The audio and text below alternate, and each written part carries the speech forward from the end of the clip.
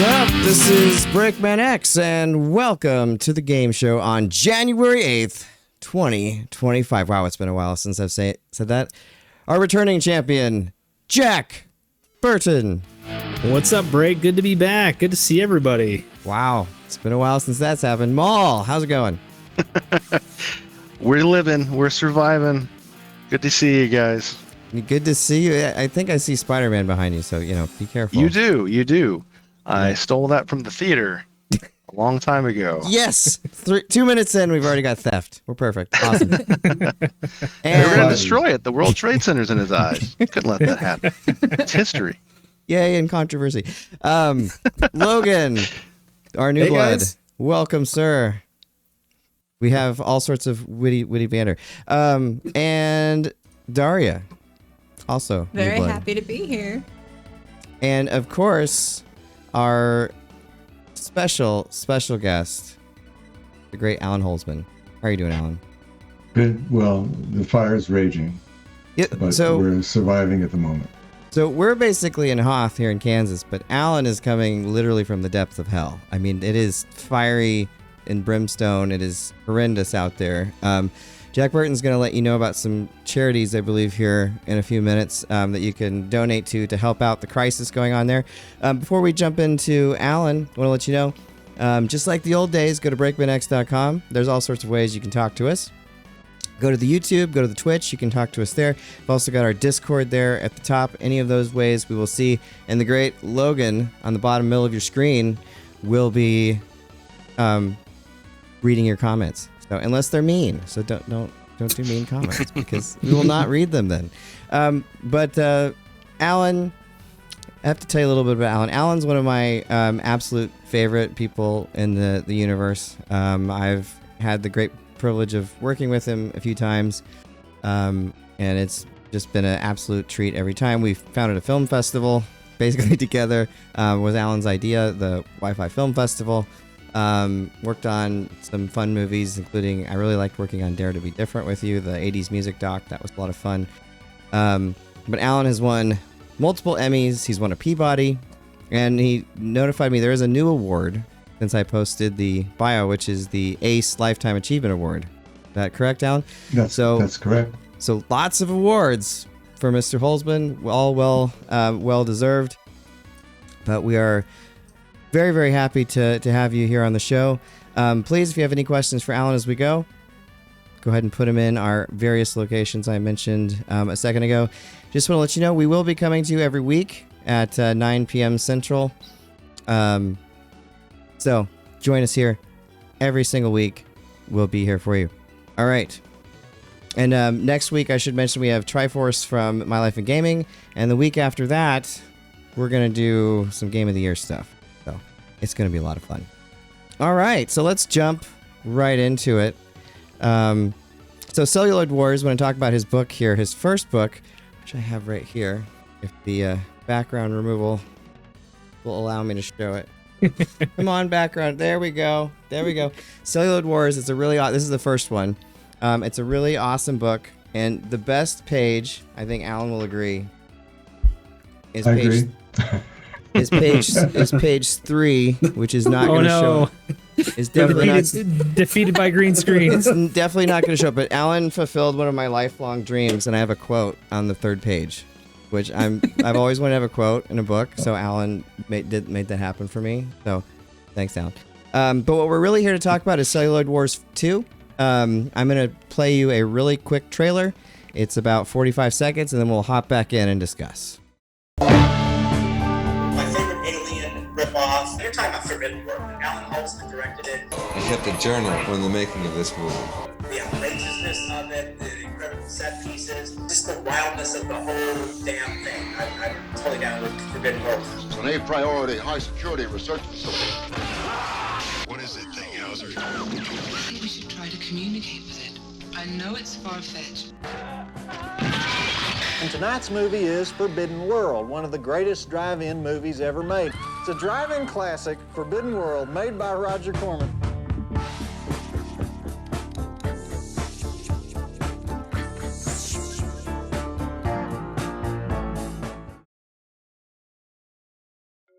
All right. Now,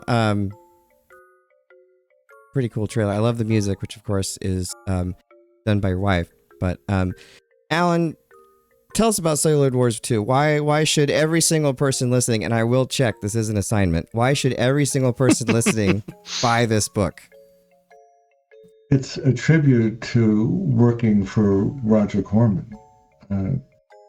It's a daily journal that I kept while preparing for the first ripoff of Star Wars.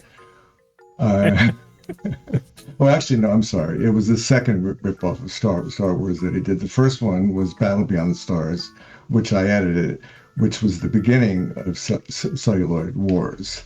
And it actually was one book when I first wrote it, because I kept a journal until the time that I actually directed my movie. And to get there, I had to pass the test of editing to save Battle Beyond the Stars. And so in order, I knew from my past experience of working with Roger that on a New World Picture, everything goes wrong, and there are all these political battles that occur, and the editor is the first one to receive most of the blame because it's easiest. If something's wrong, the editor didn't cut in the right shot. That's the easiest thing, and the actors even blame the editor. So, but I knew I had cut 2 movies for him before I cut Candy Striped Nurses and Crazy Mama that Jonathan Demme directed. So I knew what I was getting in for. And so a really influential book in my life is The Caine Mutiny. And I particularly identified with the ensign, I believe his name is Ensign Kellogg, and who was not a major character, but he kept a journal so he could evaluate what was insane or what was sane. And so that's what I did. And because I stuttered, I really didn't want to spend time thinking of how I would talk or communicate. I really wanted to spend time on exactly what I had to say. And I had to work that out with the keeping a journal every night. So I kept a journal at midnight or 1 a.m. or 2 a.m. I wrote down, and my biggest influence was Jean Cocteau's journal that he kept called Diary of a Film. And he kept that during his brilliant movie Beauty and the Beast. And in it so far, he was so nervous about everything and to do special effects and to make them work that he decided to only eat white to be gentle on his stomach. So during the making of Forbidden World, I only ate white. Like rice? But it didn't matter what it was. I actually discovered this thing called Jugelenfort, which was instant German mother's milk, and that was supposed to fortify you. But to pull off a science fiction movie, and this is what part 2 is, Celluloid 2 in 6 weeks. No, in 4 weeks. Sorry. With all the special effects on screen, I had to know where everything was at all times and who was doing what, and prevent any mistake from being made. So the way to protect myself was to write this journal. So it exists pretty much as written. I only revised a few things to make sense of some things, but I didn't change what I said. And I fought Roger because when I was starting on Crazy Mama, Death Race 2000 was in final stages of post. Was it a fist fight, or? No, no. I walked into the editing room and I saw Tina Hirsch and Paul and have to cut out the comedy, and so I knew that Roger didn't like to mix comedy and horror, and so I asked everyone working on the film who was at a screening to never laugh. And so Roger didn't think it was funny until he had a sneak preview. And I didn't expect that, because in all the times I've worked for him, he's never had a sneak, but he's snuck Mutant. and all hell broke loose that night. But I'm answering too long for the first question. No, it's okay, because I definitely want to get to that story, because that's one of my favorite stories. Logan, if there's a couple write-ins there, if you want to read those from Stormy. Yeah, Stormy said volume is pretty good. People can hear everyone, which is nice. And before that, it's important. Before that, how's everyone doing? Still can't believe the game show is back. We are back, and we are very, very glad to be back. So glad you're here, Stormy. He's been with the show since a very, very long time. So we really appreciate you being here. Yeah, I think back to the Jack Burton days. By the way, I should mention really quick, Jack Burton here was with us 2003 to almost 2006, Maul 2006 to 2009, and then Padinga 2010 to 2011-ish. Logan, recent. Darria, recent. But, you know, they have their chance to prove longevity. But Jack, do you want to kick us off here with the first question? Yeah, sure. First thing, just Allan, great to meet you. I've seen the books. I think they are amazing. I can't wait to get my hands on the second one. Thanks for coming on and talking with us. Obviously Roger Corman's kind of an icon in the film industry. He gave a lot of people their start that are huge now, like James Cameron and some others, yourself. Can you kind of talk a little bit about how you got your break working with him and kind of how you got that relationship started? It was luck, and I needed work. I was a student at the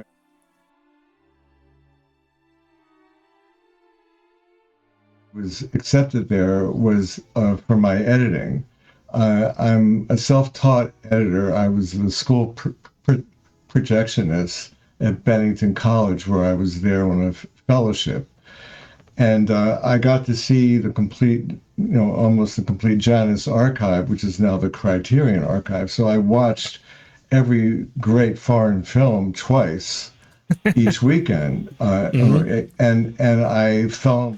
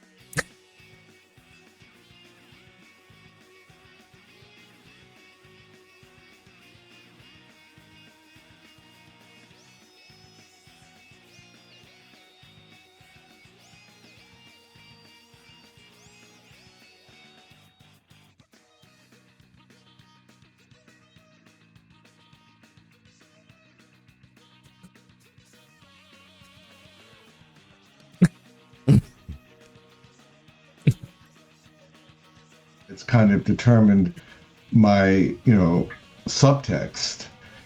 So that gave me the ability to stay in a room editing for long periods of time because it kept me from the outside world. And I felt more complete alone. And as a kid growing up, it was the same way. So I felt normal when it was dark, when everyone was asleep. And I wound up watching every World War II movie in black and white because that's all it was on. Audie Murphy was the star in a huge number of them, and he actually was a veteran, and he has some Medal of Honor that's an amazing list, and he was the greatest World War II hero and star and filmmaker.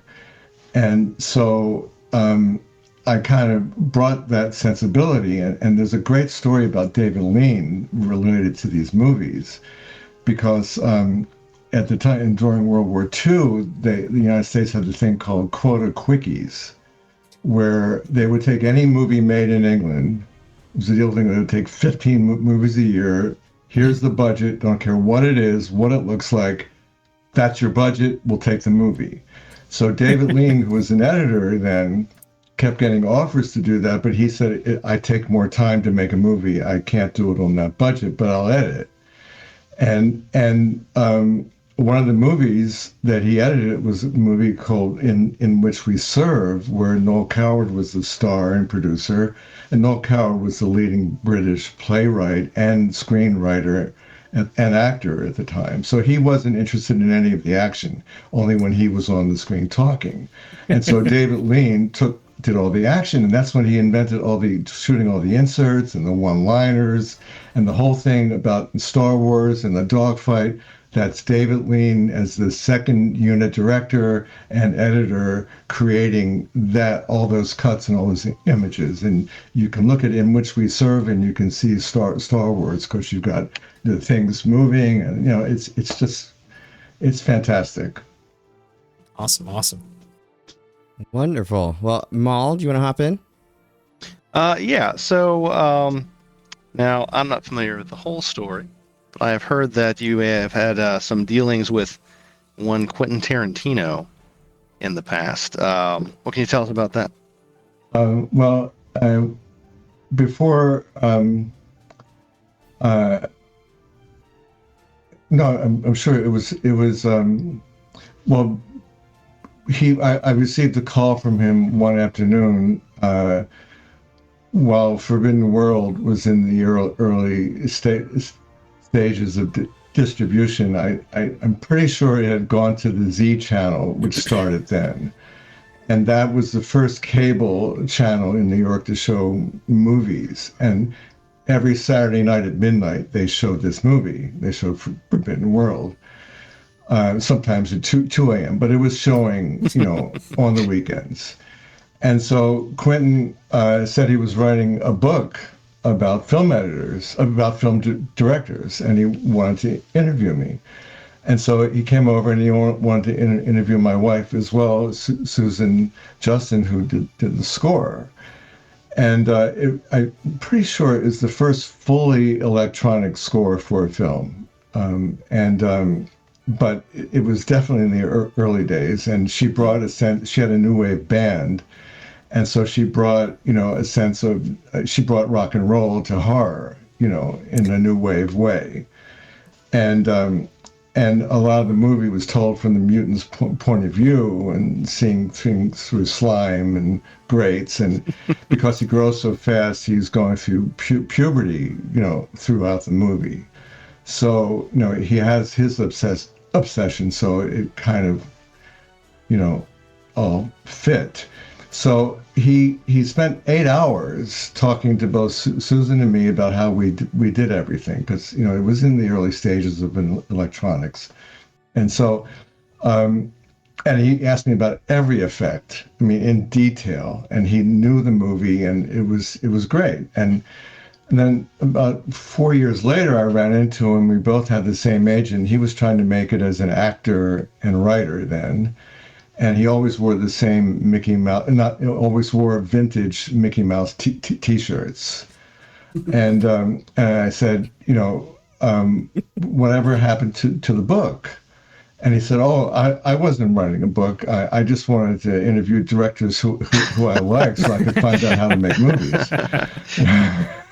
Now, how old was he during this meeting you 18, guys had too? 18. Yeah. Clever. Yeah, clever he back had then a cassette recorder with him, so it's on cassette in his closet somewhere. He's released a few of them from more famous directors. That's pretty great. It's on a note too. I have to agree. I love the score for that film. That really stood out to me when watching it. I love electronic music just in general and scores. I'm a big horror guy in general, so just any of that sound is fantastic. Just really punctuates the era. It was really great because she used her voice, so she was making all these sounds, And okay, so processing it through the synthesizer with it and everything too. No, recording it. Oh, that okay. was her voice. She didn't have to. You know, she could make those sounds. Oh, nice. No, Wow. she's an amazing singer. You know, I fell in love the night I heard her sing. You know, Aw, that's so nice. 47 years ago. That's such a nice story. So before Logan, you're gonna hop in here next, but I just want to remind everybody this is obviously on YouTube and Twitch right now. Tomorrow it'll be on all the podcast services, Spotify, Apple Music, every single one. I submitted it to 3,000 of them today. So it is everywhere. You will not be able to throw a rock and not be able to find. Yeah, Alan. I didn't finish the Quentin thing though. Oh. So it's ongoing. It's actually ongoing. Recently, you know, he has the Vista Theater, and when they reopened, they've got a half-inch VHS theater that's showing from Quentin's personal archive. And so they invited me there for the extra scenes I did for the Kung Fu movie Firecracker, which was released foreign as Naked Fist, that series Santiago from the Philippines, directed, starring Julian Kessner, and then for Forbidden World. And so they have a club that sees these movies, and they meet at midnight. And so I went each time and talked to them, and it was great. And the guy who runs the theater, I gave him a copy of Celluloid Wars. And when I first was being published by Pulp 2.0, all I wanted to do was get a quote from Quentin, because I know how he feels about it. And he's talked about it on his show, which is part of the it's on the trailer that we showed too. Yeah. But it's impossible to get to him, you know. So anyway, so I gave him the book with the hope that he would like it and recommend it. But he told me that Quentin came and saw that he had the book, and he grabbed it from him. He said, "I want to read this." And so, you know, I gave him another. So we'll see if you know, he's probably too busy, you know. So, but you know, I have that in the future too. Real quick, you mentioned the theater that he owned for the screenings. Is that the Beverly? No, that's the Vista. And the Vista. Okay, I know he's got a couple out there. So great. Yeah. Very cool. I've had the pleasure of visiting the Beverly myself. I haven't been to the Vista at all. Well, the Beverly is great, and there was also another theater, the Falmey Theater. It's under some other name. It's all around the corner from there. That was a great day. Well, for their last night of that, they had a screening of Mutant of Forbidden World, and they brought out the beer and they had a celebration. So that was a nice night in Hollywood, and they screened it downtown at a couple years ago, and they screened Forbidden World in 4K, and it was the first time I really didn't miss the original Mutant. You know, all the comedy and weirdness and psychological ramifications, whatever a monster needs, and you know, two women making love to the same hero and within the night, and mutant dying of cancer, and you know, it was Roger's idea to have him die of cancer. It was great because we were trying to figure out how to make the mutant die, you know. And Roger just stormed into the room and said, "He dies of cancer." And I said, "That's a great idea." And I had been to the Philippines where I was editing action movies, which after I cut two movies for Roger, I showed him my movie that I made at the American Film Institute, which was a short based on a story by Roald Dahl and shot in anamorphic, and I showed it to him in the small screening room. And he only fell asleep once during it, and I reached over and he woke him up and made some sound. And I walked outside with him and I said, can I and he said, "Thank you very much, Alan. I'll see you later." And so I watched him walk away and carrying my film can. It was like, you know, it's a 35 millimeter film can, like, you know, so it was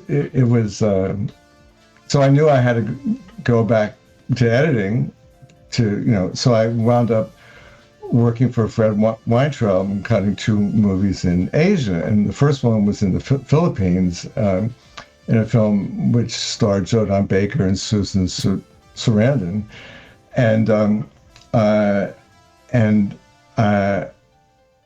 I, on the side, I witnessed all these psychic surgeries done by this one man named Juan Blanche in a garage.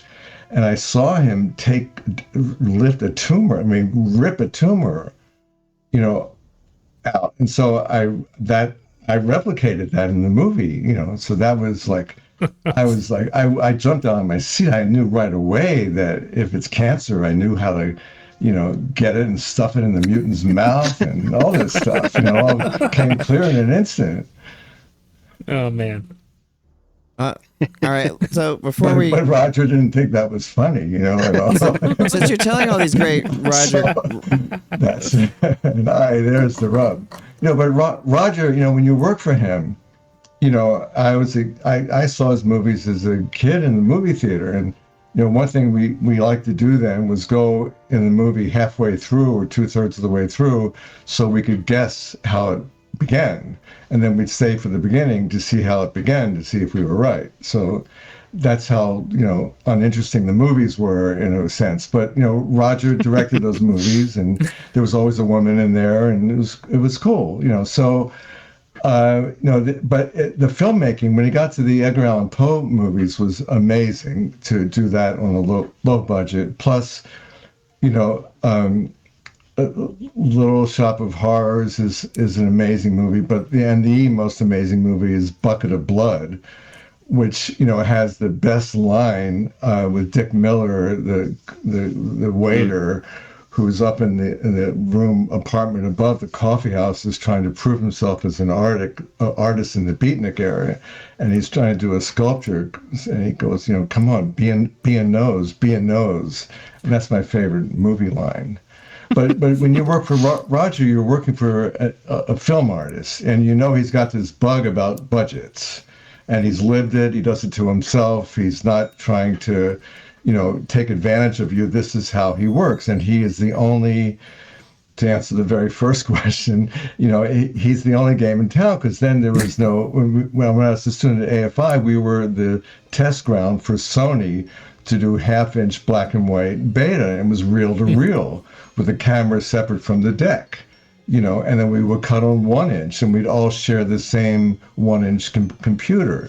So to make a movie, you had to either be really wealthy, and the Brian De Palma way, or Roger or the other low budget people. And Roger was the classiest because, he never broke from his rules.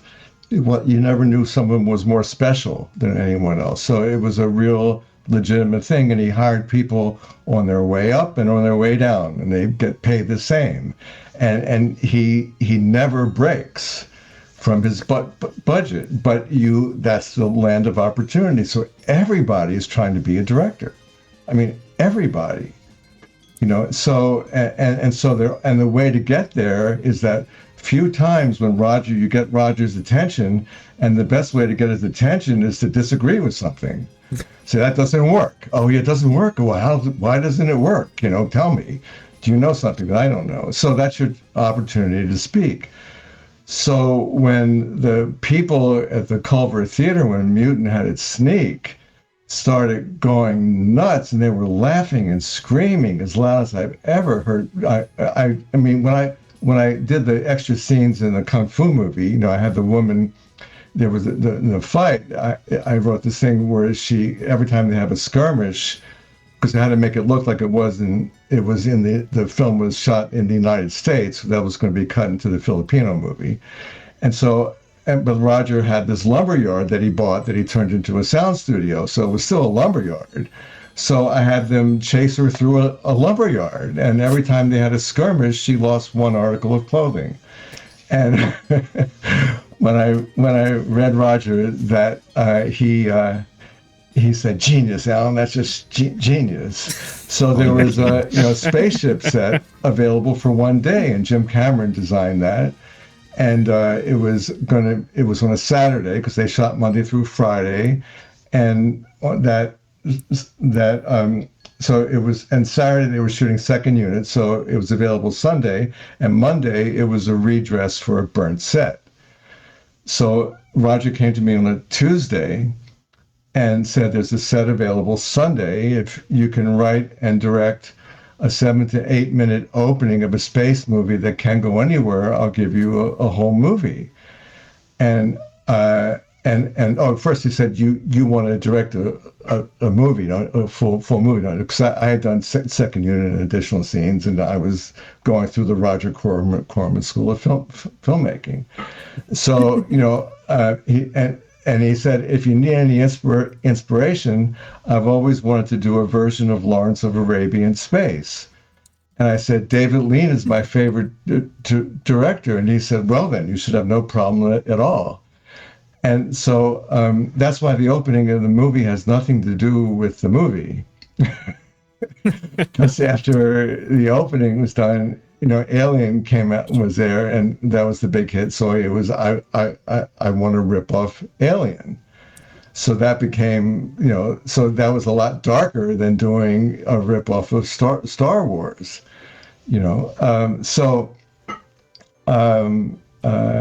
that's I'm missing some steps in how I actually got the break, because going back to Asia and editing films in Asia, I came back and I really wanted to have a good movie. I was tired of saving movies that were like all over the place, and it was really good. I was struggling to make an action movie have action that wasn't all shot as action, great action. So you're trying to really find every trick in the book and every means of music and effects and rhythm of cutting, and so no matter how hard I worked or how much I turned it from this is what I have in the editing room, this is what I made out of it, it was still, a mediocre movie. I had this line, I was really great at turning shit into mediocrity.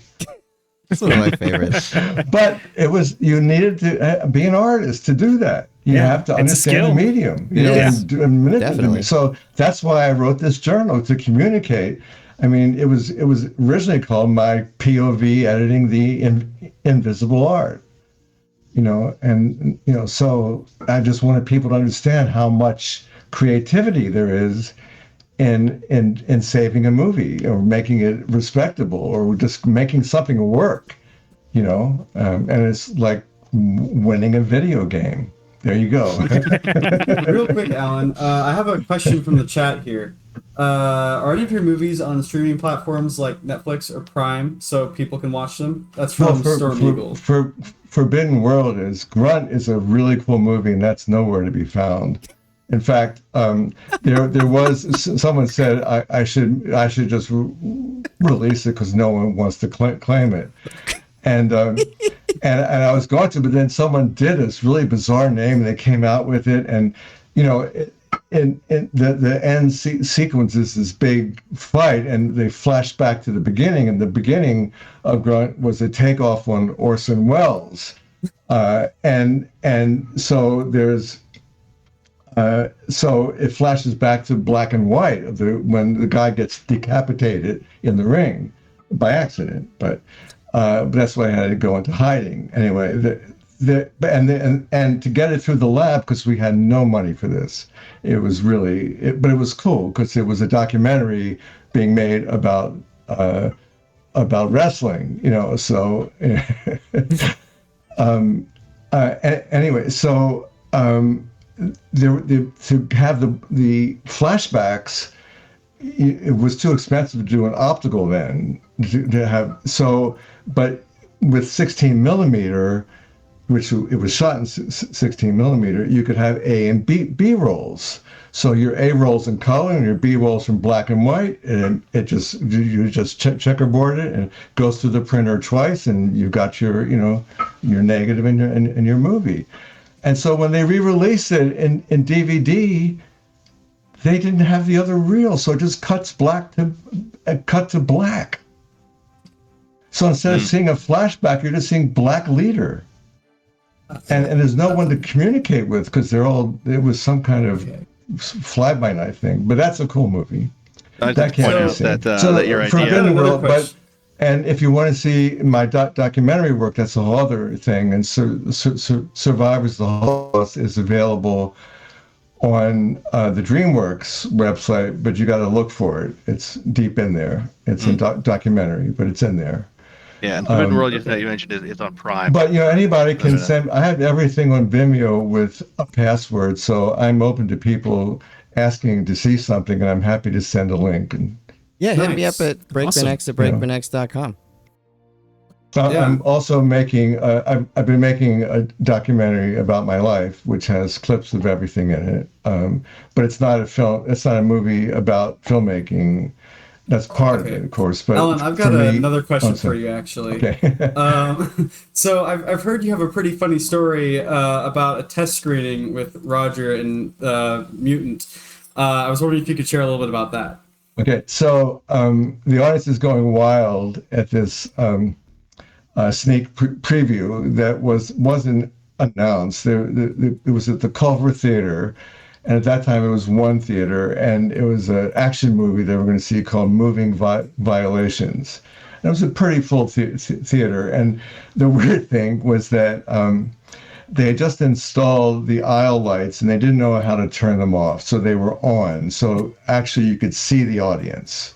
And I was standing in the back of the room. It was pretty full. And there was only a little cardboard thing outside, so people didn't know they were seeing a different movie than Moving Violations. And so suddenly this space battle starts from nowhere, and then you see it's really a horror movie called Mutant, or a suspenseful thing, and then you see this woman walking down in this jumpsuit and high heels and see-through high heels with lights down here and the light blinking, and we had all the halls decorated with this is something we got from Jim Cameron with hamburger cartons, and so it's kind of strange. So people, kind of get the sense, and there's a real scary scene, and then it's funny, and then people just started screaming and laughing the way I just couldn't believe it. I was standing in the back of the theater thinking, I had it made, etc. And Roger, 2/3 of the way through, comes storming up the aisle, goes right by me, and there's a guy in the back of the theater. He's a white guy, and he's looking at the screen, and he is about to yell something, and Roger stands over him, and he punches him like this really hard and says, "Stop laughing, this is a serious sci-fi movie." And he's there with his arms folded like this. And, I'm standing in the back of the theater, not far from him, going, my God. And Roger, after a while, gets up, and Roger has his head of post near him, was fairly large. And they go back to Roger's seat.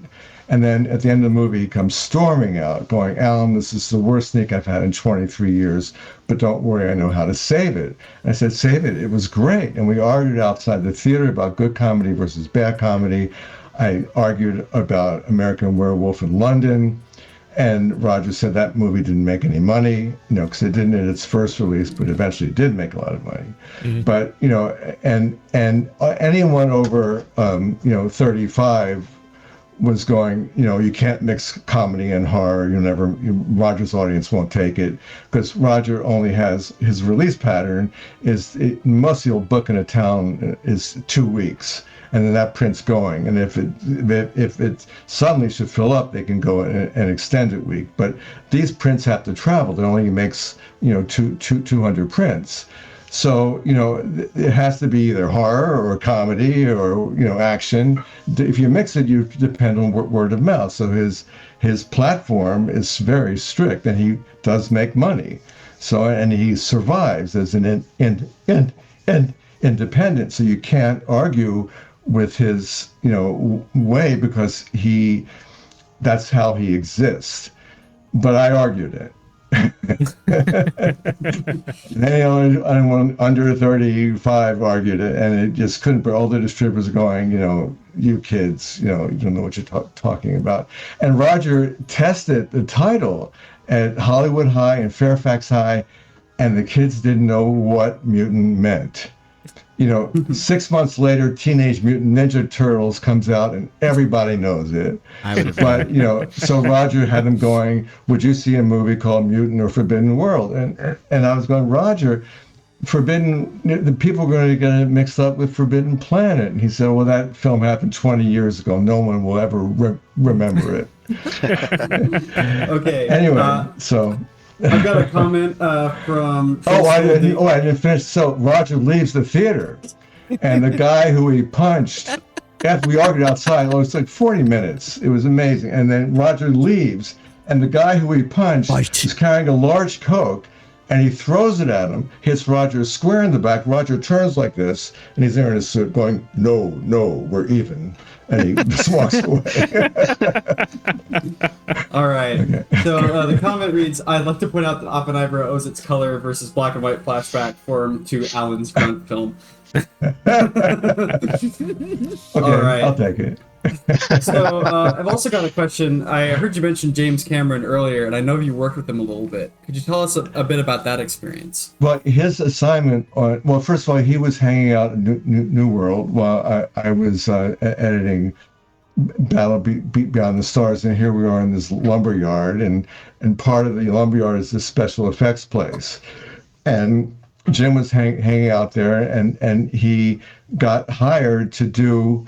And he had made his own short film, and it was a brilliant thing, very abstract and otherworldly. It was just kind of an amazing maze of material. It's hard to tell what it was, but it was just amazing or brilliant. So everyone knew that he really had something, but then they gave him the mothership for Battle Beyond the Stars, and he was working on this ship for a really long time. And if you see the movie, it's the ship with breasts. And so they knew that Jim just did things. It took him a long time, and he was there. And anyway, so at one point, we were doing front screen projection, and that's better than rear screen, but with front screen, which is a technique that Kubrick developed for 2001, and we were trying to replicate it. The prisms on the screen feed the light back into the lens. You can't see it with the naked eye, but you can see the background. And so rather than a blue screen or a green screen or a rear screen, you've got a front screen that feeds it right in. This was before blue screen and green screen. But so it was a French cameraman, and it came out dark. Even though we had tests, it was dark. You can't see the background. And I called Roger, and I said, Roger, we have to reshoot. And he said, you can't reshoot. I never reshoot. Make it work. And I walked across the main stage that night, and it was empty except for this one guy slumped over, and I was worried about him, and I asked him how he was, and he was the guy who did the front screen paintings. And I looked at them, and there were these wide slides that were just beautiful. And so I had to get Roger back on the phone, and he was having dinner. And I'm told Roger is never to be disturbed during dinner. And I said, I have to. It's an emergency. They're striking the set. And I got Roger on the phone, and I said how brilliant these things were, and we had to reshoot. And he goes, I never reshoot. Make it work. And I said, but Roger, this guy, it's his last day. He's too good. You got to hire him for something, have him do a set. And he said, okay, what's his name? And I asked him his name, and it's Jim Cameron. And so he gave me $12 for a set, and it's the brilliant set in the movie. It's great, and it's the Nenelia set where Cayman, the alligator guy, has her captive, and she's strung up by her arms. And he took carnation milk cartons and put them on the floor and put steam through that. And then that's when he got the hamburger cartons and all that stuff, and on a $12 budget. Nice. And now we have Terminator. All right. All right. Now, also, I just got to say, it's cool to see people having fun in the chat. Jesse Brown and Storm Eagle Wolves. That's nice. The boom. The boom. So, you edited and directed Survivors of the Holocaust with Steven Spielberg producing. What was that experience working with Spielberg like? It was completely amazing. You know, I'm repeating myself with this amazing work. It was an inspiration every day. He was on a courageous path to create an archive of Holocaust survivors. I think while he was doing it, the final number surpassed 220,000. And these are interviews that are 2 hours long. Some of them were 5 hours long. But this was in his early days, and I had just finished editing 5 of the 6 hours of the Native American series and supervising the 6th. And I went on a major career-changing path with that because I switched from features to documentaries, mostly because our second child was born she was born after 5 months, and or at 5 months, and I'm suddenly just thinking I shouldn't go down that rabbit hole too much. So I had to be more of a stay-at-home person. I couldn't go out and direct, and I had offers to follow through with Intimate Stranger, which was Showtime's highest-rated movie with Deborah Harry. I needed to be, a daytime carer, but I learned the computer because I was cutting trailers at night, and the Native Americans needed a new editor or a third editor because they were having trouble, and it was very depressing, and the stories depressing, but they had heavy narration, and Robbie Robertson was doing the score, but it was very thick and just slow, and I brought, and forgive the word, but coming from features, I brought a sense of entertainment to documentaries, which means music and no narrator, and going into the characters and seeing their stories and getting them to tell their stories and interweaving them in some other, unpredictable way, because you go with where they take you, but you do cover the story. And you have to be very skilled at that and spend a lot of time doing that, and make everybody a speaker. And it takes much longer. But I went to Robbie and I had to tell him that I didn't like his score, and I was a huge fan of his. But I saw that he was making an album of contemporary music based on traditional themes. And I listened to and the album was amazing. So I asked him to take out the lyrics and just give me the music, and that's how I scored the 6 hours. And so I was ready to go back into features. And my friend Rick Carter, who is Spielberg's production designer, said, "You can't. You got to stay in documentaries. What would you do if you stayed?" And I said, "Well, I'd want to tell the story of how my father got here from Europe, and my mother's family, etc." And he said, "Well, Steven's doing something much bigger."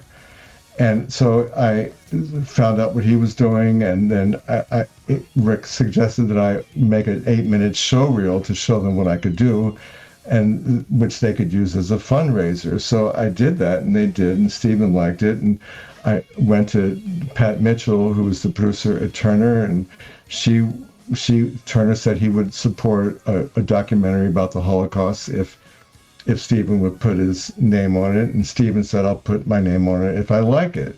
So I had to do it on spec, and with the agreement that they would pay me, at the end, and I knew that I could do it. Mm-hmm. But it took a long time, and they gave me a dungeon at Universal. It was used by a heavy metal band, and it was pure black. And Lightworks was just starting out and competing with Avid, and so I got Richard Mascarello, who was head of Lightworks then, to give me a computer, and I just stayed in the dungeon for 6 months, and people gave me tips from the field. It started off, and there were maybe 300 interviews, and by the time I finished the first cut, there were 1,000, and whoever I would get a tip of what to look at and who to look at, and whenever I cried, I tried to get it into the movie. And the whole thing is trying to discover the heart of the film. and the heart of the film, that discovery path gives you a lot of heart. So you wind up interweaving it. And I use klezmer music as the base because that's, the Jewish jazz, etc. And it gets very soulful, but it does have melody and rhythm. And when you can bring melody and rhythm through the storytellers of horror, then you have a message that people can tolerate. That's kind of what I brought to it. So and I've got then, a couple. And Stephen,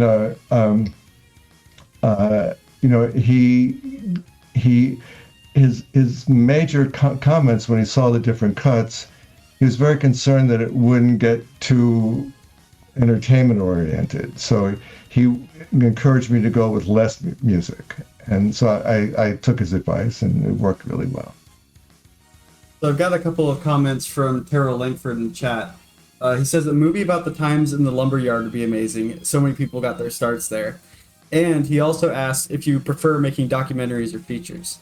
I prefer making features. Documentaries are much harder, much more, take much longer, and you're stuck in the editing room much longer. And making features is just a blast. So, that's a fantasy ride. And I got to do it a lot. Well, even the bad ones are. I've had really nasty trips. I mean, that's what led me to get through stuttering, because my second film, after making such a visual thing, I wasn't allowed to look through the camera. We were shooting in Europe, and John Alonzo was shooting it, and the last time that he and Fred worked together, they fired the director, and Fred and John took over, and that was going on, and his wife was making fun of my stuttering, and it was a nightmare. By the time we got, I mean, for me not to be able to look through the camera was a shock.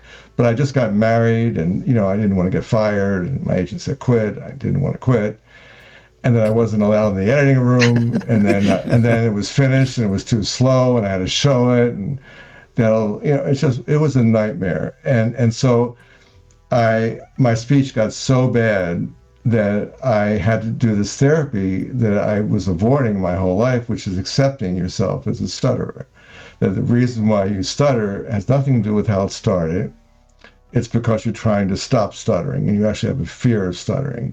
And you have to do a lot of open stuttering like this that's voluntary. And you eventually, by choosing to stutter on non-feared words, you lose the fear of stuttering. Not completely, but 98%. That's awesome. So. So I'm always interested whenever I get a chance to talk with filmmakers and people that are in the film industry, and likewise people in the video game industry. What are some of their underappreciated films, like some of your favorite films that you think just aren't appreciated, that are out there that nobody's either ever heard of, or that a very small audience saw when it was first out, or even now, years beyond its release? Well, I made this series called Art of Directing that it took me 10 years to make on my own. I got it from the AFI archive from the late 70s and 80s, and one of them was Truffaut, who is my favorite French filmmaker, and his first movie, 400 Blows, is completely brilliant. Everything about it is just devastatingly beautiful, and I had the chance, and I recovered his interview. And so I made a documentary about him, and I was teaching at USC at the time, and I had a screening, and I even had Truffaut's niece there. Or maybe it was his grandniece. And yes, and I was standing out in the patio, asking people to come, or reminding people that there was a screening, and one was a former student. And I said, "Are you coming to the Truffaut documentary?" And he said, "Oh, you made a documentary about the Canadian Prime Minister?" And I think 12 people came to the screening. And so it frustrated me a great deal that people don't see his work. And every one of his movies, he just loves movies. And Day for Night, too, is an amazing film. That's his first color movie. And I've actually always wanted to do a documentary about great directors' first color movie, because they're always so wild. Like Kurosawa's first color movie is Dodeska Den, and it begins inside a trailer, and there are all these paintings done by an autistic kid who pretends he's a train going through an automobile graveyard. It's just brilliant. Every Bergman movie, particularly Wild Strawberries, is an amazing movie. Blow Up is an incredible movie. That still gets attention somewhat every now and then, but it's highly misunderstood, and because it's such an amazing visual journey. I mean, Antonioni actually, it all takes place about a murder that's photographed by accident in a park. But the park, he stopped shooting, and he insisted that the grass be repainted and the trees be painted, and in the hedges, everything was a different shade of green. And it's all about developing images in a dark room. And so it's a fantastic film. And John Huston is another person I made a documentary of, and his work is kind of underappreciated, because he was Hollywood's first real auteur. Because he wrote his movies based on books mostly, but he had the script, he produced, he directed, he went outside the U.S. for most of it, so the studios couldn't control him. So any John Huston movie is really interesting, and 8.5 is perhaps the best movie ever made. And if I had to go to an island and I only had one movie, it would be that movie. So I think the scene of Marcello Mastroianni crawling underneath the long table when he's asked, "What is this movie about?" is just the perfect, answer. Well, Allan, this has been an absolutely unbelievable hour. It flew by. I can't believe that we've already been going for nearly an hour. And the audience has obviously loved it as well. But before you head off into the sunset, is there anything you would like to impart upon the game show audience? Well, I'm really interested in exploring film editing and game playing. There's a certain devotion to making something work and being alone with it, and finding or just understanding how multiple things could come into form a movement. And that's a particular form of brain activity that I think, people share on an extraordinary level. And it can be, like, where do you get your fulfillment? Game playing is a more immediate thing than film thing, but film, you get it immediate too. I mean, you really want to make every scene work, and you're not happy unless something works. So you're looking for something to work and to do something that's visual and involves sound. And, I think energy from music is really important, and that reaches a certain part of your activity. So to spend your time there is a certain creation of form that is similar, I think. Awesome. Well, you're definitely preaching to the choir. Obviously, every single one of us is pretty passionate about video games. The game show now, of course, includes movies as well, but games will always be super. Well, what you're doing now is making movies, right? Yes. Yes. I'll talk about that on the wrap up for sure. But thank you so much, Allan. We really appreciate your time. This was amazing. So happy that you got to be the premiere of the relaunch of the game show. Our first host, season 12, episode 500 and something.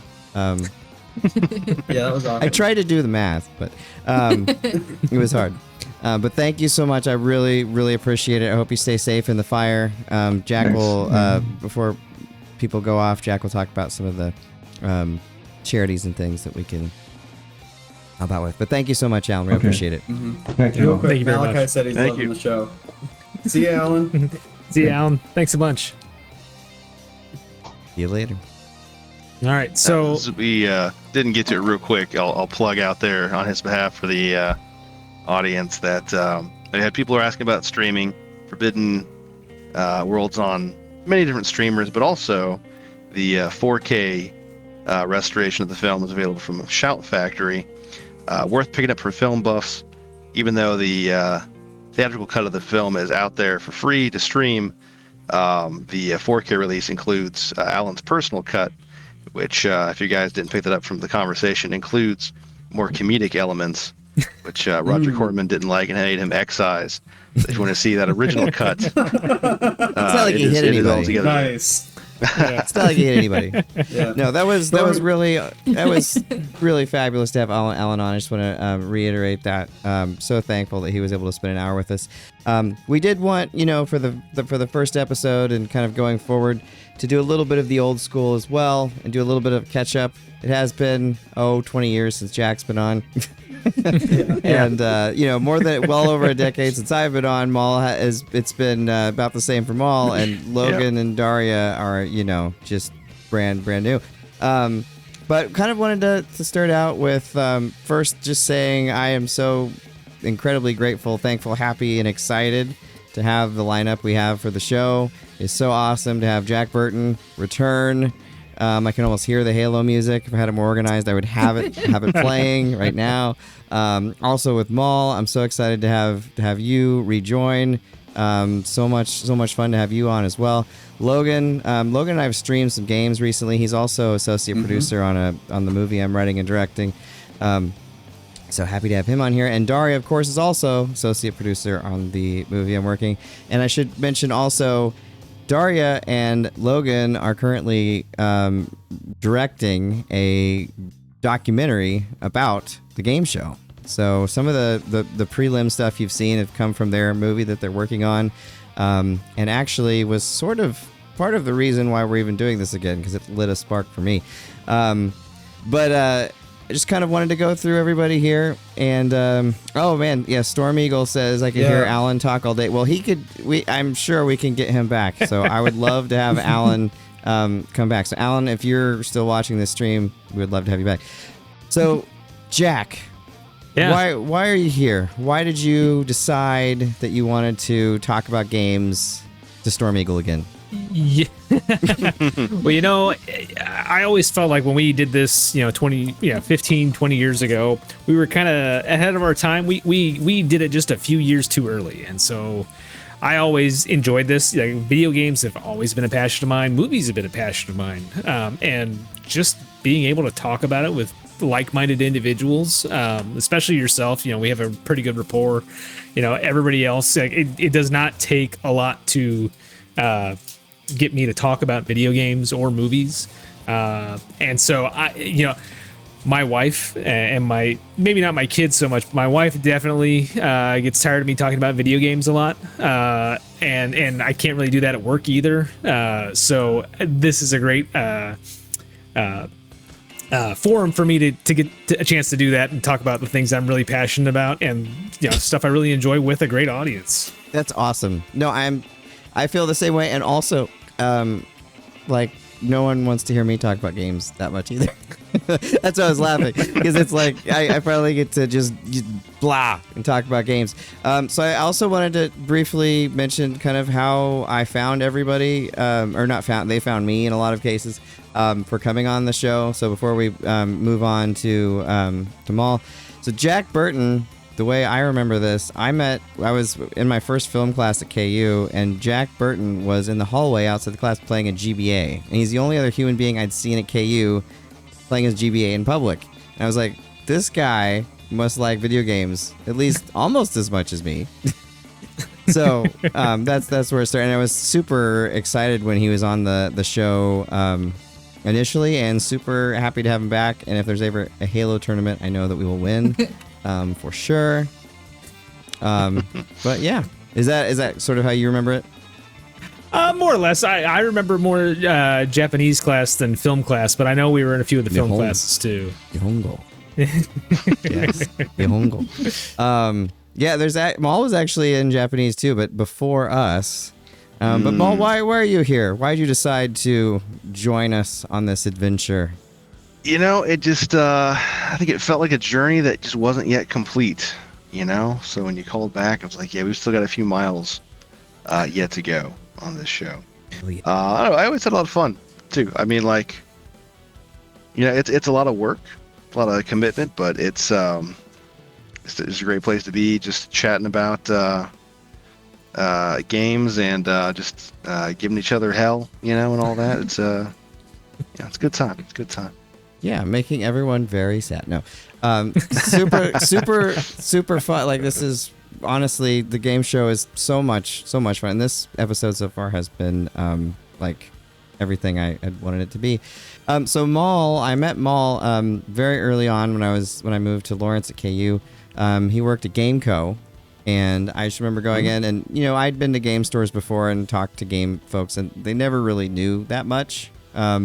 But like, I talked to Maul and I was like, wow, he knows like at least as much as I do. This is amazing. And he actually recommended games to me that I had not played. And then you moved to Seattle for a little bit. But right when you got back, I was like, we've got to get Maul on, and you replaced Weezer Jedi. So when it's great that I was able to challenge your game knowledge. Having worked in the game store, I've played like the first 20 minutes of about every game from that era. I have a rule with games. It's still the same rule. If you can't impress me in 5 minutes, like if I'm not wanting to see the 6th minute, then I'm not going further. But, it's not even that. It's just like I'd put the game in, I'll play it, and then it's time to clean, or here comes a customer, or someone hopefully would be like, that looks awesome, let me buy it out from under you. I still have the games I bought from you too. I showed you the memory card. So the memory card was the first thing. I have Metal Gear Solid 2, which I bought from you. Amplitude, which not Amplitude, Frequency, which I played at Jack's house, and then I think on the way home from his house drove to GameCo to buy. So it was so much fun. But yeah, amazing times. I've thought about it a few times how like the games that I've sold must have like filtered out in the world, and everyone who ever lived in Lawrence, Kansas probably has a copy of Pokemon that had a save file from me on there somewhere that I never got to finish, because I'd get like the first gym badge and then someone would come purchase it. So nice. They've killed my trainer over and over again. But yeah, I ran into there's actually a retro game store like across the street from my current home, and they have some Japanese titles in there which are still not super common to see over here. And I saw, gosh, what was it? It was Japanese. Yeah, I don't remember if it was like Final Fantasy 8 or so. It was one of those, from that era. And I was like, man, what if that was just like the copy that was in Lawrence? And it just traded hands until it got all the way over here. I wonder about that stuff too. We should have. Allan actually did some work for E3. Probably at the end of the show when we're all done, I'll play his video, because he did some stuff with. Edited some footage from this game called Final Fantasy 7. I don't know, maybe you've heard of it. That's pretty cool. Yeah. He was like, he sent it to me, and I was like, oh, I've played that before. Now, I'd be remiss, Break, if I didn't mention that when I was in Kansas on my last trip out there, since we've been talking about this and gearing up for this, I did go to try and visit the last GameStop, or GameCo, last GameCo. Which was in Olathe on Santa Fe Drive. Unfortunately, they have recently closed, so it's only in our memories. Yes, that's so sad. They were nothing without you anyway. But we should bring the new folks in here. I won't call you new folks forever, just today. I promise. But Logan, besides Big Wolverine, why are you here? Well, I was actually introduced to Matt through some of his friends, students at Washburn University, and really wanted to get on the film that he's been directing, Eyes Open, and that's where we first started talking, and it's been great to get to know him, because it's nice to meet someone who shares like a love of both film and video games. I actually started out in college studying game design, but moved over to film, so I've had an interesting, similar kind of path there. And yeah, it's been great to talk, and It's been so fun to learn about the show in the process of doing this documentary for Matt in conjunction with Eyes Open. And when he said that he wanted to start up the new show, I was like, yeah, I want to be a part of it. Awesome. Glad you're. So while we're on you, why don't you go? There's some new comments there in the chat going all the way up to Malachi, who you might know. Right. Yep. Malachi said he's been loving the show so far. And Storm Eagle asked, wasn't Jack the one that was raging about Mega Man X6 back in the day in the old episodes? Probably not, but it's not a great game. Well, I think we all raged against X6 because it's terrible. But Shadow almost broke the TV when he played that game. Like, he actually threw the controller at the TV, which I don't advise. But he had some anger. Hi, Shadow. But yeah, awesome. So Logan, so, I could pretty much say the same thing. But so Aiden, who was one of my students, is now down at USC Fight On, had basically told me about Logan every day of his life that I knew him. Every day I would see Aiden. He's like, you got to meet this guy Logan. I think you would like him. He's very talented.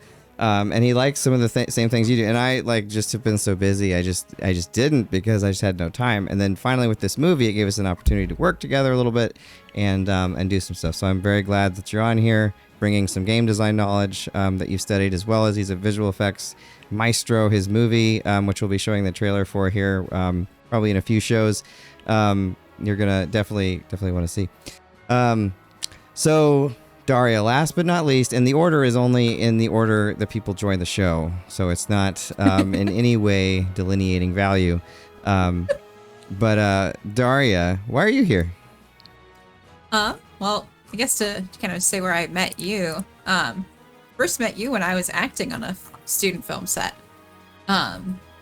Before you actually my professor at Washburn. So, and then after I graduated, just kept in touch with you and the kids, and I been you also lived with up. us for a little bit. Yes, I did. Lived with you guys for a little bit after graduating. And you guys been like a little second family pretty much over the past several years. And so I'm always super eager to help on any of the projects that you're working on. And when you were talking about Eyes Open and we're really working on the start for all of that, I wanted to help out in any way that I could. So, and when it kind of led into the documentary about the game show, which takes place kind of in that time frame, I was very happy that you had asked me to kind of work on that. And then with the background that I kind of have growing up, playing video games with my sister and my dad, we playing Jack and Daxter and and Space Invaders. I've always kind of loved games, and the first console I bought for myself was the PS5. So I was very and very she let happy me borrow about it until I got mine. So that's why you're here, actually. When you get to buy your first console with your own money, that is a huge milestone in a life. Believe me. Yeah, it definitely is. That's a good. Oh, sorry. Go ahead, Darria. Oh, I was gonna say, and one of I got to play. I love Control, so Control is one of my favorite games. But probably my favorite game of all time is Horizon Zero Dawn. Nice. We're gonna and in a couple shows, by the way, Everett. So next show, of course, as I mentioned, we have Try from My Life is Gaming. So that'll be a more gaming focused episode. Following that, we will have an old school show where we're gonna kind of talk about our favorite games. Kind of ever, really, because it's been, a couple of minutes. But going forward here, what are some of your favorite game show memories? Does anyone have? We don't need to go through everybody, but if anyone just has a memory they want to go with. I think I wasn't back there back in the day, but one that I came across in editing was this clip that I think was in the intro Your eyes sequence. are so wide. I worried about what you're gonna say. It was a long time ago. It was a clip where you're talking about like EA buying the show, and then you made the video quality go down live in the show. That one gets me cackling. Yeah, what was also great about EA, we were pretty relentlessly against EA, but then we actually had a representative from EA on the show. I don't know if you remember that, Jack, but like we were like, yeah, because Jack was like, Madden is terrible. 2K Sports are so much better. Hey, it's so and so from EA. No, it was before E3. He was actually on the show. And you were actually the one that found him too, which was interesting. Oh yeah, that's right. No, now yes, I'm sorry, I totally forgot about that. Yeah, because he had stopped by. He had something to do with KU, and I think he was promoting either NCAA college football or college basketball. And I was like, hey, we do this podcast. You want to come on? And we were before we were like, let's be nice to him, taking his time out. So we didn't say too much bad about EA. We've got some comments coming in here. I've just noticed them right at the end. They're talking a lot about. Actually, Logan, go ahead. I don't want to steal your job. So talking a lot about the Mega Man X collection. More recently, Ivan Brandt says buying your first console for sure is a rush. Malachi agrees. And then the Squidster, which is my brother Jordan. Hi, Jordan. What up, Jordan? Out of curiosity, have any of you played Titanfall 2, and what are your thoughts? I have played Titanfall 2. I really liked both the Titans that fell. They're both. I think the second one, the campaign's really nice as well. Yeah, that campaign is one of my favorite first-person shooter campaigns of all time. I won't spoil any of it, but whenever you see the next Steam sale, when it's like $2 or $3, whatever they make it, buy it because it is unbelievable. It's fan. Some of the stuff they do in that, just with the world traversal and the mechanics of everything, is just phenomenal. Yes, I definitely agree. That's an interesting thing. What this might show a little bit of a gulf here between the Gen X, millennial, Gen Zers here. What was your first console? So mine was the Dreamcast. It was, I have had consoles before that, but the one that I saved up and bought myself on launch day, the first launch day console I ever got was the Dreamcast, and I was so excited to get it on $99.99 as I saved up all my money for my job for then. Jack, what was your first that you purchased yourself? On my own, it was also the Dreamcast. I worked all summer at the movie theater. I started working at a movie theater the day after Phantom Menace came out, just because I wanted to get a Dreamcast when it came out later that September. And it was the coolest thing. I got Soul Calibur, and I got what else did I get? I got Soul Calibur and Ready to Rumble Boxing and NFL Blitz 2000, and I was in heaven. No Sonic Adventure? I liked Sonic Adventure. I like Sonic Adventure. I appreciate it for what it is, but it was not one of those that I said I have to get this day one. That wasn't even a launch game, was it? It was. Was it? It was. Oh my god. The Maul, what was your first console that you purchased? Okay, so just a little qualifier. First one played or first one that I bought? First one you bought with yourself. Your own money. And oh god. Not as a gift. That probably was not until the GameCube, actually. Well, at least on launch day. I take that back. Launch day. First one I bought for myself, just period, was probably the PlayStation 1. Nice.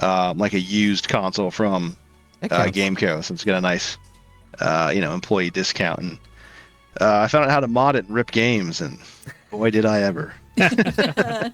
You actually taught me that, but I never did it. Of course not. No. Logan, what was your first console?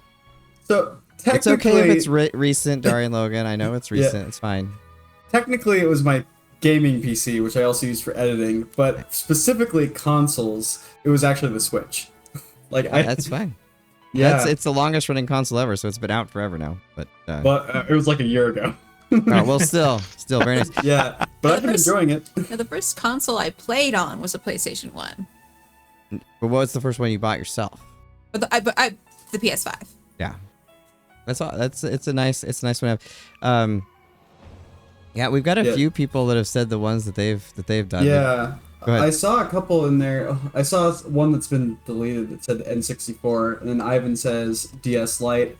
Why did he delete it? That was Matt Thomas. That's someone I know. And then Storm Eagle said it was the GameCube for Tony Hawk 3 and Smash. Yeah. Nice. Mm-hmm. Nice.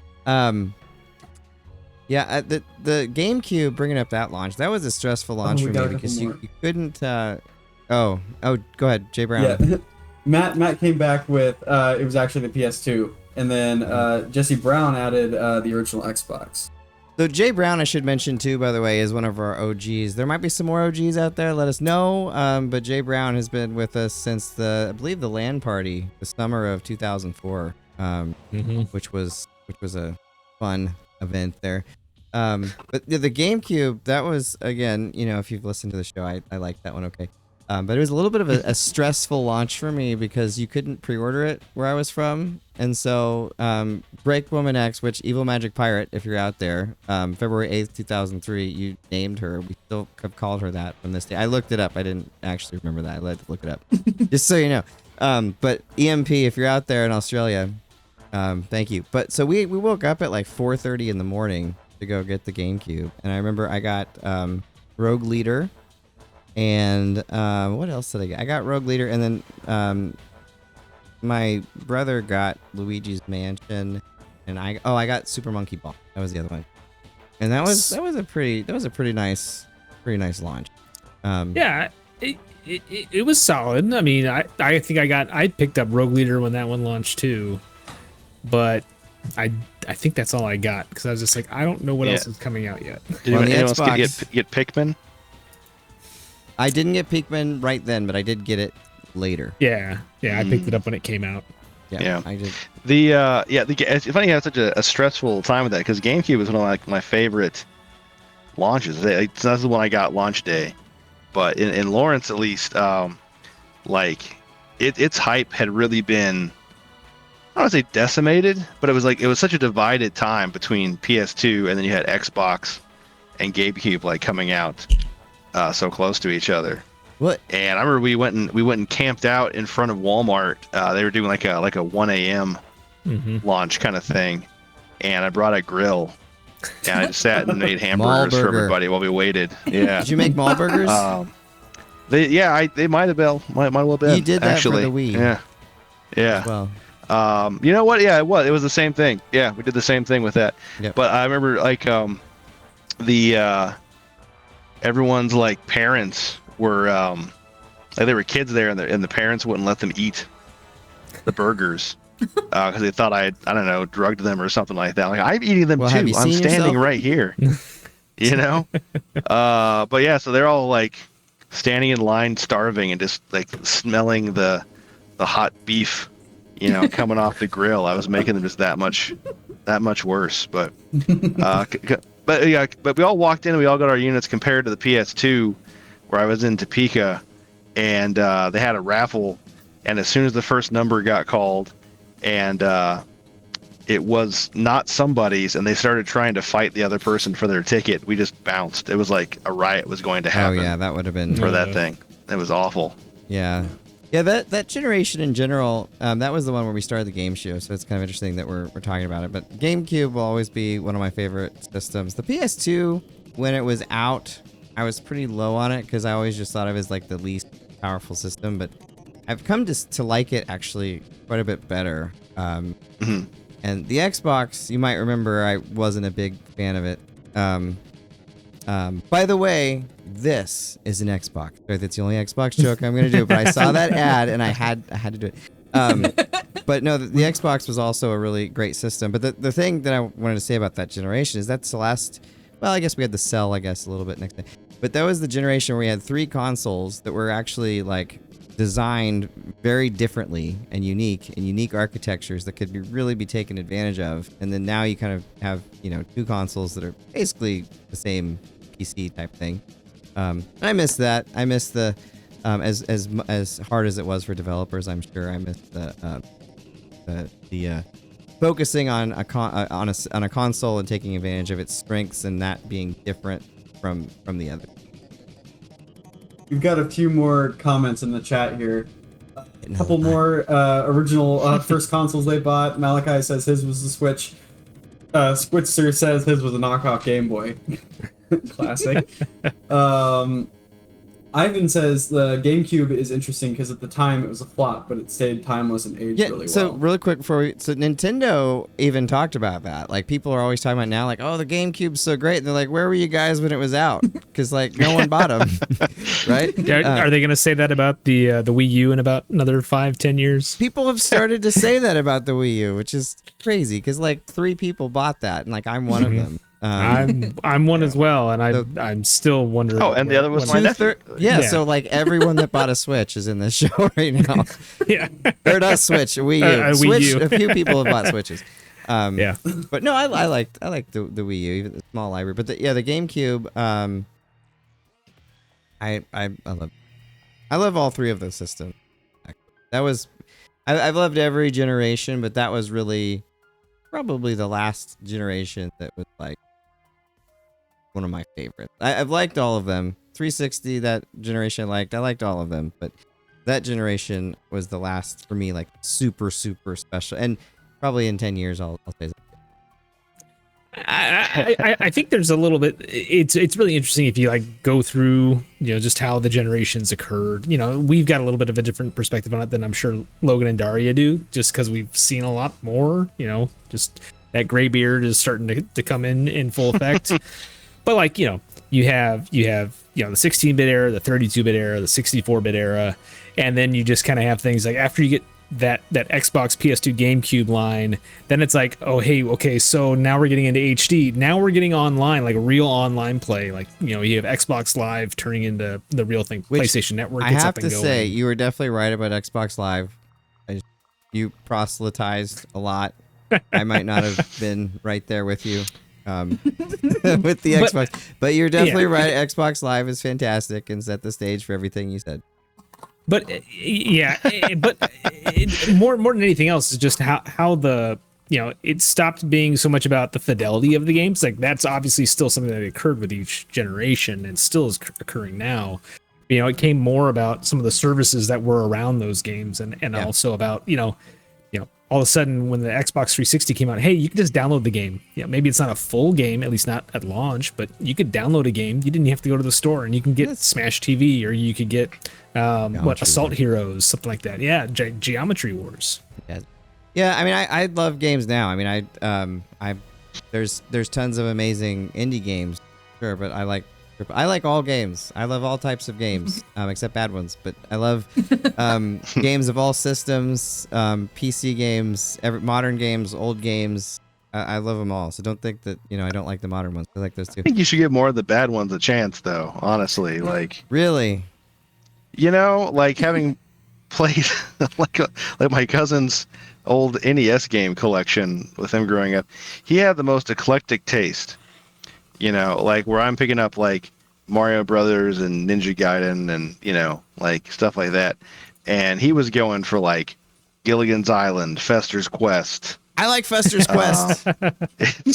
Well, there you go. There's one. I got excited for that. It's pretty bad, but you can still have fun with it. It's just so frustrating. I mean, like if you watch like the Angry Video Game Nerd, like all the early stuff that he rants about so heavily, like Dr. Jekyll and Mr. Hyde, that is my cousin's game collection, and that's what I would play when I go spend the weekends with him. It was every game you play. There's no game I would say that's completely worthless to play. It just the thing that's awful now is I have less time to do things, so I have to be a little bit more choosy. I wish that all the games had like I'm gonna say adult mode. That's probably not where I want to go. Parent or mode where it's a little bit quicker. You don't have to grind as much. And you just it's a little bit more streamlined where you don't miss out on the experience. I think that would be phenomenal because there's some games that I would love to play, but I can't grind forever and ever while I play them. And I would love to. That'll be a huge conversation one of these days about the grind of games, of modern games. That's a good idea. It's one of the differences with movies. We are getting in here on an hour and a half, so we should probably start wrapping things up for the next show. We've obviously got a few more episodes to go that we can continue to discuss things. But before we head off into the sunset, Jack Burton, what would you like to tell people? Yeah, so obviously, we had a great guest on earlier today. Allan Holzman was fantastic to come on, talk to us in the midst of the raging California wildfires that are going on near him. I mean, he was literally getting ready to leave in case something happened while we were interviewing him. So, I mean, just kudos to him for sticking around to talk to us. But I don't know if we're gonna have show notes or anything for this, but we'll put some links in the I'll put some links here in the chat on our Discord channel, which please come to our Discord channel, talk to us. We love talking to all of the people that are listening to us. But there are 3 really good foundations doing great work, 3 charities if you want to donate, want to help people that are being displaced or that are trying to help fight these wildfires. There's the California Fire Foundation. They work with community-based organizations and local fire agencies in California, and they offer financial support for residents who are impacted by the fires. There's World Central Kitchen. They have a relief team that's on site, and they're starting to support people that have been impacted by the wildfires and the first responders as well. And then there's also the Cal Fire Benevolent Foundation, and they provide funding for firefighters and their families to help them recover from injuries and hardship that they suffered during this disaster. So I'll put links in the chat. Please feel free to donate if you have time and help some people out. And yeah, it's pretty sad to see what's happening out there, especially so quickly. Yeah, it's really, really terrible. And again, like, definitely seconding Jack, that very, very thankful that Allan braved the fire. He literally packed up. He was ready to leave at any time. He was waiting for his wife to say, we got to go or not. So all my friends out there that are braving the fire, our thoughts are with you. So, Maul, before you head off in the sunset, is there anything you'd like to tell the people? Oh, man. No, just that it's good to be back. I mean, we've got great things going on with us being back. We've got tragic things going with the fire. It's bittersweet as always, but I'm glad to be spending these times here with you guys. So thanks for having me back on and getting us all back together. And Logan, what about you? Yeah, I just got to say it's great to be here. I'm excited to join this new version of the game show and make some new memories with you guys, and it's going to be a good time. Fantastic. And Darria? I'm honestly super excited to see like the journey that this show takes, and it's gonna journey.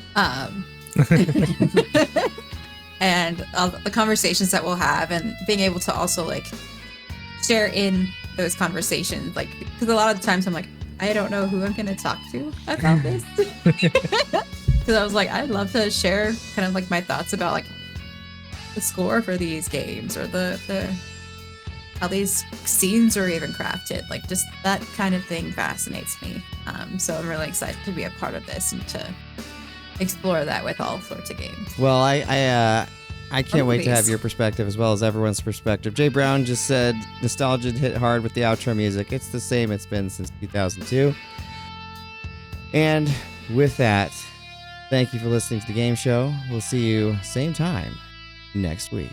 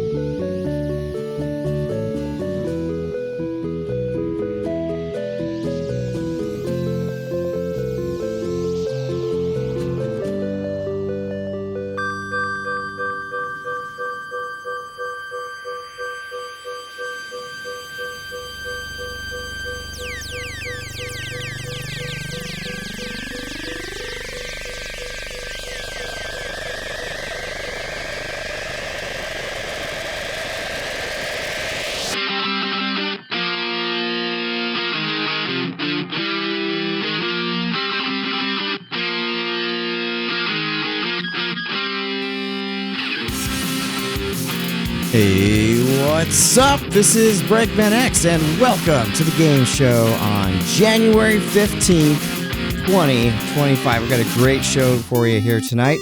And of course, got my buddies here with me, Jack Burton. Hey, Break, what's going on, man? Just another cold week here in Kansas City. God, you can say that again. Super cold. And of course, we've got Maul is not here, actually. Maul is on vacation and doing some family things at the moment. But he will be back shortly next week. And we have his picture there just in honor. And then Logan, how are you doing? Doing fantastic. I'm excited for the show tonight. Awesome. Fabulous. And Darria. Doing pretty good. Had Awesome. a good week in technical directing, so I'm excited to talk about video games. Awesome. Very, very nice. And of course, we have our special guest we're going to get to here shortly. We're asked to do a brief intro of the show, so I'm going to do that really quick. So the game show is a celebration of video games and our collective interests mixed with a healthy dose of humor while bringing in our favorite people in the game and movie industries as our guests. I started the game show with Richie as my co-host on September 28th, 2002. We quickly developed a community of tight-knit gamers and earned a Halo 2 interview and trip to Microsoft after I made fun of Halo enough to warrant rebuttals directly from them. This plus our Penny Arcade interview saw our site quickly take off, and the show continued to grow until I ventured into Hollywood in 2008. We did our show under Padinga off and on until around 2003 when things went dark on the video game front. Logan and Darria interviewed the hosts for the upcoming The Game Show documentary, which rekindled our spark for the show. And it is great to be back. Now let's talk about what you're really here to see. So, My Life in Gaming is a popular retro gaming YouTube channel with over 230,000 subscriptions where Corey Carlson and Mark Try4ce Duddleson recollect their experiences with video games over the years, explain how to get the best picture from your retro consoles, and occasionally mash up new video games with VHS technology from the 80s and 90s. How are you doing, Try? Doing pretty good. Thanks for having me. Awesome. We're very, very excited to have you on. And I just wanted to say, to me, My Life in Gaming and your videos are a celebration of gaming. They remind me very much of the friend group that we kind of had in college. And they make me excited to play video games, which I think is a wonderful thing that those videos can do. And I wanted to mention, it's kind of a funny story how I discovered you guys. So I had this crazy throat surgery in 2018. It was like this emergency or whatever. And I was in bed for this long time, and I found My Life in Gaming, and I watched literally like all of your videos. So as I was recovering, don't watch the early ones. I like the early ones too. It's fun to see you guys. It's fun to see you guys' progression through the years. So awesome. Well, Jack, do you want to go ahead and start us off? Yeah, sure thing. So I first off, Try, big fan. Why don't you tell us a little bit about how you got started and how your actual life in gaming began? I mean, I was actually kind of trying to figure this out pretty recently. Like, what was the exact year like I first played NES and got my NES, and talking to one of our Patreon supporters who was talking about how he got his NES in 1989 for Christmas. And I was also thinking about, the acceptance speech for Game of the Year from, I think his name is Nicholas Doucet, the creative director of Astrobot. He dropped that stealth mention of Nintendo in his acceptance speech saying, I got a gray box for Christmas 1989. It came with this really great game called Super Mario Brothers. And I was thinking about it. I'm like, dude, I think we're Christmas 1989 NES bros, right? Nice. So yeah, I actually earlier that year, so I guess I would have been 5. Yeah, 5. Earlier that year, I played NES.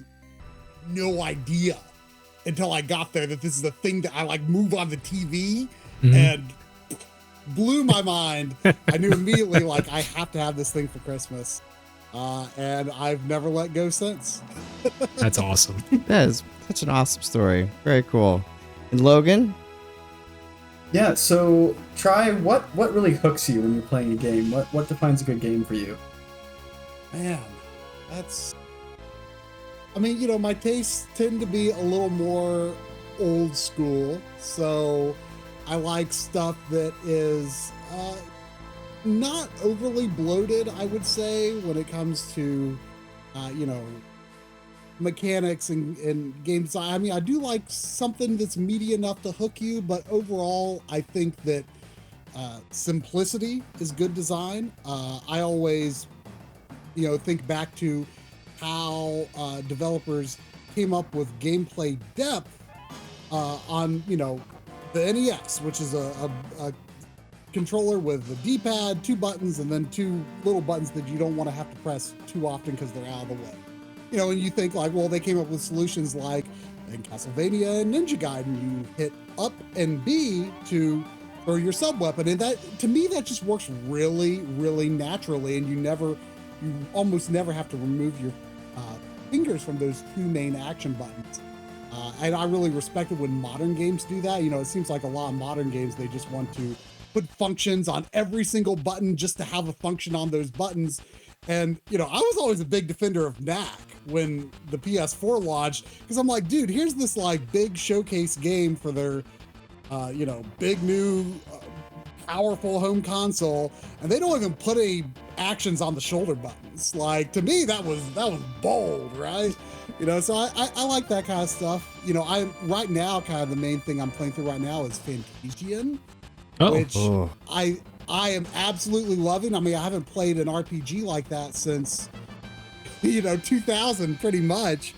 And it reminds you like, dude, there is, you know, Hironobu Sakaguchi out there, like, showing us all how you do proper RPG pacing. Like, you aren't stuck in the same dungeon forever and ever and ever and ever. You know, the conversation scenes are like a, you know, acceptable length. And the game just keeps moving along. I don't actually know how long it is, but it feels like it's not going to be like, you know, some crazy 100-hour or something or other. Like, it feels like it just knows how to move along and isn't concerned with just like keeping you stuck within the game's ecosystem forever and ever. Like, it just lets you play through that game and then move on to something else. You know, that's kind of what I like. I say, so it sounds like you're a pretty big fan of that one. I know it won quite a few awards in the past month or so. Oh, nice. I didn't know if it had been winning many awards, but I mean, I know it came out a few years ago on Apple Arcade, but I'm not much of an Apple guy, so I miss it then. I'm like, oh, this game needs a console port so badly, and then, oh man, it's really good. It's really living up to what I had hoped it would be. Yeah, I think a lot of people picked it up when it got the first console ports earlier this year. So yeah, it's a pretty great game. As a big Sakaguchi fan myself. Yeah. And it has no boot. You know, oh, go ahead. Oh, I was just going to say, every time I finished the last story, I've not finished Lost Odyssey, but I really liked what I played of it. Like, I always used to question, like, was Sakaguchi like great at Square because of the people around him? But then, like, when he set off on his own, and you know, we've gotten games from him very sparingly, I would say. But every time he does, like, it just reminds me, like, dude, this guy is just really good at what he does. Like, you know, I know he's mostly the producer on these games more so than the director, but like, you can see like that hand that is going back to, you know, the style of story and stuff that was being told in Final Fantasy IV and a lot. And, you know, you can see like, yeah, Sakaguchi like can stand on his own 2 feet without Square. But it's really cool to see Square Enix publish Fantasia. Yeah. Yeah. Real quick, I got a couple of comments here in the chat. Captain Swag 101 says, "My life in gaming really helped kindle a love for retro games. I grew up in the 2000s, so my main focus was GBA, PS2, and DS, but their channel really made me take a closer look at the classics." That's really cool to hear. Nice. And Storm Eagle 0083, been watching My Life in Gaming since the RGB masterclass of the Game Boy, Game Boy Color, and Game Boy Advance, and that got me hooked. And that was certainly the most difficult video I had done yet at the time. That big Game Boy video, but I was really proud of it for that finished. I felt there was at the end of that video, like I just felt so like almost emotionally connected to this huge project I was undertaking. And I felt like I needed something really special for the ending. And it doesn't look that great now. I could do a better job now, but I had this like super tight close-up shot of the DMG screen of the ending of Super Mario Land, which has, I think, one of the greatest pieces of music in all of gaming, the credits of Super Mario. I just love that ending. And I was like, it's going to take a little extra time. I mean, it's not a long game, but I'm like, I'm going to play through this whole game and hope that I then set the system down in the exact right place to get this shot before it's too late. I'm like, but a lot of times, like, I'm like, oh, that's too much effort for that one shot. But that time I felt like I need to do something like really meaningful to me to finish this episode with, because then like I feel like I can accept like, okay, it's over. I can move on past this thing now, Like I had to do something really special for that ending for me. So kind of jumping off of that, like trying to get the shot, like your videos have a lot of really great cinematography and just skill with video in general. Do you have a history with video work and how? Yeah, I do. I mean, I suspect, I don't know that much about Breakman's history, but I feel like we might have like a similar background where we're kind of like a little more like old school and like went to college for video production. Like, is that what your background was as well? Yes, that's absolutely correct. Yeah, so Very I mean, cool. it's really funny to think about because, when I was getting ready to go to college, I didn't really know like, I want to lean more towards art, animation, video, and ultimately ended up going more toward the video side. But I did, like, I took a lot of art classes, and one of the reasons that I went where I did was because there was some like computer animation classes offered, and that was something that interested me. But yeah, I mean, I did video in high school, and then I was like, well, I like doing that. But it was such a different time. I mean, we were still learning tape editing and stuff like that. Mm-hmm. And it was an unusual skill, like shooting video, editing video. It was not something everyone really set out to do back then. And even when we started the YouTube channel, I mean, I graduated from college in 2006. So we didn't start the YouTube channel until 2013. If I'd started sooner, I could have been like one of the OG, retro YouTubers. But I bided my time and, I guess let my experience develop. It was good to have the experience of, working for a while. And then, I think I was able to do much more what I would have wanted to do on YouTube than I probably would have done something stupid. I'd be super embarrassed of it if I started in 2006. But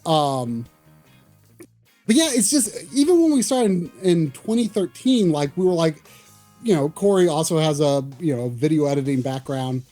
And we were like, this is kind of like an interesting hook for a YouTube channel. Like people who actually have like a background in video editing and video production and stuff like that. Like it was, if you look at some of those videos, you wouldn't actually think that we had those skills. You listen to some of the audio quality that we let fly. Not that neither of us are audio engineers by any stretch of the imagination. Audio is always a weakness. Yeah, it's just so interesting to think about what a different time it is now, where now like everyone has access to video editing tools. Everyone carries a video camera in their pocket everywhere. Social media managers for companies all over the world, like they learn these, video skills. There's a whole subset of, video maker YouTube channels that, review gear and stuff like that. So it's just, I definitely come from more of that old school era of like where, you learn video the traditional way. It's just crazy to think about how common it is now. Definitely. So I love hearing you talk about the medium of video games. It's something you say on your videos quite a bit. So, what is unique about the medium of video games to you? Is unique. I mean, I mean, obviously, interactivity. I mean, that's the easy thing to say. But I think that when I think of what I want to see in a game, I often want to see things that only video games can really do. So we were actually just talking about this pretty recently.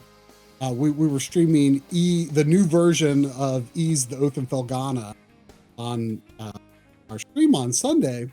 It's a great game, relatively fastly paced and stuff. But, there's still like a lot of like moments where it just kind of just gets bogged down and talking. And also, they were, touting this big new feature. Oh, Adol can talk. He has a voice now. And it's like, okay, great. Some people, I think, I'm, no offense to anyone who just hates silent protagonists, but I love the idea of silent protagonists because not every game needs it. Certainly, it's not the right fit for every game, but I do think that if your game can get away with a silent protagonist, I think it's worth seeing if that's a good fit for your game because it is a storytelling technique that only video games can really do. And sometimes I feel like when a character feels like they should have been a silent protagonist and then they start talking, like sometimes it feels like putting words in my mouth. Like I am, projecting myself on this character and you're saying things that I wouldn't be saying. So I definitely, things like that, things like environmental storytelling, the first time I remember really taking notice of that was like Metroid Prime, which is really maybe not even the best example of it because you like scan the thing and then text appears. So it's not really like storytelling told through just like things that you see in the environment. But yeah, so like anything to do with storytelling, anything to do with like sense of discovery, those are things that are really hard to do in other mediums. Like I guess with like sense of discovery, like you could have like a detective story or something where you're like, you are thinking through the mystery as it's coming at you in the story. I'm not very good at thinking ahead in stories like that, so I almost never see it coming. But so I don't know. It's like even with something like that, there's less gears turning in your head. Like I always want to, I'm just thinking like, what can a video game do? Like, okay, cutscenes are great, but that's something a movie can do. Like how can video games tell their stories in ways that isn't like what another medium could do? Yeah, I kind of get what you're saying there, and I just kind of extrapolating on that a little bit. Like, you're much more of a Gordon Freeman kind of person than maybe say a Cloud Strife or somebody where they actually have dialogue. And I think part of that is with video games. I love Final Fantasy 7 though. Don't get me wrong. Oh yeah, no, don't get me wrong. I love Final Fantasy 7 too. But like, when you have that silent protagonist, you can kind of put yourself in that character, and you can't really do that in movies. Right. Video games, maybe books, if there's like a first person protagonist or narrator anyway, that's kind of the only place you can really do that. Yeah. I love that we're just even having this conversation. I mean, I think a lot of maybe the younger folks, like now it's pretty common to talk about video games as an art form and explore them in that way. But, growing up, I think most of us in this room, that was not something that was talked about a lot. So it's really nice to see that conversation. And I love how My Life in Gaming brings that in. Yeah. Back when I started, you think not started, but you think about like the first Doom, it's like, oh, hey, you're on a base in Mars. It's like, okay, what the heck happened here? There's just zombies all over the place. Just shoot everything, mow everything down. But there was really no storytelling other than, hey, guess what? There's a pentagram over there. That's pretty cool. Spooky. Yeah. Oh yeah. There's a comment here actually about Subnautica. I'll read it real quick and I'll say what I think about Subnautica. But Captain Swag 101 says, I felt that way about Subnautica Below Zero. The first game had a silent protagonist and it was exploration focused. BZ added more explicit story and dialogue, and I feel like it takes me out of it.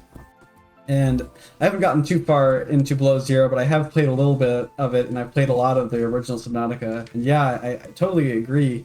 Although I like both games, the original Subnautica has a really nice atmosphere, just being able to explore things, that sense of discovery that Try mentioned. And that really is like a serious art form to get right and immerse you in that way and make a world that the players just naturally want to explore and dive deeper in. That's all like curated. Yeah. Well, and speaking of going, I mean, Logan went to college for game design before transitioning later in film, so he has a deep understanding of all that. But Jack, do you want to take us into the modern era? Sure, yeah. So, yeah, Try, obviously, you focus a lot on the retro stuff, but there's a lot of news going on right now around what's next, specifically for Nintendo. It sounds like we're very likely finding out something new tomorrow, as far as I understand. That's what the rumors are pointing toward. Yeah, the rumors, I just can't believe there hasn't been an official word, because usually like Nintendo will say, hey, we have a stream on this date. Now it might be like tomorrow or it might be the day after, but it's, they don't usually give too much headway on those. It's usually like, hey, it's tomorrow. It's weird to have not heard anything last I looked anyway, like no official. Weren't they kind of this way about the original Switch too, though? Like I remember them announcing it really late. Yeah, from what I understand, last time there was like a 3 or 4 month window from when it was first announced and when it was released. Yeah, so pretty short. Yeah, but in terms of like, when did they say, set the date? On October 20, whatever. It was like the very end of October. I remember that very clearly. And they had their little reveal trailer. Yeah, I don't know, but I'm excited. I mean, I still, even though I'm a retro guy, I still feel like a kid when like new platform launches are coming up. It's very exciting to me. Oh yeah, absolutely. I'm really excited to see kind of what the capabilities are. Obviously, you can kind of get a sense of a little bit of that from some of the reports at CES. It sounds like a lot of the indie developers have started to get their hands on this thing for some development work there. So the technology of it sounds pretty cool. It doesn't sound like it's going to be a huge leap, but they're taking advantage. It sounds like they're going to take advantage of some of the new upscaling techniques they've got out there, similar to DLSS with NVIDIA. Some of the new like more tactile things like those magnetic grips sound like they could be pretty cool. I'm just like you. I am very excited. Whenever there's new hardware, like I get really giddy. And it's like, okay, I'm gonna this is the one thing I can still go out at midnight and be like, all right, I'm gonna get mine. There's nothing better than opening up a new video game console. I mean, it's just like the greatest experience. Yep. So I guess my other question too: do you think the Switch 2 cartridges are gonna taste any different? Ooh, that's the really important one. I've never sampled one for myself, so it's I've always been curious what my dog would do if I dropped one. I would hope she wouldn't eat it. Yeah, but yeah, I mean, I hope they're some kind of new, faster technology. I mean, they're going to really need that as game sizes are going up, and I don't know what they're going to do about internal storage or the rising cost of the physical media. I at least in terms of like which manufacturer is going to stick with physical media the longest, it's going to be Nintendo for sure. So I'm glad that things are sounding positive on that front, and hopefully there won't be a problem with having a proper original Switch cartridge slot in there, because maybe they'll have a little tab like on the 3DS where it was within the same slot, but it couldn't fit in the last system slot. I mean, there's one or two games, mainly Echoes of Wisdom, I'm like holding off playing until the Switch 2 because I'm not that big of a frame rate snob, but the way the frame rate problems manifested in the Link's Awakening remake drove me nuts. And, that's me in Hyrule Warriors. I did not mind it that bad in Age of Calamity. I actually really had a great time with that game. But yeah, it's like that. It does a thing called double buffer VSync, where if it can't hit its target, which is 60, then like hard locks to 30. And it's just like this massive drop and then goes right back up, and it's like it's so distracting. So I really want to play that game a lot, but I'm waiting for the Switch 2, hoping Nintendo is not going to be too overly conservative about how those extra resources can be tapped into. Because Nintendo likes to make sure their experiences are consistent and the same all the time. You know, as far as I'm not aware personally of any like instances of GameCube or DS games didn't work exactly the same backwards compatible hardware versus the original hardware.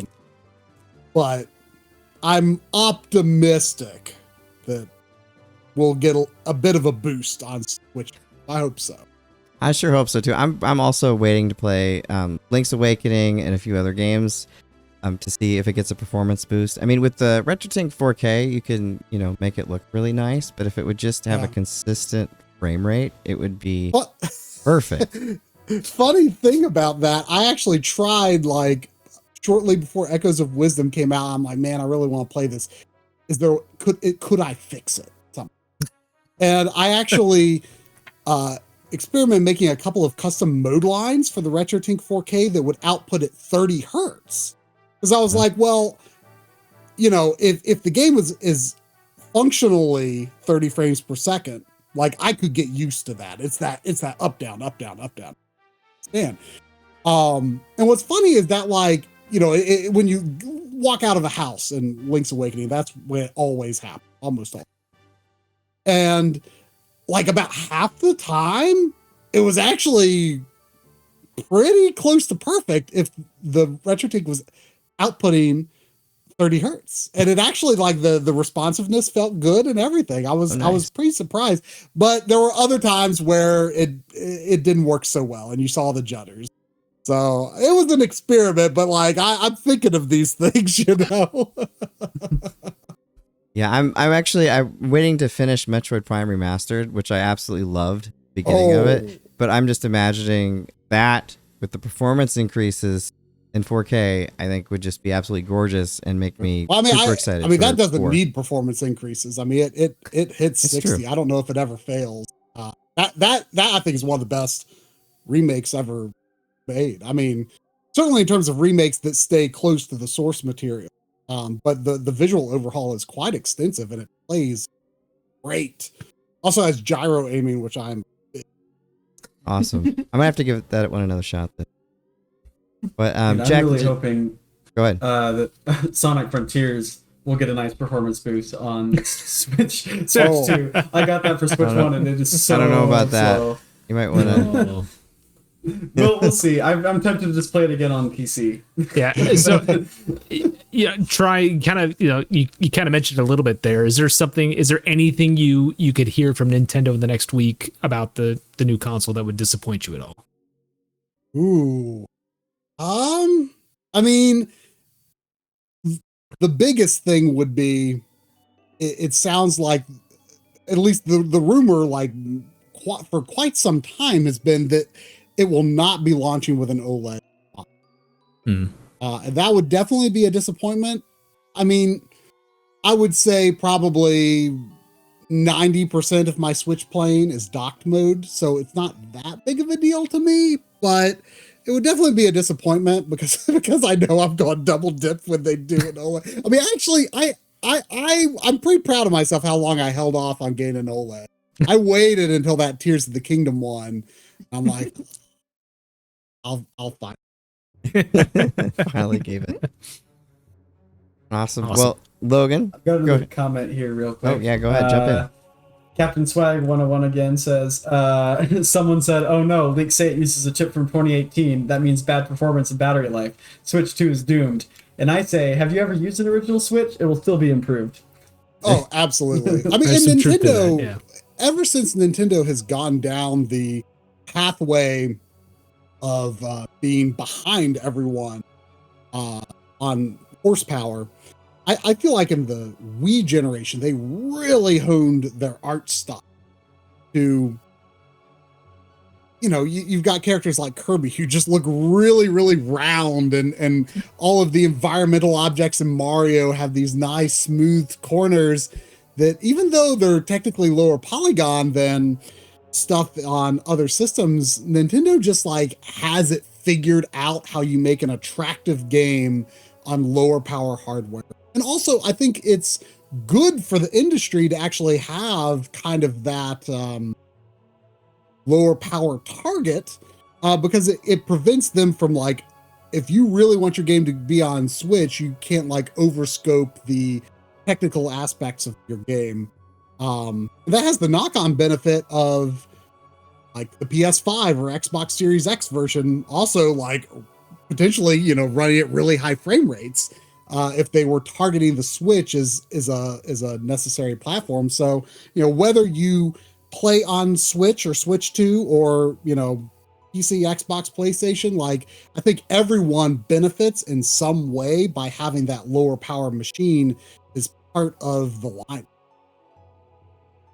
Really good point. Yeah. Logan? All right, so next question here.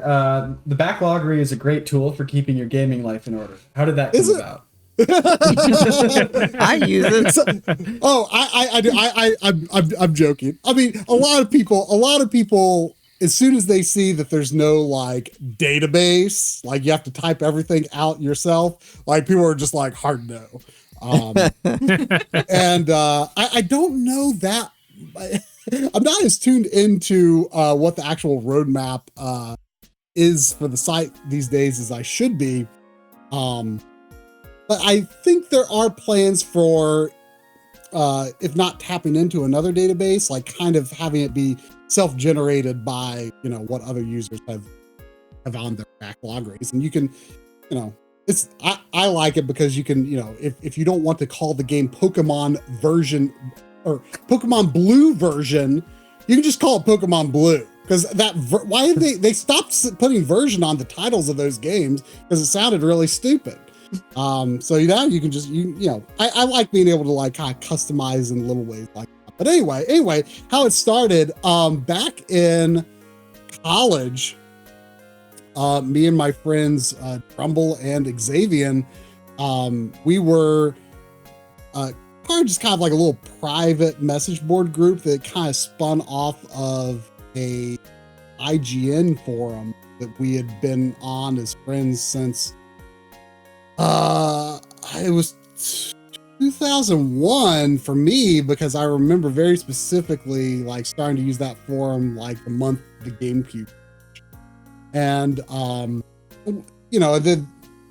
people like the tight-knit group there got tired of the IGN forum, made their own private forum, and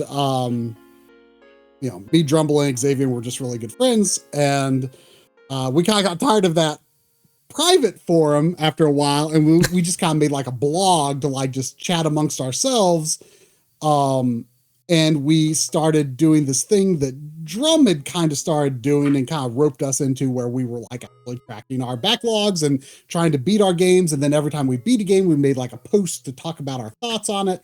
And so we actually on this blog, it's still floating around out there, we actually made like posts for, our whole collection for, a system, PlayStation 2, GameCube, NES, whatever.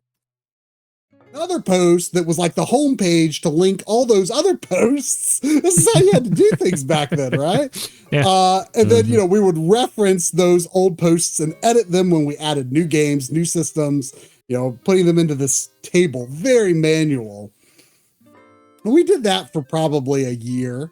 And then Drum, actually started building the first version of the backloggery. And, I was kind of responsible for like the sprite art and stuff. Over the years, he's like taught himself to be a way better like sprite artist than I ever was. I was never really that good at making some of the visual assets, honestly. But yeah, I mean, it was just kind of our passion project, and I'm not as involved with like the development these days, but I'm I guess one of the primary consultants, and I'm always involved with the live streams. I'm most of the time we're live streaming from my house, and so that's kind of the thing I do the most for the backloggery these days. Which, by the way, Drum and Xavier, they were friends that lived far away that I'd never met before, and then just through a whole bunch of crazy circumstances, Drum met his wife through the backloggery. Oh, wow. We all became very good friends. She happened to live in North Carolina, so he moved to North Carolina. She started looking for jobs in places not where she was, which ended up bringing both of them close to me. So now, cool. We do local streams every week. Drum and I do movie nights every week. I mean, it's a surreal thing to think that, that this started as an internet friendship, right? And That's just awesome. through sheer coincidence, now I've got couch co-op buddies. That is so cool. What an awesome thing to come out of the backlogger. Really awesome. But Darria, do you want to go ahead and continue us forward? Yes. So, My Life in Gaming has a lot of great music on your videos. What are some of your favorite soundtracks, and do any of them elicit special memories for you? I mean, I love Final Fantasy soundtracks. I love Kirby soundtracks. Those are probably like right at the top for me, Kirby and Final Fantasy. Unfortunately, especially when it comes to newer Final Fantasy games, I'm kind of cautious about using the music, because one time we did get flagged for having a Final Fantasy 16 track. Oh, wow. In a video. And then they got this new function where they can scrub it out, and but then your voice sounds really terrible. So, yeah, that happened in one video. I've avoided Final Fantasy 16 since then. Been a little scared about 14. I love 14's music, but special memories. I mean,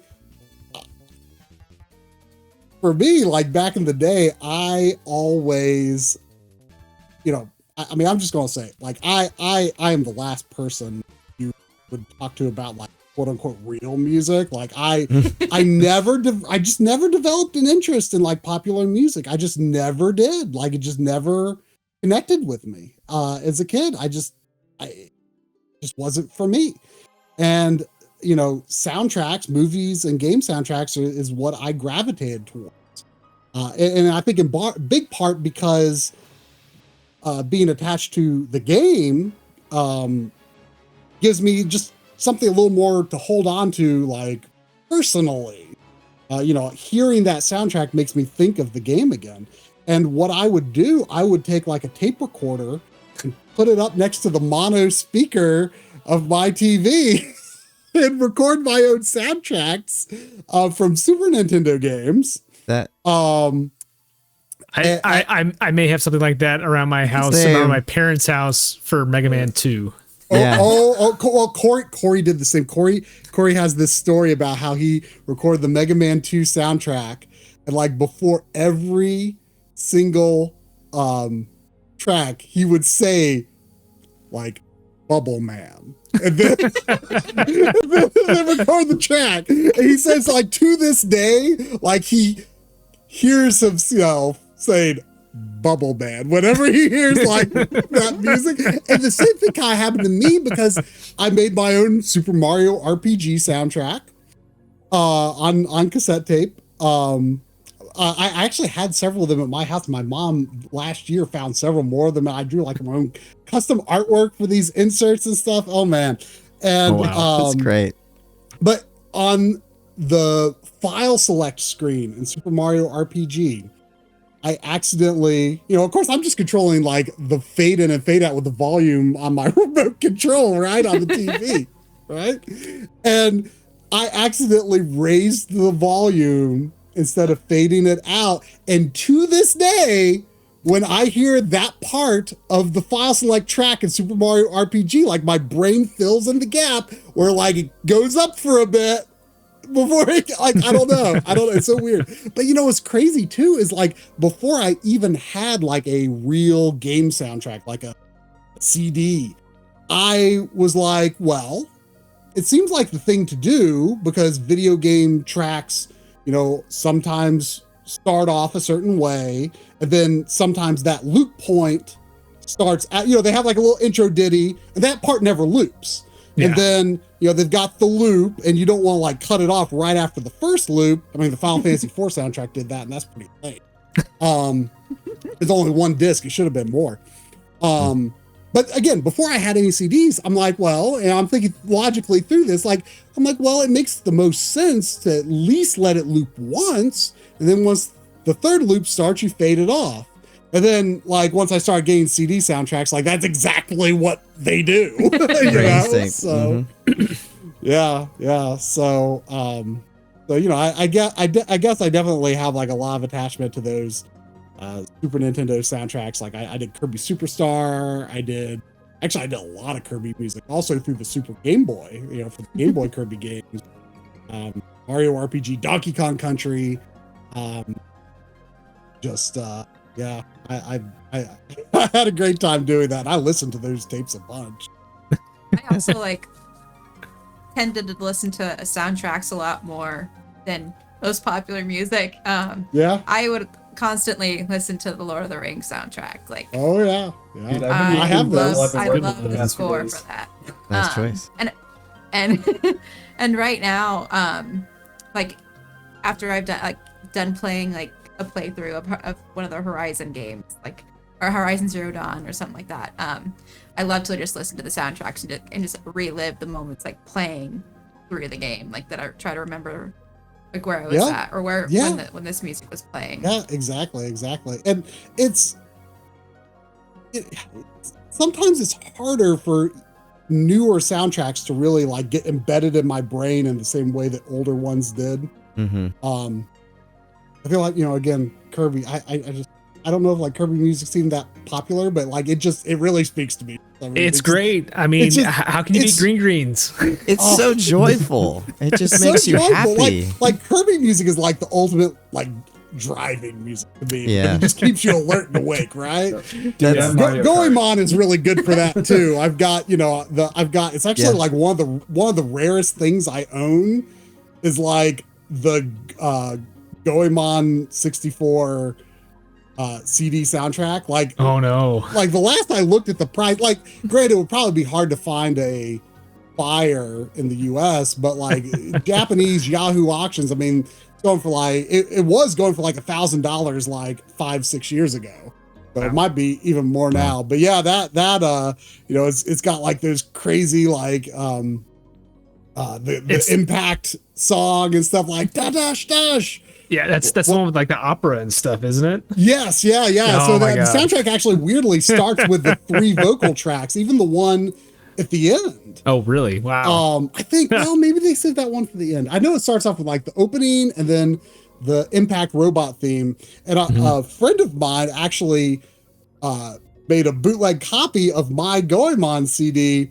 And he had a alarm clock with a CD player in it, and he would like set it to play the dash dash for his alarm. That's the way it wake you up in a jolt for sure. Yeah. That's great. So many awesome memories. So, I remember my first soundtrack, video game soundtrack that I actually imported and bought. It was the Final Fantasy VII soundtrack, and I was so excited when it came in. What was the first actual video game soundtrack that you bought? I got my first CD player for my birthday in 1996. Still works. I sometimes use it. And what I wanted more than anything was high-speed dubbing, because a friend of mine had high-speed dubbing. And like I thought it sounded hilarious. Like I just thought, like hearing things that like I just thought it was so funny. And like I'm imagining myself like for some reason. I mean, I was a kid. I'm like, oh, I'm just gonna like listen to stuff at like double speed, and it's gonna sound amazing. And then I did that. Obviously, that's not the purpose of high-speed dubbing. But yeah, I only had those cassette tapes, and I had the CD. I just wanted the CD player as an option because I didn't even know I think like, well, could I get game sound? You know, I was still mostly focused on the tape player aspect. I just wanted something that sounded better than what I had. And I got, I think it was like part of like a bundle deal that came with like a Nintendo Power subscription. I got for Christmas '96 alongside my N64 a Nintendo Power subscription that came with a Super Mario 64. So I think that was my first one. And then the first that I imported was probably either Super Mario RPG or Chrono Trigger. Either way, it'd be a great choice. Yeah. Unfortunately, the Final Fantasy VII and Final Fantasy VIII that I eventually ended up with were bootlegs. I didn't know how to identify that for a long time. But yeah, I mean, I've got like, you know, legit Final Fantasy 4, 5, 6, 9. In fact, like my it's hard to see, but my those skinny IKEA Gnedby, those are my soundtrack, my game soundtrack collection. Awesome. There's a few more comments here. Oh yeah. Yeah, Ashley Wilson says Breakman with 4 exclamation points. Storm Eagle, my buddy did that with the mini discs to listen to video game music back in the early 2000s. Well, that's pretty cool. Captain Swag 101 has a couple here. He says, I know a lot of Dragon Quest VIII soundtrack by heart after listening to it for nearly 2 decades. Xenoblade 2's OST sticks in my head a lot as well. More than 1 or 3's. And then Oh, I was gonna say Dragon Quest VIII. That's the one where like the composer wouldn't give up the actual orchestral soundtrack, right? That's the one where they. So I mean, I mean, I haven't heard that story specifically, but the original release on PS2 in Japan, you know, had, you know, a MIDI sound of MIDI's the right word, but you know, it had a, you know, a generated soundtrack, you know. When it came to the US, like it was, I think they were trying really hard, like, you know, because Dragon Quest was still not really a big thing in the US. I think they were trying really hard to like kind of make this appealing or seem like a bigger deal to American players. So, you know, the voice acting was new to the American version. Now that's one case where I won't complain about voice acting. Like, they redid the menus to be like maybe a little bit more what American gamers would expect, and the super traditional Dragon Quest venue. And they also have an orchestral soundtrack. And I want to say the original version release of 11 was like that as well, including on the PS4, which has a pretty bad sound. I mean, 11, I think he dried up skills by that point. I'm just gonna be honest, like it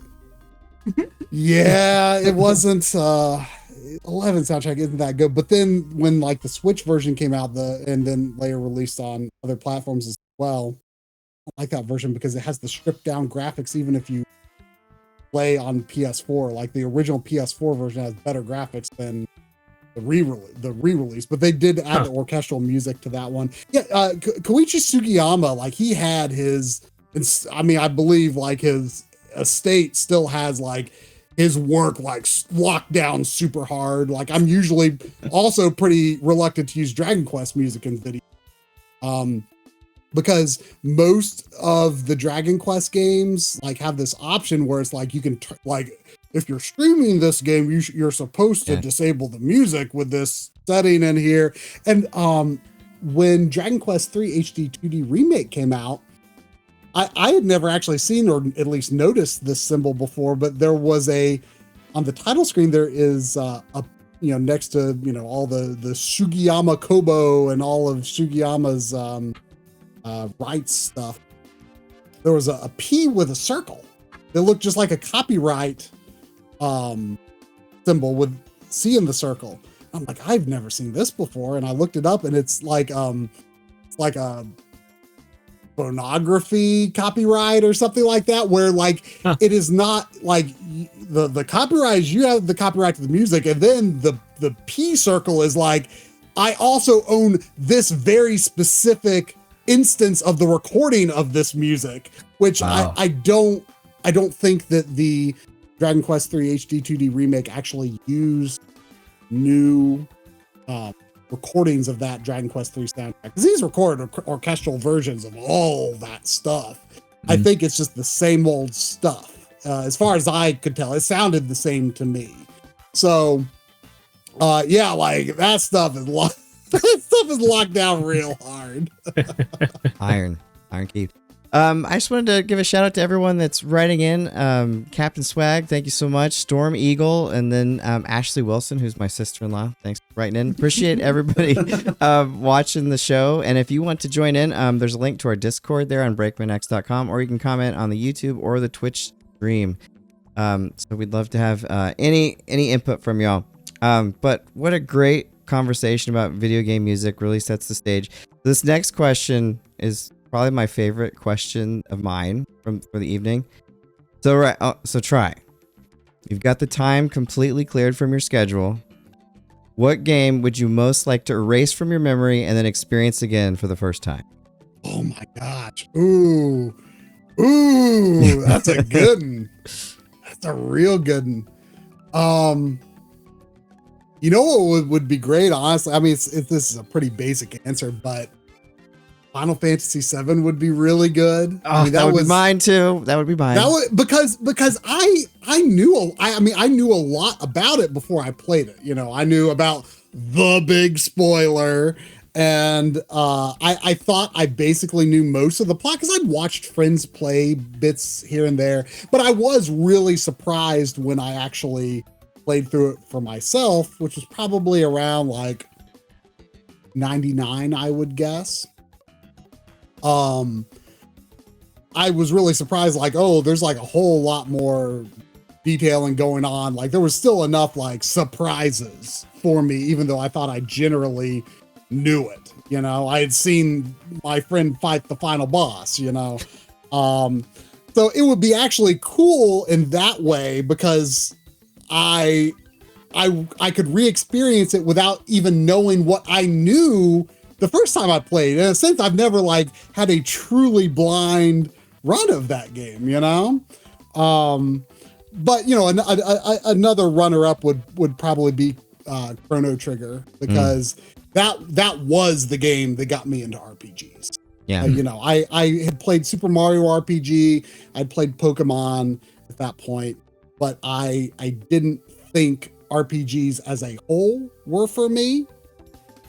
And a friend was just begging me, he's like, oh, you gotta try this Chrono Trigger. Even back then it was like $70 for card only. And man, that's a lot. I mean, you know, that's not so different from a new game, but that's a lot to spend on a used game, it seemed to. And I'm like, I could spend that same money on a new game. I don't know. And I told my friend, I said, okay, well, I will play like the first bit of Final Fantasy VII at a friend's house. And if I kind of feel like I'm into it, you know, I'd watched people play, but I didn't think I would enjoy the gameplay. I was like, if I kind of like it, then I'll give this Chrono Trigger a chance. And I was like, okay, I think I like Final Fantasy VII, and I got my used copy of Chrono Trigger, and that was what made me an RPG fan. I mean, that would be another great game to experience for the first time, I think. Oh wow, that's a great answer. And interestingly enough, we have the same history with Chrono Trigger and Final Fantasy VII. Chrono Trigger was also the game that got me like, I'd played RPGs but hadn't really been into them. And then Chrono Trigger, I remember I rented it and just because literally everyone was telling me you have to play this game, and I just remember it was this rainy afternoon, and I popped it in and just was really sucked in, and the music just hit me over the head. So, very cool. All right, Jack, your turn.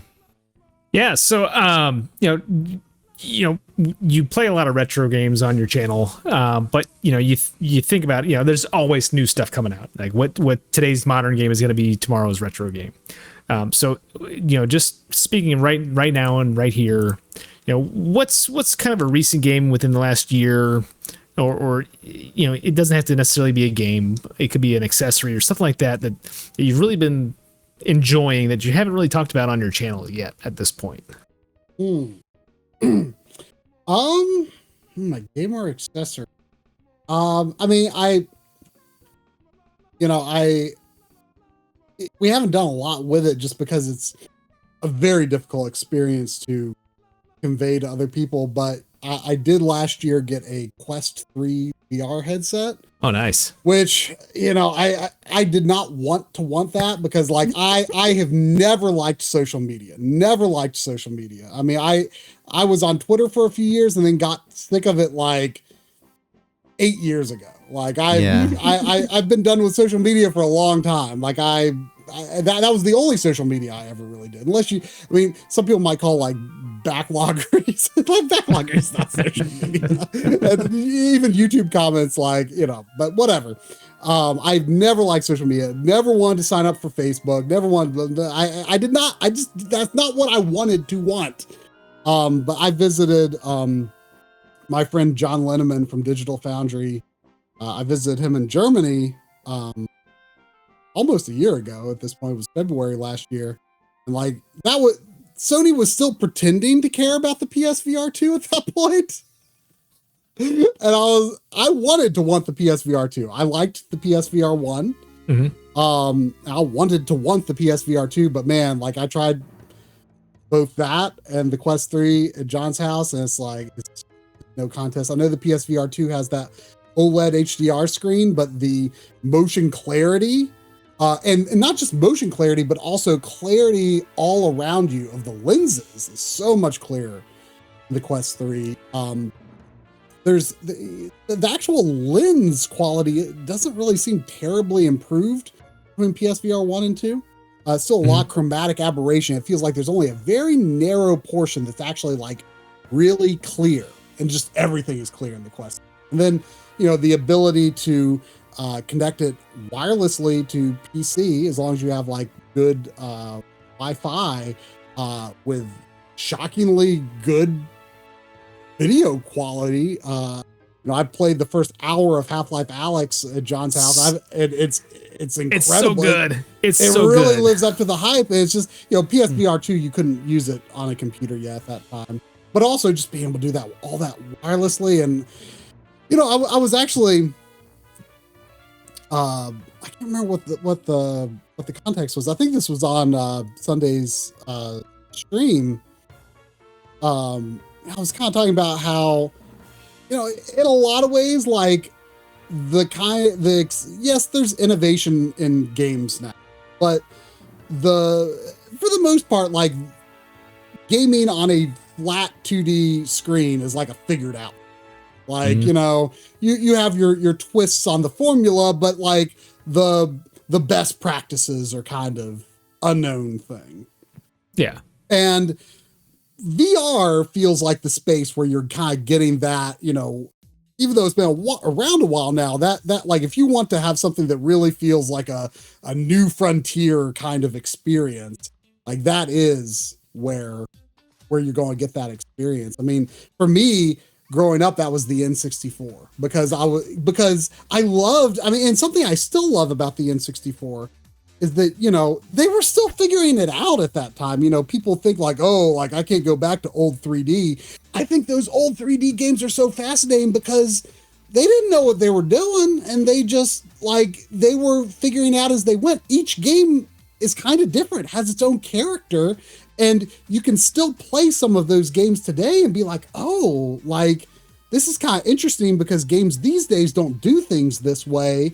And it's not necessarily bad. It's just they decide that's not how we do it as standard now, right? So for me, like VR is kind of the place where you can still sometimes get that same spark that I felt in the N64 era. Yeah, no, I completely agree. Like I've played through Half-Life Alyx, and like between that, you know, you got things like Beat Saber and just all the other experiences they've got on there. It's something that when I first got my headset, I was really just like, I was in awe of what you could do and just how it was pushing different boundaries. And then the reality sits in, and I think maybe part of the reason it hasn't taken off as much as we thought it would is just, it does kind of like when you're in VR, you're kind of in that bubble. Like you're not really aware of what's going on. So like I've got kids, I've got a wife. So like I can't be in there for hours at a time playing something like Half-Life. I've got to be aware of what's going on. just because, you know, I can game, I can go down to the basement and I can game, but if I'm like completely enclosed in that space, it's, you know, bad things usually happen. Well, the good thing with having, you know, like a Quest headset is it's, you know, self-contained, runs off a battery. It ain't gonna last that long, so you can't just completely lose yourself for hours and hours and hours anyway. By the way, if you have the means to play Walkabout Mini Golf, that game is freaking incredible. I saw that on your 2024 year wrap up, so I want to check that out now. Oh, it's so good. Which, by the way, though, your wrap-ups is pretty much how I plan, like, what I'm going to play for the next year. I've done that, the last several years, because it always comes up with great stuff that I probably haven't played. So, thanks for that. Logan, you have a great question here about a level or experience. Yeah. So, describe a level or experience from a game that sticks in your head to the point where when you think good design, it immediately comes to you. Ooh, good design. I mean, I don't know if I would call out like a specific level necessarily. But you know, people who watch my YouTube channel are probably sick of hearing me sing his praises. But dude, Ninja Gaiden 3 for the NES is like secretly like got the best level design on. And when you know that game has a lot of baggage, and you know for so long, you know, and maybe even still now, people tend to say like, "Oh, this is the worst Ninja Gaiden. It's just way too hard." And the reality is, the Japanese version is actually the easiest Ninja. Mm-hmm. It's not that crazy. The American version, they took away the infinite continues, they took away the password system that was new to 3 in the Famicom version, and they added additional enemies. But really, if you play the Famicom version and then you kind of get used to it, then you can kind of like, I kind of understand like how these levels flow. Then the NES version actually is very difficult, but it is doable. And so I recommend everyone start with that Famicom version of Ninja Gaiden 3. And the level design in that game is just so impeccable. You know, I've always like kind of compared like Souls style games to like Castlevania in the sense that, you know, like it's a lot of it's about like remembering where the enemies are. You know, you're not going to get a lot of randomness that you won't know how to deal with. And as long as you remember where the enemies are and how they're going to come at you, you can overcome the challenges you've already overcome and then just, you know, get a little further, get a little further, get a little further. And Ninja Gaiden 3, I think, exemplifies that like best of any game on the NES, because if you just trust in the game designers and think, okay, I got this item. This item shoots off at an upward angle. This item shoots off at a downward angle. This one shoots a thingies above and below me. Like, you know, there's I don't know how to describe what it is. It's just that item, you know, the thing. But if you know, you'll pick up these items from, you know, the Kindle equivalent, and then if you just trust the designers and when you see the next enemies come on screen, chances are they can be the next several enemies you will encounter will be extremely easily dispatched by the item you. Yep. So once you start to learn those levels, you just trust what's going on, and you just will have a lot more success in the game than you would imagine you could in such a brutally hard, tough as nails game. And just as a general rule, the Donkey Kong Country Super Nintendo trilogy, I've been railing against in the MLeague Discord today about Donkey Kong Country Returns. I hate that game. Like that game is my arch nemesis. I've played worse games, but that's the game I hate the most because it hurt my feelings. Okay, I had a great time playing that on the Wii. Oh well, you're a youngin'. No, the Donkey Kong Country trilogy, you know, I felt like I was for the longest time the only person, like, because I would see most people say like, oh yeah, you know, they were popular in their day, but those games were just about the graphics. I'm like, no. those games are like the most impeccably designed platformers, and they just have this flow to them. And it's a very similar thing to what I'm saying about Ninja Gaiden 3, where it's like you just trust in the design and you just flow through the level. I think a lot of people get that same thing out of Sonic. I don't really get that out of Sonic so much. Sonic's a little harder for me to really just like get into the flow of it. But Donkey Kong Country, like, is very good, especially in the sequels. But the first game is like this as well, where it kind of has an idea for the level, and it fully explores that idea and all the things you can do with that over the course of the level. Especially Donkey Kong Country 2, people would call those gimmicks, right? And people use gimmicks in a pejorative sense, but I think in here it's a very positive sense. Each level has something that makes it unique, especially in 2 and 3. And most of those gimmicks don't reappear in other levels, and they do, okay, you're going to run into one enemy like this, then 2 enemies like that, and then 3 enemies like that, and all these different permutations of what challenges you could come up with for that gimmick for that level. And then, the next level is something kind of different. And that's something that I really appreciate, is when games can do fresh things like that, where they can make it different each level or make it different very often, but in a way that is very intuitive with the core controls and core gameplay. I don't like it when a game does something new, but then you got to learn all these complicated new controls. You got to remember these new gameplay systems. You have to equip different items and stuff. You were mentioning Half-Life 2 earlier. Half-Life 2 is a great example of that, where the game is just constantly giving you new stuff to do and all of these extremely distinct scenarios, but it all jives with that core gameplay. I don't like it when the game tries to mix it up by making the core gameplay totally different. Like, mini games can be okay, but for the most part, they don't play like the main. Mm-hmm. Zelda mini games tend to, though. Like, you're just using your bow or using your bombs. That kind of works, but I really want most things that the game does, like, explore those core mechanics, but do something fresh with them per level. It makes sense. So I have to say that's yet another game that I've played because of you and your channel, Ninja Gaiden 3. I loved the first 2, but I heard from everyone that the third one was the worst one. And within the last couple years, because of what you said on My Life in Gaming, I played through it, and I think I agree with you. I mean, I think it's fantastically designed, and the cinemas seem to be a little bit more plain, but I don't really play it with the cinemas. That's a lot weaker. I mean, the cinemas are what Ninja Gaiden is famous for, right? In addition to its difficulty, so that is a bit of a bummer. But just if you're just evaluating it on level design, the other thing I like about that game is, like, every single level looks like it could be the last. Yeah, it feels like it. Does it? like they've got all this like crazy stuff going on in the background, writhing meat walls or burning flames, or that needs to be fake parallax clouds. I mean, like, every level, like, just it looks like it could be the finale, and that, like, for the whole game, and that's awesome. I think writhing meat wall needs to be the name of the episode. I think that's got to be it. Do it. All right, I've got another comment from Storm Eagle here.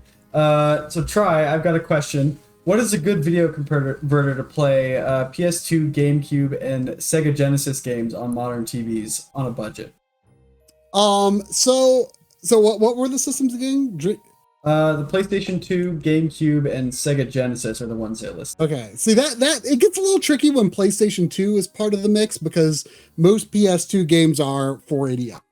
There are means to force 480p, but because of the way PS2 works, like, it's kind of broken in most games, whereas forcing stuff on GameCube and Xbox doesn't work. So yeah, 480i, it can be tough. So something I'm really excited about is that the RetroTink Mini has gone back into production.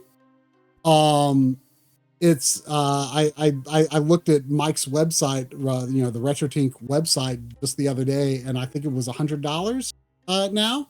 I think the part shortage initially killed it, and then I think everything else Mike was doing put it on the back burner. But that used to be my go-to product to recommend to, because I think it absolutely is the lowest cost scaler that I'm comfortable recommending, because it doesn't have lag.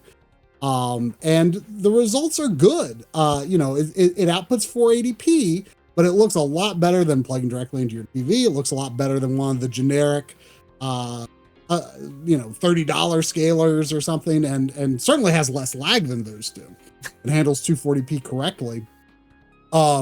That's if you're okay with playing in composite or S video, I think that's great. Especially for N64, that's like what I used to, and now will again recommend is like the go-to thing for someone's like, hey, I just want to stream my N64. Okay, that's the composite S video. That's perfect for N64. So I think that's a really good starting scaler. The only caveat to that would be that for 480i content, like you would have on PS2, it uses what's called bob deinterlacing, where the scan lines kind of bob up and down. To me, it looks a lot like how interlacing looks on a CRT. So I don't think it's that bad, but a lot of people really can't stand it. And the other thing to keep in mind with it is if you have an IPS, if you're going to be playing on IPS LCD screen, oftentimes those screens are susceptible to temporary image retention caused by flickering pattern. If it's just like on one frame, off the next frame, on one frame, off the next frame, which is essentially what bob deinterlacing is doing. And it could leave you with like, you'll see like, oh, why is my screen like flickering in that corner? And it's probably because like the game had like a mini map in the corner that was there for a while, and it's just constantly, bobbing between those fields. And so yeah, there's a few caveats with that. That is my go-to if you're on a budget.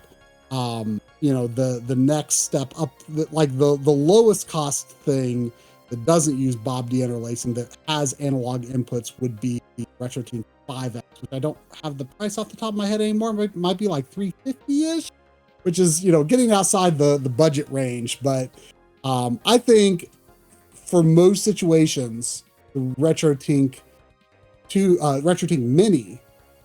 And if you want to spend a little more, go for the RetroTink 2X Pro, which I think is like $140 maybe.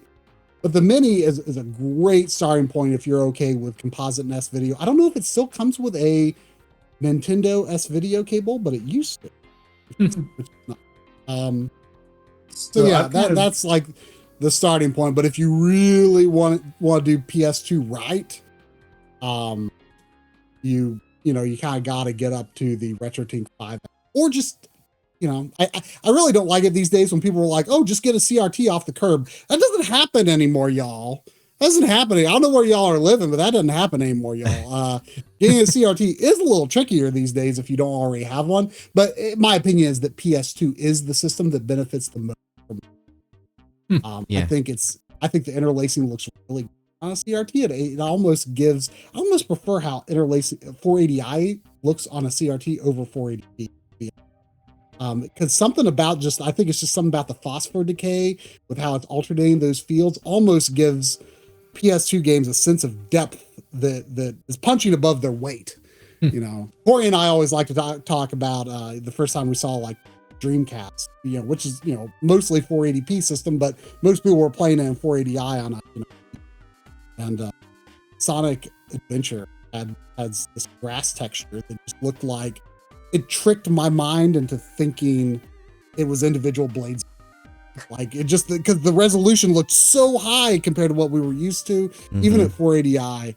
And it just, something about that depth of that interlacing just made it look just infinite depth. And you look at it now and you're like, why did you think that was individual blades of grass? But like back then, like it was so convincing. It was so convincing back then. Like it just, oh man. Live and learn. Okay, so I've got another comment on YouTube here. The Squidster, my brother, says Donkey Kong Country was peak on the Wii. I absolutely agree. I loved it. Oh, fighting words. Fighting words. Bottom of the barrel on the Wii, more like. Well, I've actually got a follow-up question of my own about the scalers too. So I do a little bit with like I've got an old Laserdisc player, and I've been interested in getting a scaler. I was wondering how well the RetroTink works on video as opposed to games. So I'm going to direct you to the Retro RGB YouTube channel. Bob, just a couple of months ago, I think it was, did a really good video on converting VHS as well as Laserdisc, digitizing them with RetroTink 4K and 5X. He actually goes through, it kind of compares the features and caveats of using the 5X versus the 4K, but both are quite competent at doing it. And the big feature, especially for VHS, I'm not honestly very familiar with Laserdisc. So I don't think this is a thing in that area, but the RetroTink 4K actually has like a time-based correction function, which helps a ton with keeping VHS stable and clean, and professional time-based converter extraordinarily. So the RetroTink 4K provides a really useful feature for that.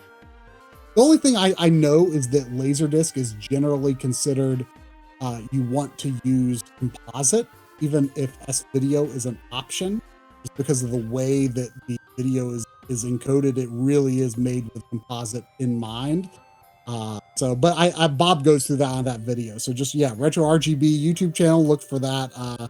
It's not too old. Just look for RetroTink VHS Laserdisc. Awesome. Yeah, I'll check that out. There's a comment too. The gaming nostalgist agrees. They say the 4K is what you want for Laserdisc. Cool. I'll have to look into that. 4K is the amazing. RetroTink 4K CE is coming out in a couple of months, I think, and it's going to be, what is it, like $475 or something like that? It ain't cheap. But less cheaper than the 4K. It's less than a PS5. It's less than a PS5 now.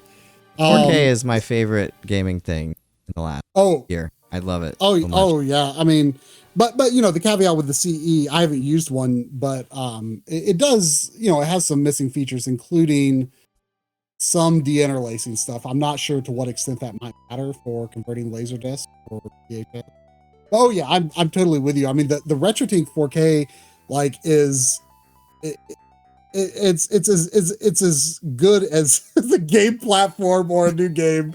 Really, I get so much joy out of tinkering with it. Me too.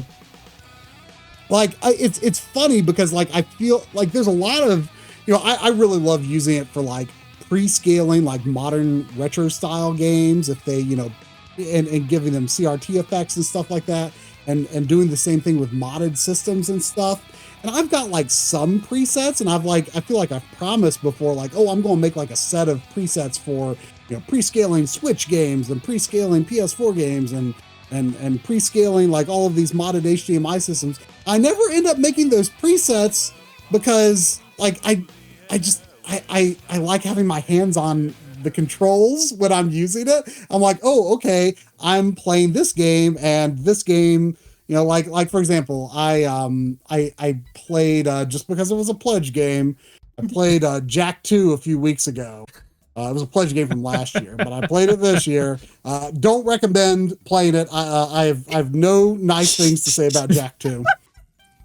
About what I expected, to be honest, though. But, I thought it was time to judge it for what it is rather than what I was mad that it was not. Well, I think Daria's next question is actually about why Jak 2 is the best game of all time. Oh, no. Oh, no. So my sister and I grew up playing Jak, all of the Jak games, fighting over the controller, everything, all of that. And probably the one that I have the most memories from is the first game. She kind of stole the controller more for the rest of them. But why do you think the Precursor Legacy succeeds where Jak 2 fails? I mean, I think it's and to be clear, I haven't played Precursor Legacy since it came out. I 100%ed it when it was new, and I've not played all the way through it since. So, that aspect isn't super clear in my memory, but it's a whimsical, game that has, it seemed like Naughty Dog had an idea of what they wanted to do with it. And, I think the, very expressive cartoon animations work really well in that game. And then when it comes to Jak 2, it's like just such a cynical game, and in what it is and how it presents itself. And it's just like, it feels like they wanted to throw away all the fun and all the whimsy, and just, chase the trends set into motion by Grand Theft Auto 3. And, and then they put you in this dystopian futuristic city that's just so depressing. And it's just, but then you still have that Looney Tunes animation, and it's like, who did they think this game was for? It's not that's not going to appeal to the people that like Grand Theft Auto, but maybe it appeals to the kids who want to be allowed to play Grand Theft Auto, but they aren't. I don't know, but it was, I've already written my little bit for the games we played in 2025 for Jak 2. And it's all positive. Man, it's. I mean, I skipped the game when it came out because I'm just like, what? They gave. It goes back to what we were saying about silent protagonists. It's like Jak was a silent protagonist, and I liked that, right? And then it's like, why does he have to be all gruff and grumpy and have guns now? It's why? Just so out of place. It's just I don't have a problem with games, being like that, but it felt like they were just throwing away what they had built. And what prevented me from getting into those games? The first one I played was Jak 2, and I was like, I don't know about this. And for years and years, it wasn't until Darria actually told me to play Precursor Legacy, and then I found out that it's great. So very technically impressive too. Yeah, the seamless world and all that, crazy. And there's no loading time. Yeah, pretty amazing. It's just seamless. So video game systems in the past had really unique hardware that allowed them to excel at different things. It's something that I love to talk about, is the various quirks and things. What are some of your favorite quirks of the video game systems of the past? Something that one really did well that others did not for certain gens? I mean, kind of the lowest hanging fruit one is probably mode 7, right? But as time goes on, I actually kind of start to resent mode 7 a little bit, because when you see 8-bit systems try to fake 3D, in some ways I feel like it looks so much more interesting than mode 7. You look at games like Rad Racer or something like that. You actually have a simulation of hills just with this line scrolling effect on the NES, right? And with mode 7, all racing games became flat because it was just the thing you would do on Super Nintendo, of course. There are some exceptions, plus, stunt racing effects, of course. But kind of one of the things that I think about the most these days, and it's not really a hardware feature. It's actually probably the worst thing about the hardware, but it gives the system such character to me. I freaking love the green screen of a DMG Game Boy. Yeah. I've really come to realize in recent years, just how much depth the low contrast nature of the screen gives the games that were designed for, because they were designed with that in mind. And sometimes there's a very sort of the backgrounds can be abstract, but in a way where your imagination really fills in the gaps of, you know, you might just see like the way that the clouds are lying over a mountain or something like that, or the mountain might not actually have much detail, but in your head you see so much more. And I did that video last year where I compared a bunch of games that could be played on original Game Boy, Game Boy Color, and Super Game Boy. And sometimes I think a lot is actually lost with that Game Boy Color conversion. You know, because they try to ground it more in a way that doesn't really work. And I feel like where your imagination fills in, you know, I like to have that nasty green color. You know, back in the day, I thought the Game Boy Pocket was an improvement because it's like in your head, you're thinking this is a black and white system. It's just that the screen wasn't black and white, and the Game Boy Pocket is closer to black and white. But like looking back, like it just doesn't have nostalgia for you. In fact, I don't know how well you might be able to see it, but on my phone here, I actually have like I made like my own custom like Game Boy. My phone background is like That's awesome.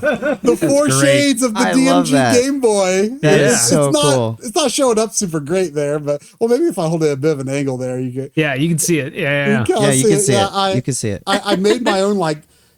I you know studied the screen and like I wanted to make my own like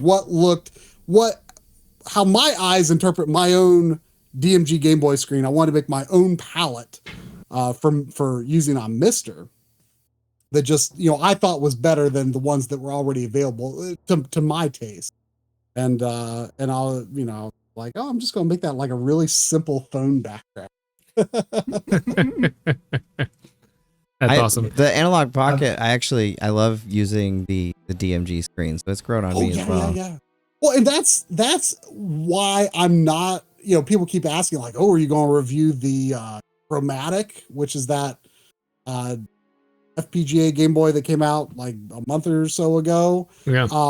And you know, the idea behind making a native 160 by 144 screen today is, you know, that's a worthy endeavor.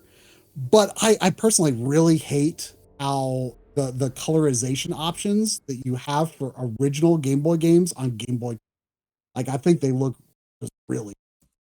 And I was always like from the day I got it, like disappointed that like, wait, this doesn't support the Super Game Boy palettes.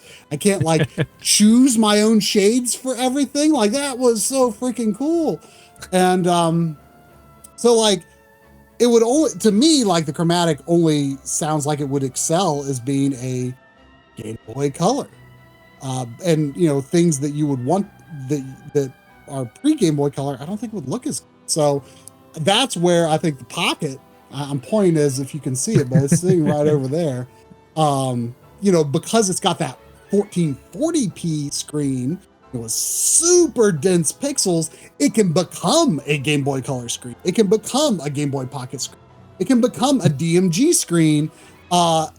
So that flexibility, I think, is to me the better solution. Mm-hmm.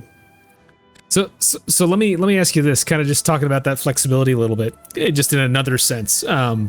So like one of the things that always, you know, back in the 80s, especially, what really fascinated me with game development was you had arcades and then you had everybody trying to make home console ports of those fantastic arcade games, and you came out with some wild stuff, like whether it was Strider or like, hey, how do we make Gauntlet into a home game when you don't have to worry about sucking down quarters? Not just the technical limitations, but just the circumstances of how you play on a console. Can you think of any games like that that really stick out to you where you think the home version like surpasses what they did in the arcade? Well, I mean, the obvious one is Contra, of course. I mean, I think arcade Contra is a terrible game, and NES Contra is one of the greatest games ever made. Yeah. You know, I was actually not the biggest arcade kid growing up. To me, arcade was always like the one bright spot of going to the mall, you know? Because otherwise, to me, the mall was like, oh, my mom's gonna make me try on shoes. Mm-hmm. You know, like I thought going shopping was so boring, and like getting to go to the arcade was like the one thing. But like I never like spent a lot of time at them, and like I've never really been that good with like joysticks. I'm still to this day just not that comfortable with like arcade style controls. I much prefer a D-pad. So yeah, it was always cool to see like how arcade games were flashier, but I always preferred the home experience. It just felt better in my hands. Yeah. So I actually, you know, I think this is an unpopular opinion. And especially like having played it much more recently. Actually, just a few months ago, we did it, Grumble and Lindis, and I did it on the Backloggery stream. The Ninja Turtles 1 and Turtles in Time arcade game. Yeah. Turtles 1, like the arcade, I don't know, it looks really good, but I don't think it's that good.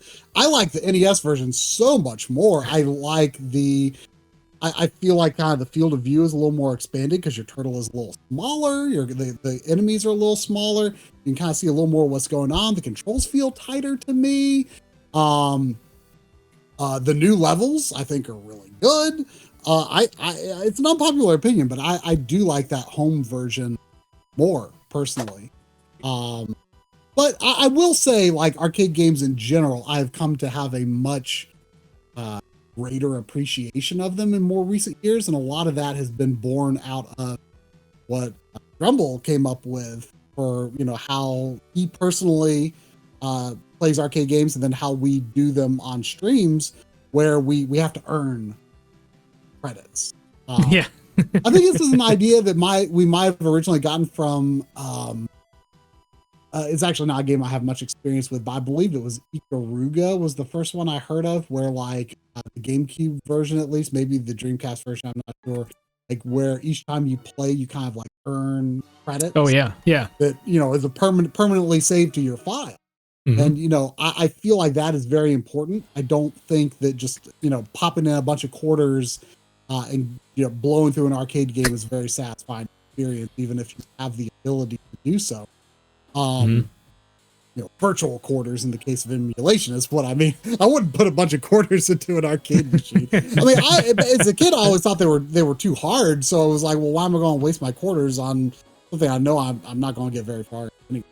So, but I always used to think like, oh, arcade games are just designed to be, but using that system where we have to earn our own credits, you know, even if we're playing on Mister or something like that, you know, as long as we get past the point that we died out at last time, we get one more credit per. And that has made arcade games much more engaging for me. And especially with the Mister, you know, having really taken off and being such a great place to play arcade games. In my estimation of arcade games is original. But you know, let me tell you, I'm going to be using my Nintendo Switch Online Super Nintendo controller on the Mister with them, not a arcade stick, personally, or the Genesis Nintendo Switch. Those are like my favorite things, by the way. Like I like that is like actually like a deciding factor whether I buy like a retro style game for like Switch or PS5. Like if there's a reason to suspect that like the PS5 version could be better than, like, tangibly better than the Switch version, I mean, hey, I can fix the non 4K aspect with the RetroTink 4K, you know? But like, I'm like, but those controllers, I love those Switch Online controllers. That is absolutely a deciding factor whether I'm going to buy a game for Switch or PS5. I probably use the Super Nintendo game for like half the game, Super Nintendo controller for half the games I play on the Switch. That's awesome. It's one of my favorites too.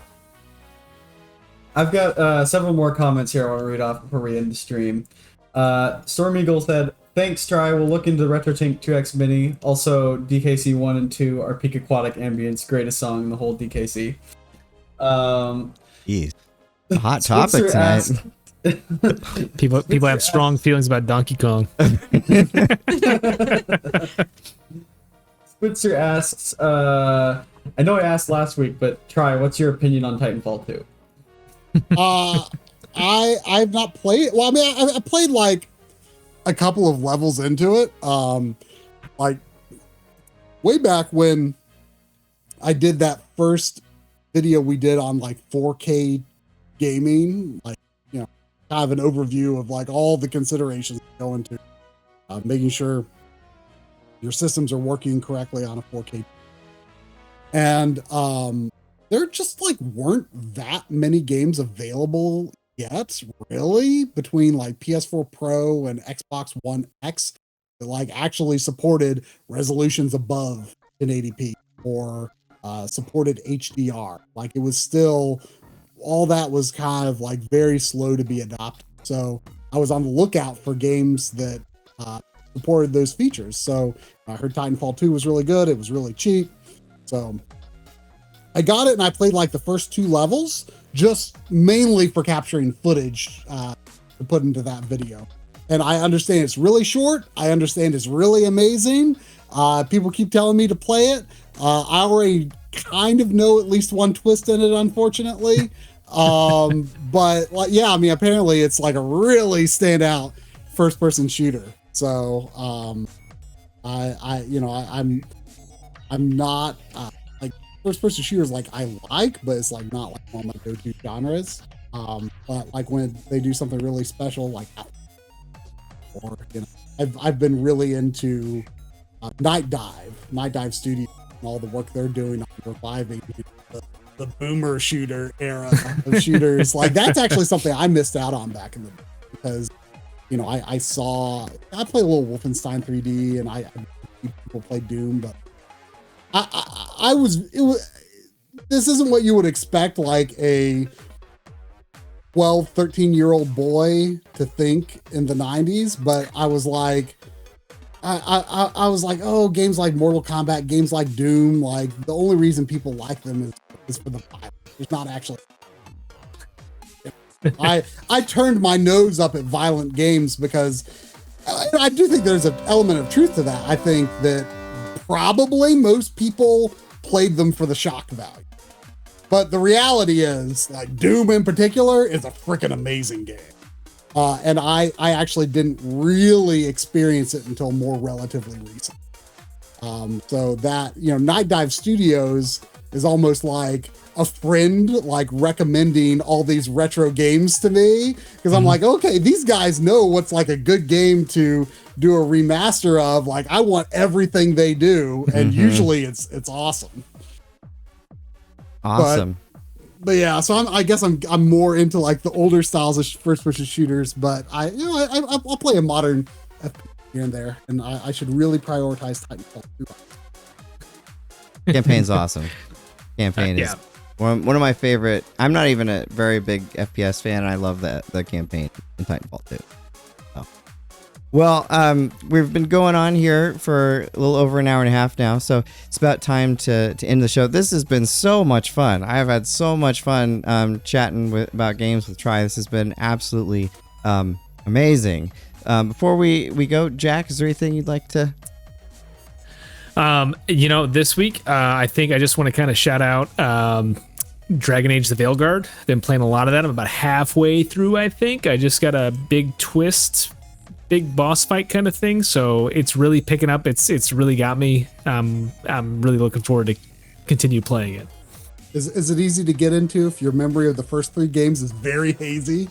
No, yes. So I won't give away too much, but if you played Inquisition, that'll help a lot with at least setup. But I just don't. I barely remember it. There's a thing at the beginning of the game where you can actually kind of set up how the world is when you start. So if you don't remember it all, it gives you a little bit of background, but there's going to be gaps for at least the first hour, and then after that it's fine. Like it doesn't really matter. Cool. Awesome. Logan, anything you'd like to say before we head off into the sunset? If anyone's still interested in Star Wars, well, in the audience right now, I am. Just finished watching Skeleton Crew. And that has been such a good show, so I highly recommend that. Awesome. And Darria? I'm currently playing my way through Assassin's Creed Odyssey. My first Assassin's Creed game that I've played, and so far I'm really enjoying it.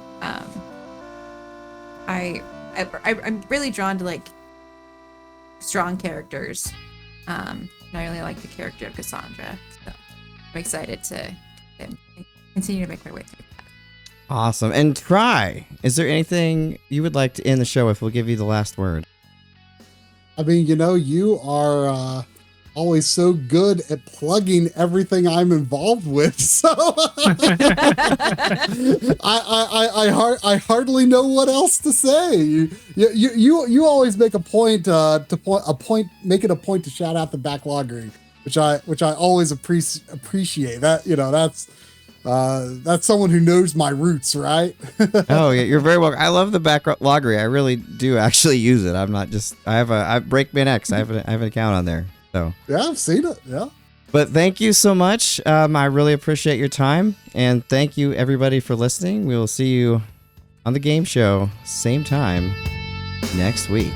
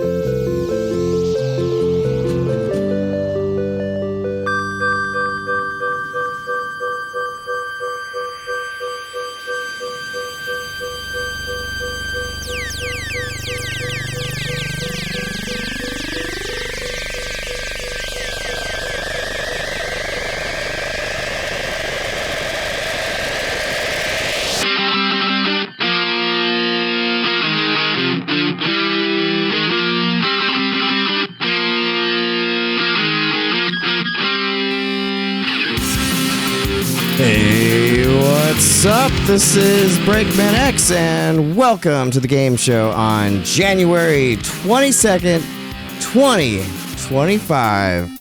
How's it going, Jack?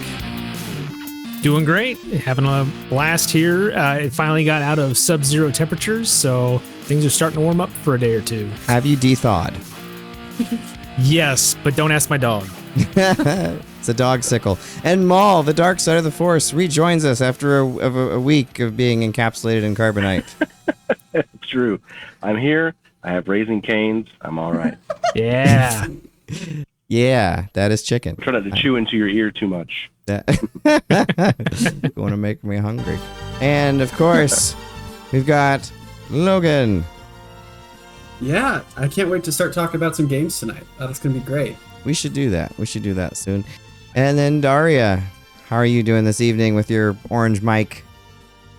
Pretty good. It looks orange in the video, but it's actually red. Oh, really? It looks nice. I like the way it looks. It looks nice. Courtesy of my boyfriend's setup. It's a nice frame. Is it a hot mic? I can also. Oh, nice. Ouch. I love the fact that it lights up. That's a really good touch. Ouch. So tonight we've got kind of a classic show for you where it's just us. We don't have a special guest tonight. You're going to have to make do with us. But we're going to tell you the best games ever. Like, this list is so definitive, no one could ever argue with it. So don't even try. No, we used to call these the We're Wrong awards. I looked back actually to make sure that's what we called them. So if that gives you any hint. But We're Wrong Awards 2024, since it's, going over the previous year and before. But basically, we're going over everything. All the systems that we have some sort of an attachment to, that we've played. We don't necessarily own them all, but some kind of system where we've spent significant time with them and really enjoy the games of them. So, you won't see any MSX, nothing against the MSX, but we just don't have as strong of an attachment for it. So, and we just lost the MSX portion. Oh no. Well, hopefully they come What are we back. gonna do about the PC-88 though? Come on. Right? Or what was there's the PC engine after the Super Graphics that I can never PCFX maybe that had like 5 games. That's a fabulous one. But I should mention we do have some exciting guests here that will be coming up. I can't announce like exact dates yet, but we are going to be having at some point soon John Linneman from Digital Foundry on the show, which is very exciting. I can't wait to have him on. We're also going to have Voultar, the extraordinary modder, will be on the show. Leonard J. Paul, who is a video game composer, does a lot with video game audio. He's going to be on the show. We've got Andrew Allen coming on here at some point here in the next couple months. He's probably going to be a little bit farther down the line. But lots of really cool people and some more that I can't really talk about yet. So awesome. Thank you. And I did accidentally have Try on the intro graphic. I apologize for that. Try is not with us tonight. Maybe in spirit, but not in form. But I do really appreciate. Everybody is so excited. It was very exciting. But I do appreciate all the mention he did for us on the My Life in Gaming show last week. That was really, really nice of him and all the nice things he said about the show. So I really appreciate that. Well, with that said, rad. Yes, it was very rad. So with that said, we should probably get into the games because we've got a lot to talk about. It's probably not going to even get finished today. And, we would like to eventually go to sleep. So let's start out with our first category here. And this is arcade all the way back from 1977 to 1989. And this was hard for me to figure out what to put here. There were so many games I could have put. And I ended up going with what I did because it was the game that when I was a kid going to the arcade, I was most excited to see. And, not necessarily maybe the best arcade game, although I think it is very good. But it was the one that I was most excited to play, and I put tons and tons of quarters in back in those days. But TMNT the arcade was a lot of fun back in the days. Cowabunga. What about you, Jack? So for me, it's Afterburner 2. Something about the soundtrack, the fast-paced action, the fact you could do barrel rolls, and it had an awesome cabinet. If you found the deluxe cabinet, that was the arcade experience for me back when I was young. Awesome. That's a great one. It's a great choice. I only ever saw it in the wild once, but it was a lot of fun. when I checked it out. For sure. And So then I highly recommend if you can find it. I mean, it's pretty easy to find, but I highly recommend looking it up on YouTube or wherever. That soundtrack just is a banger. Like, it's awesome. Oh, it's track after track after track. It's so good. Sega in that period in general just like had so much great music, but Afterburner in particular was very great. Pretty good. So, Maul. All right, but a quick question here for you, Break. When you were setting up this list, the 1989, what made you choose that year in particular? Talk to Jack. It's Jack's fault. Yeah, so I wanted to so for things like the PC and computers and for the arcade, there's not really defined generations, and so I wanted to kind of pick up certain periods of arcade history. So like 1977 is when Pong came out, so started 1977, and then go up to 1989 because that's about when you have like Sega Genesis and stuff like that coming out. Arcade games in particular, took a big leap forward around that time, because you had some of those Konami games coming out around like Teenage Mutant Ninja Turtles, Simpsons, shortly thereafter. But you had a definite, I won't say gimmick phase, but it was more than just quarter munching at around that period of time. And so I thought it was a really good inflection point to kind of cut it off there and then kind of go after that.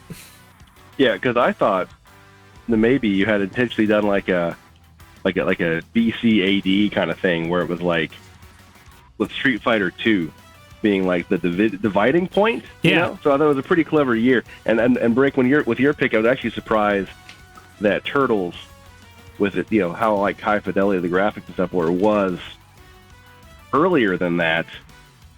I didn't remember it being so. It was it barely made the cut. It was 89, because otherwise I go with Galaga.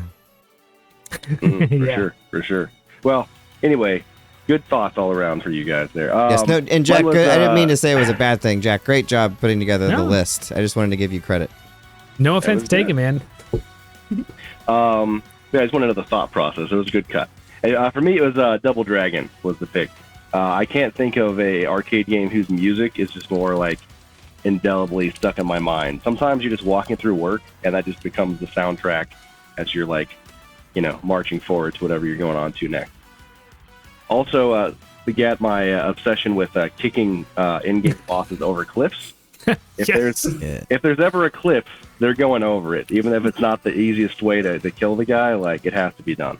It was not the original, but it was one of those first games where you could really cheese a boss like you could in like Dark Souls or something like that. Yeah. Very, very true. All right, that Double Dragon's a great choice. The NES version was my favorite of Double Dragon, but that music is totally it's such a different game on the NES, man. It is, but that's what I grew up with. The Master System is actually technically better, but I like it. Hey, Bimmy and Jimmy, man. Yeah, Bimmy, yeah, nice. All right, Logan, bring us in. Yeah, I kind of had a hard time choosing my favorite arcade game from that era because, I mean, I really like arcade games. I've been to a lot of arcades, like Penny Arcade in Malibu, and then like 1984 in Springfield. It's filled with arcade games. And the earlier ones in the 80s are some of my favorites. And I almost went Pac-Man, but I decided to go 1943 Battle of Midway. Yes. I love the music in that game and the visuals. Like, they do a really good job making it look like you're flying over the ocean. And I love playing with another player by my side. It's one of the rare games from that time period where you actually have like two people controlling characters at the same time on the screen. And that's just so great. I love it. Nice. And we have some commentary coming in on our chat. You want to hit that up for us? Logan is our designated person for bringing y'all in here. So, J Brown 2163 says Darria and Logan with the "I wasn't alive yet" face. Yeah. No, there's some early ones here that might give us some trouble. And then Storm Eagle 0083, Teenage Mutant Ninja Turtles arcade all day, every day, twice on Sunday. Yeah. Yeah, I've enjoyed that one the few times I've played it. Very nice. Meat Sword McGravy. I can't speak for any other aspects of the game, but the intro to the MSX version of Metal Gear 2 and accompanying the theme of Solid Snake track were ahead of their time. Yes. Yes. If you don't have the what is it, the Metal Gear Solid Collection Volume 1, it comes with that, and it's really good. You should just at least check it out. That's good. I will have to check that out at some point. And then we've got Nick of Time shouting out Dig Dug. Dig Dug is also great. That one's one of my top favorite arcade games as well. If only Q were here, he would really enjoy that mention. Probably be with positive expletives towards that, if anyone remembers back in the day. But thank you, Logan. So welcome to the game show. It seems like we've got a lot of new listeners in the last few weeks, so just want to welcome you here. The game show is a celebration of video games and our collective interests mixed with a healthy dose of humor, while bringing on our favorite people in the game and movie industries as guests, except tonight, because tonight is old school night. But let's get on to some computer action. PC. Wait. Did we hear Darria? Oh my God, Darria! Sorry, Darria. I was so excited. I was so excited to read the thing. Maul's good at that, by the way. Mine didn't actually like play in an arcade, but one thing that like I played the Namco Museum like games a lot, so I got to play a bunch of different arcade kind of games. And Galaga was always one of those. Such a great choice. Played that with my dad. And still today I love playing that. Such a great choice. I think that's maybe why I inadvertently skipped you, because we mentioned it before. But Galaga is such a great game. Like I used to play that all the time. That was a good game. So probably be my second. That remains my mom's favorite game of all time as well. Yeah, I will tell you, we've got an arcade machine at the office, and it's one of the multi-cades. I helped build it actually, but we have, I would say, four days out of the week, I come in and somebody's left Galaga on from the previous night, so I have to back it out. I mean, it is still, it's a timeless game, like without a doubt, it is timeless. Dude, I've got a multi-cade in my basement that I built. And Galaga is a favorite on there too. Like my dad currently has a high score. Hitting that button like really fast is so much fun. That was when I built my Mister. That was like the first game I nice. The arcade. So again, apologies to Darria. Fantastic. But we're gonna move on to some PC action here. PC, Apple, Commodore 64 up to 1989. Again, this was hard because I played a lot of games during this time period. And I went through several of them. There's this one game we used to play at school where you were like a little triangle and you'd put in these things and you'd zip around the screen. And I'd actually probably put that if I could remember what it was called, but I little triangle. But since I can't remember that, the game that I played probably the most during that period, and there were others that I almost put, Civ 1, could be up there. But Oregon Trail was just such a classic, and I played it so much of it that, going through this list, I was thinking, okay, best game, whatever. But what's the game I think of as favorite that I could just like jump in and play again? And, I kept coming back to all that Dysentery. It's just where it went. It's amazing that even like today, my kids know Oregon Trail because there's still some form of it either on iOS or, I don't think they're playing it in school anymore, but like, it's everywhere. Like just pop culture. It is there. It's what people know. I think they just released a Switch, remaster or remake recently.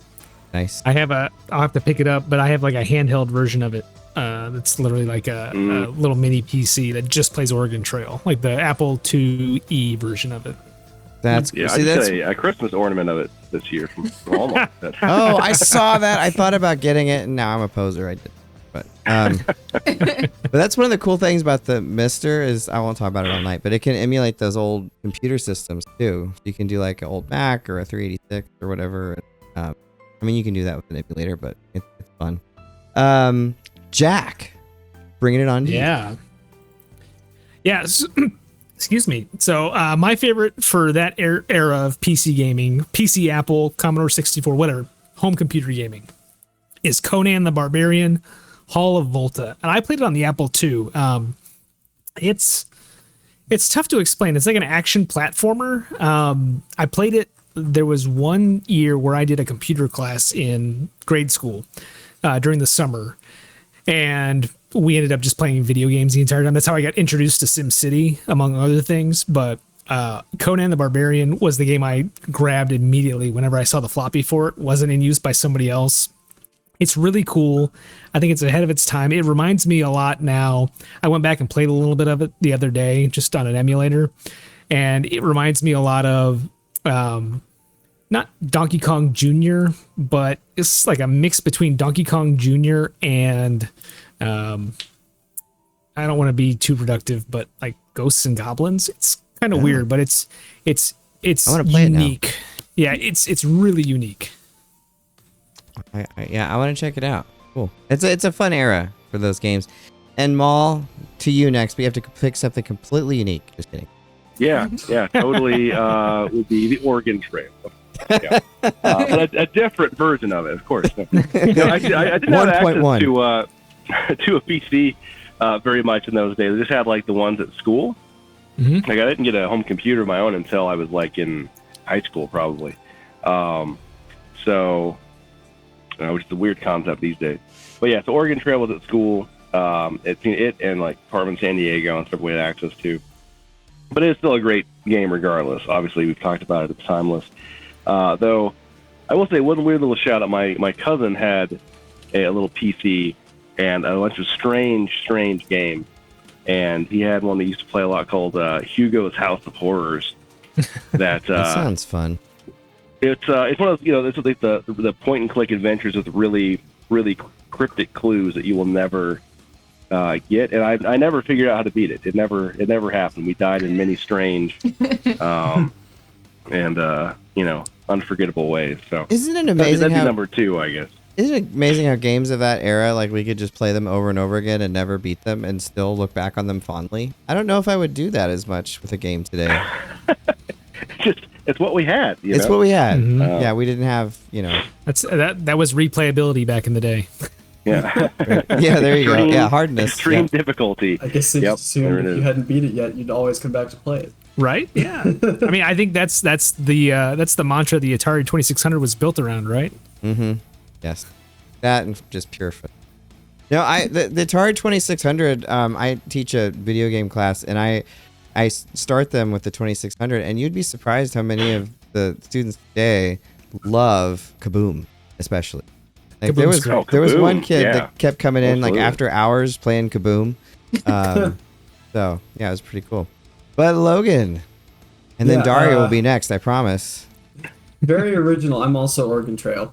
I don't think I've played any other computer games from that era. But I know my mom specifically always talked about Oregon Trail, and I just had to try it, and I love it. You gotta get the dysentery, or cholera. There's lots of fun diseases that you can acquire in that game, or you cross you can go across like the river, and it's like with the oxen. Yeah, awesome. I found it. You've got that around our house it's too. dead, but yeah, I gotta put some more batteries in it. So cool. I want to play Oregon Trail now. I'm ready, and I want to try out that Conan. That's one thing that's cool about this list is I've got a couple games to check out here. Yeah. But Darria. So I actually did not play very many computer games, so I don't actually have one to say. Oh, so this was the one I should have skipped. Yes. There'll be quite a few where I don't have. I thought you just really liked North America.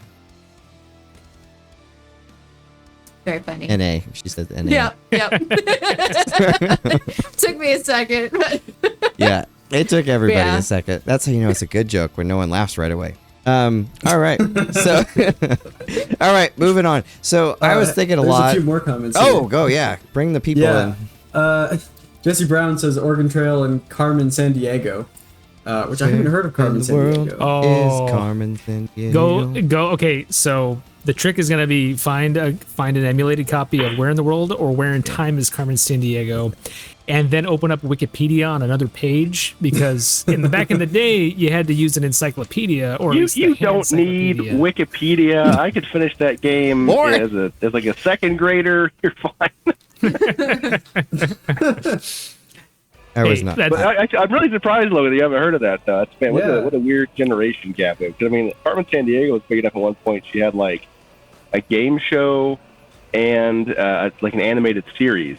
Wow. Going on. Where in the world is Carmen Sandiego? Yeah, Man, launched acapella music as we know it today. Yeah, you'll check it out. It's quite a rabbit hole to go down if you start looking up Carmen Sandiego. Yeah, it was pretty big in its time. For sure. Oh yeah, that's one of the first things that showed up when I started typing in that sentence. It auto-filled it for me. Nice. Okay, Good luck. And there's another comment too. Yo, anyone play Chip Challenge? I think that's my pick. That's another one I haven't heard of before. Chip Challenge? Chips Challenge. It's a really fun, like Pac-Man like puzzle game. It's been a while since I played it, but I remember it being pretty fun. Yeah, no, I definitely I just played it on like a demo somewhere, like on Walmart on a PC. I do recognize this game though. Nice. Yeah, I didn't get into puzzle games till later. I didn't want to think when I was younger, but then once I got older, I enjoyed the thing. But puzzle games are some of my favorites. You can go ahead and finish off the comments. I love puzzle games. I do now. That was the latest. I was one. missing out. I know I was missing out. Do we have a couple more comments to go, or that was the latest one? Oh, nice. Okay, awesome. So this next one was really hard for me because the NES. I've been trying to think like what is my favorite system of all time, and I think it's the NES. It was the first system that I really spent a ton of time with. It's obviously not the best technically, and there's games that came out on it were technically and design wise improved vastly. Next generation and continued forth, but in terms of just systems I actually play my NES quite a bit. Every Friday my wife and I play the NES until late into the night. I love that console. I love it so much.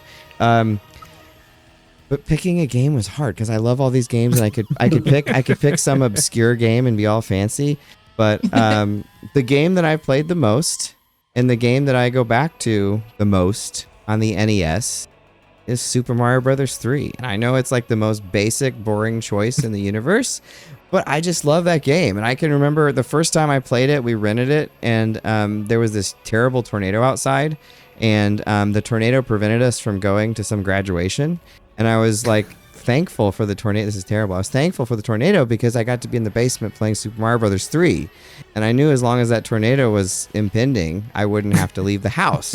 So every time up to basically World 3, I think about that because that was about how far I got. Thank God for all this destruction outside. You have to go find that. No one got hurt. No, yeah. I should say it never actually made it into town. I lived in a really small town, so it's just out in the country. As far as I know, there wasn't really destruction, at least according to the news, which is always accurate. So I think it was okay. But as a kid, I was Super Mario Brothers 3. I'd waited for ever to play this game, and I'd seen it on the Wizard. But Jack, you also have a really fine choice.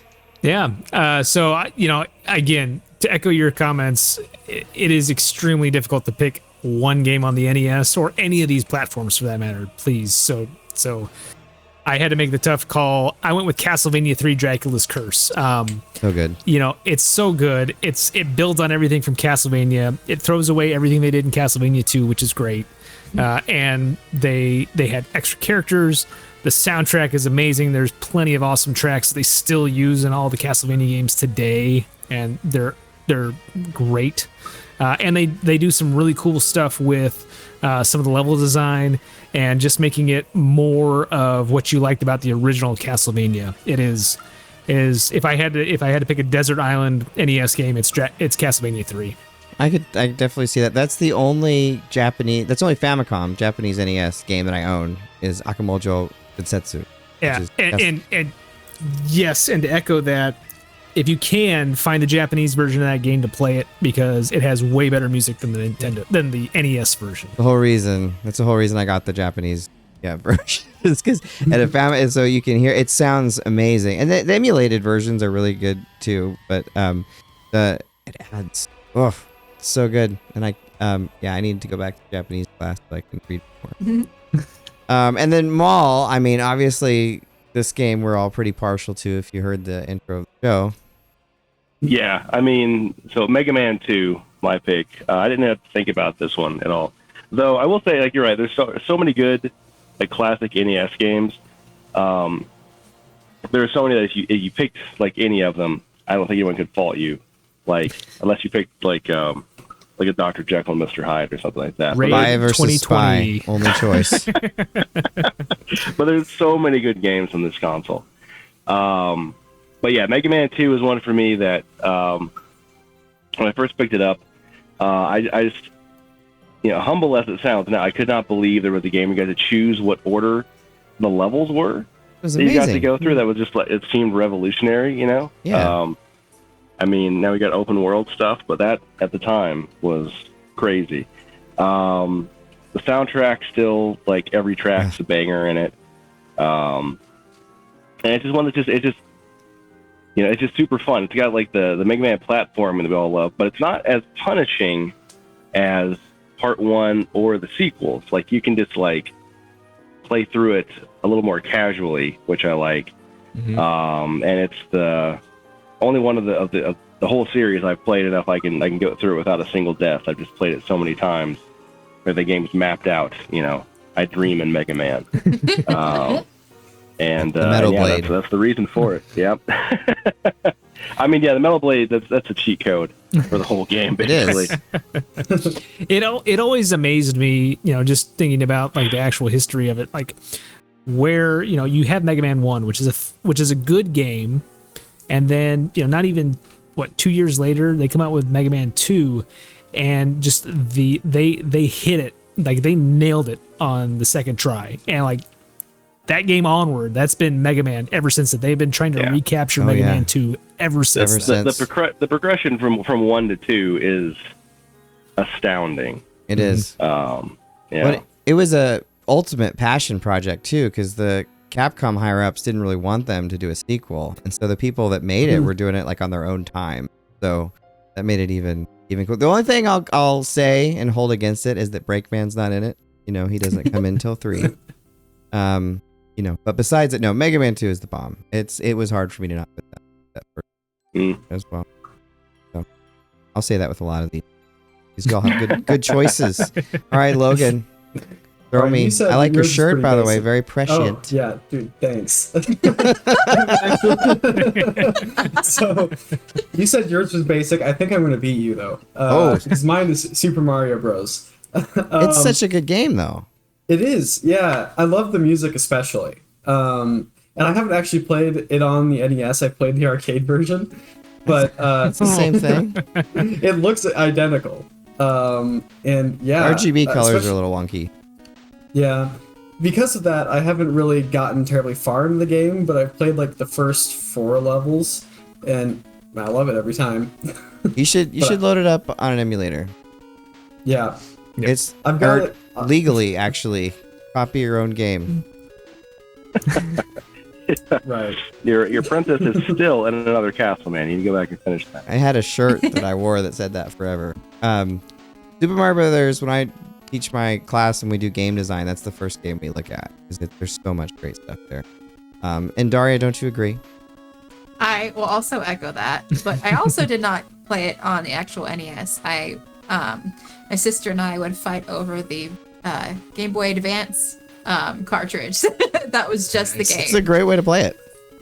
So, we'd go back and forth. But technically it was her game, but we would play it back and forth. So one really funny thing about Super Mario Brothers is it was like, we got the NES, and that was the first game we had. It was the only game we had for a while. And we didn't really look at the manual, and my brother thought, just by seeing it, that all the things were bad, like stars and mushrooms and stuff. So that for the first several months we played it, we didn't know that you could get power-ups because like we were running from the stars, and then I accidentally got hit by a star, and I was like, "Whoa, this is so cool!" And then I started touching the other things. So it was a whole new world after that situation. But moving on to our next system here, the Sega Master System. Go ahead, Logan. There's a few more comments as well. I'm just kind of been reading them after each section. Yeah. So back in PC, a few more people contributed. There's Jesse Brown says Myst was OG PC.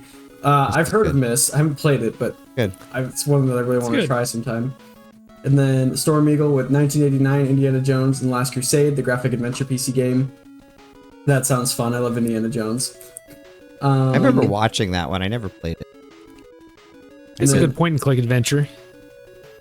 Actually, Jack, you said that game is pretty great, but I'm partial to Fate of Atlantis. And then Storm Eagle said, I've never played Fate of Atlantis. What is that? So that's another Indiana Jones game that came out on the PC. It was kind of an original point and click adventure from LucasArts. It's a great Indiana Jones game. Nice. And then Storm Eagle agrees with you, Greg, that Super Mario Bros. 3 is the best NES game. Stormy knows where it's at. Thanks, Stormy. Yeah. All right, so moving on. Anyone have any more NES thoughts? It's so hard to move on from that system for me. I could talk about that. I know. Only that, like, I want to go through the funny that Mario Brothers and Mario Bros. 3 are in our tops, and no love for 2. I love sometimes. 2. I know, 2 is such a weird game. It is one of the weirdest things that exists in gaming history. Not like any of the other ones. I mean, it is a different game entirely. They just reskinned for Mario for the US. But there's so much stuff that's in it that still pops up in other Mario Brothers games. It's just ridiculous to see how much they like morphed the mythology of the world off of that, you know? Yeah. I'll give, like you said, there's so many great games on the NES. I can just give 3 more shout outs off the top of my head. Like, Blaster Master, Bionic Commando. Good music on all of them, too. Yeah. And then, man, I'd even go so far as to say, Mega Man 3's up there, too. Yeah. So, Breakman's I can Legend go of on Zelda for a little while. So, yeah, Legend of Zelda. Zelda 2. Legend of Zelda, I've heard of that one. And then Little Samson is one that I played fairly recently. Yeah. Oh my That's god, a lot of Little fun. Samson. It's so rare, but these days there's other means of playing good luck it. finding a copy of that, but it is something. It's a lot of fun. I think it lives up. I wouldn't pay the price they're asking for it, but I think it lives up to being a pre-op. But there's so many. I mean, the Ninja Gaiden series. I mean, so many of these games are like all-time favorites. Ninja Gaiden 3 is the best. I agree with Try. Now that I've played the Japanese version.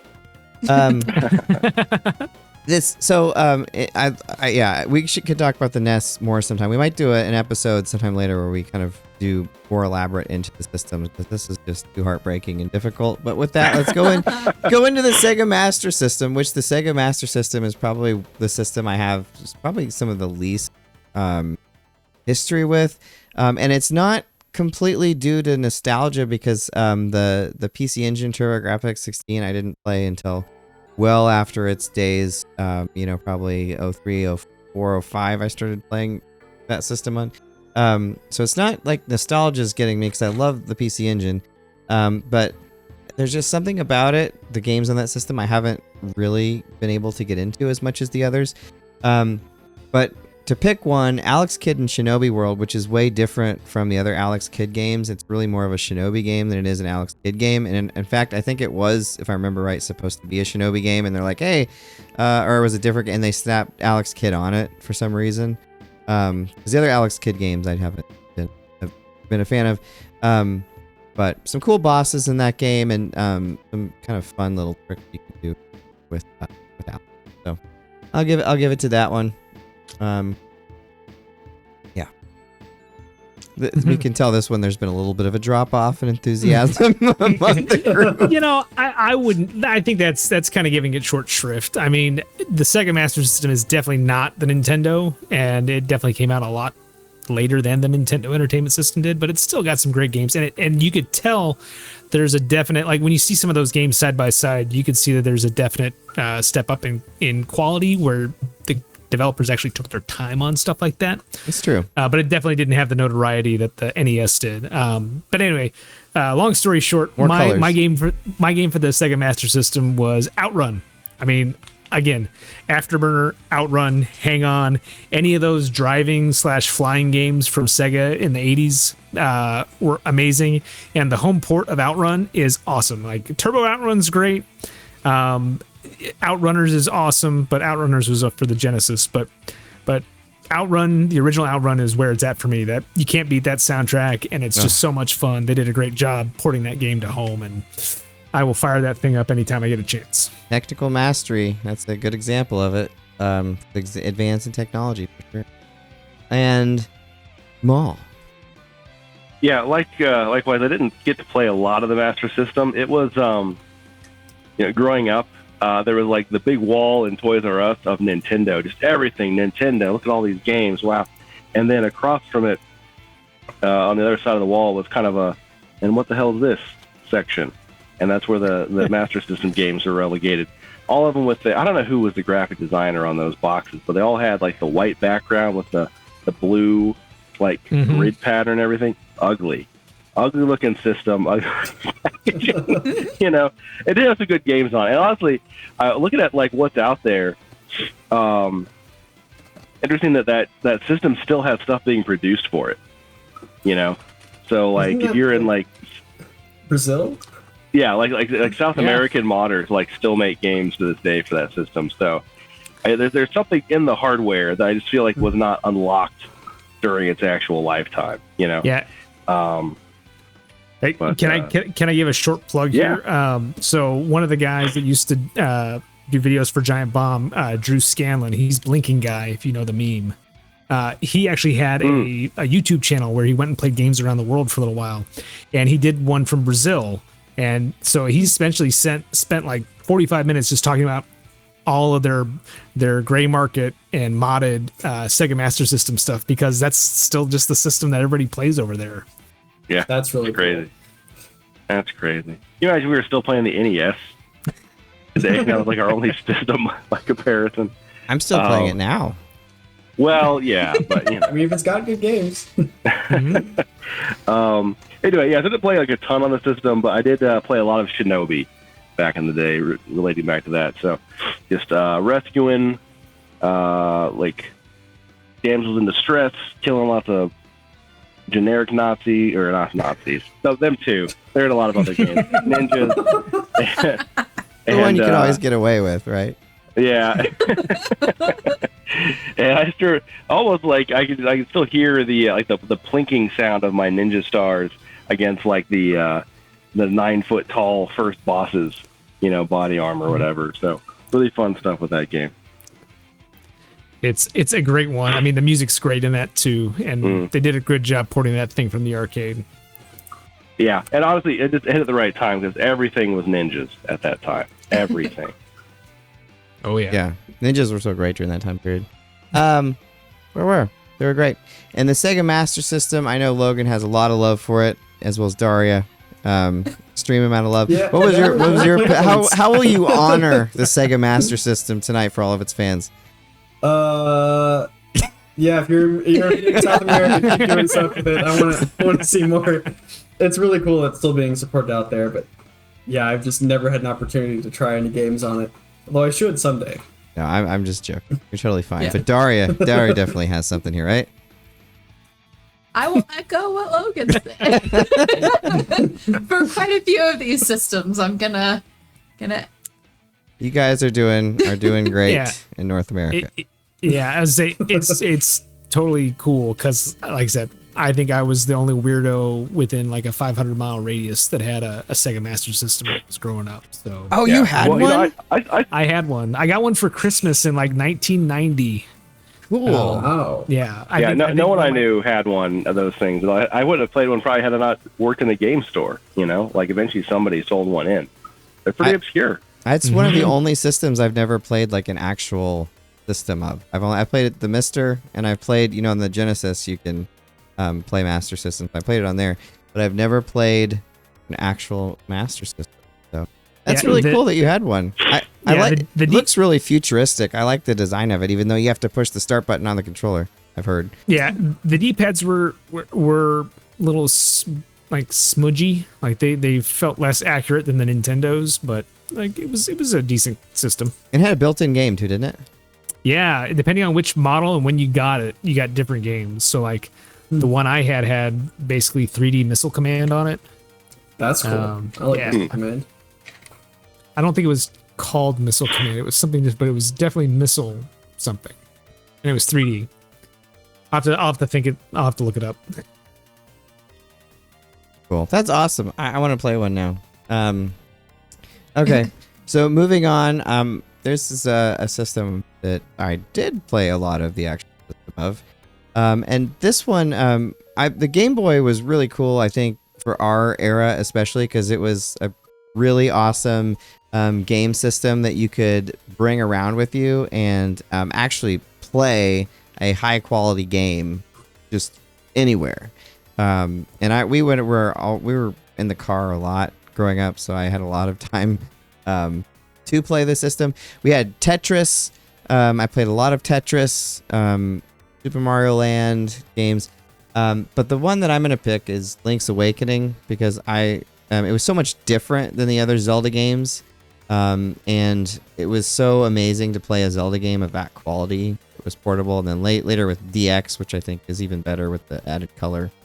But there's a lot of games. I think the Game Boy was a pretty phenomenal system given how what they had to work with in terms of the monochromatic screen and the technology of the time. So amazing how long it lasted too. Yeah. 89 to 98? Wasn't that? I think so. I mean, if you count the Game Boy Color, yeah. I mean, it lasted for a while. It's pretty amazing. Yeah, because the GBA came out in what, 01? Yeah, 01. Wow.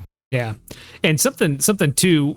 You bring up Link's Awakening, somewhat timely. Did you know that entire game was kind of inspired by Twin Peaks? Oh my God, that's amazing! It makes total sense too. I love Twin Peaks. Rest in peace, David Lynch. We lost him very recently. Mm-hmm. Very precious. Yeah, that just made me think of it because after his passing, there were some extra articles that were coming out online talking about how that makes so much sense. That inspired most of the game. Oh, I love that. Now I want to play it again. Once the Switch 2 comes out, there's a clickbait article that came out. It was like, Switch 2 is coming out tomorrow. So tomorrow, this is not true, by the way, if anyone's going to quote me on this. It's not true. It's not coming out tomorrow. But when it does come out, that's one of the games I want to play is the Link's Awakening remake, because that frame rate, like we talked about last week, is not great. But Jack's got a really great pick here, too, that I could have also gone with. Oh, yeah. So Donkey Kong 94. I don't know if anybody's played it, but it essentially has spawned the Mario vs. Donkey Kong franchise. It's really cool. It's a really cool bait and switch. They essentially give you, hey, it's Donkey Kong, the arcade version, except it's on Game Boy. And then you beat that fourth level, and all of a sudden it's like, oh, hey, now there's an entire world. Here's an overworld map, and you're going to have to go through all these stages, and then you get to fight a boss, Donkey Kong, at the end of it. And it's got worlds. It's awesome. It's one of the first games that had Game Boy Color support, or Super Game Boy support, sorry. But it is amazing. Turn the gameplay on its head. What's really cool is once you know about all the extra little things you could do, like the backwards jumps and the backflips and the headstands, like you can like breeze through like the first 4 levels in like 5 seconds. It's so great. You can just break the game like that. But it's fun to go back and play, especially now. You know, you see all the Mario versus Donkey Kong stuff that Nintendo's been doing over the last 10, 15 years, and that's kind of where it got started was with that game. Yeah. That's really cool. I knew that they had started the Donkey Kong versus Mario franchise on the Game Boy, but I didn't know that they actually included the arcade levels in it. Yeah. That's just a really fun thing. Yes. No, it's really cool. They came out didn't they come around the Game Boy Pocket? Or no, that was the Yeah. Maul. Your turn. Yeah, I don't have like a lot of like nostalgia for a lot of the Game Boy games. And for one, I didn't own one because like I had a lot of batteries required. They would not give me one. But it's fine. So going back and playing them, like borrowing games, playing demos and everything. Like, I grant you, for the time, it was amazing. And it's what we had. Here's your portable game system. Compared to like a Tiger handheld, it's fantastic. But I go back and try to play a lot of them on the original system, to kind of get that feel, and it's like, man, this green on green screen is just not it. But that said, Tetris is my pick, and I could not think of like a more perfect like first game title for that system.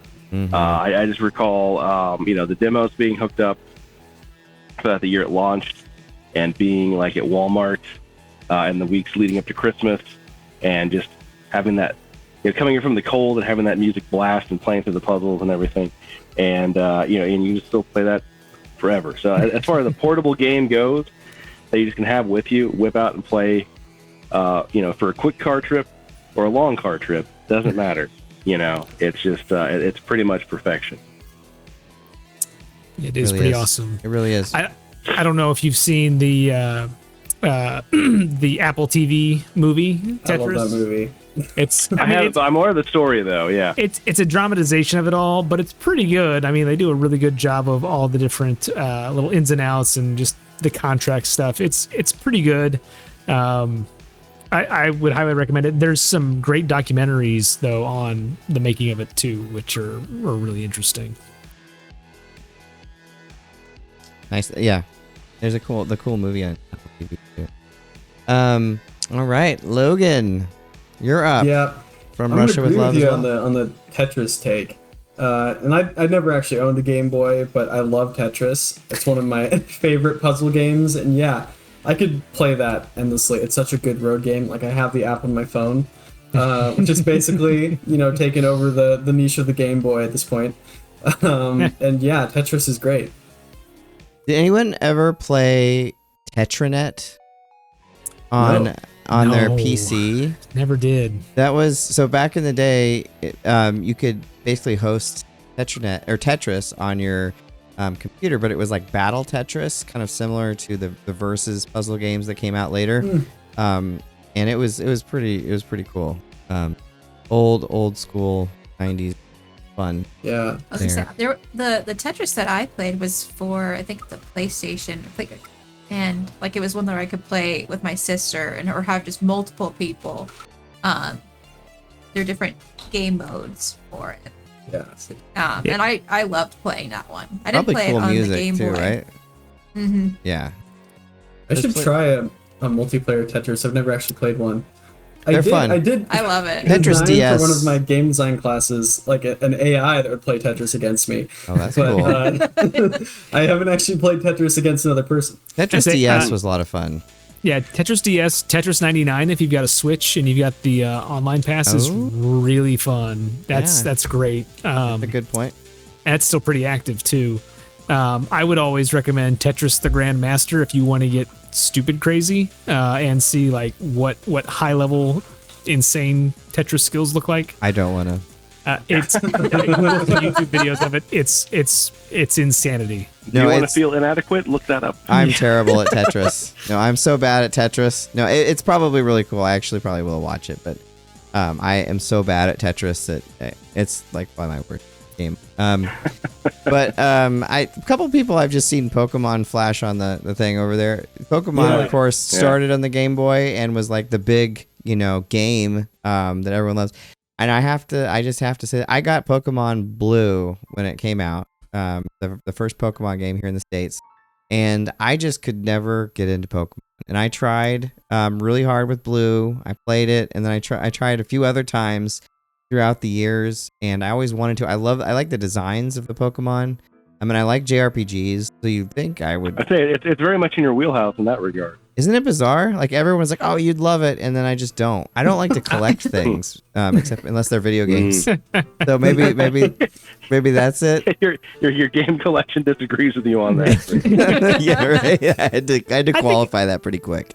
I think there's a little bit of time and place thing because like I was kind of we're the same age. Like when Pokemon came out, I was already on Super Nintendo and I was in Final Fantasy. I was like, this is a kiddie RPG. I don't want to mess with this thing.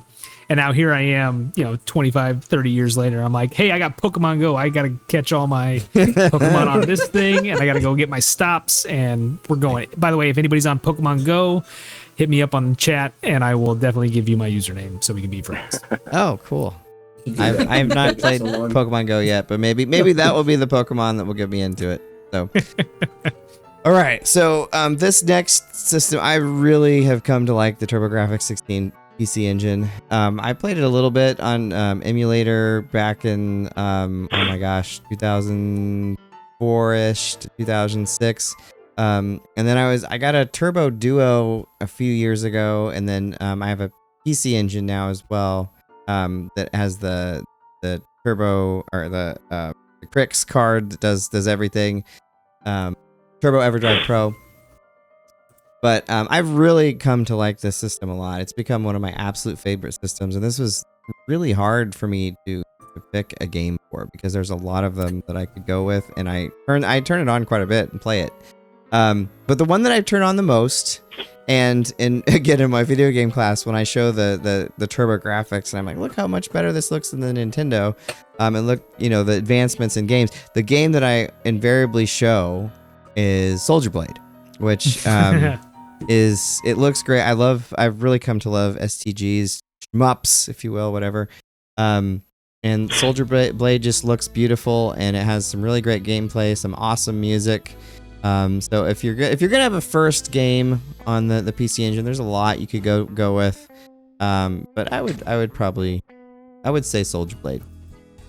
Soldier Blade is pretty awesome. As shmups go, it's right up there. I mean, and there's some fantastic ones on that system too. For sure. But speaking of which, Jack, you also have a really great pick here. Yeah, so it was really tough for me because I do love the TurboGrafx 16 as well. Like, it is a system that unfortunately just came out wrong place, wrong time, and with some bad marketing around it, and I think bad pricing too, at least here in the States. But regardless, Bomberman 93. I don't care who you are. I don't care what you're going to tell me. Bomberman 93 was the pinnacle of Bomberman. It kind of all went downhill from there. It's got multiplayer. It's got 4-player multiplayer. It's frenetic. It's fast. It's got a good single-player campaign. Music's great. If you stuck me in a room with 3 other people and you said, this is what you have to play for the next 24 hours, I'd be like, bring it on. Let's go. This is going to be a lot of fun. And we'd probably come to blows at some point, but it would be a lot of fun. Or bombs. Yeah. Nice choice. I like the music in that one too. Yeah. But Maul has another one that I think is a great choice as well. Yeah, for me it was Splatterhouse, which I originally went back and played. Actually, there's an arcade, a coin op at the Dave & Buster's near my place. It has a bunch of old arcade games. You play them. They collect the quarters for charities, whatever. But they had Splatterhouse on there. And it's not a game that really stands out gameplay wise. It's pretty typical side scroller beat 'em up, but just for the controversy at the time, and because oh my god, it's got blood and guts. You punch a zombie and it explodes. And for me being a horror fan, that was the game that we as kids would whisper about and talk about having played and wish we had copies of and stuff. Because I mean, you looked like Jason Voorhees.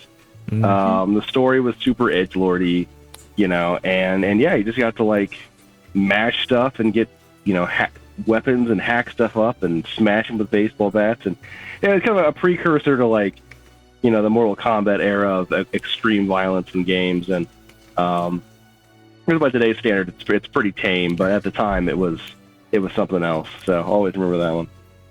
Yeah. Awesome. one of the things that I hated about, I loved and hated about that game was after you beat the boss, there was always that one last little thing that would get you, and you'd have like one heart left, and it would just, it would piss me off so much. Yep. The final scream's got to get you. Oh, by the way, Ray, I think we should mention, just in case anyone's wondering, that Darria didn't have a pick for the Game Boy. You didn't just skip her. Oh that yeah, one, you went I was trying to be smooth that time. So if from here on out, if I skip someone, it's probably because they don't have a pick for that choice. But I do appreciate. Okay, we should just let it be known, because I think everyone otherwise, after that first mistake, is going to think like, Break skipped her again. Yeah, no, I will. I'm very glad you're here, Taria. I will try not to silence you again. Let your voice be heard. But Logan, I know I'll have plenty to talk about later. I know you do. I know, and we're it's good to have the younger voices here. Without the people that walk with canes. So, Logan, if you'd like to hit us up in the chat room there. Yeah. So there's been a number of. I'm gonna start after Pokemon Blue. I think OG Pokemon are always the best from Nick of Time. Yeah. OG Pokemon are pretty good, although I have been enjoying some of the newer Pokemon games that I've picked up as well. Storm Eagle says DS version of Tetris is the best of them all. I agree. I'm gonna have to try it. I've never actually. Stormy and I are agreeing on everything tonight. Wow. And then Nick of Time says, so they have an MMORPG version of Pokemon now. It's called Poke MMO. And it's basically all the handheld games on the server where you can battle, buy, trade, sell, and just play the OG games with friends. That sounds really cool. I'm gonna have to look at that.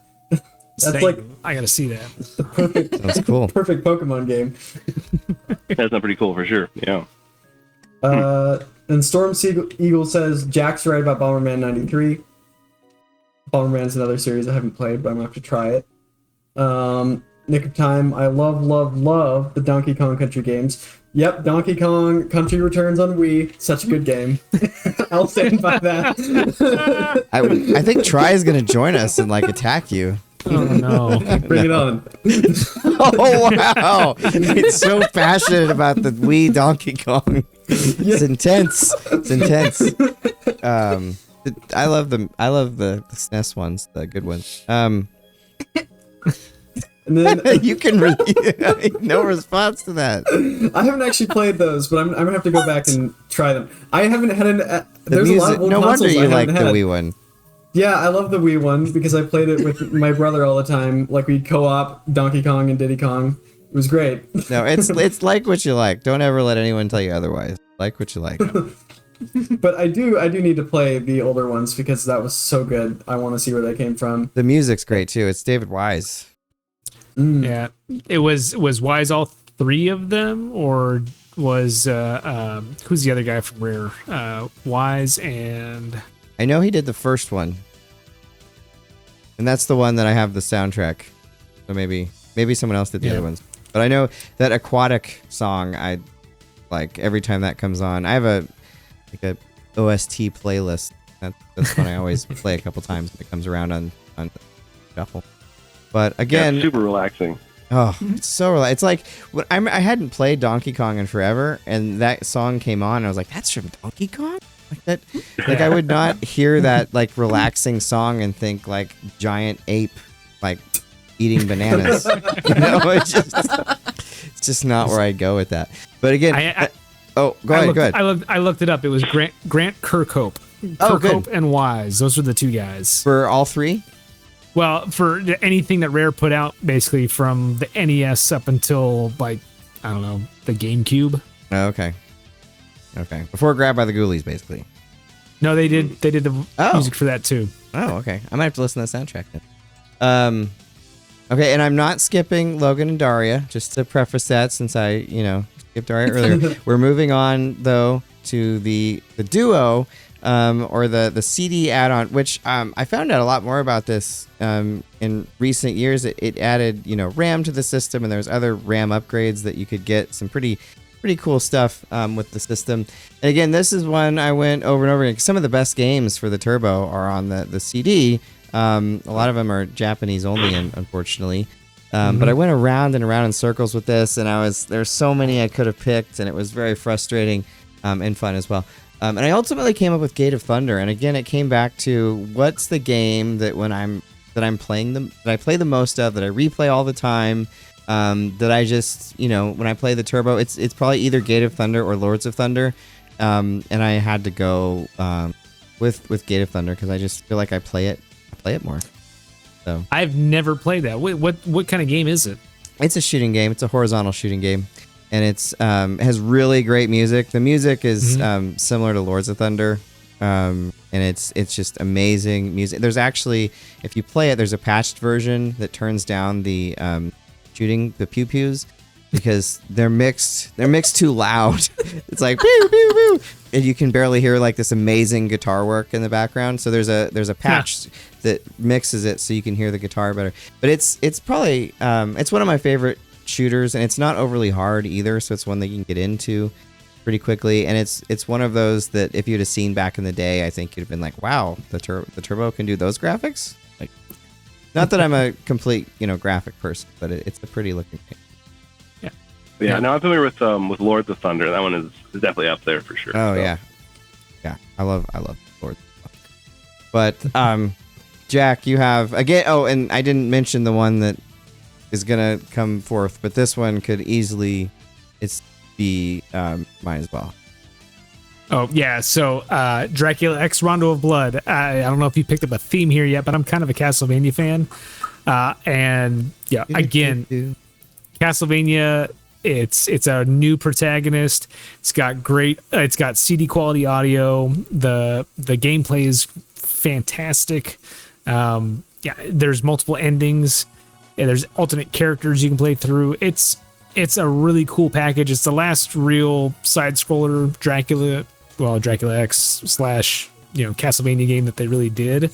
But they really sent it out with a bang, and it's if you can find it on, like, there's a Castlevania Dracula X collection for like PlayStation. You can get it on PS4/PS5. I think it's on sale a lot. You can get it for less than $20. Highly recommend it if you like Castlevania games. It's a fantastic version of it, and it's definitely up there on the Turbo Duo. And this just made me remember something about that system. You got me into Turbo because I watched you play Rondo on an emulator. I just remembered that. So I was like, oh my God, I have got to get this emulator working. Because you had to get like a BIOS and stuff, and I'd never done it before. But you were to thank. Yeah, I remember that as I was telling that story. I just remembered, I think I spent, I don't know, maybe the better part of 2 weeks at your condo trying to get that silly thing to work because they had finally, it was like a project somebody on the internet had worked on for like 2 years, trying to get a good dump of that CD. And somebody finally did it. And I was like, okay, I've got to get this thing to work. And I ended up, I think, paying money for an emulator that I probably didn't need to. Magic Engine. I still have Magic Engine, and I still have that code somewhere on one of my computers. But yeah, it was worth it. It was worth it in the end. Yes, awesome, cool. That just drug up that. And Maul, I think you also have a similar story to tell. Yeah. Well, the same game. Yeah, Rondo of Blood. Jack and I actually we have a lot of similar picks. You can tell we're both like platformer action, Castlevania fans and everything. So even like on some. If it wasn't like, if my pick wasn't his pick, they were still like they were within the like 2 or 3 spaces of each other in the countdown. So but no, like this is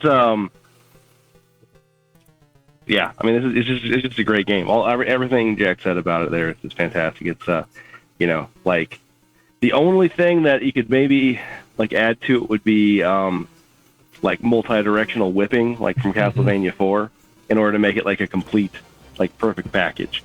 But graphics are amazing, music's great, replayability is through the roof on this one. It's fantastic.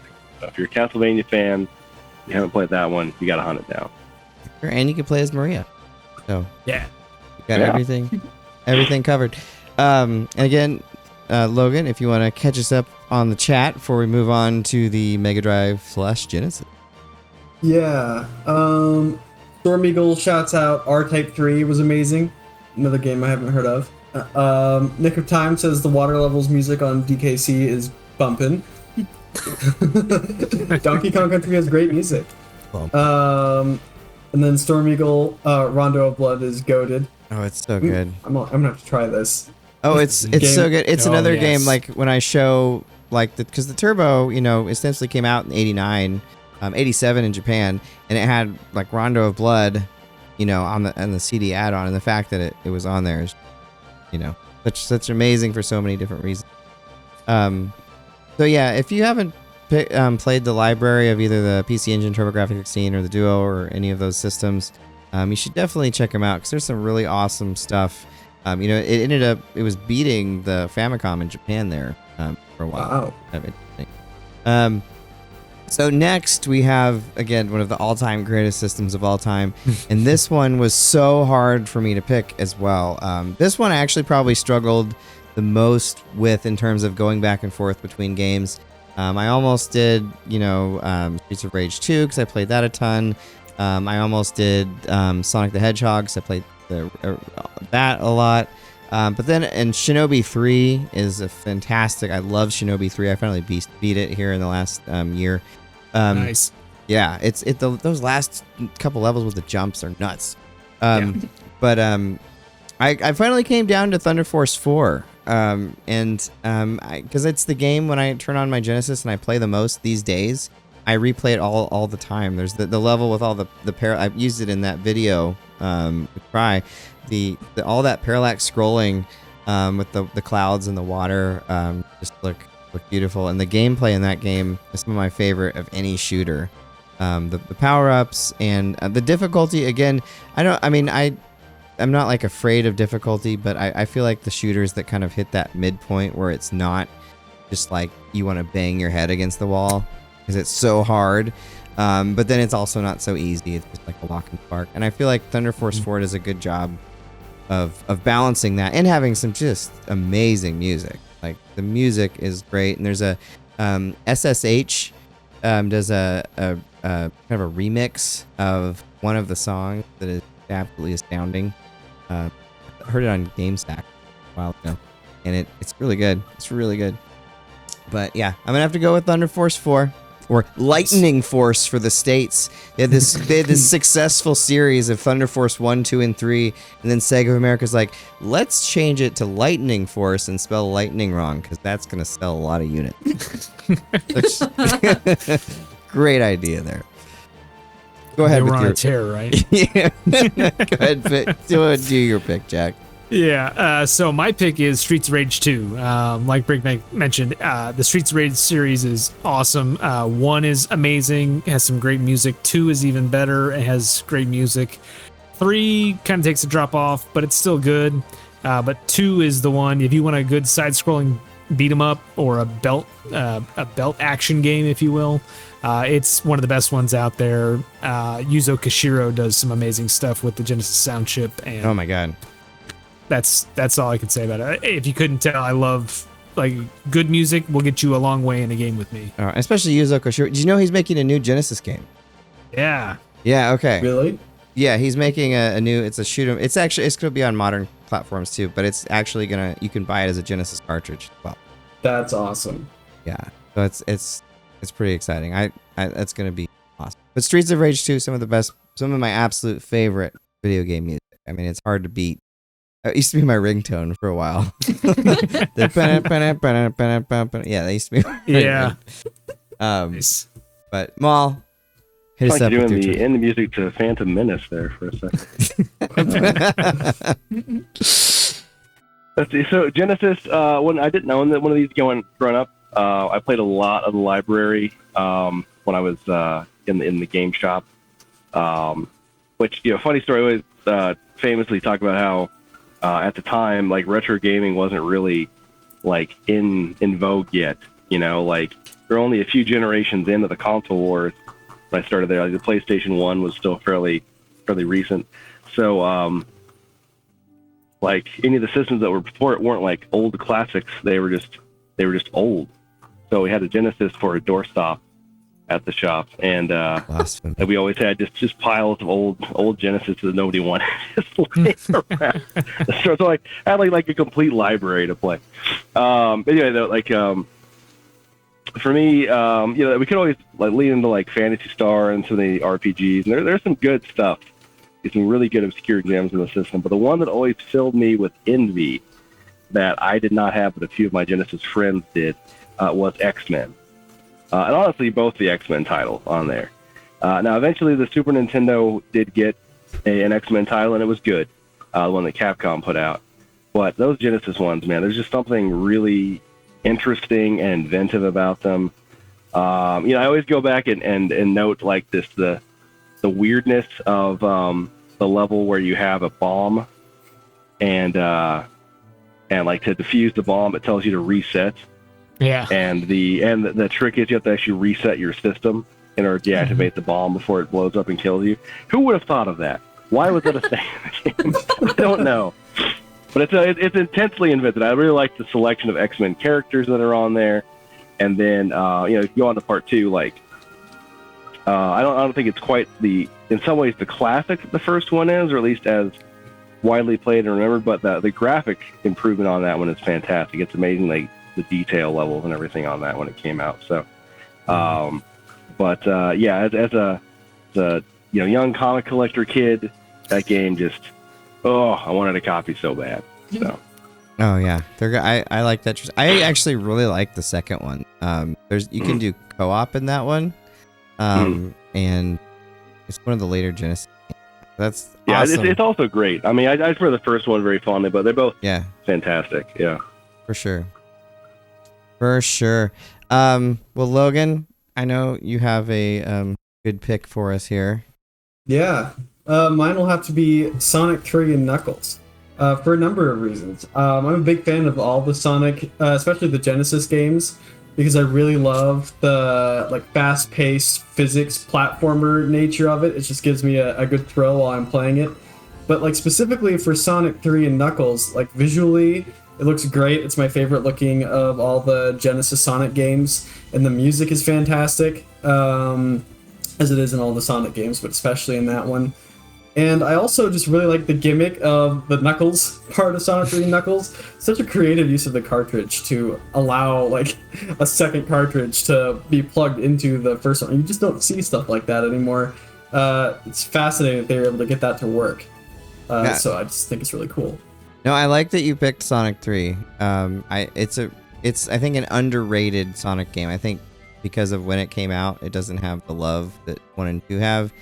But I think it's probably, if you look at it really objectively, it's probably the best game. And Michael Jackson did the soundtrack. Yeah. Right? Or at least part of it. Now, would you consider the Knuckles part of that game to be the first DLC? Quite possibly. Quite possibly. And it's very, I guess maybe not DLC, because I don't know, is that kind of downloadable? Well, yeah. I remember when it came out, and I didn't know, when it came out, that it was a whole other game. I thought it just added Knuckles into Sonic 3, and so I wasn't super interested in it. And then, later I read about how, actually Sonic Knuckles and Sonic 3 together are what Sonic 3 was intended to be, but due to development delay, and they wanted to get Sonic 3 out, they released kind of half the game as Sonic 3, and then, Knuckles. And then, Knuckles could work with Sonic 2 as well. Yeah, the Sonic 2 thing is really cool. The fact they really made the most of that add-on by allowing them to do that. Yeah, no, that was really cool. And that's a cool hardware pick as well. Speaking of Sega hardware, what a transition. Going into one of the most fabled, positive looked upon systems of all time, the Sega CD. Right? No, the Sega CD has a lot of... I think if you look through the library now, and there are a few really good games for it. There's a lot of FMV stuff and all that that you can kind of maneuver around. But if you look at some of the other games, there's some cool stuff on there, more than I had thought initially. So I'm gonna go ahead and do my pick, Popful Mail, which I had seen randomly in magazines, screenshots of it, and I just thought that was a cool name. I didn't really understand what it meant, but it just kind of flowed. And I like the anime pictures. But I never played it until very, very recently. Actually, My Life in Gaming, they, especially Corey, loves that game, and they talked about it quite a bit. And I played it, and it's awesome. It's really, really good. And it's the music, and it's really fabulous as well. But it's a really nice, kind of side-scrolling adventure RPG action type game. Lots of different fun elements, and it's definitely, I think, the best version of Popful Mail. There's a couple others that exist, and I would say that that's the best. So if you haven't played Popful Mail, I would give it to that. If it had been a year ago, I would have said Sonic CD hands down. But I played Popful Mail. I have to give it there. All right, nice. Jack. Yeah, so my choice was tough. Like Break said, I was really waffling between Sewer Shark and this one. But I ended up picking The Adventures of Willy Beamish, and it's one of those games. It's a point and click adventure game that has speech, which is why it was on Sega CD. Not particularly memorable, but one of my friends had it, and I played it at his house all the dang time, and so it really stuck with me. And it's a fun, funny point and click adventure game about a kid and his frog. And just kind of the antics that the frog ends up getting him into. It's a cool little game. Doesn't hold up super well now, but it's fun, and you should just watch a YouTube playthrough because it probably takes like 45 minutes. Cool choice. My Sega CD got dropped down the stairs. A friend was. We were moving it upstairs, and he was carrying it, and it dropped, and it literally went kaboom, kaboom, kaboom, kaboom, all the way, and it never worked again. So it was a depressing time. It was not built like the GameCube, no sir. It was the GameCube. The GameCube would still be working. The Sega CD was like, but Maul, you have a really nice choice here as well. Yeah, I picked Snatcher for it. Now, this is one of the Sega CD game is another one that I had to play in retrospect. And Snatcher is just one of those legendary titles. So if you haven't played it, it's an early game from Hideo Kojima. Konami letting him kind of run wild with it, and it's basically Blade Runner. And a lot of these Snatchers are replicants that have gone rogue and are killing people. And so you're playing through, it's like a point and click detective game that takes you into a mystery with an amazing narrative and cool kind of cutscenes and everything. And on top of it being kind of a fun mystery with the point and click thing, but it gets into shooting segments as well. So to get the full experience, you have to have the light gun so you can blast your way through those segments as well. So kind of going back and forth between shooter and RPG, which is really cool. It's a really unique game, really in-depth story. It's one that has become kind of a legend afterwards. And because of that, you're paying a lot if you ever try to find a copy. So, but luckily, for no reason at all, do I know that the Sega CD does not have any sort of copy protection on it. So it can just play anything you put into it. It doesn't know what is a real game and what is not. Not endorsed by BreakmanX.com. I stole that line from you, actually. I recently heard you say that one of the old shows. Yeah, Snatcher, I haven't beaten it. I need to beat it. I need to play it. I haven't even played it yet. Oh. Yeah, it's cool. It's I mean, at the time, too, it's super, mature and weird. The fact that it was ever marketed to, the kids of the day is fantastic, Mm-hmm. No wonder it didn't do great. we all grew up. We're like, wow, this is amazing. Awesome. I'm not averse to reading anymore. Literacy. Thanks to Snatcher. Thank you, Kojima-san. And Logan, why don't you hit us with your pick? Yeah, so I'm going Sonic CD, Sonic again. And Sonic I just really... Yeah, that's a really cool opening, the animated intro there. But I just really like the time travel mechanic and how they went out of their way to make 3 versions of each level to represent the present, past, and future. That is so wild to me that they did that, and it's fun just seeing the differences between all the levels. Such a great choice. Yeah, what a cool gimmick that is. That like it could just be like a remake of the original, and it is that. But then that Link to the Time Travel thing on top of it. It's pretty cool. If you play the Japanese version, there's a whole different soundtrack. Both soundtracks are great. Yeah, both soundtracks are great, but Sega of America heard the Japanese one and are like, nope. And so they had a new soundtrack made, and it's you're like, nope, this is too cool. Nope. Well, there was the like when Sega of Japan and America were really like angry with each other because it was like a competition which Sonic 2 would be Sonic 2, and they're both trying to make Sonic 2, and Sonic 2 that became Sonic 2 was the American one that Yuji Naka was in California working on, and then the one that was made in Japan ended up becoming Sonic CD, which is why Sonic CD looks so much like Sonic 1 because they took a lot of assets from Sonic. But yeah, it's more exploration based too. Yeah, I just want to add thanks for all the comments here we're getting here. If you want to say anything, you can definitely do it in our YouTube and our Twitch, anywhere. And also, you can join our Discord. Go to BreakmanX.com, hit up the Discord, and chat with us anytime, not just Wednesday. So, if you want that, we'll be there for you. So, next system, again, this is again one of the all-time greats. A really hard system to choose from, and I've been playing more SNES lately because I got the Voultar fix that fixes the SNES, and apparently I was actually the first one to get the fix. He wrote on my box that I was the first one that he did, which was really nice of him to do that. So I'll have to ask him about that when he's on, if that's true. But but no, it's the SNES is so amazing, and again, there's so many games that you could pick. It's like ridiculous how many great games, and you pick one. And I've changed this 4 times. But going back to it, when I think like what's the quintessential SNES game for me that I just want to play over and over again, that I like every single aspect of it, I have to go with Legend of Zelda: A Link to the Past.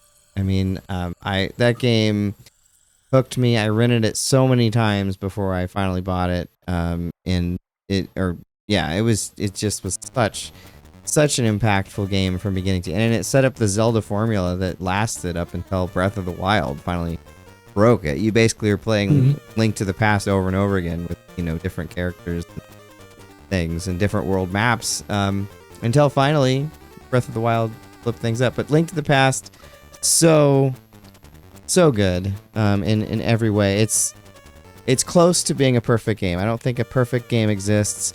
Oh, and I just saw Mega Man X out of the close one of my. It was so hard not to pick one of those. It was so hard not to pick one of the Mega Man X games because I love all of the Mega Man, and especially Mega Man X. But I can't. I'm just not going to look over there. I'm going to go ahead and I'm going to go to Jack with his pick. Yeah, so my pick was also tough. I echo Break's sentiments. Like you could stick me in a room with the Super Nintendo and about 20 games, and I'd probably love all of them. But Sunset Riders is my favorite, and it sounds really dumb. It's a port of a Konami arcade game. It's a side-scrolling shooter. It's Wild West themed. It's got some fun music. It's got some fun boss battles. It's just action. And while it isn't the 4-player version that the arcade game is, it's a great 2-player game. It's great co-op. Just a lot of fun. That anytime I pick up a Super Nintendo or just pick up a controller, that's like the first memory that pops into my head. But yeah, Sunset Riders is my game for that system. Excellent choice. Where does Sunset Riders fit in the Castlevania series? I don't remember. Yeah, like I said, it's really tough. Super Castlevania 4 is a great game on that system, but Sunset Riders just has a special place in my heart, man. Mm-hmm. That's the game that he also turned me on to that one. I hadn't played that before, Jack. It's very good. But Maul again it breaks my heart not to pick the game he chose too. So yeah, well, I had to. It's my favorite game, probably of all time. So if anybody knows me well enough to have had that conversation, it has to be Chrono Trigger, which I'm wearing a shirt for today. There we go. Nice. No, this was great. This is one that I bought, or had actually bought for me for Christmas. I asked for it for Christmas one year. Based on solely the box art, which I didn't realize at the time was drawn by Akira Toriyama of Dragon Ball Z fame. And knew there was a cool time travel gimmick because of Nintendo Power, explaining like how the things you did in the past affected the other time zones and everything. And I thought that sounded amazing. So let's give it a go. And that game was $85 when it came out in whatever the hell year that was. But man, it's really expensive. Yeah. Oh, yeah. That was the only thing I got from my grandma that Christmas. And she was so thrilled at like how much I loved that game. And because I usually get a game, I'd beat it too fast, you know, and she'd be like, I spent all that money and you're already done with it. And that was when I just played and the New Game Plus, and you play it again. But that's one that like the narrative is, I mean, the gameplay is great. I love the co-op kind of thing between the different characters. You're discovering different combos with their powers. I like the active battle system, or like other JRPGs at the time, you can choose to skip battles, and different enemies move at different speeds, and it changes the turn order. It kind of like capstones everything that Squaresoft was doing with the Final Fantasy series at the time. You know, looks great, amazing soundtrack, but just the narrative got me. Like that was for a young guy, you know, like a 8th grader, whatever it was when that came out, just playing through that, fall in love with the characters, saving the world from the apocalypse. Like it got me. I was in that game. Like I lived through that game story, and nothing else has really quite grabbed me in the same way since. That's me chasing the dragon forever, trying to find that level of experience again that I had with that game, and it will never happen. That will be my rosebud on my deathbed. I will say Chrono Trigger as I expire. The Chrono Trigger is so amazing that even though I have my soundtracks on completely random, it chose a Chrono Trigger song, and it's the Firebrand X amazing high quality rip of it too. The Primitive Mountain, the Back in Time song. It knew. Yeah, it's pretty amazing. That doesn't really happen, you know, the random. But such a great pick, Chrono Trigger. I mean, all of these picks are, you know, astounding. That's one like you talked forever about a certain remake that you're gonna get into later, I'm sure here. I don't know what you're talking about. Not quite sure what that might be. That I would be like, I would like to play a 3D version of this, and it like kills me that Squaresoft has not put out anything other than really clunky like remaster versions on other handheld systems that run so slow. I don't know what the deal is. Because on the Super Nintendo, no lag, no pause, going between menus. PlayStation version, 8 seconds. I timed it between each menu change. So you're trying to switch between items and spells and whatever. Oh my god, that kills you. It adds up so fast. Not worth the FMV. No, but they tried to like the fandom tried to make like a PlayStation 2 or 3 level 3D remake of it, and Squaresoft put the kibosh on it, you know, saying that they were going to do something themselves one of these days, and then they never have. Just damn it, man, do something with that series, you know? So good. Yeah. All right, Logan, you probably actually have one of my also most played SNES games, and if you haven't played, I think it's go ahead, say it, and then I'll say what I'm gonna say. F-Zero. F-Zero. It's it could have been another game started with an F.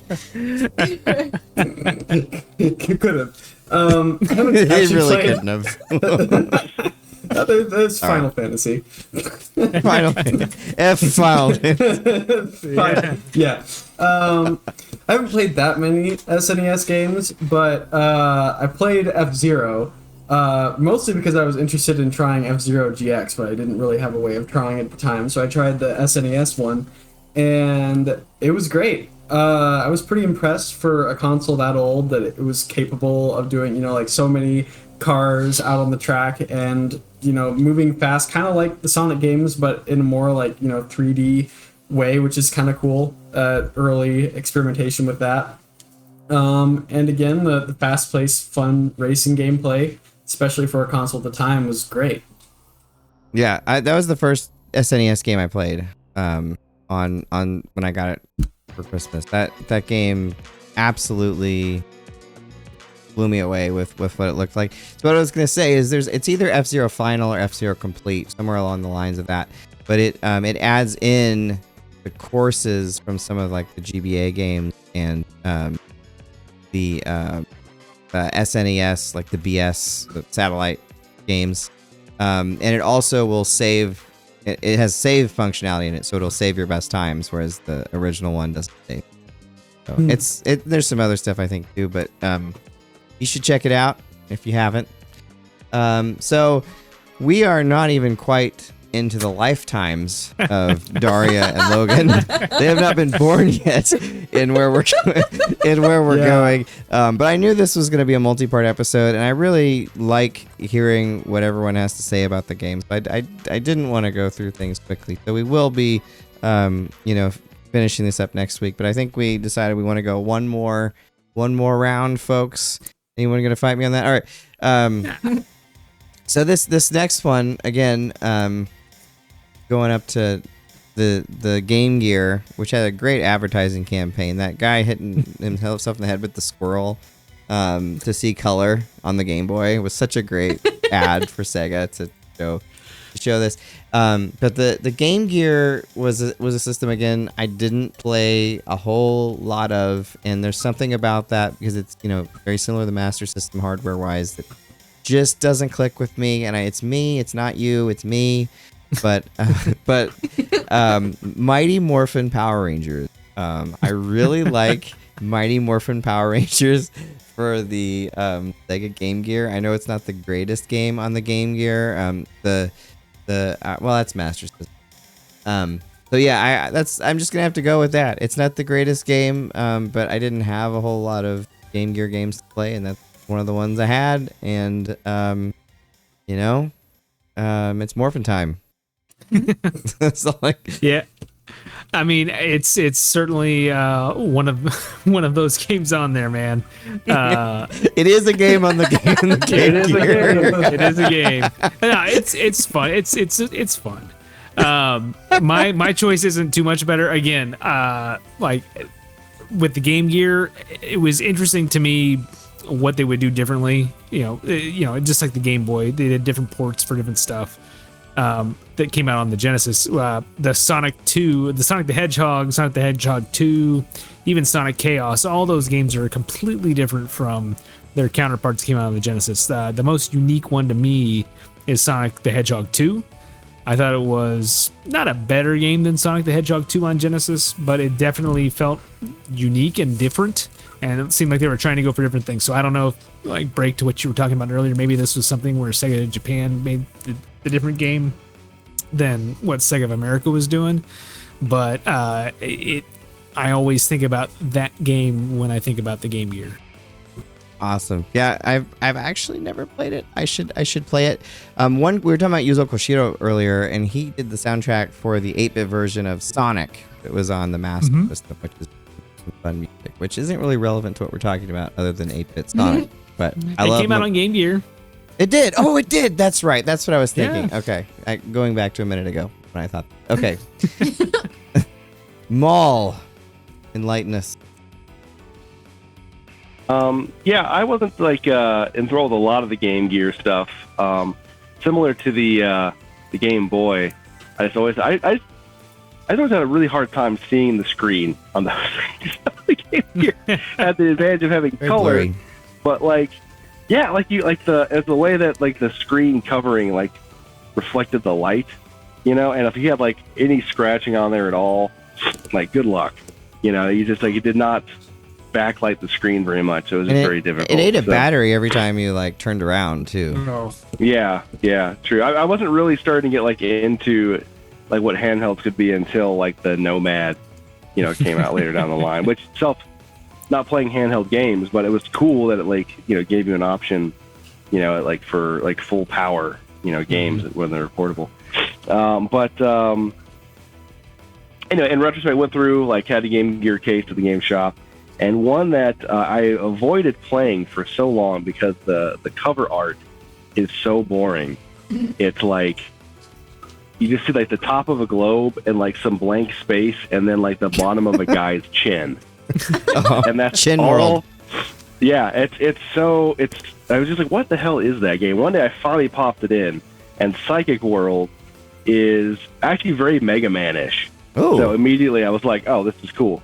Yeah, it's a platforming like side scroll kind of shooter, but your character has like psychic powers, which you get like a bunch of different abilities through the course of the game as you explore the different labyrinths and everything, and you pick them up and you have like a menu of different little power shots that you collect and can build up, and you're having to manage your psychic power meter on top of your HP so you can use those powers, because like a lot of like a Metroidvania, like you need to use those different powers to access different levels of the map. And yeah, it's just very fast, kind of floaty as far as the controls and the feel of the game. But that's very cool. And yeah, I know, Break, since you're a Mega Man fan, I would recommend you check it out sometime as well and just kind of see what different stuff the Game Gear could offer.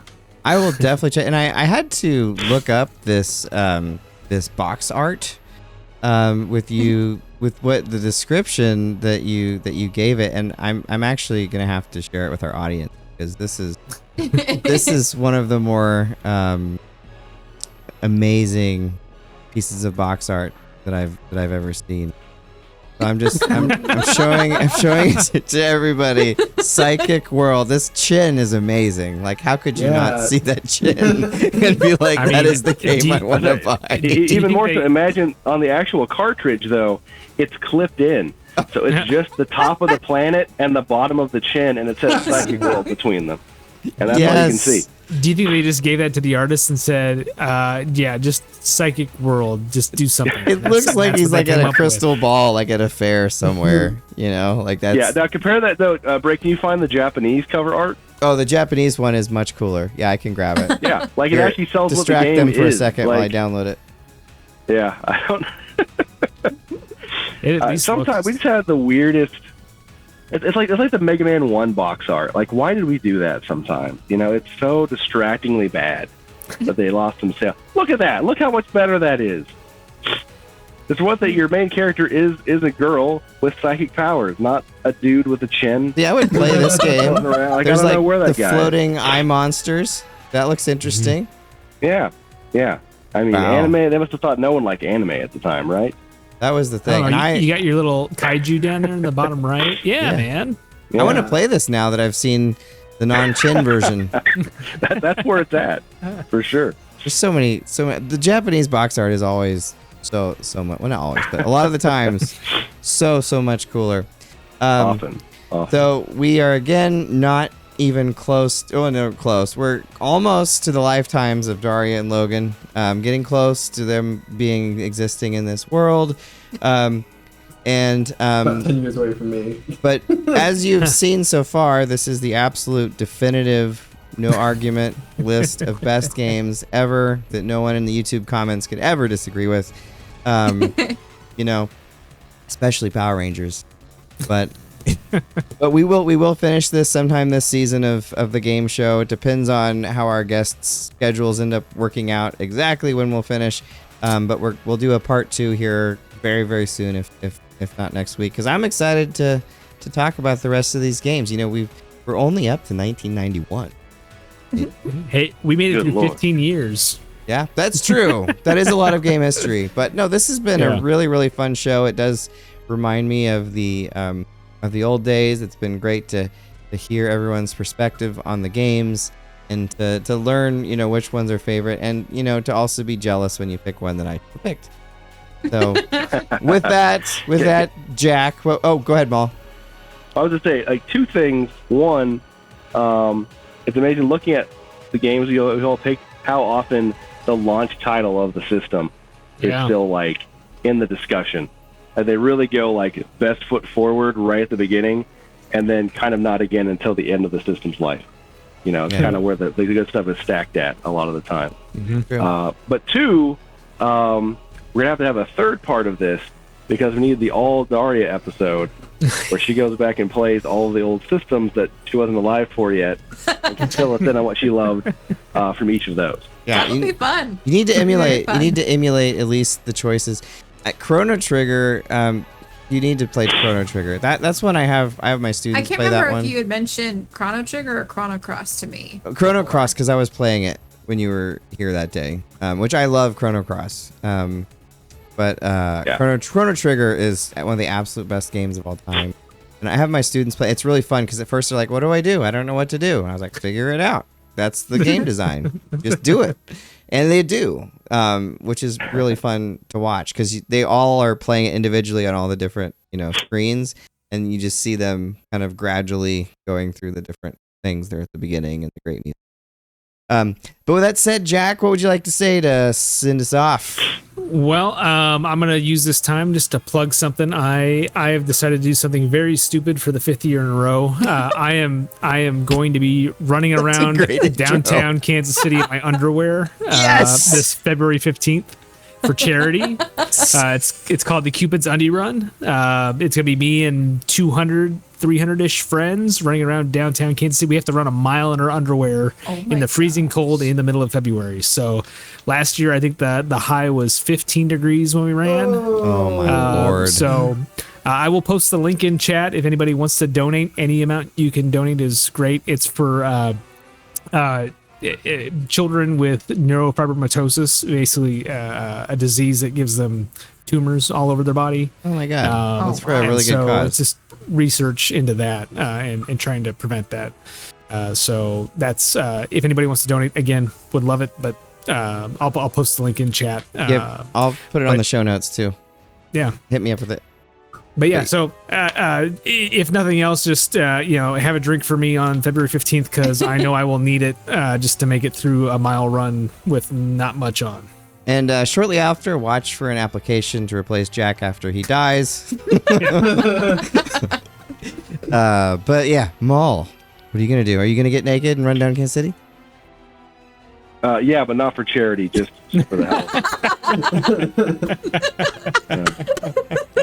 Yes. I don't like having extremities. They all need to go away before I lose them. No, that's not my life. That's not for me. But Jack, I wish you luck. Thanks. For sure. Oh my God. Is that you like to say to send us off? All right, that was pretty good. Good enough. Just Y'all that do well out I there. will Stay not be safe. running in my underwear. The classic sign off. Logan, can you beat? I will not be running in my underwear. No, you can cover running around that way, Jack. I think I'm good. But He invited me, but I would actually die. Like I would not be here. I guess what I've got to say is you guys have brought a lot of games that I know I'm going to have to go back and try at some point, so I'm just going to keep this list and start going down games I have time. It'd be fun to, as the seasons progress of the show, revisit some of these too. that'd be as good. you and Darria have played more of them and kind of get your feedback on them. So Do like a game club or something. yeah, that'd we be should great. do a game. Oh my God, Jack. Jack has just come up. Okay, BreakmanX.com game club is going to start. What game are we playing first, everybody? Chrono Trigger. Chrono Trigger? Are we doing Chrono Trigger? I've never played it either. All right, I like Chrono Trigger. I've never finished it. Yeah. I know. Almost fell over. Well, you got to get one of the 32 endings. And get Magus. Something like that. Oh wow. I would recommend getting Magus. Okay, BreakmanX Game Club. What we should do, like 30 days per game? I think something like that. I mean, Depends on the game. Chrono 30 Trigger's days for a gonna take a while. JRPG. Yeah. Like probably don't need 30 days for like DuckTales or something like that. It's a great game. I mean, I don't think I'm saying it's a bad game, but he finished that in an afternoon probably. So Yeah. Month of DuckTales. All right, we'll start with 30 days. We'll see how it goes. We're starting that in the Discord. I'll post something on the site. And then, we'll figure out a way for you to post your scores. I don't know how you do it with Chrono Trigger, but some way to interact. But it's a story milestone. I did this. I made it to here. You can ask for hints. There you go. There you go. Darria, send us off. Well, definitely learned about all the things that I need to catch up on. But no, as I was going through this, I was like, a lot of the memories just kind of like surrounding the different games that I played, and that was kind of what influenced a lot of my decisions on like what was my like quote unquote favorite game for each of these consoles. And so I think like I'm excited to continue to go through these and kind of revisit a lot of those as we go around it, because I think there's a lot of like nostalgia and like just memories surrounding a lot of the moments spent with these games.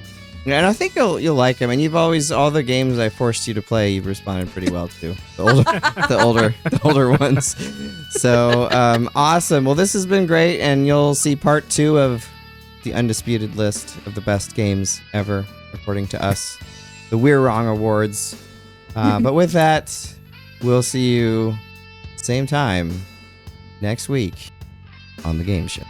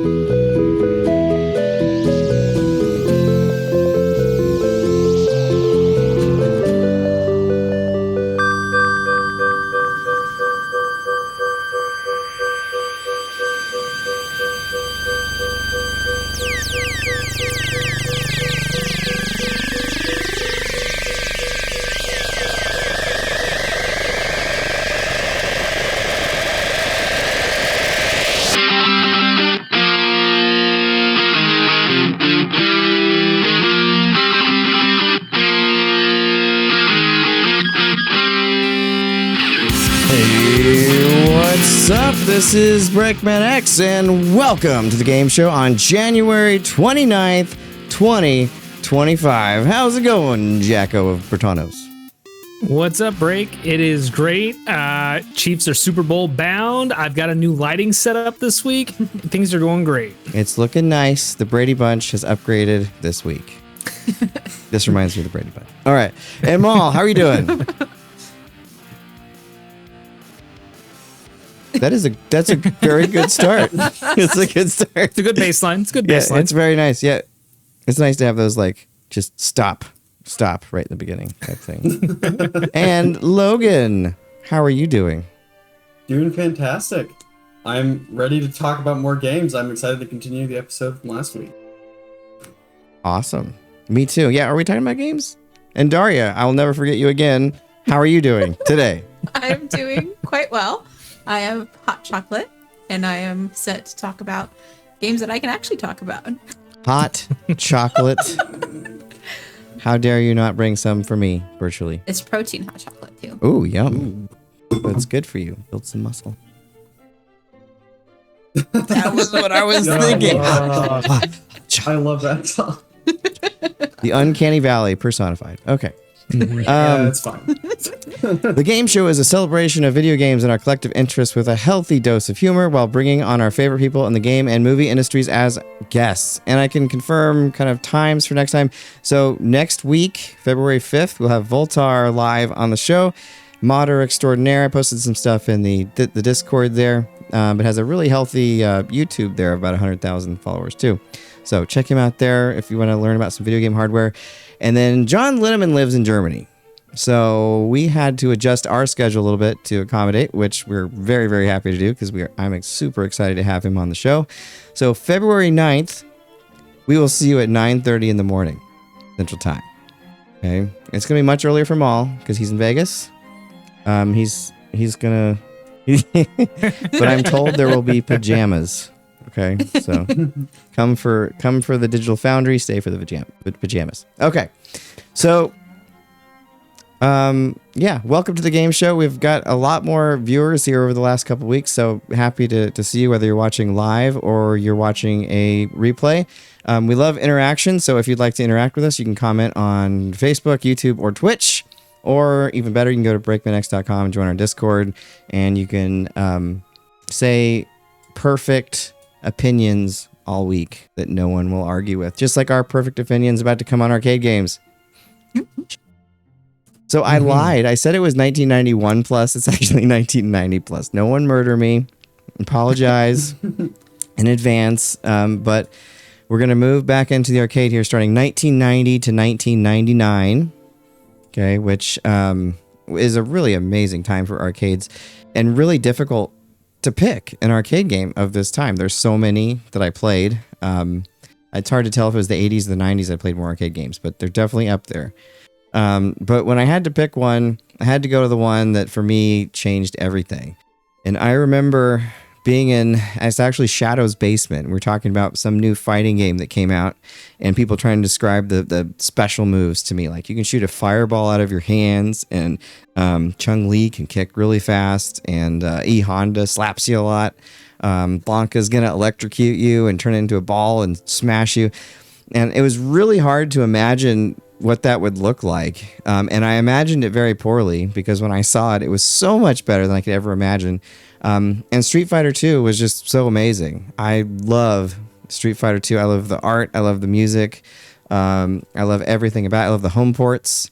I love everything. But going with the arcade, I have to go Street Fighter 2. I spent a lot of quarters there. And when we had to do the roller skate thing in grade school, I was not roller skating. I was Hadokening. So, yeah. Yeah.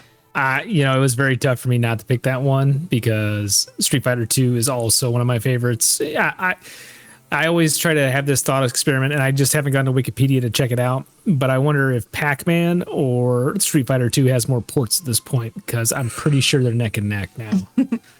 That's a good question.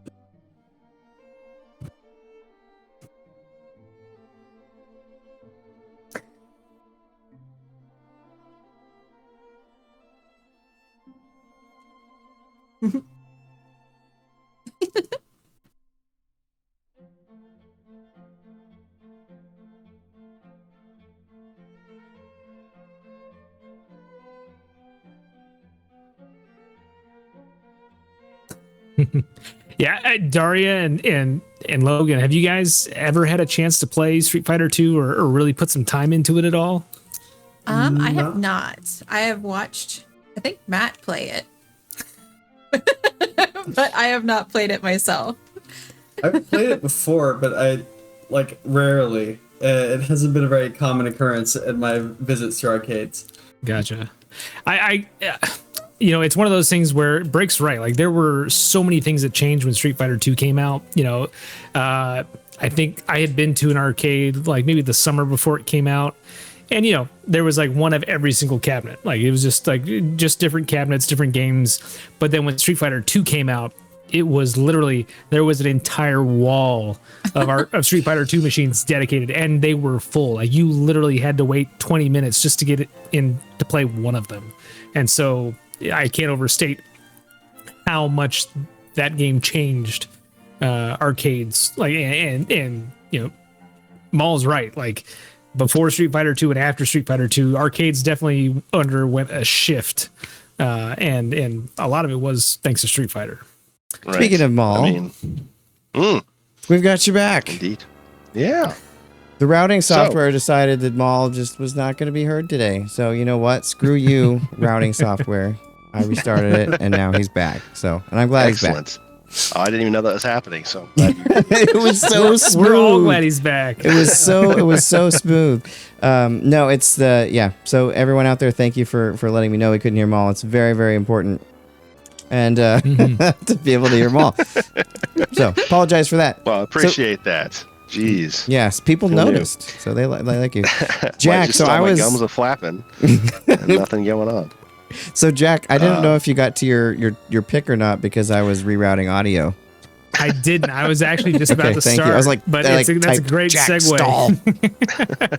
So my pick for that arcade time frame between 1990 and 1999 is Smash TV. Midway hit.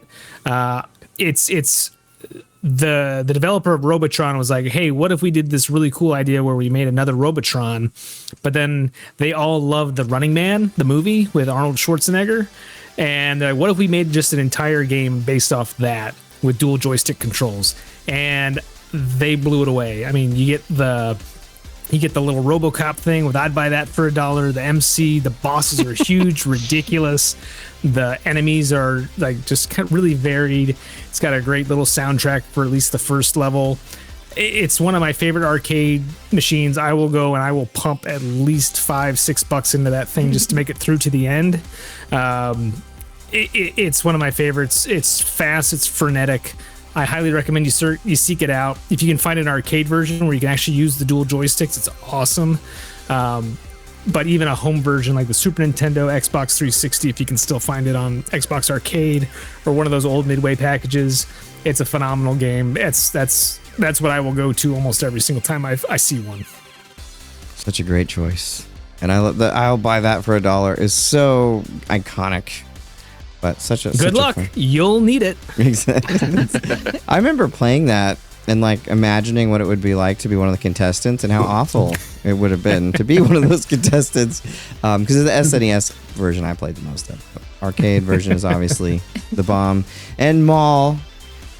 Yeah. What's your pick here? Again, the comic nerd comes back again because just like the Genesis for the arcade in this era, it was the X-Men. The 6-player edition specifically is the one that will always stick out to me. So beat 'em up, very much inspired or following on the footsteps of the 1989 Ninja Turtles. Is that right? Mm-hmm. Yep. But now improved from 4 players to 6 simultaneous. And that's one of those things that just I couldn't believe, like when I first saw it in the arcade. The crowd of people and all of them wanting to go 6 at a time. The anime styled versions of the X-Men and the villains, and honestly, like they still like really use like the sound bites from that game. They still pop up or reference from time to time. So the voice acting, cheesy though it was, like really stood out. Welcome to die. Exactly. X chicken. Like amazing stuff. That was actually going back like a weird push at the time because they were gonna do like a launch, like X-Men were starting to really break out and like had become like a top-selling comic, and they were gonna like make them the next big thing. So they made a crazy arcade game. It was great, and they did a pilot for a Saturday morning cartoon show at the time using the same character designs that then did not get picked up, and it kind of deflated the whole thing. We had to wait like another, almost 10 years before it came back around, and the Fox show, made that a big pop culture thing. But still, there was an attempt, and that game lives on. They, until recently, had one not very far from my house here in a bar, and I'd still pop in and play that every now and again.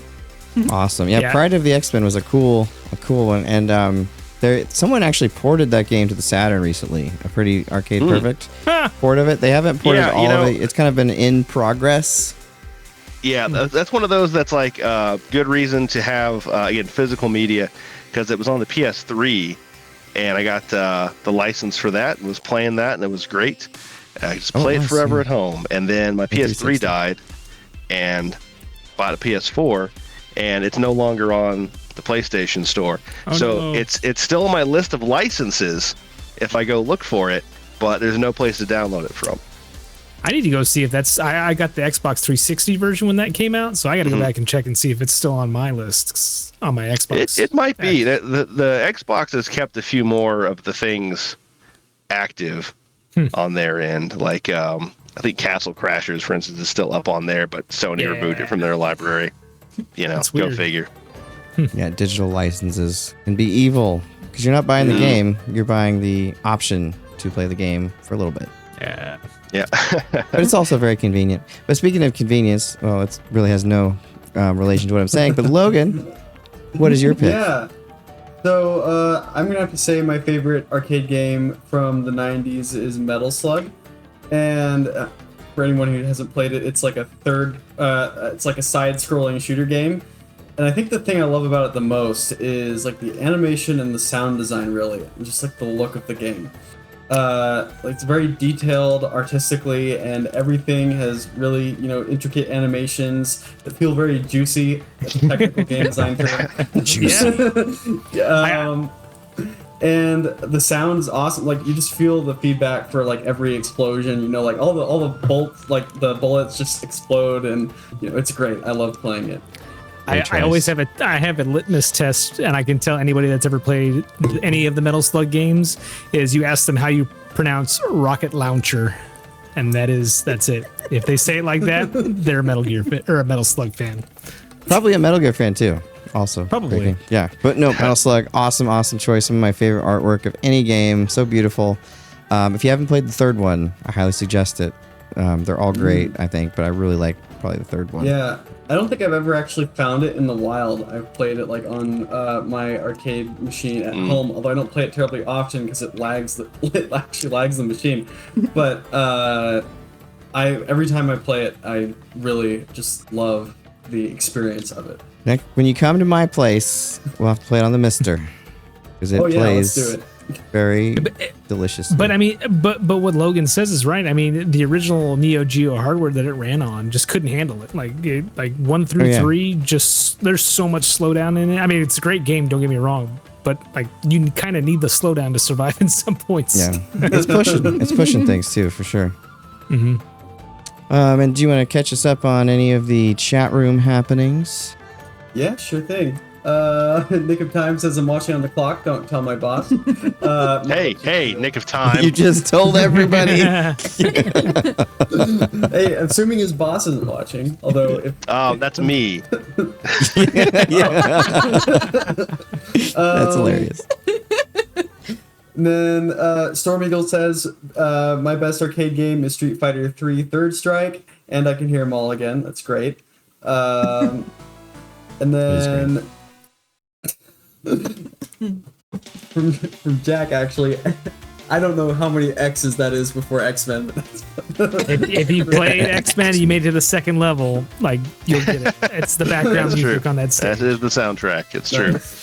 Man, I want to play that game again now. Storm Eagle 6-player X-Men is always a great time. I'm gonna have to try that. You should. It's a lot of You fun. can find in the arcade, man. They're out there still. They need to. Disney needs to get off that license and like let us play it. That's all. That's all I gotta say about that. Daria, sure do you have they'll- anything? I was gonna say, I'm sure it'll just be a matter of time before they do an X-Men '97 re-release. I hope so. Yeah, I like. that'd be I love great. that. Love that show. Daria, do you have anything to add about the arcades before we head on to the new Earth? I do not. Nothing. As Okay. the cat hops down. There will be no skipping of Daria ever again. Break, I blame you for this. Like, she lived with you for a time. You not have her play all these generations of games, all the arcades. I know you have them. I've been there. I've seen it. She played a lot of things. But that was before I really had a lot of the arcade stuff that I could play here. So it was mostly console stuff. But she was already well versed in the PlayStation era of things, so it was introducing her to other things. Well, I'm glad we're heading on into that then. You can blame me though. So now we're in 1991. Okay, we're in 1991. Very exciting. The New Earth, or the Neo Geo. I remember this console, and everyone. It was kind of like a mystical thing. Everyone talked about it. I never knew anyone that actually had one. I'd see the MVS out in the wild sometimes in arcades, but I never actually played the AES, the home version. But Maul was here a couple weeks ago when he was in Carbonite, and we beat Shock Troopers. And I kind of thought that was probably my favorite Neo Geo game, but after beating it with Maul, I have to say that's probably my favorite Neo Geo game. It's such a fun overhead shooter where you're just shooting lots of stuff and using your special move, and there's just lots of carnage. Everything's blowing up. It's very frenetic. The graphics are just absolutely beautiful. Neo Geo has such beautiful sprite work always. But Shock Troopers, there's so many games I could go with here, but I'm gonna go with Shock Troopers. Yeah, it's a great option. The first one and the second one are both great games. I think the first one, I think you're right, is probably the better game of the two, and it's just fun. It's a fun shooter. That's about all you can say. Yes, yeah, it was a good time. I got to be Rocky Balboa and shoot Wayne Static. So that was, yes, and I don't know what her name is, but the woman that has the pink looking hair that's actually blonde, that's my favorite. She's your awesome. favorite. Yeah, use her. Yeah. She's great. And Jack, what's your favorite Neo Geo? So my favorite Neo Geo game is actually a little bit uncharacteristic for me. It's actually a golf game. It's called Neo Turf Masters. I want to say it has another name outside of the States, but that's what they called it over here, was Neo Turf Masters. And it's a golf game. Like it's really cool. It's kind of the Tiger Woods style where you get the meter that goes up and then comes back down. You got to hit the button a few times to get it to go at the right pace and the right spin and everything. The courses are great and they get ridiculous later on. The characters are all fun. They have different strengths and weaknesses. It's a beautiful looking game. The sprite work, like Brick said, is amazing on just anything that IREM or SNK did at that time.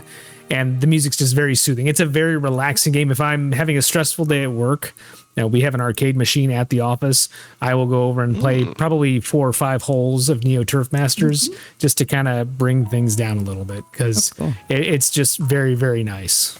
It is. Of the golf games, I would say it's probably the best of all consoles.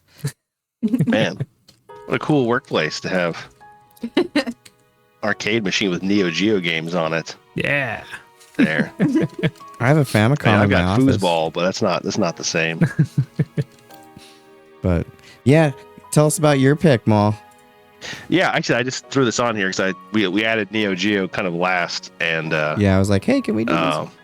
Yeah, why not? It's probably not the best game on there, but I mean, the best game is probably like Metal Slug or whatever. But I went with World Heroes because was that the one we played? Yeah. Started that up. I remember it from. It was in Gambino's Pizza, back when they had Fried the ravioli. Neo Geo, and that had like Magician Lord and World Heroes, and maybe like King of Monsters. I don't know, which is also pretty great. So Samurai Showdown. So there's some great stuff on the system, but World Heroes is the one we're playing the most, and just because of the, I mean, it's just a trashy Street Fighter clone, as so many games of the era were. I like the environment like, stuff though. Yeah, and that's what made it stand out to me was the environments. There's always a few things that like the SNK fighters did, like like Art of Fighting. You could do like 2-on-1 matches and stuff like that were great. But with World Heroes, it was the environment. So you'd have, if you choose deathmatch, like the walls would have spikes on them, or you'd be in a wrestling ring and the ropes are on fire, and if you can like knock your opponent back into them, you get some animations where they ignite, and then you can beat them up a little more. Super unfair, really fun. I don't know. I just and all the characters, Street Fighter style, are all like terrible, stereotypes for their particular nation. So hey, that phrase, I don't know if Rasputin's not Russian, man.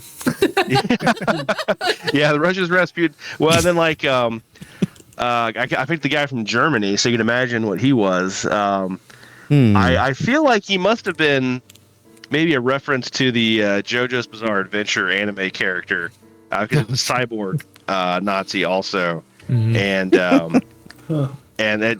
was a character about that same time in JoJo's that was also like a Arnold Schwarzenegger Terminator looking like Nazi cyborg character. So I mean, there's a lot of IP theft in Japan.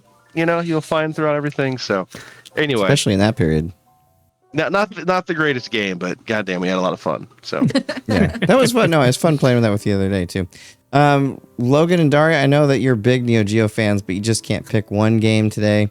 But Logan, you can catch us up with the chat if there's anything more. One new chat. Storm Eagle says Neo Geo game for me is the King of Fighters '96. It's great. I also really like Garu Mark of the Wolves. It's a really cool one. Oh yes. Awesome. City of the Wolves coming out here pretty soon too. Ooh. Wow, nice. Yeah.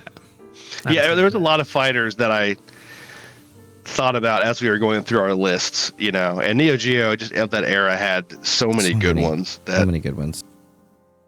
Yeah. If I had to pick one, it had to be the middle of the road. So. All right. So switching gears to very different types of games for the most part here. This game is, I mean, these are all very special to me, but if we look at PC and Mac games 1990 to 2002, there are so many there. And this is probably my prime PC gaming time, to be honest with you. Anyway, but there's so many great games. But I have to say Dark Forces 2, Jedi Knight. This is probably some of the seeds of BreakmanX.com kind of go back to this era, because I got this game, and then Shadow got this game, and his brother got this game, and we started a clan. First we were New Sith Brotherhood, and then we decided our conscience got the best of us, so we became Saber's light side. But we had this clan, and we competed on Case's Ladder, and I was number 2 at some point, and then you fall, but it was pretty cool to be able to compete on the Internet Gaming Zone, and we'd go out and recruit. And we actually had a pretty substantial clan. It's probably my favorite clan in terms of online gaming that I've ever been a part of. And it was just so much fun. So Dark Forces, Jedi Knight 2. I loved the lightsaber battles, and met so many friends that through that game. So yeah, gotta go with JK. It was a lot of fun. It's a great game. I mean, it is probably still my favorite next to probably Jedi Fallen Order. It's probably my favorite Star Wars game. Although I'm hedging now that I'm thinking about it. TIE Fighter is still really good. Yeah. See, that was a tough one to skip too, because TIE Fighter was like really brought me back into PC gaming. Yeah. But like Jedi Knight, like Quake 3 engine, the mixture of in the story mode between the live action and what you actually got to play through was so cool and so revolutionary at the time. I think I had to get a new PC to run it because the first one I had didn't have enough video RAM to run it. Yeah, I started out running that game at like 320 by 240. I had to get an upgrade. It looked like a big vomit on the screen. Yeah, it was pretty bad there for a little bit. So, but yeah, such a great game, and I know this next one is one that is pretty good too. Yeah, I'm gonna stick with the first person theme here, and well, I guess Jedi Knight's third person also. But anyway, first person, the granddaddy of them all, Doom. Just run through, rip and tear, Doom. It was revolutionary in so many ways. Carmack and oh my gosh, Romero and all those guys over there at id just made a complete game changer. I can't say enough about how much Doom influenced the rest of the gaming industry from that point forward. Not just first-person shooters, but just the industry in general. It really changed things, advanced graphics and what the capabilities were on 486s by so much, and really set the stage for what they were going to do with Quake after Doom and Doom 2. Awesome. Excellent choice. I probably spent a lot more time with Doom 2, to be honest with you, but Doom is such a fabulous game. And yeah. Oh, I didn't even mention like multiplayer, like IPX, SPX, IP multiplayer, like playing Doom over the internet was an insane idea. Did you ever like call your friend's computer and connect to it? Yes, we found a way to do it. Yeah. Lots of rocket launchers through those phone lines. That's for sure. Our childhoods were so great and so lame at the same time. Yeah. So great. So great is what you mean. Great. We got it back now. We're like, man, that was such a great time. But the limitations, how did we live through all that? It made it more fun. I mean, when you it never, at least for me, it never worked quite right. And then when you finally got connected, it was like, oh my God, we can play for 10 minutes until the connection screws up again. And then like, hey, get off the phone. I need to call somebody. It's like, I'm playing Doom. But those were the days, as they might say. But Maul, they were just bad connections and having to pay for the internet, and senators trying to say that was making us into murderers, and good times. Yeah, we would all be in jail. But take us to the dark world. Yeah, so my pick was from this era was definitely Diablo 2, which I think in my mind still remains kind of the peak of the series. I love the isometric view,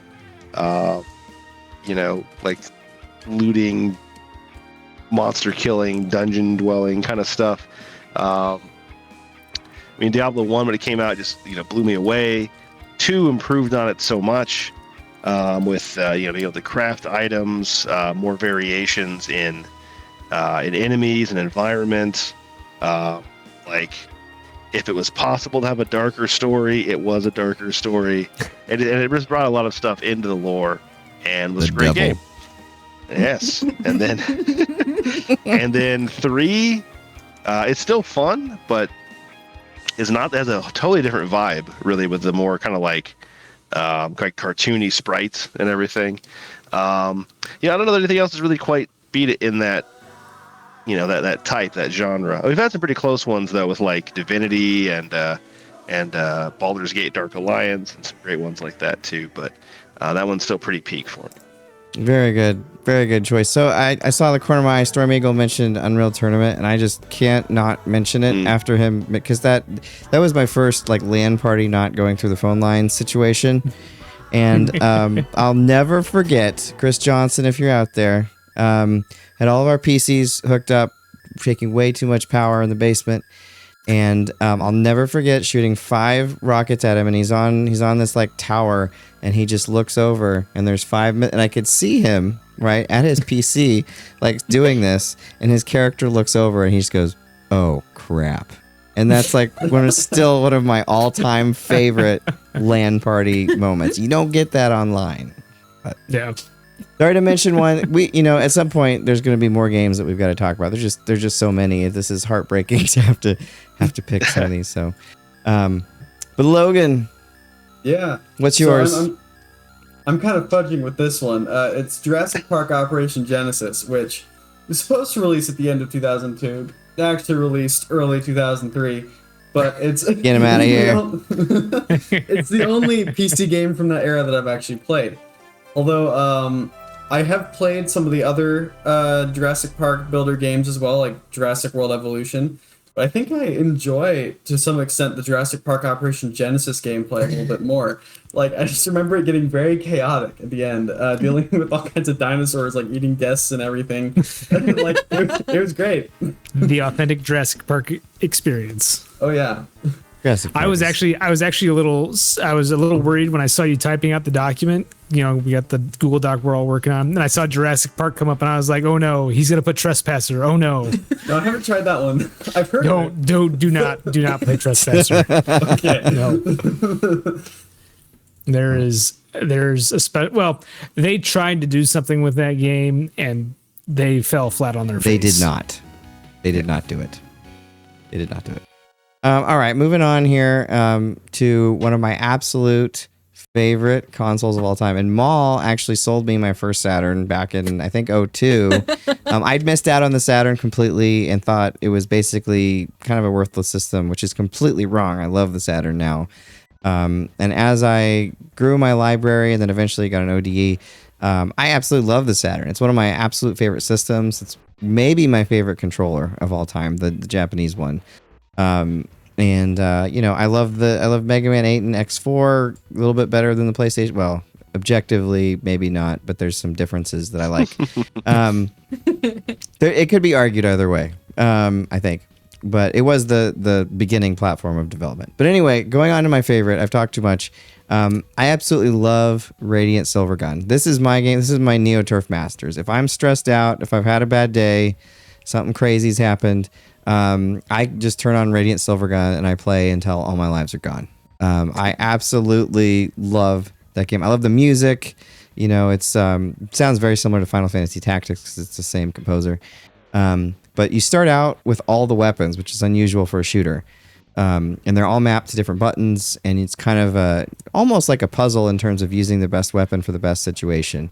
But Radiant Silvergun, Ikaruga is good too on the Dreamcast, but Radiant Silvergun will always be my favorite shmup of all time, my favorite Saturn game of all time. Man, it's probably one of my top until 5. I hear your list, how much you're into like the bullet hell games. I got more into them, really with the Saturn and later. Yeah, I'd love, and I was playing it with BreakmanX recently, Radiant Silvergun, and he got into it too, which was cool because he's mostly kind of first-person shooter. But he was like, "What's this?" And then he kind of liked the strategy aspect of it, and also really great use of the Saturn's hardware because the Saturn was, you know, you'd utilize 2 different processors and all sorts of stuff, and it makes good use of both of them. So the graphics are really astoundingly good. So Radiant Silvergun, I'll probably review it at some point here on our channel because it's just so good. I'm working on a Devil May Cry one right now. But anyway, nice. Radiant Silvergun, if you've not played it's also available on the 360, so therefore the Series X. I just, because I'm dumb, I like the original version better, mainly because of the controller.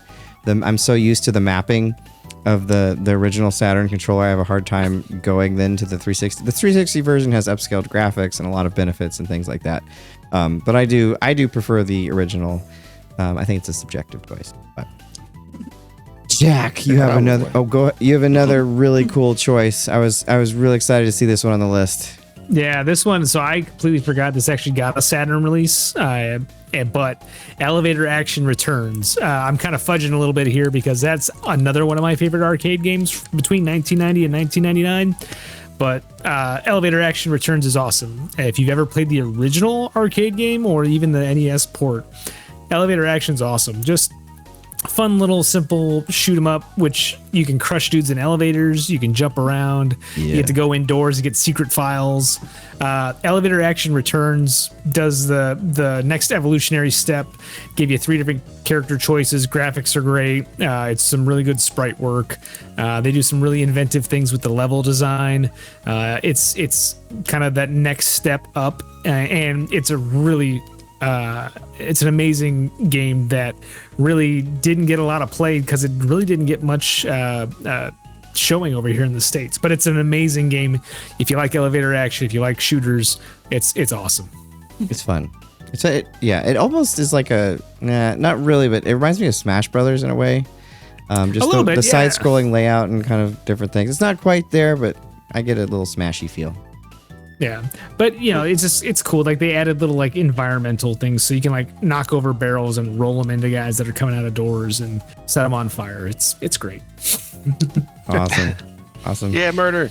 Yes, murder and death. So Maul, what's your choice for the Sega Saturn? I'll just throw out there. This is my pick for both this and the upcoming Sony PlayStation. So you guys can roll on by me on the next system. But it's I guess my favorite game of the generation, if you will. Oh wow.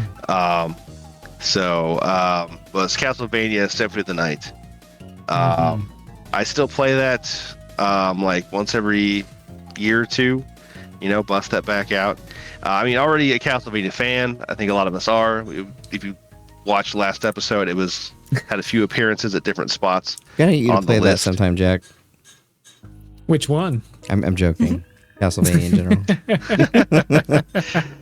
But it's just like it's so good, and for some people maybe it's a little different, a little sacrilegious because you aren't a Belmont, you aren't whipping things, for the most part. But instead of playing as Alucard, Dracula's son, named cool. Very he wasn't the most creative when he named his kid. But I don't know. It's great. It's like the first one that really opened up the series. It would change everything that came after it. The open world castle, the ability to go back and re-explore things with new powers, weapon sets, leveling up. The soundtrack is just like peak. There's so much to it. And again, it's one of those that's often imitated, but in many ways never equaled again. So it's great. Such a great game, and completely random through my thousands and thousands of songs, the Symphony of the Night soundtrack started playing when you started talking about it. So see, there you go. This has happened twice now. You have some magical power, because I've literally got like weeks and weeks worth of video game soundtracks. So that is pretty cool that happened. All right, Logan, do you want to catch us up on the chat? Symphony of the Night's great, by the way. I might talk about it a little bit more on the PlayStation side. It's one of my absolute favorite games of that gen too. It's another one that I also replay every once in a while. Yeah, the Saturn has a bit of advantage in having Maria is playable as well. So you have that super challenging option. That's another one of those. The Saturn community recently enhanced. It supports the RAM cart now, and it's helped some of the frame rate issues and some other things, loading times, etc. So, go Saturn community, and So there are a couple of new comments on here. Storm Eagle says the best Saturn game of all time is Guardian Heroes, the greatest RPG beat 'em up game of all time, greatest soundtrack, great characters, and one of the characters is 300 pounds of undead fury. And then Meat Sword McGravy says, this new model is a miserable pile of secrets. What is a man? Which, another reason you have to play the original version if you can, because they redubbed it in like the new remastered editions and tried to make it less cheesy. Don't do it. No, that cheese is a part of the charm. Sorry, Maul, did you play Vampire Survivors yet? The new Castlevania DLC? Did I? I don't know that I have. No, probably not then. You should definitely check it out. I mean, if you love any of the Castlevania games or Symphony of the Night, they do it justice, especially towards the end. Okay, we will check it out then. Awesome. I love. Right. Supposedly the cheesiness, and this could be something they just said later, but supposedly the cheesiness was meant to mimic kind of the cheesy horror, B-horror genre they were going with. I don't know, but I love the cheesy dialogue, even if it's. I think that's probably just them trying to cover their butts at the time, but But they tried. They did try. Cool effort. Let's move on to the PlayStation. Wait. We got a late entry here. Oh, that was a joke. I was joking with her. Okay. Oh my god. Yeah, I put A Bug's Life for Darria's. But she doesn't really like that game. Or do you, maybe? I don't know.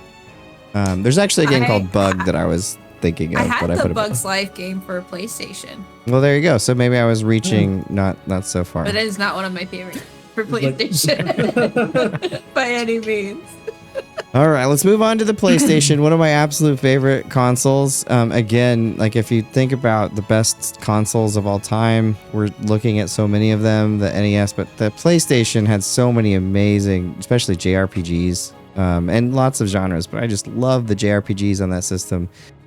But it may come as a surprise which game that I'm picking. Try, you made me feel better about it. No. Final Fantasy VII. I love Final Fantasy VII. I got that game right when it came out. I'd been watching the trailers and everything for it. I loved Final Fantasy 6/3, and watching all the trailers and everything throughout the development cycle and just everything I could eat up and watch about it. And then when it finally came out and I got to play it, I was just like so glued to it. I mean, I had like Sephiroth written all over my notebooks, and like I actually got contacts to match Sephiroth's eye color, so I'd have Mako eyes. I could go on and on. Every my friends at school were like, they knew all about the Final Fantasy VII story because I was telling them about it, about what was going on, and the summons that I would get, and the weapons, and all of that. So, and the story is still probably my favorite story of any kind of narrative of all time. I actually ended up doing undergrad religious studies, and I wrote my thesis, like our dissertation, on Final Fantasy VII and the religious symbolism within. And it was a really fun paper to write because there's actually quite a bit in there throughout. Sephiroth is the Kabbalah, the God's power on earth, and Jewish mysticism, and there's stuff taken from all over the place, and it really doesn't make sense like coming together, but there's lots of interesting pieces.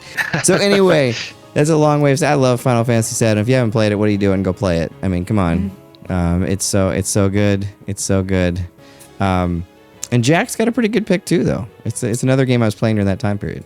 I'd say, yeah, mine's probably the opposite end of the spectrum. I don't know how much everybody knows about me, but I love fighting games. So my choice on the PlayStation, I thought I was going to go with the original Tekken just because it was the first one and it was arcade perfect just about for the home console release. And it has that Galaga minigame. Yeah. But I decided to go with Tekken 3. Tekken 3, secret characters, extra characters. You get Tekken Ball. I mean, I don't know how you don't pick Tekken 3. Eddie Gordo's first appearance, even though he's, cheap as hell. But, just Tekken 3 is kind of where the series really clicked for me. And I will take anybody on in any of the Tekken games except for Tekken 4 because it's kind of, Tekken is it's like one of two games that my sister-in-law likes. She likes that and Jeopardy for like the N64. Weird combination, I know. But she actually bought Tekken 3 when she found out that I had a PlayStation, and so that's how I ended up playing that game. And Hurong. I love Hurong, even though he's super cheap. Maybe that's why I like him. I don't know. But great game. It runs amazing on the PlayStation. Like it looks so good. It always amazes me how well they get that thing to run on whichever system, whether it's Tekken 3 on the PlayStation 1, Tekken Tag on the PS2, or even Tekken 8 on current consoles. Like they prioritize speed and they prioritize gameplay over everything else, and when it all comes together, it's beautiful. Awesome. Do you have anything to add about Alucard? Anything more? Well, we already covered, Castlevania and sung its praises and everything. I would like to mention those in general, that this one, when we were doing our research and kind of going back over the game lists and everything, this is where I noticed like a bit of a divide for me, like in almost like game eras or maybe connections to some of the games. Because while there's still many great games and I'll be able to find favorites and all the systems moving forward and everything, this to me was the generation that had the biggest variety. When going back over the list, looking at top games, there were just dozens and dozens that if anybody picked one, I could be like, yeah, that's a great pick. I can see why it's your favorite. Be it Final Fantasy, Street Fighter Alpha 3, Metal Gear Solid, just so much on the PlayStation, so much weird variety. And then as it moves forward from here, I think a lot of people will see still a good number of games, but the industry, as so many things do, starts to coalesce, and everyone's kind of opinions that they gravitate towards, the variety becomes smaller as you go. Everyone's right behind all the AAA titles, and a lot of the very avant-garde, very indie titles are kind of left behind, other than maybe as downloadables where they're a little more obscure, or of course, as always, a lot of weird stuff is in Japan. Yeah, it's very true. I love that gen for that reason. I got a ODE for my PlayStation, so I've played all sorts of bizarre games in the last year. Some once, but some more than once that are very good. And Darria, we've finally entered your lifetime. You Yes. exist now. So since you exist, why don't you tell us about your existence?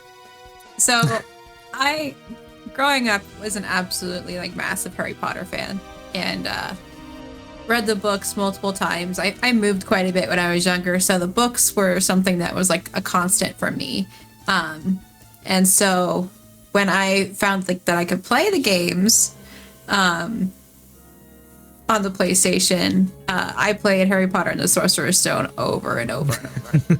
And I know PS1 Hackers became a meme at one point last year, I think, because of the way that the expressions were mapped over the character. But that's kind of what I would play frequently. But one thing that I played more with my dad and sister was Space Invaders, the port that Activision did, with updated graphics, and you go from planet to planet, through 10 levels. There was a level of motherships that you had to defeat midway through.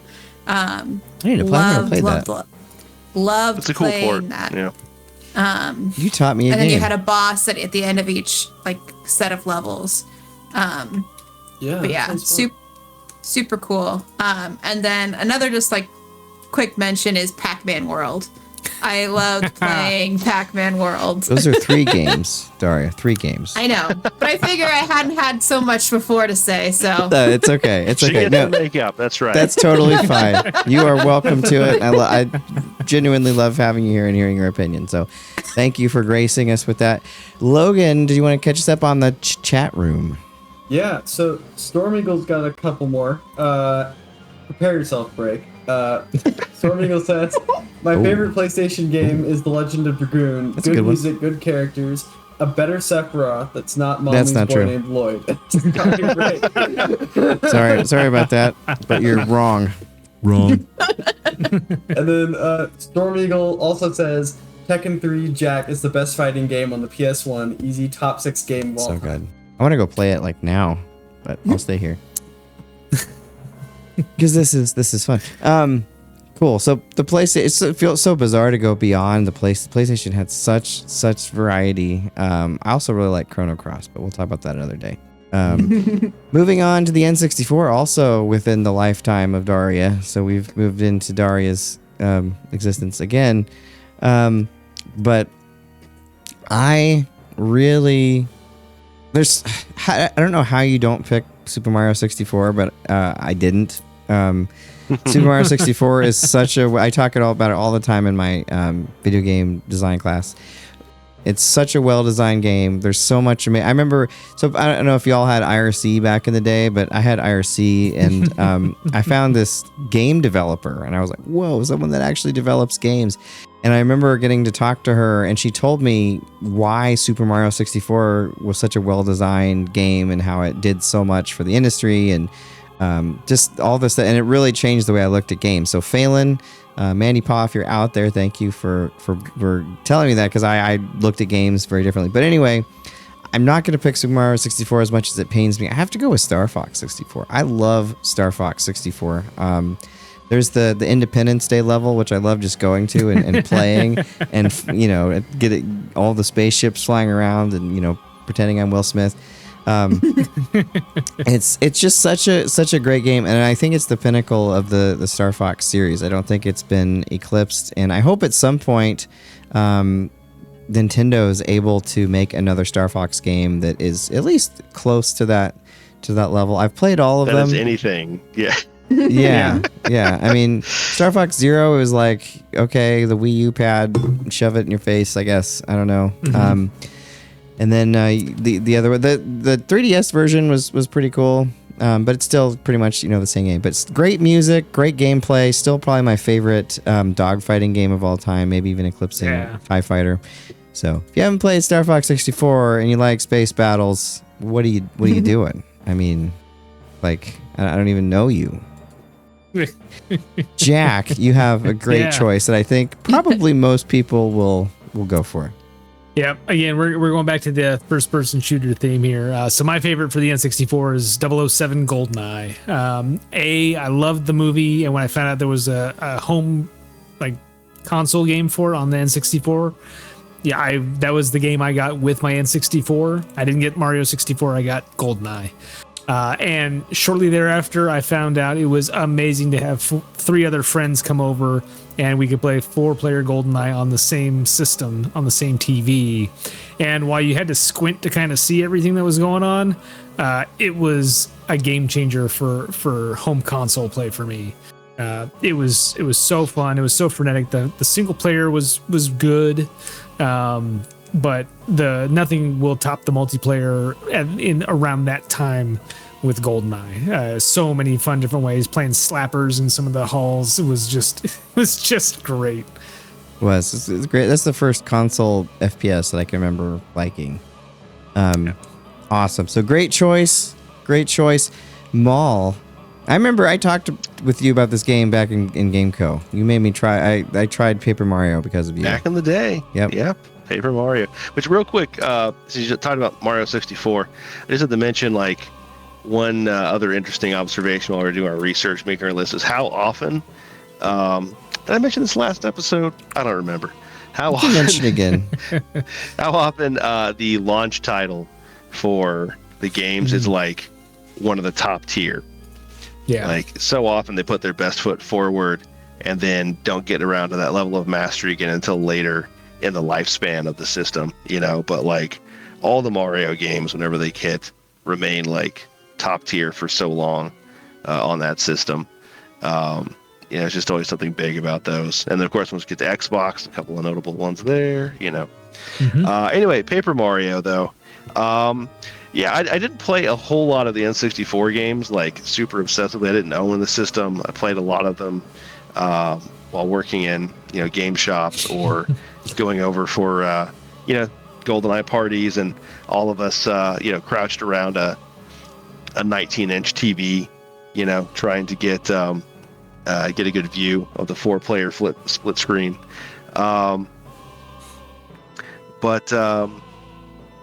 This one that stands out to me. I remember playing it a lot when I was at KU. I was overworked, working a full-time job and just being a full-time student. And the girl I was seeing at the time got it. It was brand new.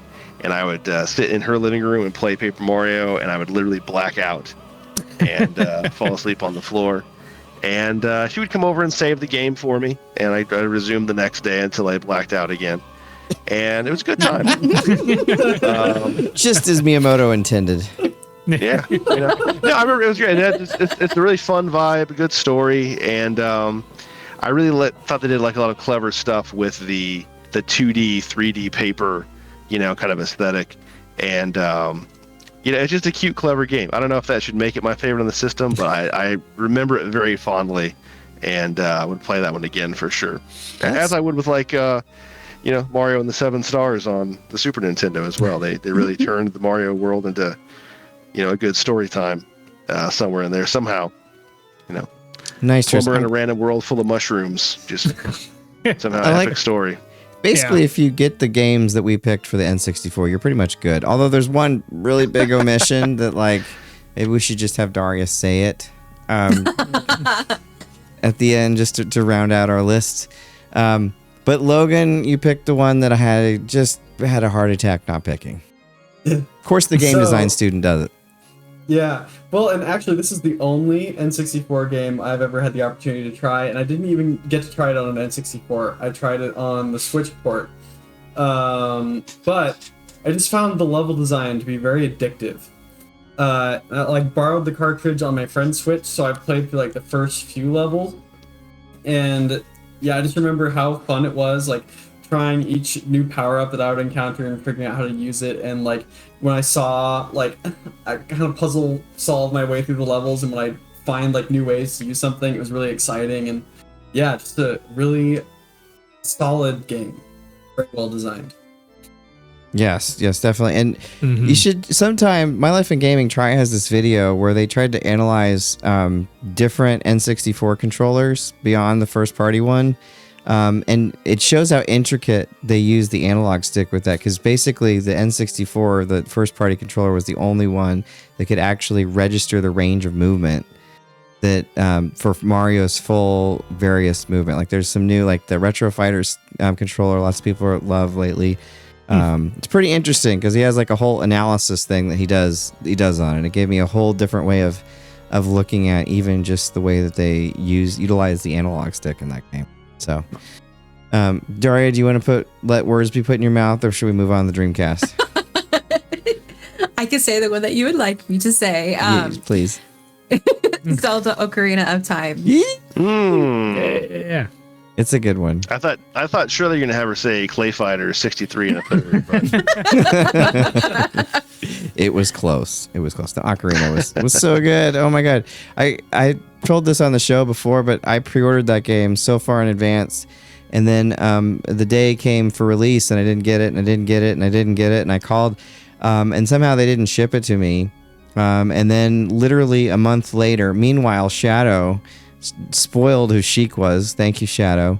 I get remember you telling the story. Yeah. I get it a month later, I get Quake 2 expansion pack in the mail from them, and I call them like, "What is? I didn't have Quake at the time, or PC that could run it that.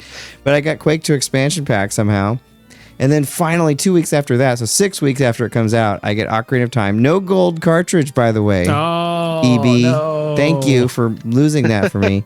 But anyway, great game, and it was worth the wait. But I was very pissed off for about 6 weeks. I would be if I were you too, man. Wow. Yeah, and worth mentioning though too. I mean, that game like established what like the camera would be like in every 3D game, basically going forward to today. Like it's fundamental, you know. It's interesting too, just like as like a time capsule thing. At least your situation there, like. You'd think if you had ordered something from like Amazon and it took 6 weeks to get to you instead of like the next day. I know, right? Yeah, looking back, I can't believe I was so mad. Everyone was playing it. All my friends were playing it. And Shadow like called me. He's like, "Oh my god, you'll never guess who Sheik is." I'm like, "Don't tell me." And he's like, "Zelda." I'm like, I was so mad. one of the three people in that world. In retrospect, I know. Looking back on it, but I didn't want any spoilers. And like I didn't know there were only three people because I hadn't played the game. But well, there are NPCs, but name any of them. It's Zelda, Link, and Ganon. That's it. So you got. Yeah, it's true. It's true, but I'm so mad at Shadow about it, and I'll never forgive him. But 9999. We mentioned this last time, but Jack, I know, is in the same boat here. But my first job, I saved up for quite a while to be able to get Dreamcast on launch day on 9999 and a few games. And I was really stoked. They, by the way, almost gave my Dreamcast away too. If I hadn't been there, they would have given it away. Yeah, they had no idea what they were doing. But it wasn't like the operation that Jack and I ran. Well, Jack pretty much mostly, but me slightly at GameStop yeah. But the Sega Dreamcast, awesome system. I love the Dreamcast. I have a huge soft spot for it. And I have to go with Resident Evil Code Veronica. Basically, this was the first game that my wife, BreakmanX, and I played together. It was this one summer, and I'd been kind of spending basically all my money on our dates and things, and I was starting to feel. We went to a game store, and she could tell I was really looking at Code Veronica, and I loved Resident Evil, and she was like, get it.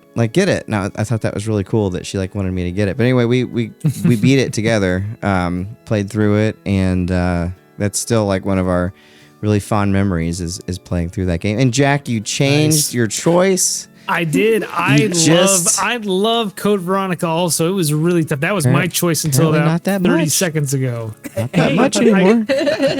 I love it. You found out I liked it, and you're like, nope.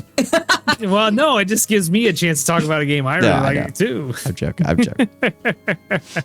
No, Code Veronica is awesome. I'll just real quick, Resident Evil 2 came out, blew me away. Resident Evil 3 came out on the PlayStation. I was just kind of like, eh.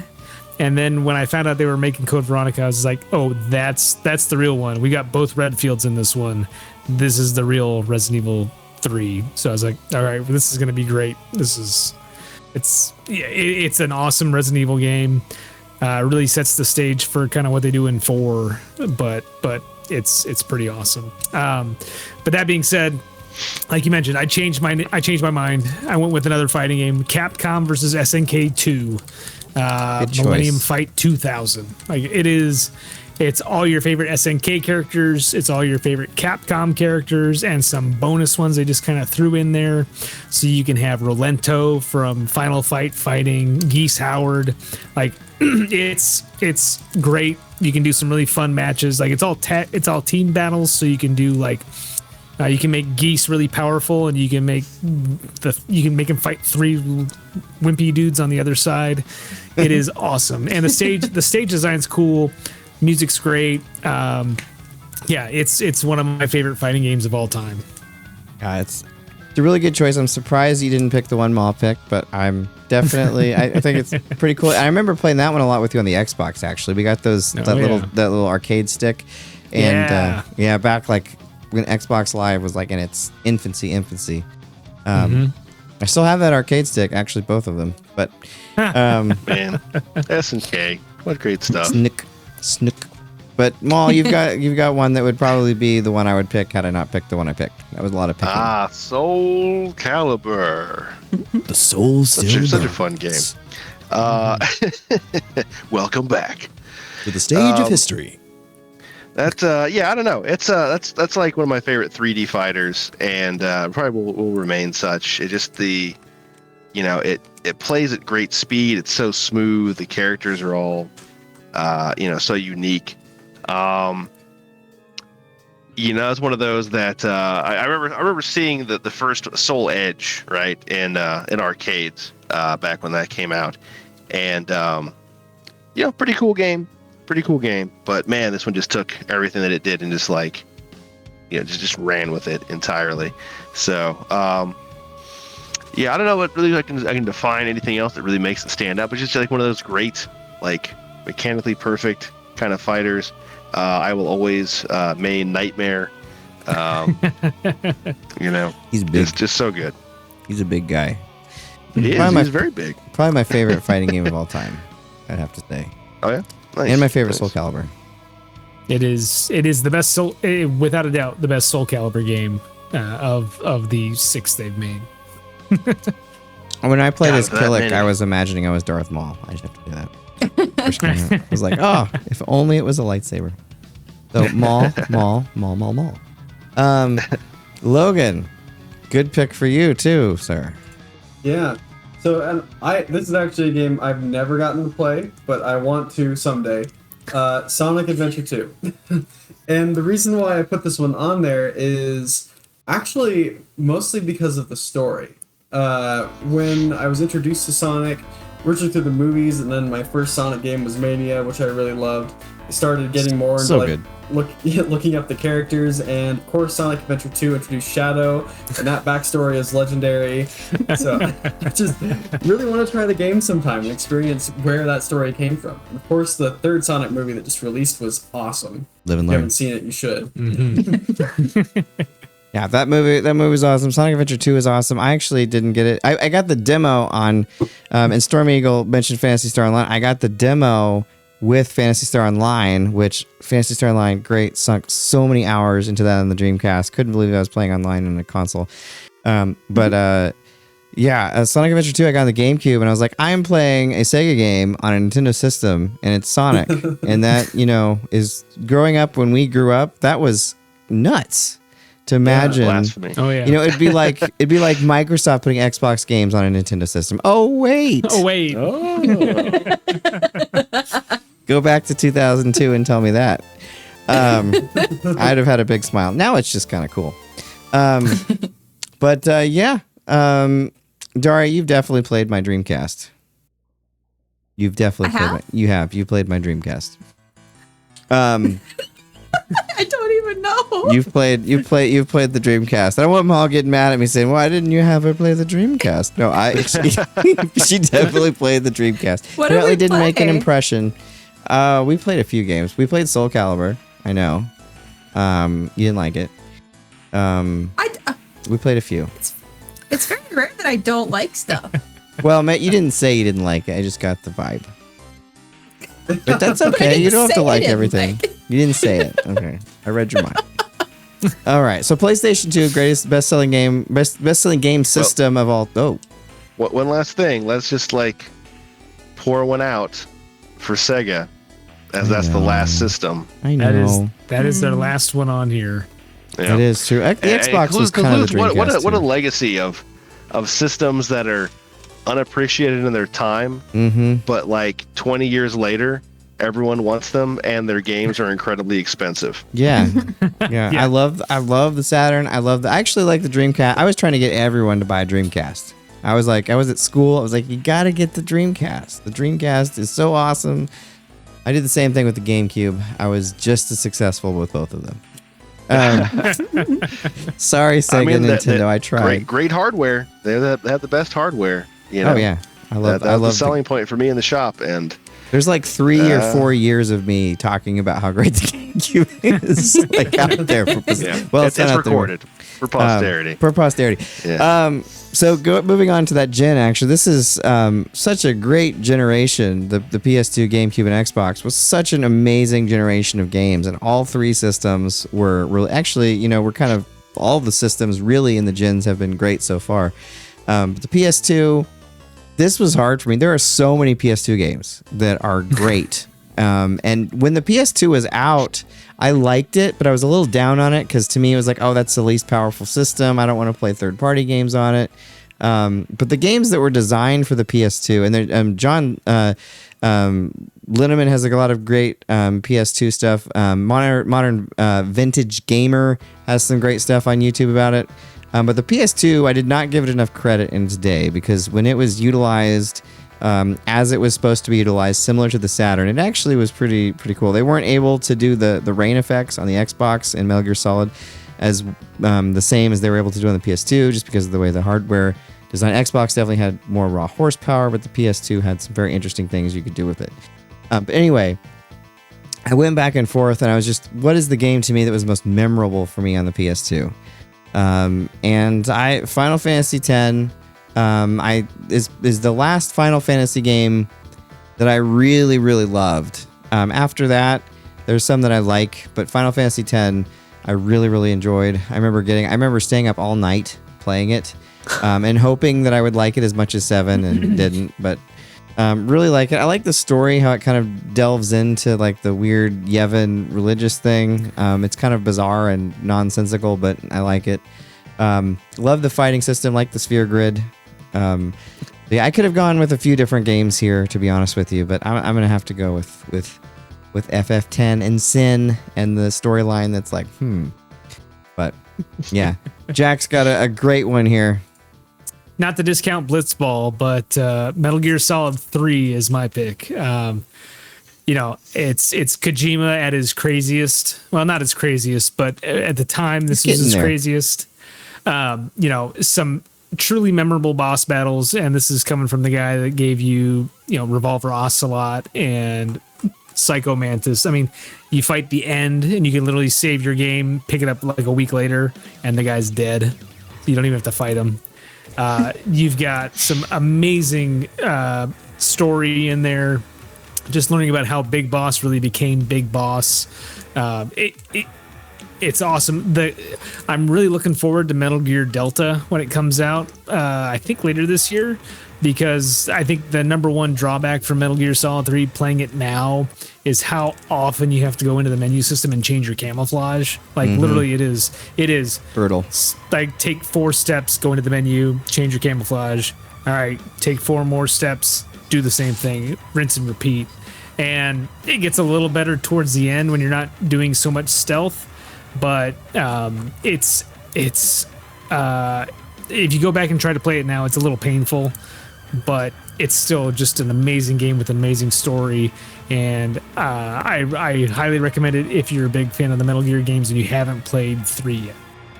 I still have my vinyl from E3. I don't know if you remember, but E3, the press kit for that, there was a vinyl of the Metal Gear Solid 3, like some of the music and stuff, and it's pretty cool. Snake Eater, yeah. Yeah, Snake Eater, which we were like, but sort of made sense once the game came out. But Maul, I'm glad that you picked this one. I don't think this one gets talked about enough. Right. No, I started to, and again with the divide, right? When I was saying like the past games, there was so much like just avant-garde weird stuff, and now we've kind of started to get into there where it's like, well, now we know what people want. They want a God of War. They want a Grand Theft Auto, which is why I started to lean towards, because it's still like just bananas fun, whatever. But great I was music like, that's not really too. like the game that I had the fondest memories of playing. And this is one, like, right, it's seldom talked about, out of left field, but my coworker from the game shop, Robin, used to have me over, and he would order a lot of games from Japan. So we would play a lot of bizarre stuff. And this is one that he had that eventually finally got a localization over here in the States that was pretty tough to get. But Concept is a series that I really wish they still produced some version of. The last one came out, I think, in 2016 as a handheld. But for anyone who hasn't played it before, it's essentially a hybrid of Monopoly and Magic the Gathering. And so you're playing a card/board game against several computer avatars, playing through an RPG storyline, leveling up your deck and the monsters and your characters. But mostly, deck building. And similar to Monopoly, you can get like different color matches across the board that are different elements. You'll lay a monster, a card from your hand, onto the space on the board you're on, and then as you run past it later, like Monopoly with hotels, you can then pump mana into the creatures to level them up. So when your opponent lands on them, it steals more and more of their health points as it attacks them. The boards, of course, getting used to the video game aspect rather than being just a big square, are just like crazy long tracks that have a different sort of geography and different traps and tricks and everything to them. And in true Japanese style, it is weird. It's just a weird game. Like you're taught the game initially by it's an old man, but he's also a walking stick. So it's a very weathered looking like cane that just pogos around and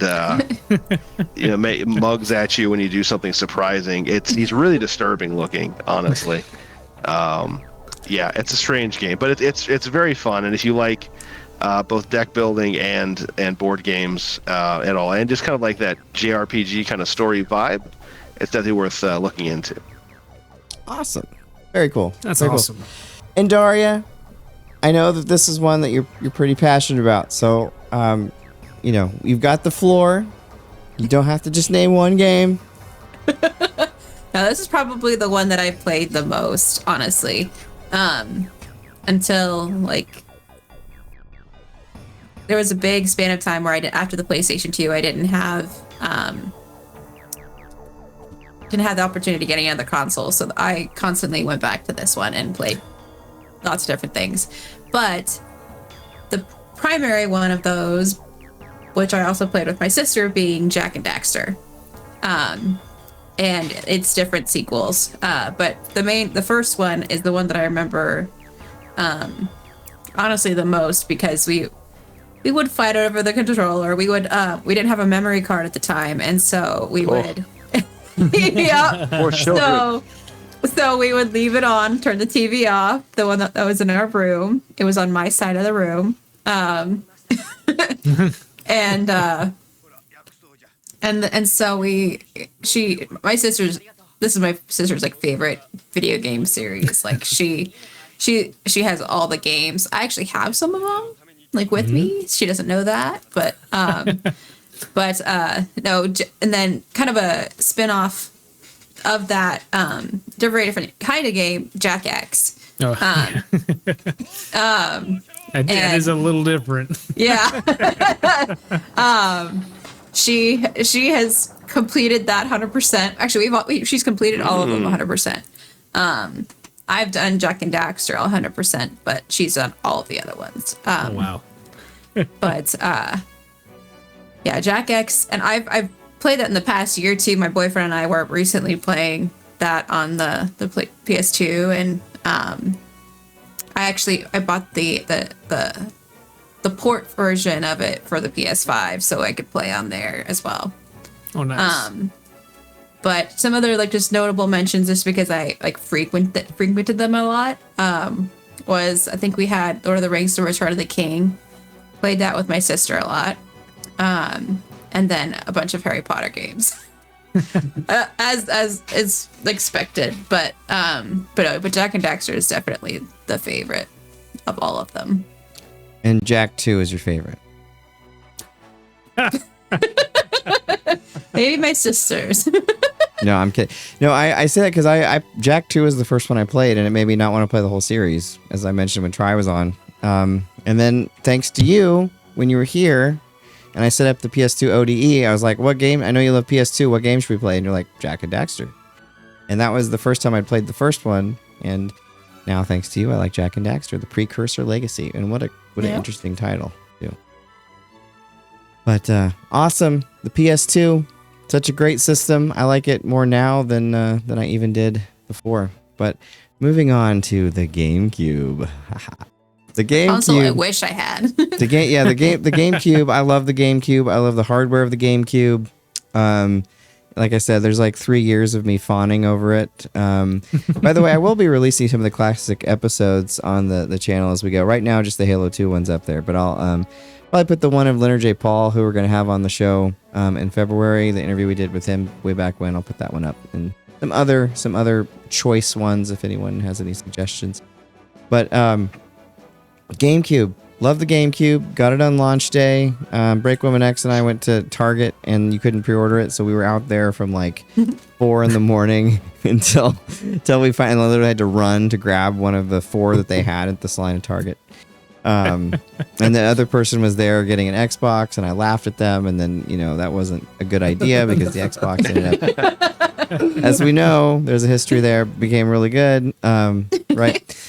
But the GameCube, so again, this was hard for me. There's a lot of games for the GameCube I absolutely love. It's one of my favorite systems all time. I love the design of it. It's BreakmanX, it's their favorite, like how it looks on the outside, like the physical design. But it's got a handle. It does, right? You can take it anywhere, right? Although, like, why would you take it anywhere? But you can. I guess Smash Brothers. Smash Brothers is why. I used to at the game show. I used to take them and hold 2 of them with handles. It was just like boxing gloves. I was just attacking things in the store. I'm just pretty sure that's how they came up with arms. Right. Could be. Miyamoto's just in the office, like swinging them around, and they're like, arms. Yes. Yeah. This is the first show we've mentioned Miyamoto, and it's taken like 4 shows. That's pretty kooky for me. Huh. I don't think we mentioned him before. I have to look at the transcript. True, for you, that's something. Yeah, there was lots of joking about that. But Metroid Prime is what I'm going to go with. I love so many games on the Cube, but Metroid Prime, I I just love the exploration of it. I mean, I remember playing it and getting lost in it, and it was really my type of first-person game. I mean, there's lots of great first-person games, but Metroid Prime really hits it for me, probably better than any other first-person game. I didn't like the second one so much. I did like the third one, but that's on the Wii. But Metroid Prime, I love it. The remaster on Switch, if you've got the Switch, it's probably my favorite remaster. Not remake. We know where that goes, but remaster. It's my favorite remaster probably of any game. They did a really phenomenal job of that. Music's great. Anytime it snows, I play the Fendrania Drifts music. And in my office I have it like kind of blaring, so anyone that walks by gets that music when it snows. You've had a lot of opportunity to play that in the snow lately. I have, yes. I played it. I had to find different remixes, and but no, it's a really, really great game, and I am excited for 4 when it comes out here pretty soon, and I'm gonna probably play the remaster again, hopefully if I get time before then again. Nice. Awesome. Very nice. But Jack, you've got a really great one. BreakmanX would definitely be on board with this one with you. Yeah, Resident Evil 4. I mean, again, it's right up there with Street Fighter 2. How many ports has this thing seen since its release? I'm pretty sure it's been released on just about everything, including like 2 different mobile ports. Man, I don't even know where to start. Leon Kennedy's back. It's a direct sequel from 2 and Code Veronica. Completely different setup. No more just mindless zombies trying to kill you. It's like people that think can organize and try to come get you, and they have chainsaws now. It was for me in 2003 when it came out. It was one of those games that really redefined what I thought an action game could be, and really kind of redefined what I thought survival horror was. And they kind of took it down a path with RE5 and RE6 that wasn't quite what I think everybody wanted, but they kind of course corrected with the later Resident Evil games. But 4 is one of those games that, it is one like the remake that came out a few years ago. I love that thing, and I have played through that. I've played through Resident Evil 4, the original, multiple times, and I will continue to do so because it's one of those things when you find a system that clicks as you get those gun upgrades, as you get all those upgrades as you play, it becomes kind of like you get into a loop, that gameplay loop, and it feels so good when you hit it, and it kind of gives you that, I won't say like invincible complex or whatever people want to call it, but it makes you feel really, really powerful. And it's kind of fun just like basically charging through an entire village worth of people Mass on the way Jack Burton way. On the way to save the president's daughter. Yeah.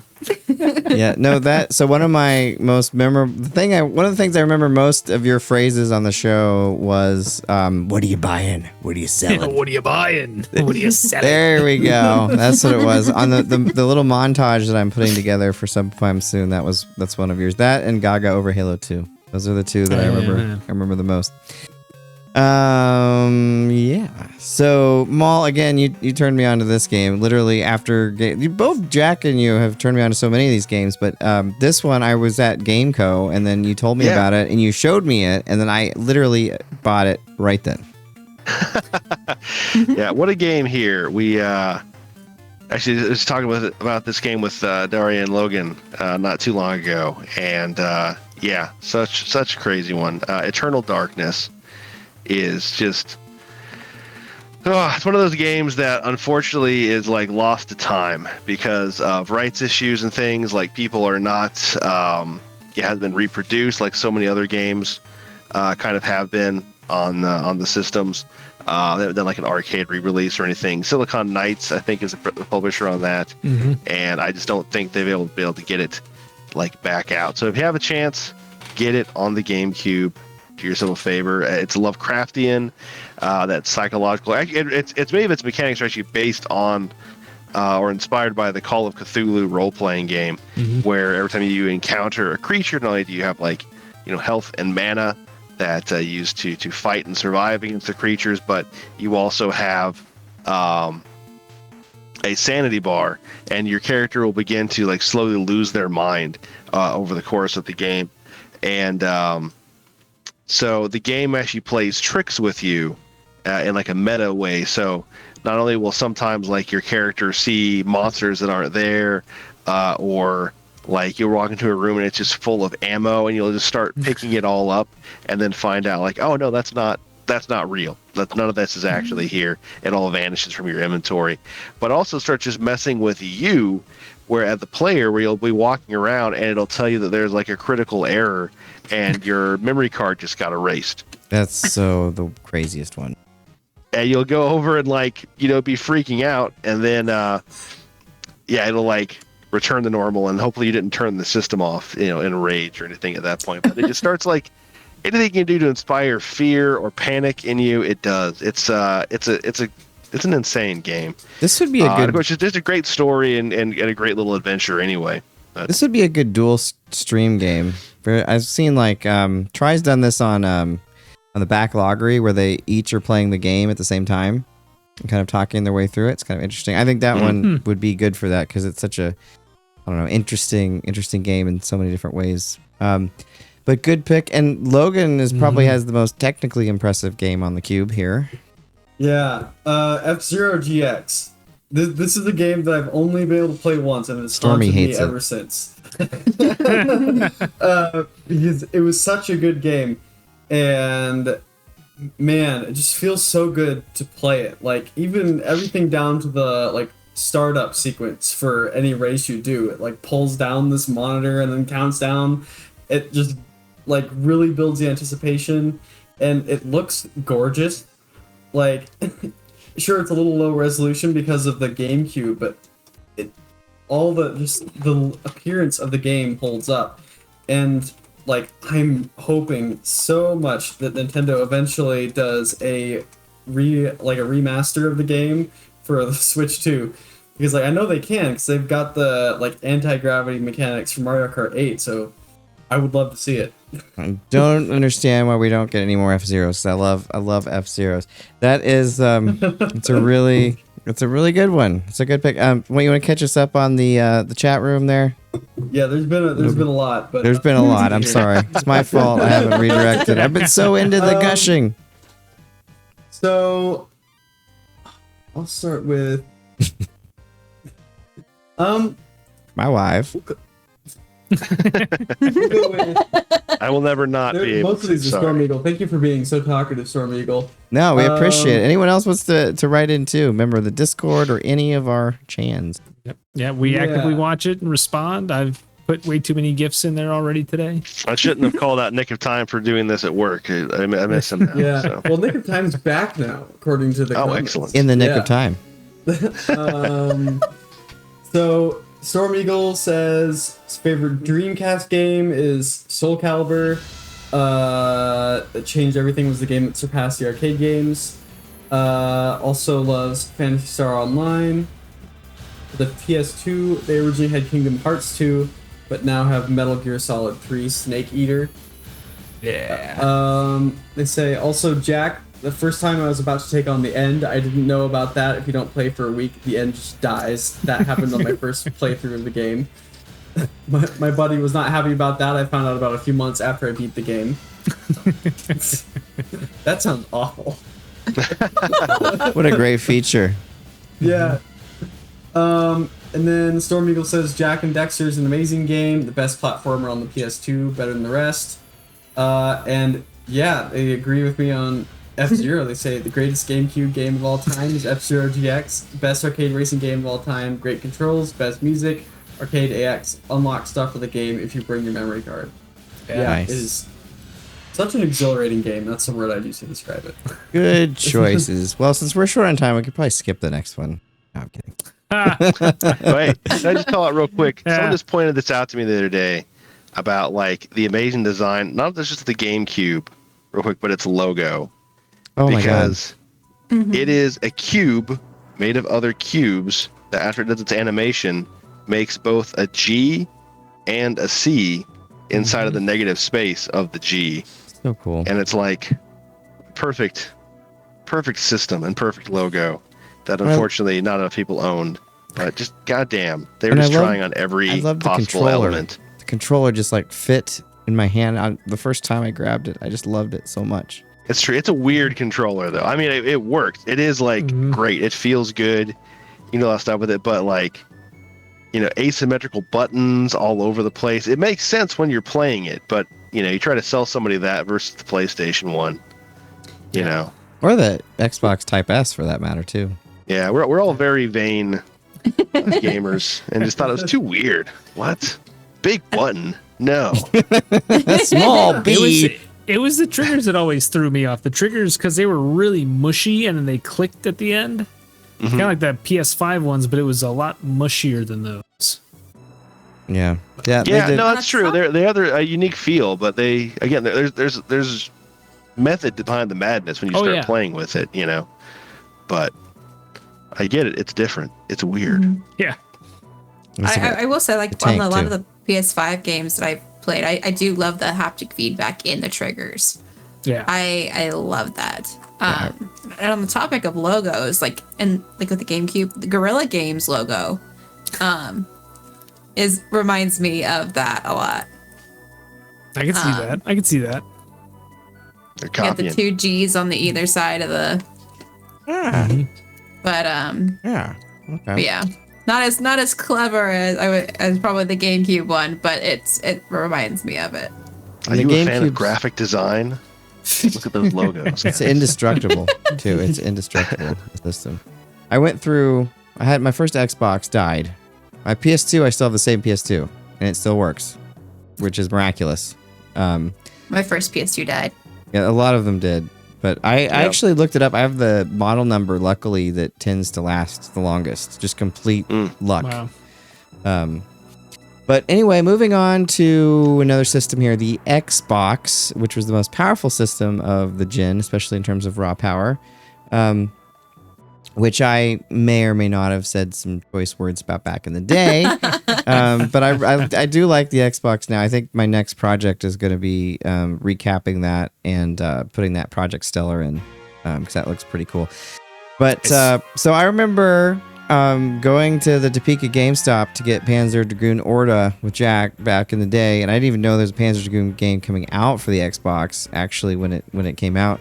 But I never even played the Saturn one, but heard how great it was from people that had. But I love Panzer Dragoon Orta. I still play it. I have it on the Series X too, to play it all nice and 4K-ish. But yeah, I love Orta really just as much as I love Wander's Way. They're both pretty cool. But you know, flying around as a dragon, shooting lasers at things, just as nature intended. It's a lot of fun. Now, the biggest surprise of this multi-part episode next to Final Fantasy VII is coming up next. You're never going to guess the game that Jack's going to pick. You won't believe what they picked for number one. I see on the green Xbox. behind you as well. Yeah, no, it's Halo. Halo Combat Evolved. You know, I talked earlier about 007 GoldenEye and how much that changed console gaming for me and like first-person shooters. Halo was that kind of on steroids. Not just 4-player multiplayer, but 16-player multiplayer with 4 Xboxes connected all at the same time. I mean, at the time, I just couldn't believe it.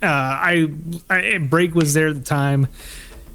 There were 3 summers in a row, I think, where when I was home from college in Wichita, it was me and 15 friends from work or school, and we had 8 people upstairs on 2 TVs, and we had 8 people downstairs on 2 TVs, and we had a small little Linksys router or switch that was connecting all 4 Xboxes together, and it was the loudest. My dad absolutely hated those summers because we would be so loud and there would be so many of us at the house until like 2-3 in the morning because we worked at the movie theater during the day or during the evening, so we'd get out at like 1 o'clock in the morning and it'd be like there like 1 to 4, and he'd be like, you just need to let me sleep as long as I can. And I'm just like, yeah, sure, no, it's fine, I'm gonna sleep till noon anyway. So but And hating Halo and being your dad is unlucky. Yeah. Between the amazing single player campaign, the awesome gameplay loop, the vehicles, the extremely it seemed like it was a massive scope of conflict and just scale, and then the multiplayer was like nothing I'd ever seen before or played before, and it's another one of those desert island games. Just give me that and maybe one other person to play it with. And then I'll be okay for as long as you need me to be there. Or 15 other people. Yeah. And then as you start starving, you can eat each other, and that also works. It's a good game. No, it's a really good game. I can fully admit that. I have now for quite a while, but we did the LAN party thing with Jack, and then I remember even before I went to college, we hooked up some Xboxes together. I remember Richie getting so angry on Blood Gulch, like white in the like his face was flushed and like this with one of the other people who was maybe playing a little cheaply. But I was like, it is good, but I can't say that yet. No, it's a good game. It's a good game. It's a very good game. And Maul also has one of my top Xbox games. I think a classic, yeah. I picked KOTOR, Knights of the Old Republic. Yeah. A few of us here might be Star Wars fans, What is that? And it's pretty excellent. Like the storyline's great. I like the combat, which might be a little slow for some folks now, but you can turn up the speed a little bit on it. But it is D20 styled, so it's based on. It really is based directly on Dungeons and Dragons, 3rd edition of the time. At that era, they had licensed Wizards of the Coast, who did what Dungeons and Dragons, had gotten a license from Lucasfilm to do a Star Wars version of it. So it just basically just moved everything over into like a direct D20 system port. And so when your character is, you tell them to attack, and they're just like, slowly sidestepping back and forth and occasionally whacking at somebody, and the numbers are crawling up on the screen underneath. That's the D20 system, the Dungeons and Dragons rules rolling by. But just great characters, great story. You got so much memorable stuff out of here. HK-47, Revan. Yeah. There's just I'm glad that it was in canon at the time. It kind of fell out of it after. Like they sold stuff to Disney, but they've been referencing stuff from it again. So a lot of that stuff's going to get pulled back out and rediscovered.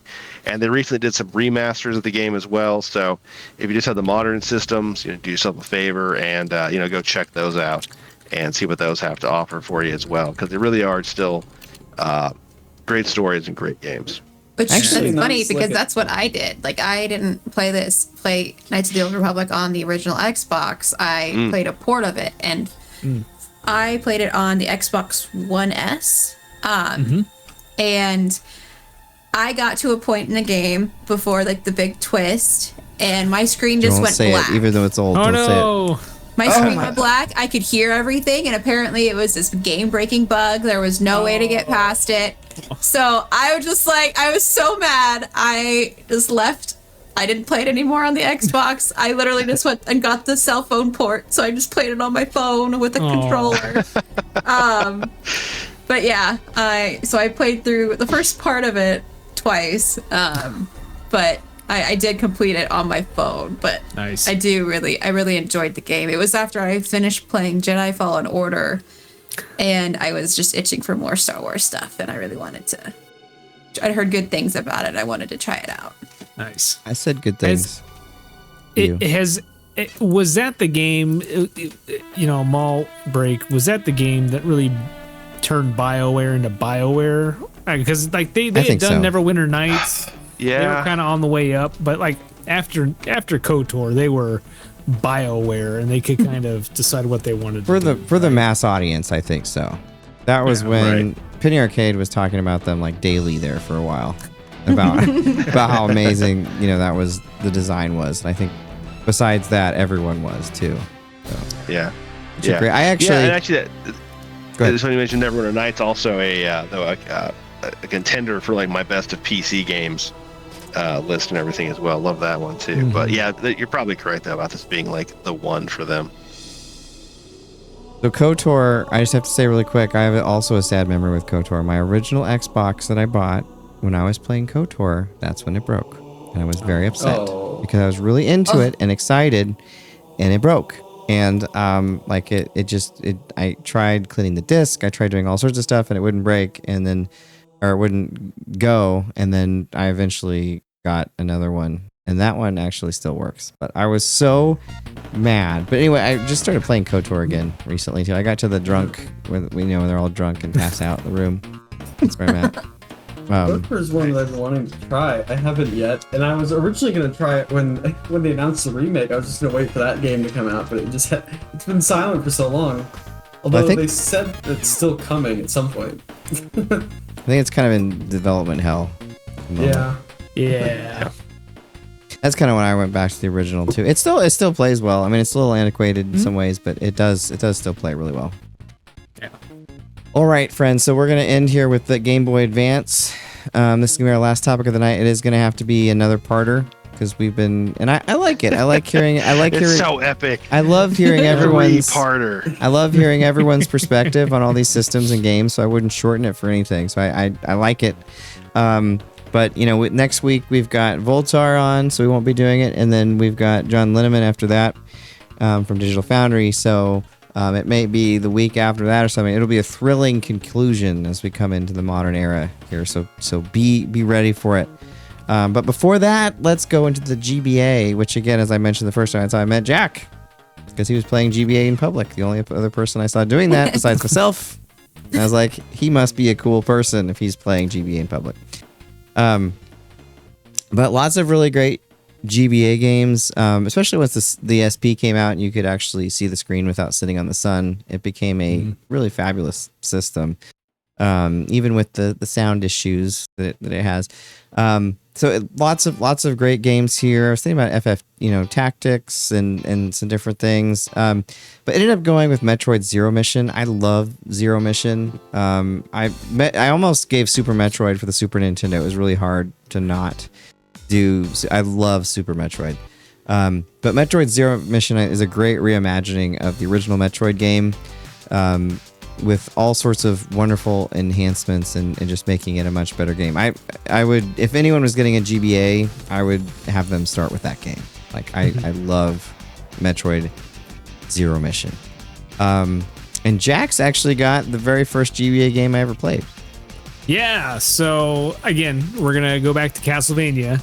And the first, it was a launch title over here in the States, and it's the first, Metroidvania, Castlevania game on the GBA. Circle of the Moon. It has new characters, it has some amazing music. It plays a little clunky nowadays. Like if you go back, there was the GBA collection that came out, or the handheld collection. I'm not sure what they called it exactly. It came out for modern consoles here just recently that included all three of them from the GBA. And it, like I said, it plays a little clunky, but the music's great. The little card system they have is great because you could combine powers. Like you had two different types of cards. You could combine each one to give you different combinations of attacks or special effects. Bosses are great. It's Metroidvania. I really like it. And like I said, the two that came after it are great in their own right. Aria of Sorrow is really, really good and sets up Dawn of Sorrow on the DS. And the second one in between those is but the first one is probably my favorite, honestly, just for the music alone. Awesome. Very, very good choice. I couldn't see it when I first got it because I got it on the regular GBA, but playing it on the SP was really, really cool. Game changer. What a pattern of those original handhelds. Couldn't see them. Idiot. But You got a good pick here, though, Maul.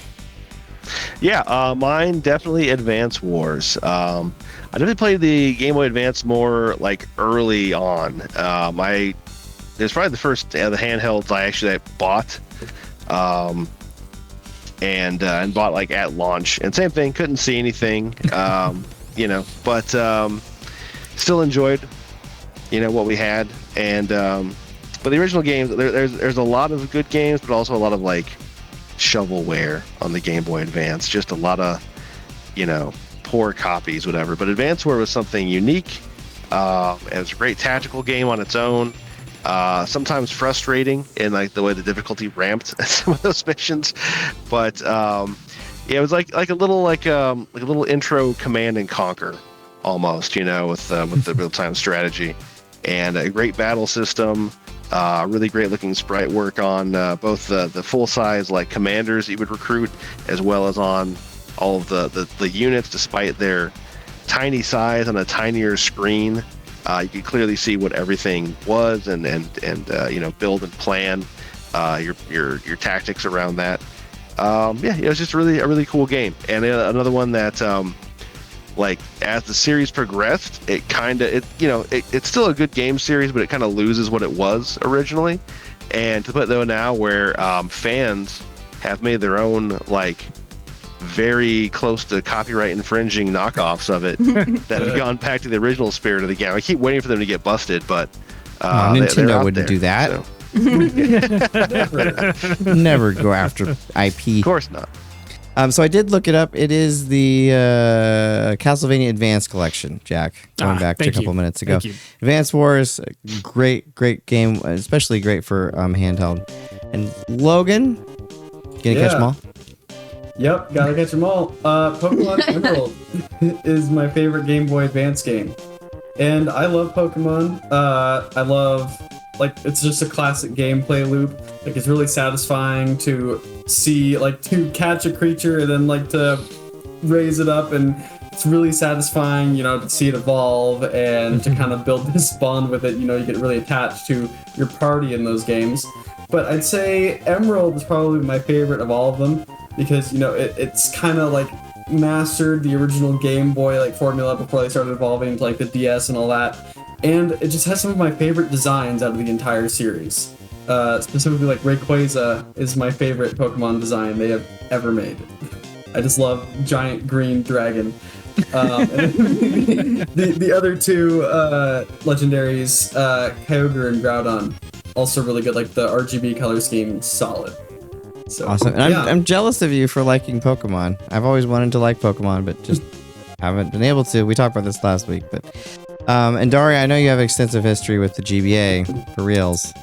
Yes. I remember getting this as a gift for Christmas one year, and my sister and I constantly played and traded the games, and the one that I'd probably would have to say is my favorite is Crash Bandicoot Entranced. But the one I probably played the most was Harry Potter and the Prisoner of Azkaban, because it was you run into different encounters, and you collect you cast certain spells to learn about the creatures that you're fighting, and it's kind of going through a playthrough of the entire game multiple times to be able to collect all of those things. And so many car rides were spent playing those games. That and the Goblet of Fire were also some of the ones that I played a lot. But my sister and I both had a copy of Crash Bandicoot Entranced, and we occasionally we'd help each other get through levels. And I remember it's funny, I think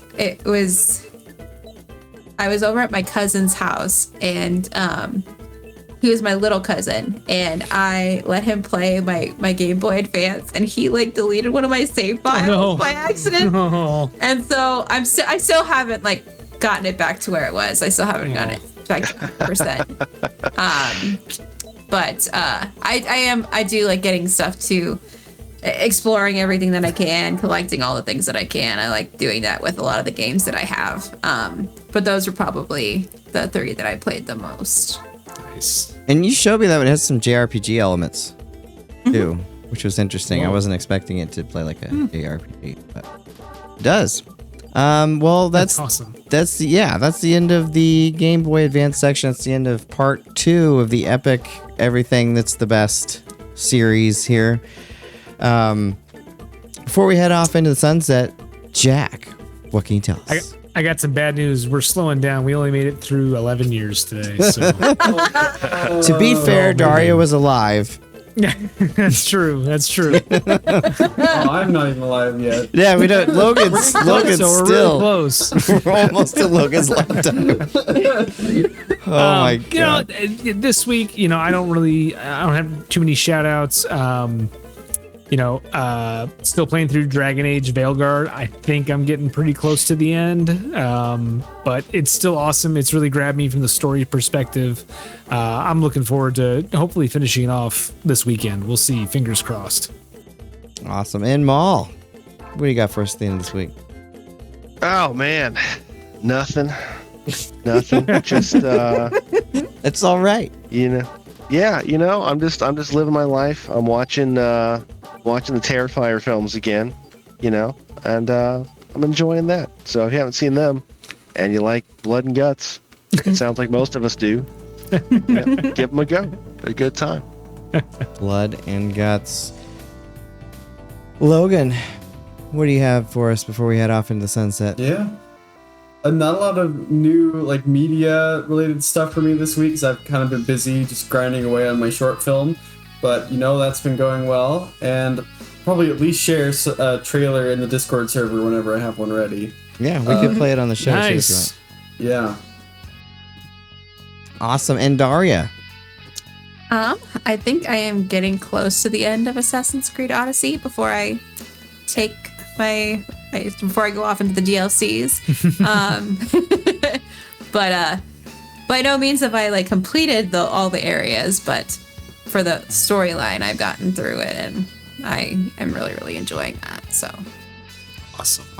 Yeah, that's probably Odyssey's really good. I'm looking forward to the new one, but Valhalla, we should talk after you finish Odyssey. That's one of my favorite Jack Burton lines. We should talk after, yeah. Nice. Very cool. Well, I'm going to be continuing to work on my movie, eyesopenmovie.com. Check it out. And I can't wait to see you same time next week on the game show, and this time with the great Voultar. See you next week.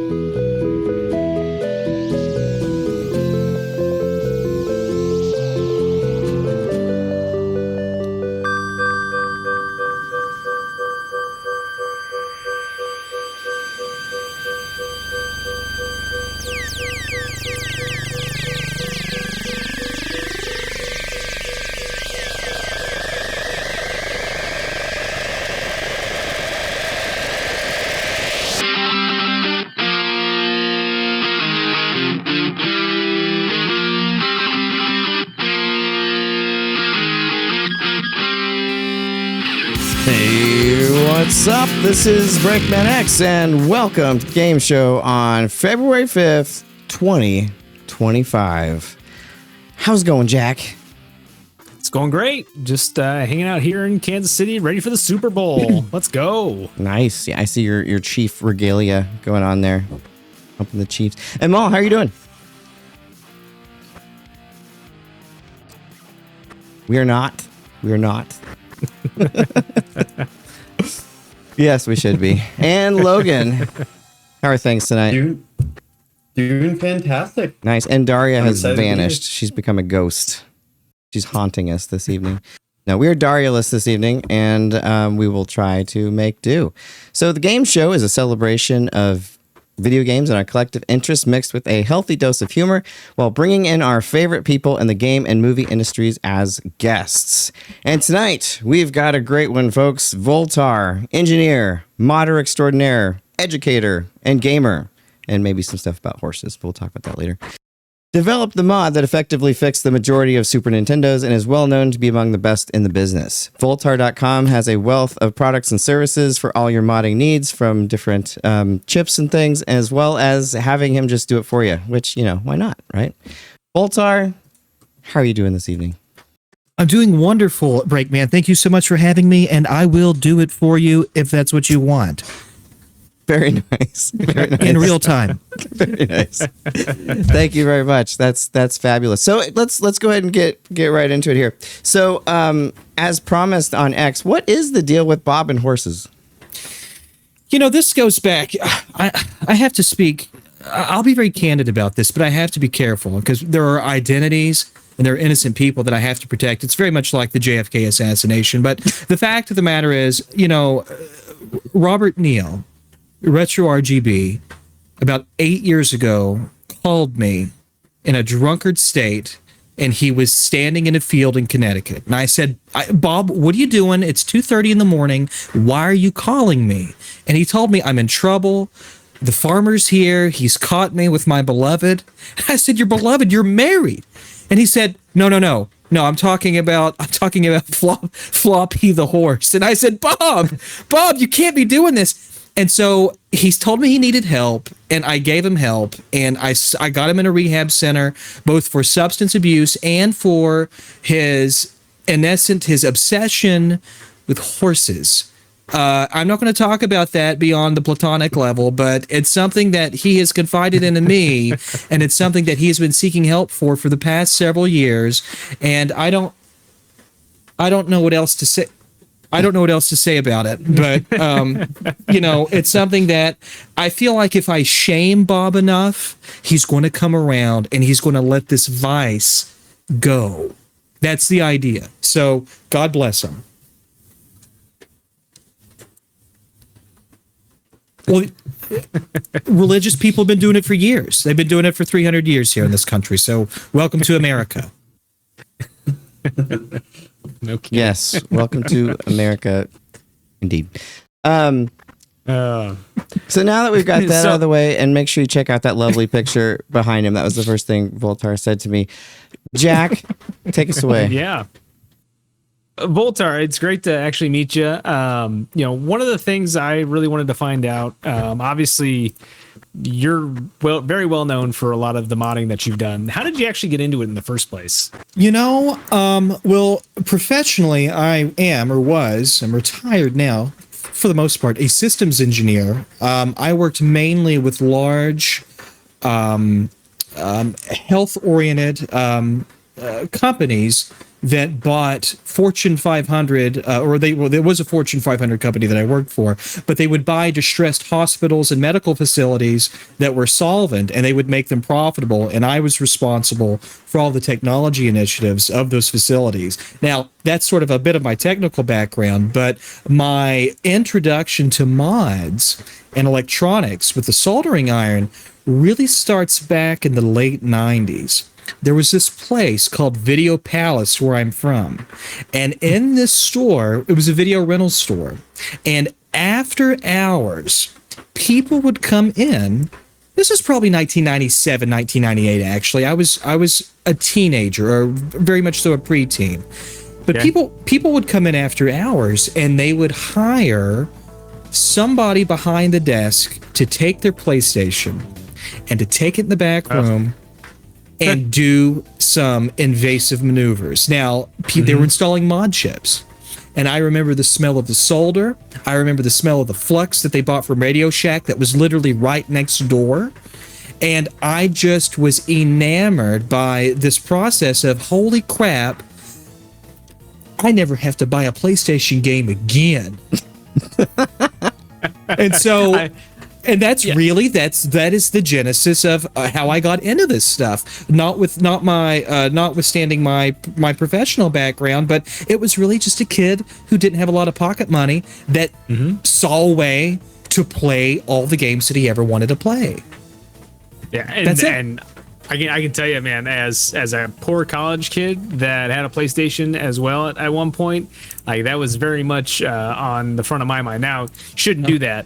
I mean, let's be clear. You shouldn't do that.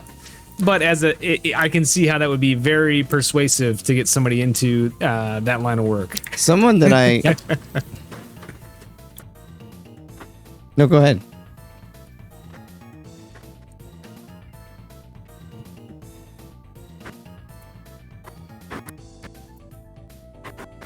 Yeah, there you go. Just straight up theft. That's the American dream. There you go. Yeah, I know a guy, BreakmanX, who modded his Saturn. That was the only thing that he'd ever modded. Back way before I saw any of Voultar's videos, so I had no idea what the hell I was doing. And it's really lucky that it actually functioned after I did it.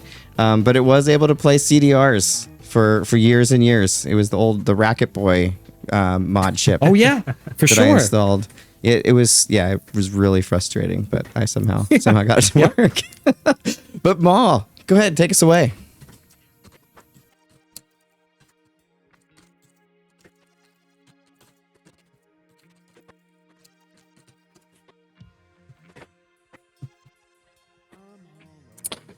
Is there anything out there that makes me feel like I don't think I understand the question. Can you elaborate a little bit?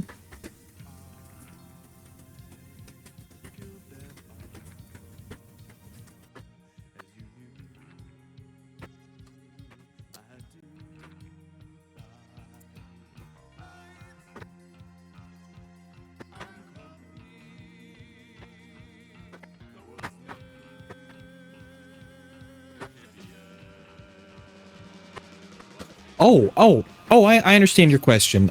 You know, what's interesting about this is in the 1980s and in the early 1990s, for the most part, the regular Nintendo, let's go back to the late 70s, the Atari 2600, the NES of the mid 1980s, the SNES of the early 1990s, these suckers right here were bulletproof. They were bulletproof. This is 35 years old, and the only thing that's wrong with it is that it's yellowed. Now, that I can't say that across the board, certainly for all hardware that's that age. But what's interesting to me is, as the years went on, when we got into the 5th and 6th generation era, things got more sophisticated, and therefore there was more chance for things to break. Now, the PlayStation is a beautiful system that is just absolutely like the pinnacle of engineering of the mid-1990s. The Duo, which is a PC Engine derivative, that is a PC Engine coupled with a CD-ROM unit. Can we cuss mildly here? Can we say things like the S word, or is that frowned upon? I just want to know. You can do what you want. That thing is a piece of shit. That thing is terrible. Even if you recap it, it's going to give you problems probably for the rest of your life. So your question's interesting because if you look at things that are very lucrative and popular now, such as the Game Boy mods are insane. They're insanely popular for the original, for the color, for the pocket. But what's interesting is Nintendo designed this thing to be as cheap as possible and not to have a long lifespan of more than, say, 6 or 7 years. It was really intended to be a disposable as far as Nintendo was concerned. Yet people that's why, for example, when you look at Game Boy Pockets on the secondary market, which they're all on the secondary market now, their screens usually have this big black hole in the center because they just weren't. I mean, really, it's just the pixels are just damaged, and it's just a big black rotten hole in the screen. They're just not designed to endure the times like other systems are. But what's remarkable about the Game Boy is that community, to your point, the modding community has taken a system that really wasn't supposed to live, but maybe close to maybe a little over half a decade, and they're revitalizing it with new screens, new shells, new motherboards, new sound modules, new battery replacement systems. And I never thought that those systems would be their lifespan would be so elongated by mods like this. And it's just a labor of love that's really in the name of preservation. So yeah, I'm really surprised about things like the Game Boy modding scene, how they've taken something that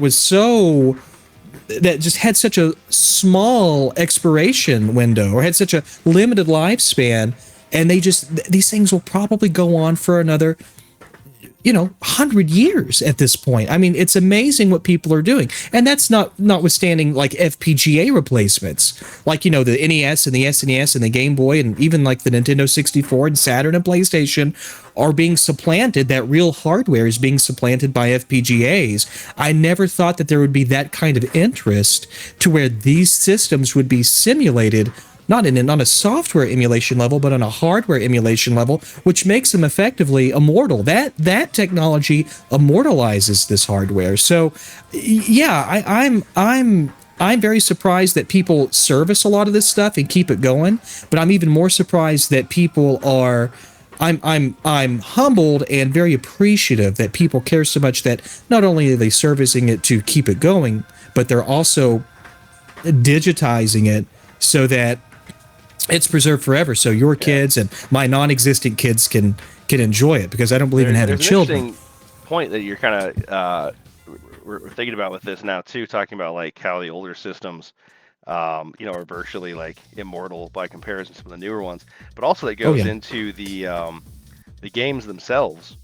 It seems like the cartridges will last a lot longer than the discs, which will begin to rot over time too. So we'll still be playing old hardware for the cartridges, but eventually we'll have to move to digital for the CD-ROM style games.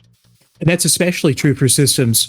So there was a certain window in the early 1990s when CD pressing technology just took a huge crap on itself. Some libraries were grossly affected. Most notably, the Sega CD library is just plagued with disk rot. So even if we service these systems, which we certainly do, and I certainly do, that doesn't discount or that doesn't take away from the reality that even if you've got the hardware running, these disks are just rotting away left and right. So preservation in that respect is most certainly important, because like you said, this optical media, it's not just a matter of it maybe going bad in 10 years, it's going bad right now. And that's a problem, certainly. Yeah, I know my whole Warner Brothers archives are just rotting away on my movie shelves too. So. I want to say that you have my sympathies.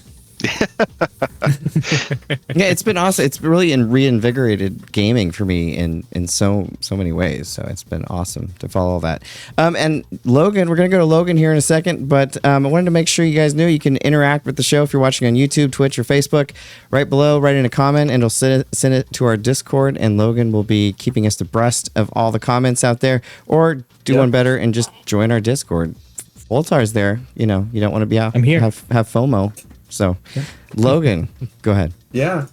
So, Voultar, what got you into engineering? I was 3 years old, and I was... It's a true story. It's a true story. Oh, okay. I was 3 years old, and I can remember sitting on my grandpa's lap in my grandma's kitchen, and we were taking apart a digital clock. And I remember I was taking the clock apart, and I had it all disassembled. And then my grandfather said, okay, now you're going to put it back together. And I did. And that's when I knew I was going to be working with electronics truly for the rest of my life. I was 3 years old. I kid you not. That is really cool. That's That's such I had this experience when I was in like third grade that made me interested in computers and following all this stuff, where I opened up my computer for the first time and I just saw all the traces and everything on the circuit board. And I used to imagine it. This is probably really super lame, but it's like a little city and all the like little electrons and everything going along all the different paths. And so like when I see the mods and everything, I'm always trying to imagine how they would actually work and apply and everything. So yeah, I don't know. That's pretty cool. Yeah, That's just Tron, man. You're Yeah, describing I think Tron. I think Tron was probably what inspired that. But I used to really imagine that. So this is something, and I saw you posting about this today. Oh, actually, Logan, why don't you hit us up with the chat? Yeah. What are people saying? Let me get it pulled back up here. They're mostly just saying they couldn't hear me before. Yeah. Yeah, I'm not using the plugin I was using ever again because it seems to drop Yeah, one the vast person. majority of them are like, I can't hear Maul, but we got that fixed, so it should be good now. Thank you, everybody, for making Someone was break. talking about Blue Sky. Yeah, came here from the blue sky link Voultar posted. Glad I did. Yeah. Thanks That for was posting Kelly all that, Brew. Voultar, too. Appreciate Well, thank you for having me. This is already like a ton of fun for me. I have to be perfectly candid. This is effing awesome. Oh, awesome. Well, it's yeah, that's the whole point. We We're just glad want to have you're fun. here. Yeah, Yeah. we're super stoked that you're here. We did this for about 10 years and then we had 10 years off and then we just decided to do it again. So here we are back. So here's something that's not so awesome though. So I saw you tweeting about this. It's pretty common to see products developed by the community ripped off on AliExpress. And we see this very, very commonly. Is there any way to prevent this, and how does this affect small businesses like your own? No, you can mitigate it, you can slow it down, but you can't. And it's a futile effort to try to stop it or hinder it from happening. That's not possible. It's unfortunate that people. This is going to get a little geopolitical, but I'm not wanting to talk about politics. You have an area across the pond that does a lot of mass production and a lot of mass manufacturing. Manufacturing that we really can't do here. Yes, England. For Christ's sakes, what the hell's wrong with you? It's not England. It's not England. But we have this area in China that is most responsible for all of our semiconductor manufacturing and all of our printed circuit board assembly. Unfortunately, what's happening is, and what's happened to this community, which is very niche, by the way, but it happens in other industries too, but this is something that I can speak on personally. When you work with these, I'm going to call them board houses, and a board house is just a company that you solicit and hire to assemble and create your designs and your boards, your mods, let's say. You hire them. Unfortunately, they're not always super scrupulous, and they will take that board file and they will sell it to another manufacturer or another vendor, often from Alibaba, often from AliExpress. And despite your best efforts, this just happens. You guys would be surprised at the bidding wars that happen for devices such as the RetroTink 5X and the RetroTink 4K, so it can be stolen and produced for pennies on the dollar. And I mean pennies on the dollar. And it's absolutely terrible. It's a horrible thing. And then, of course, when you say that, some people will surmise that you're talking bad against, the Chinese manufacturing. No. That's not even faintly what I'm saying. All I'm saying is all of our manufacturing comes over typically from Shenzhen. And in this area, we have a lot of what we call pirates, hardware pirates, that we're across the pond. We have no, ultimate control of. And it just happens. So and I got a lot of crap for this, because I designed something, as some of you know, called the Edge Enhancer for the Super Nintendo. We're about to get into it. Well, that I appreciate that, but I designed something called the Edge Enhancer, and in all of the press photos, the photos sent to the photos that were published, I think, by Retro Gamer magazine, Tito of Macho Nacho, who's a very popular YouTuber who did a video review of the install. There's a glob top on top of all the sensitive electronics, and the reason for that is because I know it's going to be cloned but I would at least like to make some of my money back after about, you know, $1 bazillion worth of investment and 4 years of R&D. And people just lose their minds over this because they're like, do you think that this is really going to stop cloners and manufacturers from lifting and commandeering your design? I'm not stupid, you dummy. I know it's not. But it's at least going to slow them down, so maybe I can. Maybe I can release it before they can. It's a terrible, heartbreaking thing. A lot of people think that this is just a hobby. It is just a hobby, but guys, I'm here to tell you, a lot of people put an incredible amount of money and resources behind these small shop projects, and when they're cloned, not only have you taken somebody's livelihood away, a lot of people, you're taking away like. You're almost taking away their life in a sense, because this is literally what they do for a living. This is literally their cash stream. This is how they make money. And so I understand that everybody wants to pay less for things, but all the stuff that we design, it doesn't just manifest and materialize out of a vacuum. And so shit, you know, come on. Hey boy, come on. That's from Mega Man 8, by the way. Don't believe any of you chaps have ever played that, but... Oh, I love Mega Man 8. I'm just kidding. Even though the voice work is what it is. Do you know the boss I'm talking about? He's the guy that he hides behind the trees at the end. He's a robot master, and you have to shoot him, and he goes, hey boy, come on. Oh, yeah. Yeah. Yeah, it's Really like it's weird one of the guy. last four. Yeah, it is weird. I think he worked at Never Neverland before he was a voice actor. It's definitely one of the weirder That's robot great. masters they've had. That's great. But to my point though, yeah, Yeah. cloning's devastating. I don't condone it. I think it's terrible.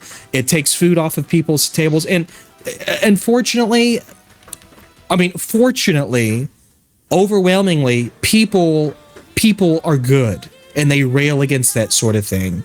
And you know, support the creators, guys. Just that's all I can tell you. Support them, because it's not cheap and it's not easy to design this stuff. It's not. Yeah, Thank you for coming to my TED Talk. Yeah, and no, I'm really glad that it exists. Like I said, it's really kind of rejuvenated what I do with gaming lately. And before we get into this next topic, I just wanted to point out that the Edge Enhancer definitely lives up to advertising. If you've seen any of the stuff about it, seen the before and after pictures, I put some on the Discord. It is absolutely as good as you would hope it would be, and I've been enjoying it massively. So if you have any inclination and have a 2-chip NES or SNES, you definitely are gonna want to get this. Thank you for that. So Voultar.com. Hit it up. So Voultar, you decided that the big thing that you're known for is the SNES fix that you created, the chip that you created for that, the mod. How do you take an idea?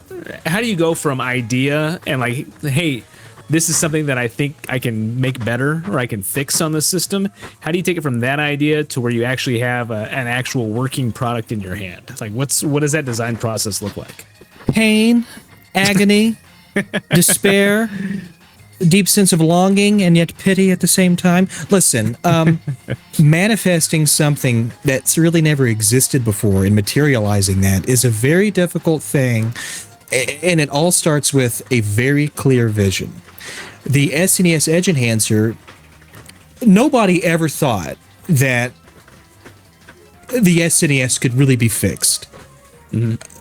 People for 20 years thought that we could put band-aids on it and we could sort of recover that video and make it better, but nobody. Retro RGB, and I'm not going to plug him because I'm not a good friend of his or anything, but he has a website. Retro RGB exists solely because he was looking for a way to get the SNES to look fantastic, because everyone knew or thought that the 2-chip SNES just wasn't ever going to output video, and so the quest for the 1-chip SNES, which is a different revision of the SNES that outputs very sharp and stunning video. But my point is, those things, if they are created with the smallest baby steps imaginable. So when you're creating something like the Edge Enhancer, you don't think about sharpening the video. You think, I wonder if I could just clean the video up a little bit. And so you do that.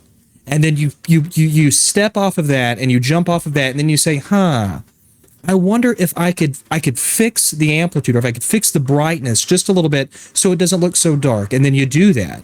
And then you say, I know everybody else has tried everything in the world to recover and fix the blurriness, because the SNES 2 chip, I don't know how many of you are classic retro game players, but there's a difference between there's a difference between composite video and RGB video. Obviously, I mean, everyone RGB video is very high quality, very sharp. Well, the 2-chip SNES, regardless if you're outputting composite video or RGB, it's pretty close to being the same. Yes, there's an appreciable difference, but it still looks really horrible.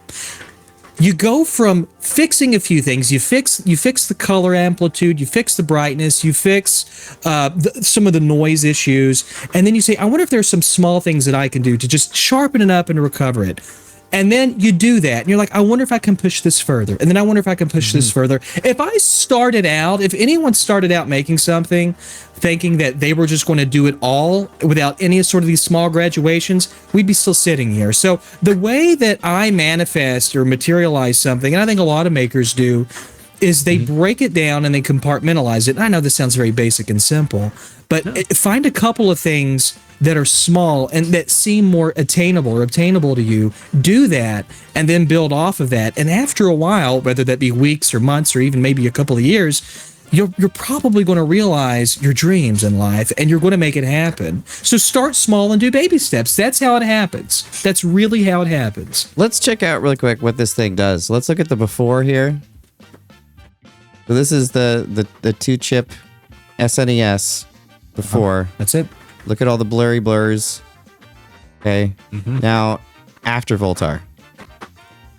Look at that. Welcome to America. Look at that crisp gorgeousness.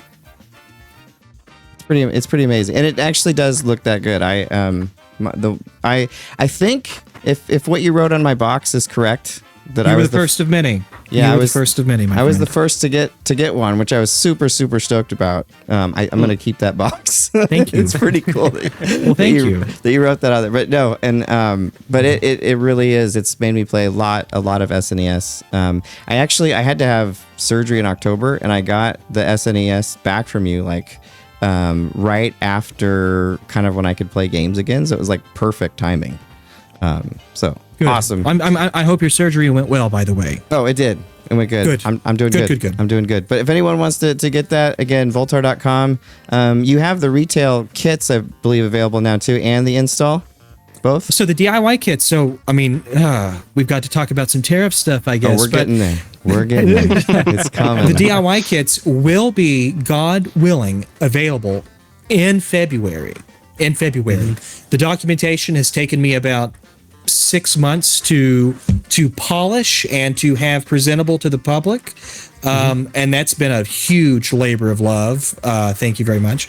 But the kits should be, the DIY kits, if everything goes well with the logistics between us and China, we never know what's going to happen. And one minute they stop incoming packages, until everything, it's just a bunch of nonsense. But February. Awesome. So then people actually do it themselves. Otherwise, have Voultar do it for you. Go ahead, Jack. If you can't, I'm sorry. Oh, no. Go ahead. I just wanted to say, and I can't look at you guys right now, but I just wanted to say, if you can't do it yourself, Voultar can do it for you. I'm sorry. It didn't come out right. Or maybe it did. Oh, God. Yeah, maybe it did. Maybe it did. Jack, go ahead. No, I was just gonna say, just sort of a little follow up. So, what kind of prices do you have for those services? So see, now you're bringing attention to it. Yeah. So if you want, so the edge enhancer is what I would make, what I would say is akin to an around the world, which means that you get the edge enhancer, a good cleaning, and I totally restore the system in terms of recapping everything. Now, if anything is killing Super Nintendos, it's the fact that we have these old caustic electrolytic caps that are exploding. They're exploding their juices all over the place, and they're literally ruining the boards. Now, if you go to they're literally ruining Super Nintendo main boards. And if you go to my Twitter, you'll see several examples of that from customers who send me their systems for the Edge Enhancer, but I require them to allow me to recap and service the entire system while doing that. But the Edge Enhancer kit, the installation for that, and a full capacitor replacement is $175 flat rate. Gotcha. And awesome. It'll keep your SNES going for a very long time. Mine had the juices all over it. From what you sent me a picture. I've never seen the SNES juice, but well, let's not get too specific on this because there are children here. Not mine. I don't have any. I don't believe in that sort of thing. Why are you laughing? But yeah, Bryce got some wandering around in the back. They're probably asleep by now, but it's late. Yeah, no, the SNES mod is great. And it's something I've been waiting for a really long time. The second I saw you write it on Twitter, I was like, okay, got to get this in right away. Thank you. Thank you. I really appreciate the support. Of course. All right, Maul. Yeah, just because you got obviously the powerful SNES mod out there. What other mods have you been working on? What you got in your repertoire? And do you have any favorite systems you've been working on? I don't. It's interesting. I have a lot of things that I do. So I have other video mods. I have an RGB bypass mod for a different type of Super Nintendo called the One Chip that can certainly help clean up the analog video, because the idea with analog video is that, yes, it's analog. It's not a lossless digital video output, but we wanted to make it look as good as we can so that when we put it through a device such as a RetroTink 4K or RetroTink 5X or an OSSC or whatever, it's going to look the best that it can, and it'll damn near look like an emulator. So I have options for the Super Nintendo, for certain versions of the Nintendo 64. Those aren't my favorite, and those aren't really particularly fun for me because I'm burned out on all that crap. But the fact is, it's not crap. Let's not gatekeep, okay, guys? Seriously. Enough. It's thundering. I don't know if you can hear it. But my favorite mod, one of my most favorite things that I ever designed is I love RPGs. And I love RPGs that were never really localized in the United States, or they were very super expensive in the United States. So, for example, pretty much all the Dragon Quest games for the Super Nintendo, for the Super Famicom, they never came out in the States. Yeah. I designed something called the Super Stacker, which allows you to translate Japanese Super Famicom cartridges into English or whatever language that there's a patch available for, without rewiring the cartridge, without invasively removing the mask ROMs and doing a bunch of rewiring and gutting parts out.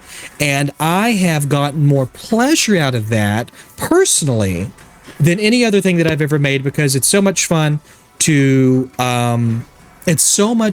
play a game like Dragon Quest III for the Super Famicom, which was already a remake of Dragon Quest III for the Famicom, that never saw a United States localization here. That, to me, is fun. And I have something similar for I have the equivalent to that for the Famicom, because there's so many games, guys. You guys realize there are so many Square games that didn't come out. There's so many Enix games that didn't come out. I mean, geez Louise, WTF, we missed out on some of the best games ever. Did. I mean, God, Secret of Mana 2, or so technically 3, we didn't get that here. Yep. Yeah. Not until Trials of Mana.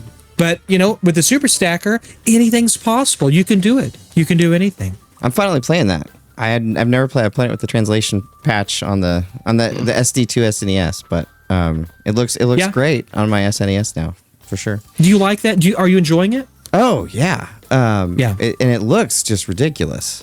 Like the graphics are astounding. The music's great. I don't know if I like it better than Secret of Mana yet, but I am really enjoying it. Good. You're in good company here. That's something I'm gonna have to check out, because like Final Fantasy V is one of my favorite games, and so good. Literally the first 3 times I tried to play it, literally just translating it like line by line as I was playing it. So something like that would be. That's actually Gucci's favorite. So what's up? I'll tell you a secret. Final Fantasy V is the entire reason why I designed the Super Stacker. That's awesome. That's a true story. Absolutely. That's awesome. That's my favorite. The job system in that game. Everything about Final Fantasy V, it is my favorite Final Fantasy of the Super Famicom. The big battle on the bridge is probably my favorite piece of music that Uematsu composed, and it's one of my favorite fights in the entire series. I'm going to tell you the truth. I cried in bed for like a week. Why are you laughing? I mean, I'm telling you the truth. I'm laughing because I'm not Don't exactly laugh, there, man. but very, very close. He's opening his heart to us. I mean, I literally, there's some things that have moved me in video games. Final Fantasy V moved me to absolute tears. I'm just telling you the truth. I'm a very sensitive man. That's okay. And I cried.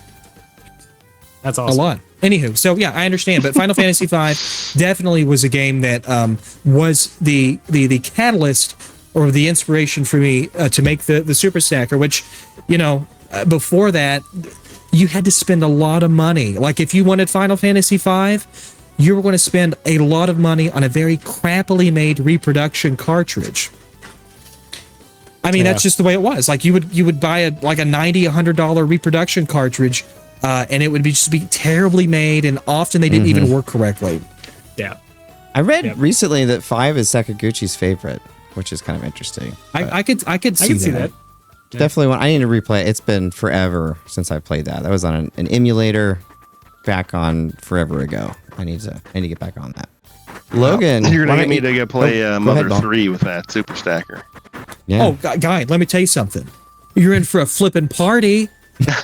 I'm just telling you. It's party time, baby. I mean, I don't know if the attitude of the later part of that game is party time or whatever, but I'll enjoy it anyway. That's fine. It's fine. Existential Dilemma is right up my alley. So yeah, nice. All right, Logan, why don't you catch us up with the people out there? There's a lot of stuff that's gone on this round, and then we can get to your question. Yeah, all right. So I'm going to start here with, I'd love to hear personal opinions on the laser active CLD A100. I don't feel it's talked about enough. From Joshua. Well, we stop there for a second, see if Voultar has a response to that, and then we'll go on to the... I mean, I don't want to... Listen, I don't want to be disrespectful to you. You're a very nice guy. I choose not to talk about crap. And that I'm just kidding. No, I'm just kidding. To be perfectly honest with you, I don't know a lot about that. I don't have enough experience with that to have an informed opinion. I think that the laser active stuff is so esoteric even for me.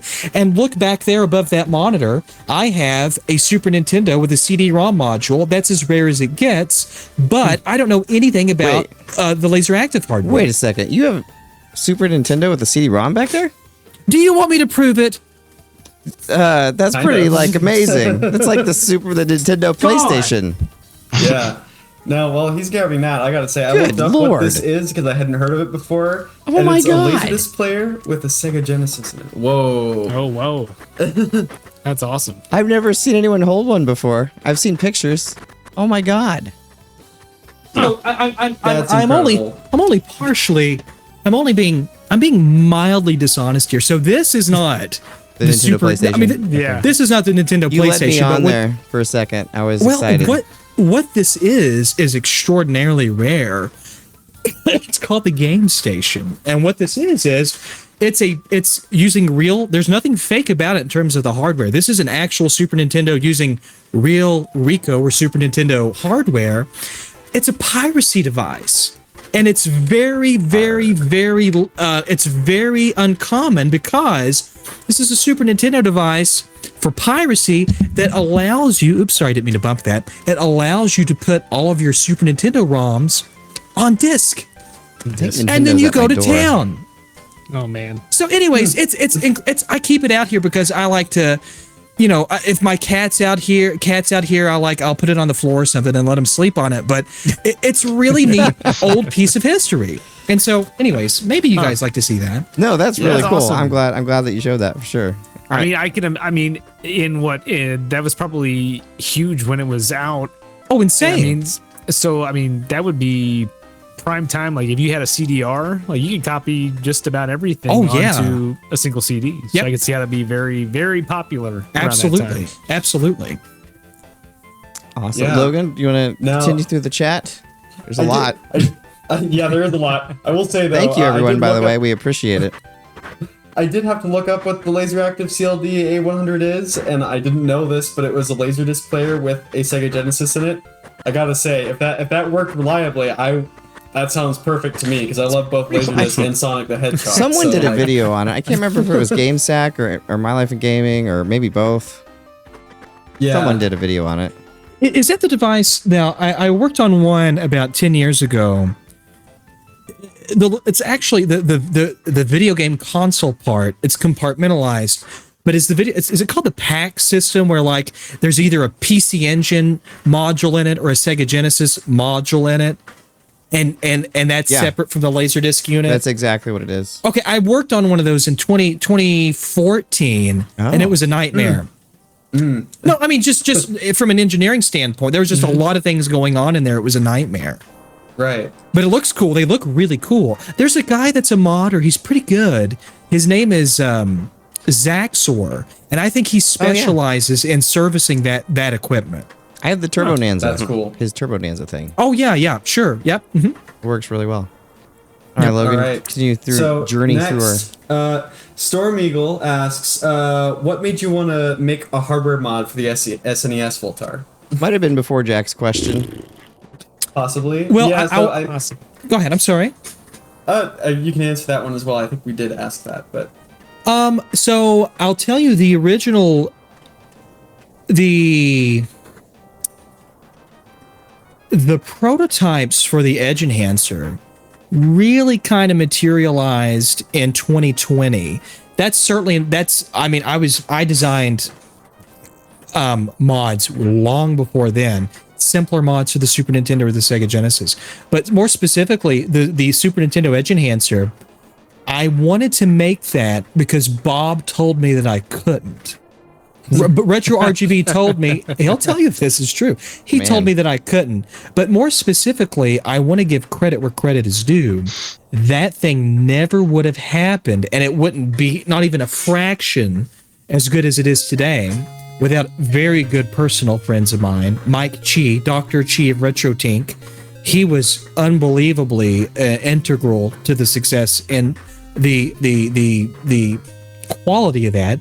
Stefan Kulov of HD Rectal Vision, who is probably the laziest, most incompetent human being from a productivity standpoint. Nonetheless, he's a very personal good friend of mine, and he's one of the best engineers, and in the analog domain especially, that I've ever known. And a guy named Furtek, that's Furrtek. Furtek is unbelievably legendary in the decapping scene. Yeah. Oh, sorry. There's nobody. Oh, no. You're absolutely fine. There's nobody better than him. And the reason that the Edge Enhancer really works as well as it does is because Furtek helped me by he already taken decapped shots of the PPU2. Now the PPU2 is where the DAC is. That's digital to analog converter. So all the digital video stuff is converted into analog, and then it outputs through the analog RGB pins. That DAC structure and those DAC structures he walked me through so we could draw and plot them out so that we could know specifically what was causing the problems that was plaguing the video output or the video quality of the Super Nintendo. So anywho, that thing was a labor of love that I really enjoyed making, that took me it took years to perfect across. There's about 20 something odd variations of the Super Nintendo. Different motherboard, and that's including combinations of motherboard revisions, chip revisions, and it's a mismatch, mixed match is what it really is. And all of these different combinations have different problems, and taking all of these different problems and designing a single cohesive design that would satisfy all issues and quail all problems. That was fun, and that was absolutely my love letter to the Super Nintendo, and not my first, but it's the thing that I've enjoyed most working on because it's been by far the most challenging and the most significant in terms of like my contributions to the hardware scene and just to these old legacy systems, for sure. Oh, much appreciated. And if this is in any way going to give away any proprietary stuff, absolutely don't. But can you like very generally describe some of the issues that it fixes or kind of how it works without giving away proprietary? Well, it's fine. It's these are things that I've talked about since 2020. The problem with the SNES. So the Super Nintendo has internally to its picture processing unit, it has a little sequence of gates that convert the digital video bits into an analog format that we can interface with our televisions and displays. See that? See that up there? Hi, Bob. That sick bastard. But but no. So what the problem really comes down to is Ricoh, who is the manufacturer and I think the layout company that put everything on the mask, they did some very odd things. So the DAC of the Super Nintendo is really 3 mini DACs that are composited together that will give you full range video. And the way that these DAC structures are implemented, let's just say that it creates a lot of noise. It creates a lot of noise in between these structures that telegraph to the video output. Fortunately, this noise that I'm talking about, it exists at a very specific frequency in like what's called the small signal domain. And because it's limited to a certain window in frequency or in spectrum, we are able to non-destructively, which is what nothing else does to my knowledge, we were able to non-destructively recover that video, clean it up and tighten it up, and make it look 95% equivalent to the SNES Gold Standard, which is the one-chip SNES. Now, the one-chip SNES is a much later cost-reduced version of the Super Nintendo that Nintendo put out at the tail end of the Super Nintendo's life. And this hardware consolidates all the different chips into one single codified ASIC. One of the things about that system is, and that also includes the SNES Mini, which is the little smaller Super Nintendo, they output razor sharp video. Razor sharp video. But those systems are more or less considered by a lot of people to be equivalent to an emulation system. Right. Because they're not perfect in terms of the way the original chipset was implemented in the single chip design. There are a lot of games that are just problematic. They have sprite corruption, they have graphical corruption, and it's just not perfect. So the 2-chip, we were able to recover. A lot of people confuse the edge enhancer and say that it's a video sharpener. No, it's not a video sharpener. There are video sharpeners that already exist for the 2-chip SNES, which are roughly the equivalent of opening a picture in Photoshop and just clicking the sharpening filter. That's exactly what those things are. They're just an artificial overlay that kind of sort of makes the video look better under certain conditions. For example, let's say that these older sharpeners that were used, the title screen of Super Mario World may look really good, that specific video content, but the way it's applied, it's very non-linear. And so while the title screen of Super Mario World may look fantastic, the title screen to Super Castlevania 4 is going to look like a muddied, bright and dark mess. Mm-hmm. This doesn't do anything like that, and that's because we're not trying to take this one size fits all sharpening appliance and jam it onto the SNES and say, there you go, you're fixed. We are taking the video and we are recovering it in a way so that all video content across the board benefits to its maximum potential. And that's what the Edge Enhancer is. It's an enhancer. It's not a sharpener. It's not any sort of device that that cheats. Mm-hmm. We're recovering that video signal and we're almost reconstituting it to where it's, as I said, the one chip is the pinnacle gold standard of sharp video out of the Super Nintendo. The 2-chip SNES with the Edge Enhancer is about 95-98% to the equivalent of that. Meaning when you're 6 feet away from a normally sized screen, it's virtually imperceptible to 90% of people, I would say. Oh.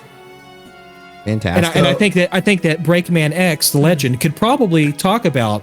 I mean, he could probably, comment about the before and after differences. Like, oh my god, yeah, it's a huge difference because I had been using like a mister because my SNES was looking so fuzzy and it bothered me how blurry it was.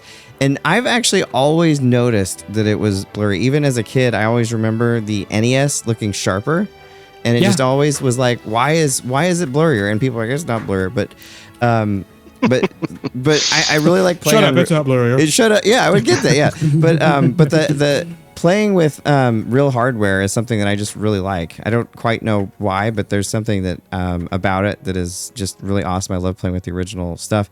And so getting my kind of childhood SNES that I got for Christmas way back in, I think it was Christmas 91, that first Christmas they were out, and getting that with the Edge Enhancer, it now looks like it literally, I don't think could look better. I mean, when I play it, I play it both with scan lines, without scan lines. I've done all sorts of different things with the retro tank to like really get in and just see how sharp it is. And with the HD Retrovision cables that I'm using with it, it looks absolutely astounding. I mean, Break, you're a special kind of nerd for sure, because when I was at your house, first time I've been at your house in years, coming out for a visit over Christmas, what's the first thing we do other than eat chicken noodle soup? Is homemade. You take me down to your basement and you're like, this is a Ninja Gaiden 2 on this type of monitor, and here it is on this display. Look how crisp it is on this one. And that's what we did. Just went through all these different monitor types and looked at Ninja Gaiden. That's me. That's a good time. Yep. Yeah. But it's awesome. So I want to do a video on it at some point when I get a little bit of time on the Edge Enhancer. I think it's really, really fabulous. No, it's neat as hell though. Like I really enjoyed all the stuff you were showing me out there. So that was great. Yeah, and you should come by more often. Like, come down from Vegas. It's I mean, yeah, it's an expensive trek though, but when I can for sure. Casa su casa, and we'll make more chicken noodle soup. Logan, do you want to continue? Oh yeah, continue down through our. I've got a question actually at the end of the chat that was asked in response to what we were just talking about. So Castlemania Games asked if the signal could be intercepted instead of recovered. Well, that's effectively what the older sharpening mods did. They would intercept the signal and they would reshape it by putting this boosting filter that would make the pixels under certain situations, as I was talking about earlier, look very much so sharper. But the problem is also when you sharpen the video. The Super Nintendo, for example, has a lot of noise. I don't know if you guys are familiar with the dreaded vertical jail bars of the Super Nintendo. Oh, yeah. But Final when the Fantasy system 3. is that big, you know what I'm talking about. Oh, yeah. That like was a big column coming straight down the middle of the screen. That was the first game I tried, by the way. And I'm sure there was no bar, right? There was no bar. Not a damn bar inside. It was barless. Yeah, just like my hometown. But okay, the deal is... The deal is, when the SNES, when you've got that Vaseline, stock image of an unmodified system, you've blurred a lot of that noise. So while you can still see it, it is not nearly as offensive as when you sharpen it.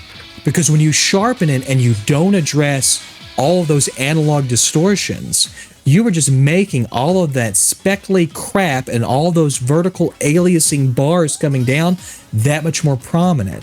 And if you don't deal with that, all of that sharpening that you're doing is just turning the volume up on all the static in the background. And so that's another reason why, these things have been out forever, and Retro RGB is pretty much the premier place to learn about any sort of mods for any kind of system that's going to provide or yield any sort of an appreciable result. Those things were never talked about, not because certain people didn't like them. They're just garbage. And so I'm just telling you, they're just crap.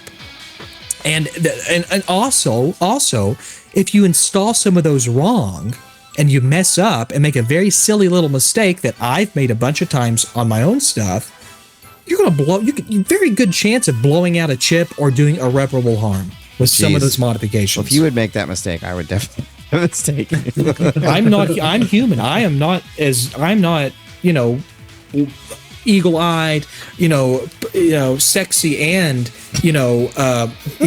the best at this stuff. I'm just sexy. That's it. That's the only claim to fame I have here. So well, I've seen your videos. You get pretty tight in like these super small areas with the camera I am tight. above. I am tight.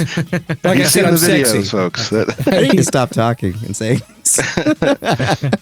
I want to thank you for buying those, by the way, those videos. Oh, that did not buy videos. That took me a second to get. That was whatever you say. All right, Logan. Are there any more chats you want to hit up? There's a few, say their names. People know we're just joking here. We are just kidding. He didn't buy any videos. He just used a credit card. And they're hosted on Voultar.com if you want to see what he's talking about. I'm gonna /Voultar.com/Breakman. God. I'm gonna do two more. There's another one in response to this, and then a different question that was asked a while back, and then I think we'll move on from the chat for now. So Castlemania Games guys in there. I've bought tons of stuff there. That's cool. Castlemania Games asks, is this why an internal HDMI mod wouldn't work without enhancer technology? Oh, and so there has been an internal HDMI mod. That was partially functional, but it was largely incomplete, and the maker of that project dropped it a couple of years ago. As a matter of fact, Bob has Retro RGB has a prototype of that, but there were a lot of things that were left unfinished. And unfortunately, an HDMI modification that uses the actual real hardware and doesn't leverage the power of an FPGA to emulate certain functions to make digital video, it requires a very sophisticated, and as far as the SNES is concerned, a very dangerous process of removing a very heat-sensitive chip that you really don't want to expose to any more heat than absolutely necessary, because you have to break the connection, basically, between the chip and the SNES. This mod has to sit in the middle so it can intercept reads and writes to the picture processing unit, and the only way to do that is to take the chip off the board and to put it on what's called an interposer.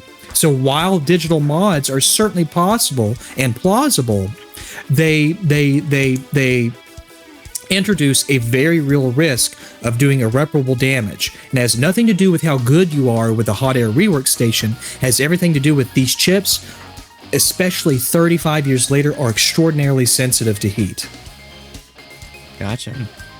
Very cool. Yeah. Any more, Logan?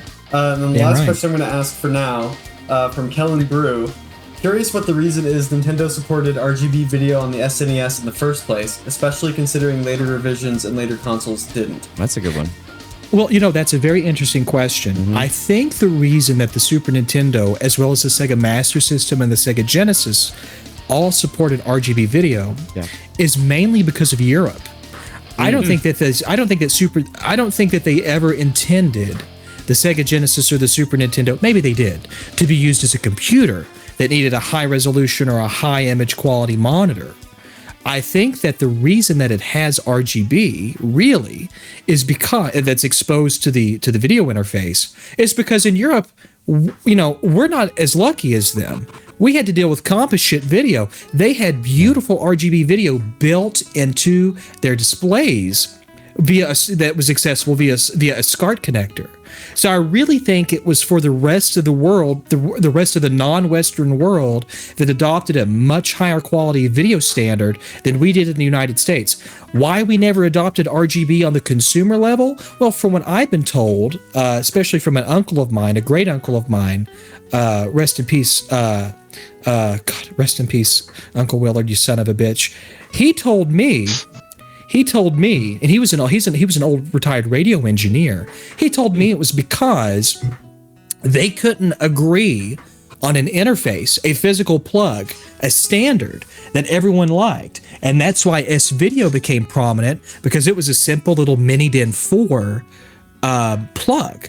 And that's why we didn't get that is allegedly why we didn't get RGB. But the reason those the signals are there, I really think it's because PAL, CCAM, pretty much everywhere else in the world other than the NTSC broadcast, they all had RGB capable television sets, not even an expensive monitor, but just any old TV. I just have to ask you before we move on. Is there any way to get that the SCART cable to snap in better? Like, I've switched over to the HD Retrovision for most of my stuff, but I just don't have enough input. So I still have SCART on a couple things, and especially that SCART that comes from I have to just get it just right, like every few weeks. I'll tell you this. Okay, in the words of Napoleon Dynamite, okay, turn it off. It's a piece of crap. It doesn't work. That's just SCART. I have a whole box of SCART interfaces over there, and they're all garbage. There's a reason we call it SHART. It's because it's not good. Okay? It's terrible. It's a terrible, bulky, antiquated interface.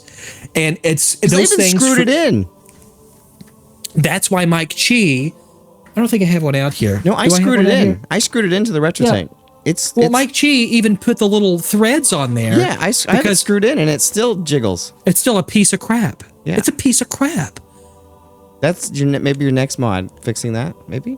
No, I told people got so mad about this. I told people, I said, I'm never messing with SCART. F SCART. Get your SHART cables from someone else. Dude, people showed up at this house with pitchforks. They were infuriated. How dare you? There's nothing wrong with SCART. I spent $50,000 on SCART cables. Well, you're the dummy, not me. They do look good if you get it just right, but it's frustrating as hell. I mean, you look at that thing wrong, it's popping out. It's just like my ex-wife. I mean, it's just going to happen. I mean, that makes me feel that makes me feel better. That makes me feel better. I don't know why you're laughing. But no, it really, SCART, it's just I was so upset, to be all joking aside. SCART was very prominent. It was the video interface standard in PAL territories. Japan too, same interface, but we called it JP21. It was wired differently. But when these RGB mods started becoming more popular here in the States, around 2009, 2010, I was sorely disappointed when us, Americans, decided to adopt SCART. We could have come up with a much better interface, because everything was so expensive. Because we had to import expensive SCART switchers if we wanted to connect more than one device to our television. We had to come up with all these workarounds to adopt a video standard that was never here in the first place. And I think we should have just stuck to something like a VGA box or a VGA connector or a DB15 rather. Anywho, me and Mike Chi have shared emotional stories with each other about SCART and how we absolutely hate it. Mike Chi would murder SCART if it were a person. I swear to God, it's true. And I would help him hide the body. I would help him. Oh, that makes me feel better. I'm better. getting serious about this. I'm sorry. But yeah, listen, it's not a problem that's unique to you. It's just terrible. It's not very good. I have it glued to the thing and everything. Yeah. Logan, continue through. Yeah. Sir. So I'll ask my question now. What mods are the easiest for new people to modding to perform, and which ones are the most difficult? I'll tell you what the easiest mod is, and what I think the most functional mod is. If you want to get into modding and you want to get into sort of the scene and just sort of dip your toe in a little bit, change the batteries in your SNES, and your NES, and your Genesis cards. That's the best thing that you can do. That's very functional. That actually means something. A soldering iron is very inexpensive. You can get a pretty robust.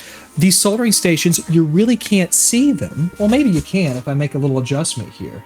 Yeah, you can. Sure, you can. These are the same Kescher soldering stations that I reviewed on my YouTube channel 5 years ago when people asked me what's an affordable soldering station. These soldering stations are about $50 or $60 now. I use them every day. A cheap soldering station, some coin cell batteries, you know, and a couple of game cartridges, and then you're off to the races. So thanks to you, I got one of those, and I changed the battery in my GameCube. I put a whole new thingy in there. Good. And then I also did the Dreamcast. Good for you. Thanks to you. Yep. No, thank you for, I appreciate you saying that, but I'm, hey man, you empowered yourself. You had a Ricky Lake moment where you just took control and you did something meaningful. I love hearing stories like that. Oh, it's so much fun. And by the way, out there, if anyone else has stories about Voultar helping them with his educational videos on Twitch and YouTube, he might like to hear them tonight. So I would love to hear it from you, and thank you, and God bless your families. All right, Logan, I think we're about to the bottom of the chat. You might be able to actually get to your question. This is great, though, by the way. We love all the chat coming in. It's really wonderful. We love the interactivity. I just want to say that I'm very sorry for monopolizing this evening. That's why you're here. We're here to interview. That's why we have you here. No, you're the special guest. You were the last one featured on the intro. We love having you here. This is great. Did you hear that, Bob? No complaints. I'm number 1. No complaints. I actually did just ask my question. I'm sorry. Yeah. I was so enamored with the sharts. Can we get a clip of that, please, where he says that so I can sequence it for my own personal uses? Maybe that'll be the reel this week. One of the reels. All right, well, then I'll head back into it. Good job, Logan. That was a lot to weed through. You're doing a great job. Okay, this is one of my favorite questions. I asked this one to Try as well, and I think I'm going to ask it to everybody this season. All right, Voultar, you've got the time cleared on your schedule.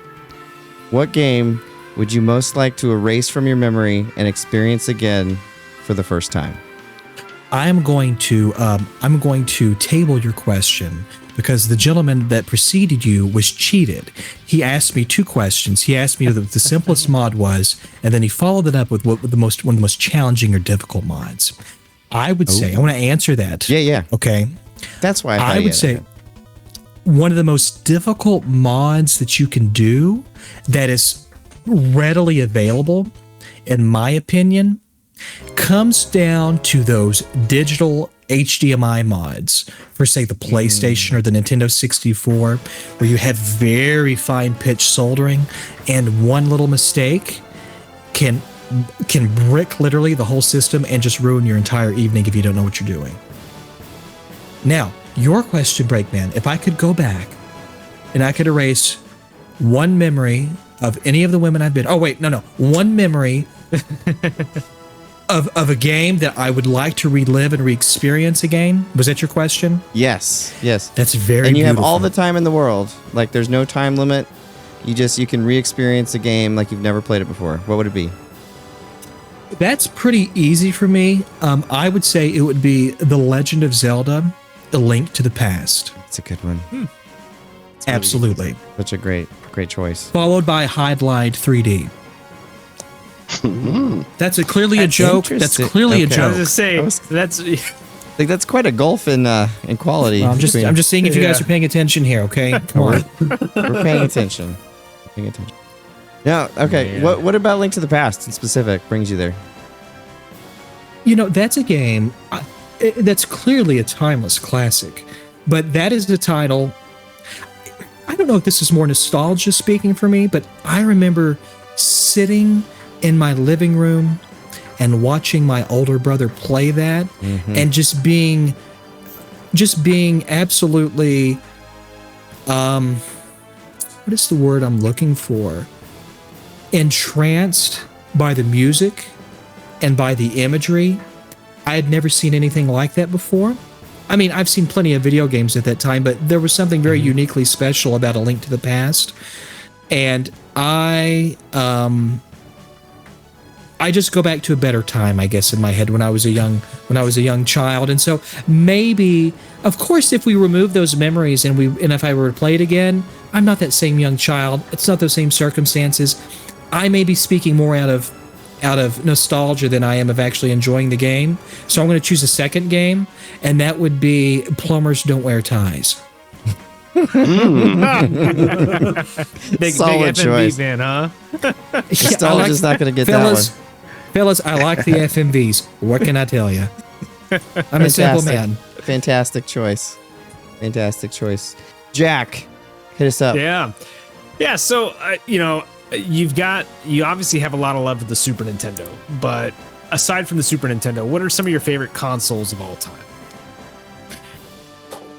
In 1996, I got something called the Sega Genesis Model 2, and it was packaged with the Sega 6-pack.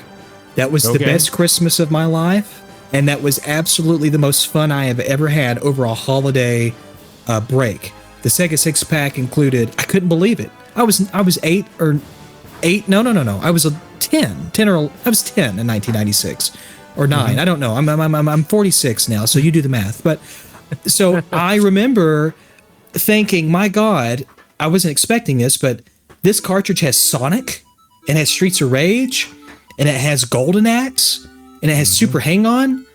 I couldn't believe that this one game, this one cartridge gave me all of these experiences. And it was because I was one of those kids that grew up with the Super Nintendo, and I always yearned for a Sega Genesis, but I never had one. And so when I got one, I just couldn't believe it. And I couldn't believe that the first game that I got was a bunch of really cool, awesome games. Like, Jesus Christ, Mom.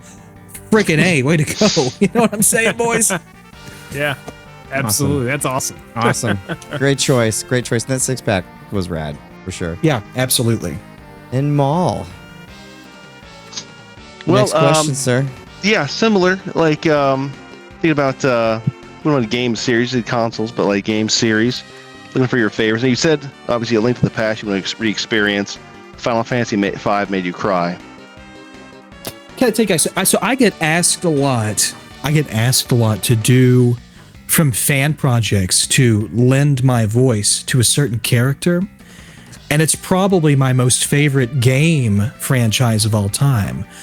I'll do the voice and you can tell me, why don't you appraise the performance, okay? Can we do that? Okay. All right, Maul, this is yours, Maul. Just give me a second, okay? Wait. Ready? Oh, I thought that was the voice. No. Okay, here we go. If you run out of ammo, you can have mine. Who was that? Oh, you know who that is. We talked about it last week. If you run out of ammo, you can have mine. Yeah. Infinite ammo. You sold me this game at GameCo. That's all of them. Metal Gear. Okay, all right. That would be a solid guess then. Yeah, solid guess for a solid snake. God, guys, I thought you guys would be so enamored by that performance. That was pretty good. I was it's enamored. a really good David Hayter. I was enamored. David Hayter. Don't be a hater. I message David Hayter, and I do that. I used to send him those. Like, he's probably got me on a stalking list because I would send him these videos all the time, and I would send him these messages on Twitter, and I'd go, David, what are you doing over there? What's going on? Damn. Are you wearing that shirt? Yeah, I'm pretty sure he blocked me, but then he unblocked me out of sympathy. No. I love David Hayter. He's such a nice guy. He's a really cool dude. So awesome. You have talked to him before? Yeah, sure. Oh, nice. Very cool. All right, Logan, we're back to you, sir. Actually, there is a chat question I'd like to ask real quick as well. JB says, curious of his thoughts on all these super cheap all-in-one consoles that come with tens of thousands of games. Listen, the fact of the matter is, a lot of people don't want to spend 100, 200, 300, 400, $14 billion to play some games. If you build like a Raspberry Pi, or if you go to eBay and you buy one of those little sticks that you plug into your computer, or you plug into your television, I'm sorry, and it comes with 2 generic looking PlayStation 2 controllers, but it's loaded up with NES, SNES, Genesis, all that stuff, and you enjoy that, that's fine. Like, the problem, there seems to be this sort of subdued malevolence in this community of retro, whereas if you're not playing on bare metal, or if you're not playing on a mister, if you're not playing in a certain way, you're playing video games wrong, and that's a cardinal sin. I am of the thinking that even though I do all these very boutique mods and I design and engineer a lot of things, I don't expect you to, that be your first choice. If you enjoy playing games on some Chinese-made, highly illegal $20 game stick that you're going to put in your television, and you enjoy that, that's all that matters. I mean, Jesus Christ. I mean, if that's, I have no problem with it. I want you to have a good time. I want people just to have a good time. Really, it doesn't matter to me. I'm with you on that. However it is that you enjoy the game, just enjoy it. Just, in the words of Adam Corlick, play the effing game. Yeah. Figure it out. Yeah. Real quick. Yeah, I guess there wouldn't be much similarity to. I was thinking at Five Below the other day, they have Game Boys now. It's the game. It's the same molding of the Game Boy Color, but it has a lot of cheap knockoff games loaded into it. What's the hardware like in one of those? Will those ever be salvaged or turn anything cool, or is it just completely just molding and crap inside of it? So really what those are, what happens is somebody comes out, somebody buys a bulk lot of chips that were either going to go into a really cheap tablet or a really cheap crappy cell phone from 10 years ago, and it's overstock. It's just a surplus that they can't really use anymore in China. So what they do is you have a couple of manufacturers that will take that hardware and they'll encapsulate it into a mold, and they'll put a screen on it, and they'll put some buttons on it, and they'll throw some emulators on it, and they'll call it what you're talking about. There's nothing uniquely interesting about those as far as I'm concerned. For 99% of the cases, it's just a bunch of old surplus hardware that's been liquidated, that they don't have any other, that would serve no other utility because it's too old. So they just repurpose it and recycle it. It's very much so like all of the screen mods, like the IPS replacement screens, to your point, for the Game Boy. Those are really mostly screens from the old Blackberries that were surplus, that have just existed in excess, that they have created a little driver board for, and that they plug those into, that they interface those old screens to Game Boy Colors, Game Boy Pockets, DMGs, Game Boy Advances. So it's really the same principle. That's really how those things. That's really how those things manifest. Interesting. Awesome. All right. So for my question, you said in answer to Maul's question that that Metal Gear, Solid Snake specifically, stands out to you as one of your favorite game series. Is there a particular game in that series that's your favorite? God, now you're really asking me to talk about my intimate life. I think that the first 3D title, Metal Gear Solid, left a very indelible mark in my psyche. Metal Gear Solid 2, I didn't oh God, I don't know where I rank that. I would say that it's really hard for me to choose between a Metal Gear Solid 1 and Metal Gear Solid 3. It's really difficult for me. Nice. It's hard. The third one was very vast and it had a lot of depth, and it had a beautiful story, and a lot of character development that I really appreciated. But one was just very. I feel like Metal Gear Solid 1 was more of a topical experience for me. It wasn't very deep. It was deep. There were things like we were talking. There's a lot of socio-political things in all the Metal Gear games, like nuclear deterrence and Cold War and pictures of Bob. I mean, all this stuff exists, But I really think that Metal Gear Solid 1 is probably my favorite, followed by Metal Gear Solid 3, then followed by Metal Gear Solid 4, and then Metal Gear Solid 2. I never liked Peace Walker. I never liked Portable Ops. Those games to me, those were just too comic booky for me to really enjoy. They didn't seem as serious. Thematically, they didn't seem very serious. It's very much how like W.D. Richter wrote Big Trouble in Little China. He wrote a very serious Western screenplay that was redone into, you know, that whole thing. That Big Trouble in Little China was really about Jack Burton. Somebody steals his horse and he goes into town, but they reworked that and made it more comical. That movie didn't work because people didn't appreciate it. Much like how I think people really didn't appreciate Peace Walker and Portable Ops, because it too was kind of made to be kind of cartoony. Like, you know, Solid Snake was kind of like a goof in those. Yeah, well, I'm sorry. Big Boss seemed to be kind of he started talking like this, and you know, it's just kind of ridiculous. Yeah. Pause, what are you doing in your underwear? You know?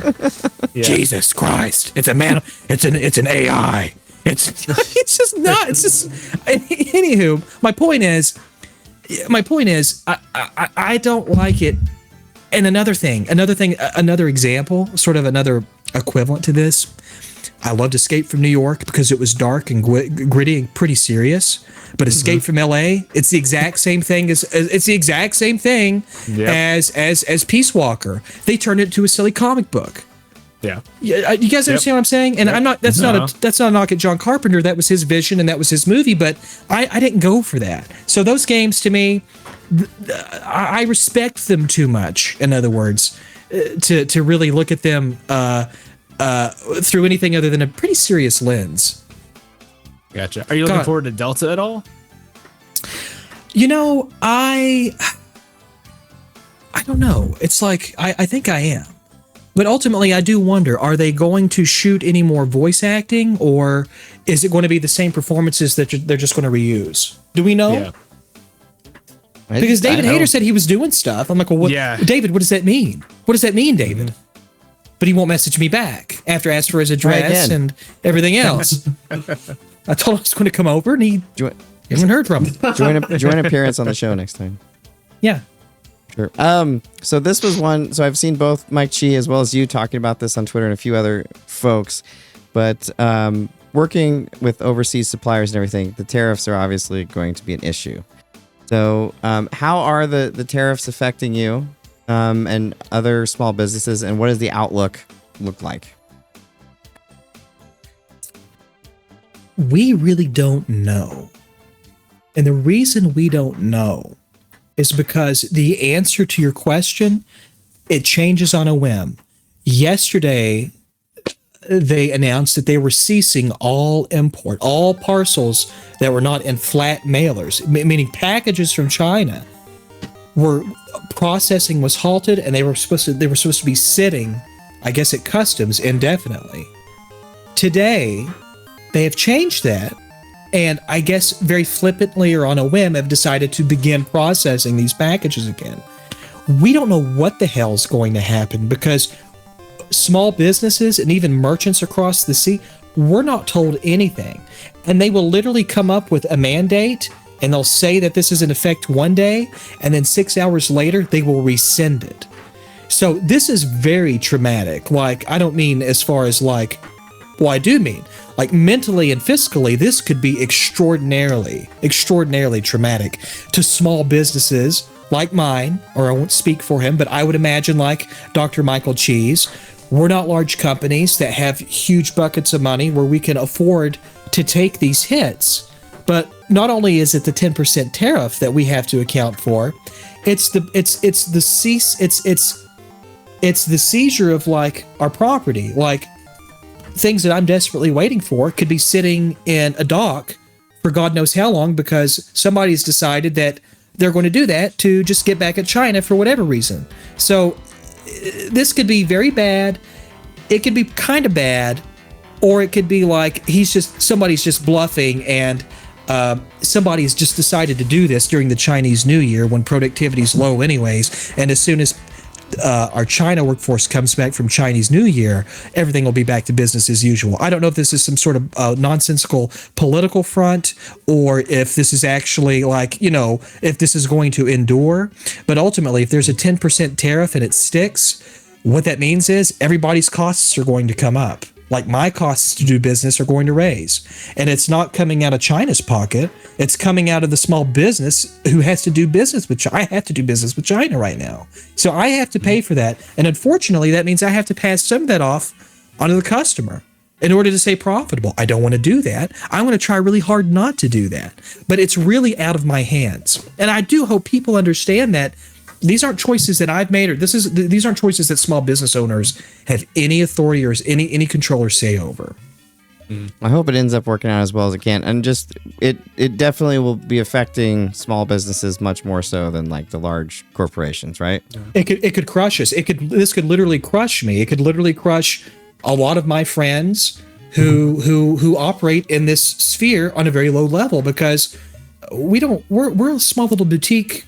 I work in this tiny little lab. Like I don't have a lot of money to fight overhead like that, Mm-hmm. Depending on what choices I won't say his name, but depending on what choices are made, that is going to either make it or break it for certain small businesses. It could be an absolute disaster.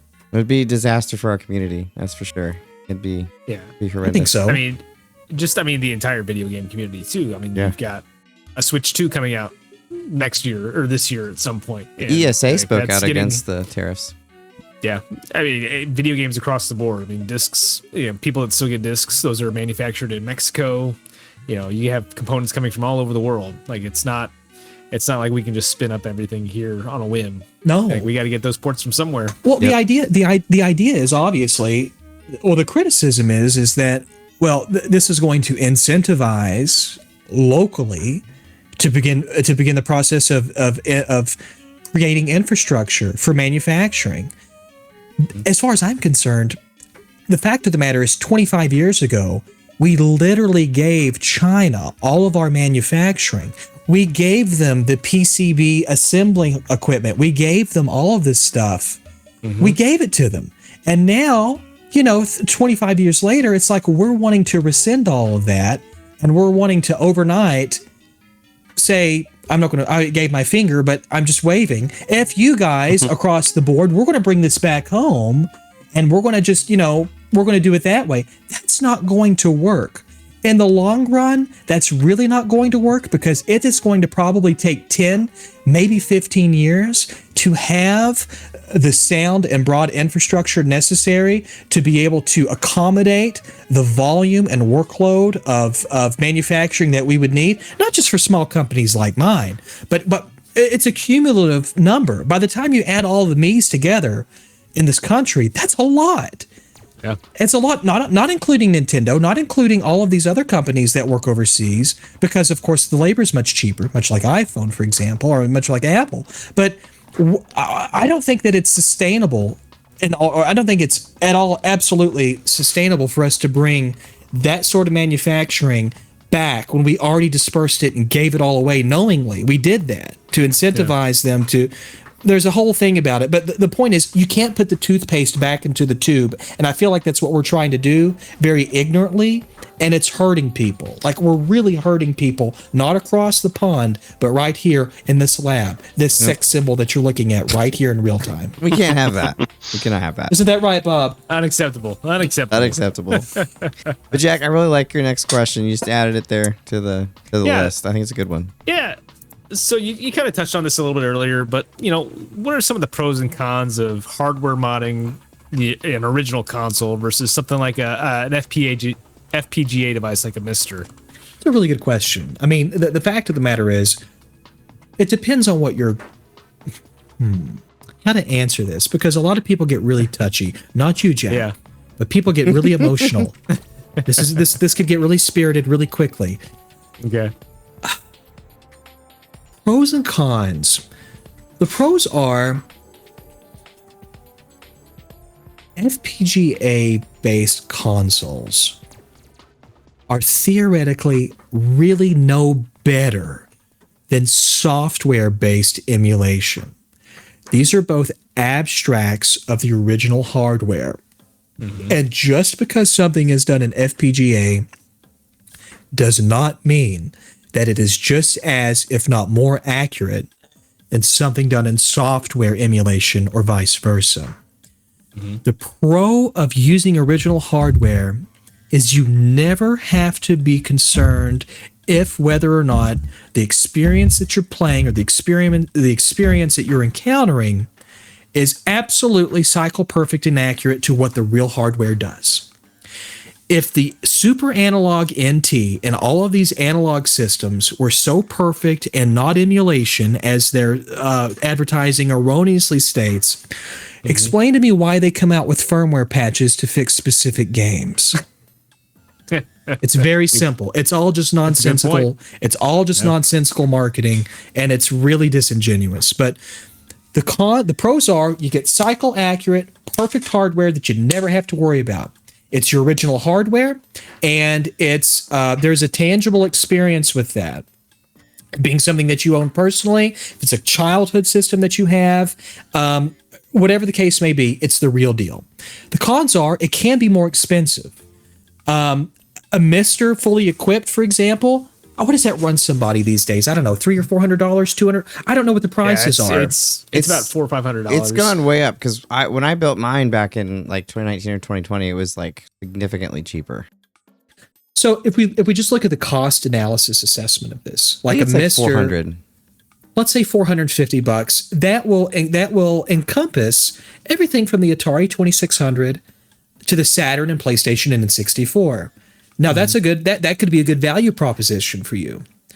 But if you have old consoles and you don't want to F with emulation, whether that be software or hardware, and you want to play on true bare metal, my mods aren't expensive. If you want a nice RGB mod for your Super Nintendo and you want a DIY, it's $35 if you already have the hardware.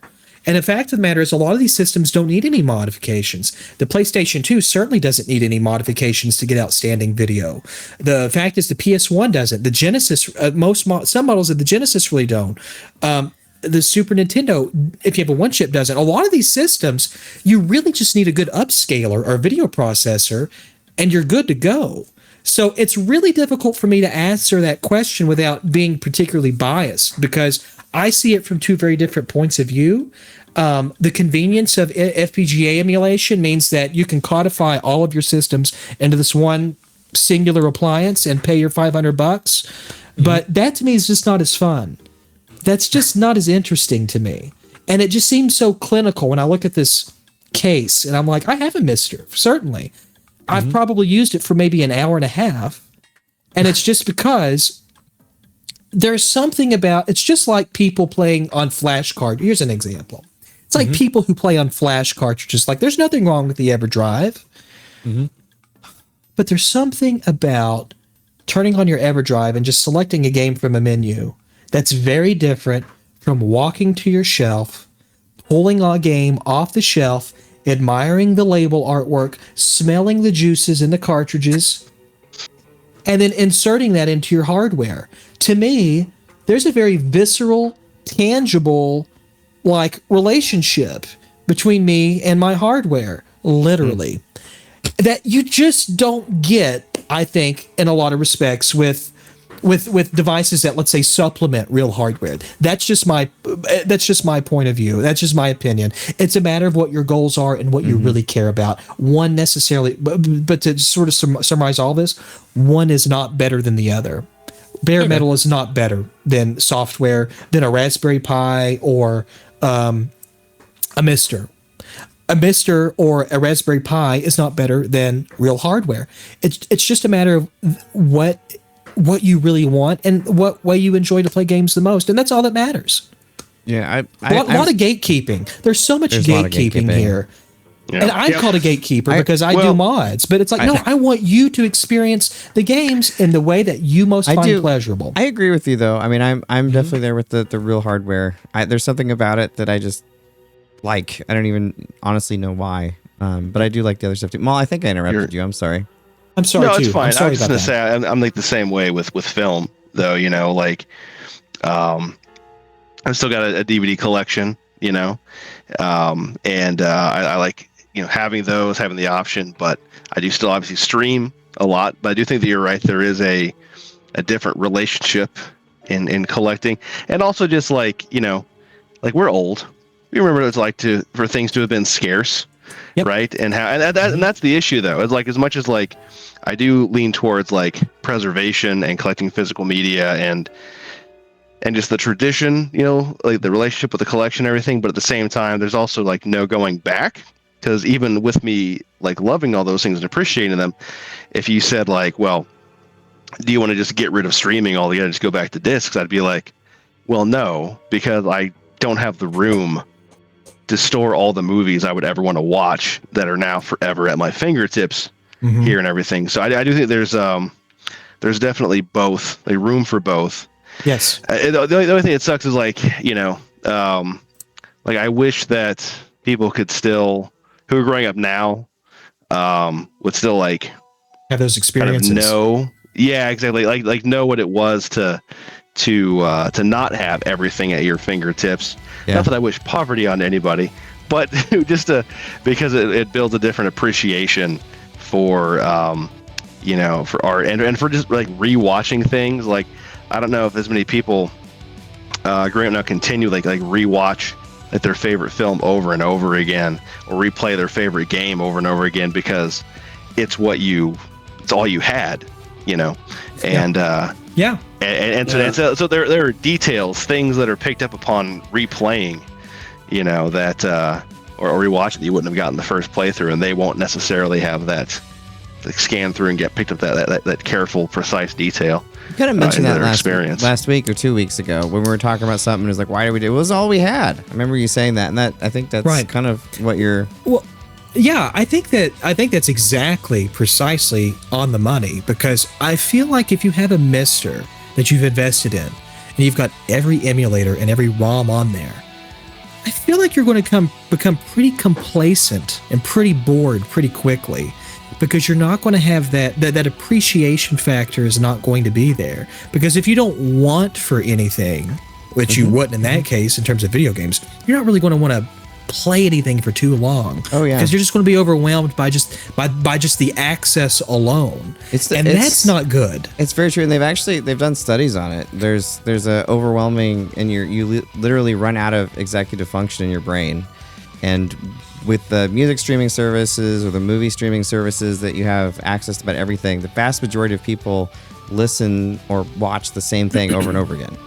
Because I try to limit myself even with the EverDrive. Like, I try to imagine that, you know, I'm just going for one game and try to finish it, but it is hard, because you're like, well, maybe I could play this game right now.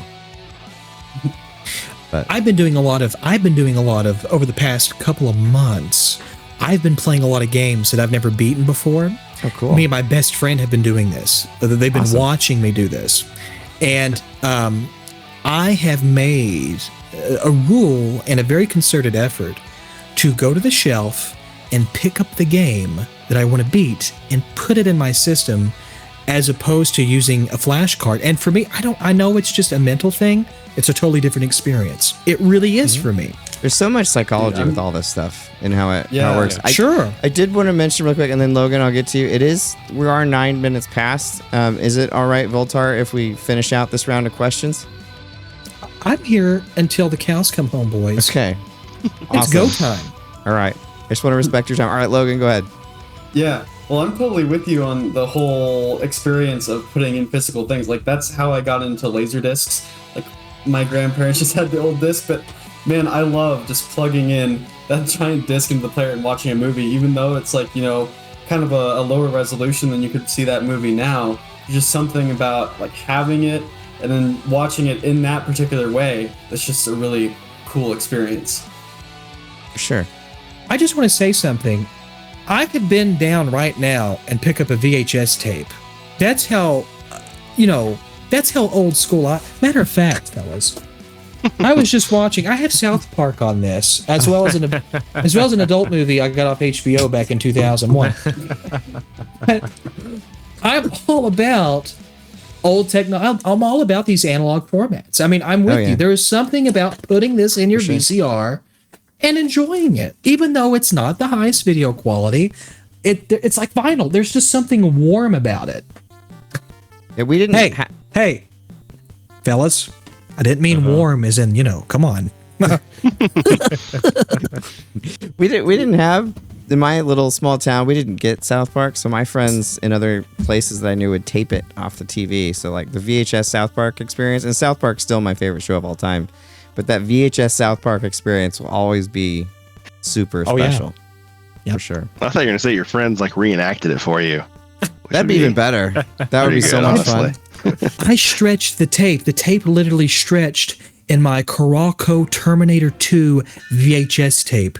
I watched it hundreds and hundreds of times. I wore out my original Ghostbusters.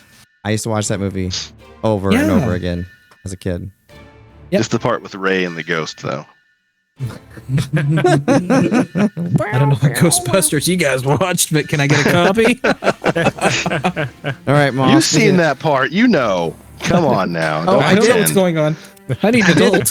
One bit of information I know I've had people ask, what systems need recaps? Oh, good question. I would say that the systems that are most in danger, let's put it that way, systems that may not function until a recap, that's a whole other category from systems that are in potential danger.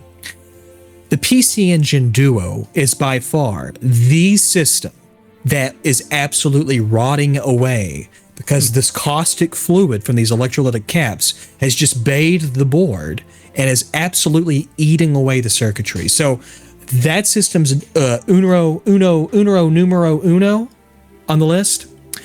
The Super Nintendo, which is remarkable, over the past 4 or 5 years I've noticed, these things are going down too.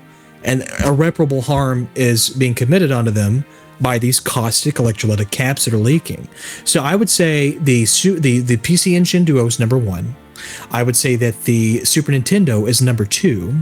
I would say that the Sega Saturn, especially VA0 and VA1 models, that's going to be number 3. I actually did a workshop on repairing those on a live stream a couple of months ago.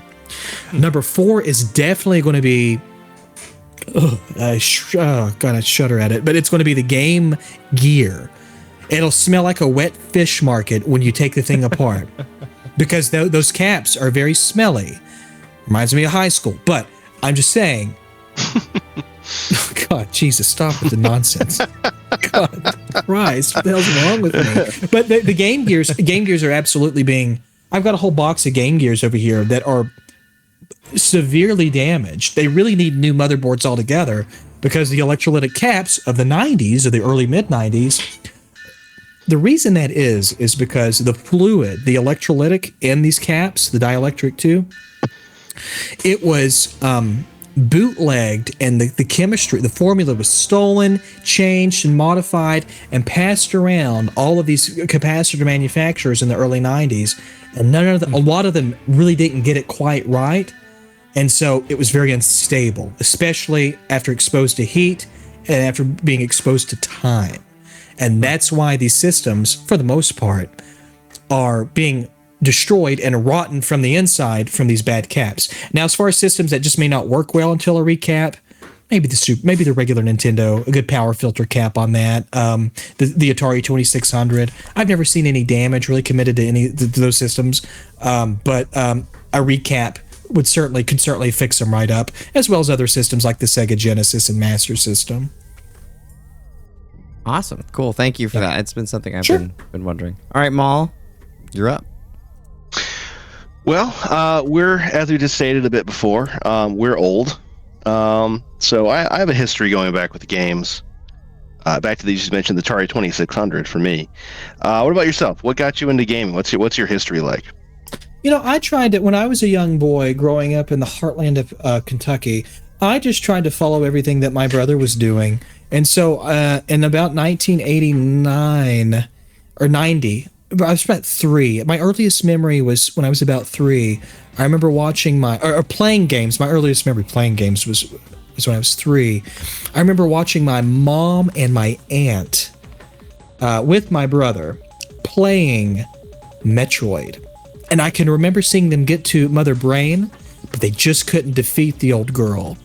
And so that's really when I thought this is really cool, because everyone was jumping up and down. Everyone was super excited. I didn't quite understand it at the time, but I was watching the television and I was like, that sort of transferred onto me. I remember this like it was yesterday. That's remarkable. It's been, Jesus, 35 years ago, 36 years ago. But that watching that as a little boy and everyone be so excited, that's when I started gravitating and like really paying attention and enjoying Mike Tyson's Punch Out, Metroid, Super Mario 2, the best one. I love Super Mario 2. We were just talking about that. I'm glad that it gets some love these days, because I've always thought that was an awesome game. I remember anticipating it before release. I beat it for the first time just a couple of weeks ago. Oh, nice. On the NES. Yeah, I'm telling you, there's a lot of things I've not done in life, but I got a bucket list, and I'm going the distance. You should Twitch it. I bet a lot of people would watch. That's a good idea. Maybe. Your bucket, Voultar's bucket list. The bucket list. The bucket list of Voultar. All right, Logan. Yeah. All right. So, do you have any planned future products, and are there any that you can actually talk about? No. Yes, there are some things that there are some pretty damn cool things that I'm working on. Excuse me, but I have made the mistake of talking about the SNES Edge Enhancer 2 years before I really should have. And I got a plethora of hate mail for not releasing it and all this sort of trolling activity because it didn't materialize on other people's timelines. And I was a little premature in talking about it. So I've kind of learned, don't talk about things unless they're absolutely ready. So I'm very much so looking forward to discussing the stuff that I got going on that I think people are really going to like, but hell no, I'm not talking about it. You can't make me do it. You're not going to do it. No, that makes sense. When you're ready to talk, you got 20 bucks? When you're ready to talk about it, you're welcome back. Thank you. Talk about whatever. Love to come back. This has been so much fun. Glad that you're always welcome to peddle some wares here. Absolutely. And I'll probably buy all of them like I have been. Thank you. Good. And with that, Jack, what do you got to say before we ride off into the sunset tonight? Tonight I just want to reiterate. I'm closing in on 2 weeks until the Cupid's Undie run. Excuse me. We've got a whole bunch of people that are going to go run out in their underwear for charity here in downtown Kansas City, and we're going to freeze their butts off because it's supposed to get cold next week. So if you can, I'll put the link in Discord. I'll put the link in over there, and if you want to donate, that's awesome. If not, don't worry about it. But that's still trying to get amped up for that and ready for a Super Bowl win, hopefully on Sunday. And I'll put that in the show notes, because I mean, you get to pay for Jack to run naked in nearly naked in Kansas City and freeze his butt off. Like that's I won't get arrested good, for it. That's the key. Yeah, it's a pretty good return on your dollar.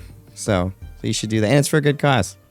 Maul, what do you got for us before we head out? Yeah, I guess for any movie buffs out there, I know my plans tomorrow. There's a screening of the new 4K remaster of Hellraiser that's blowing a cunt nationwide. So anyone who's a fan of horror from the maestro Clive Barker, I guess go out there and check it out.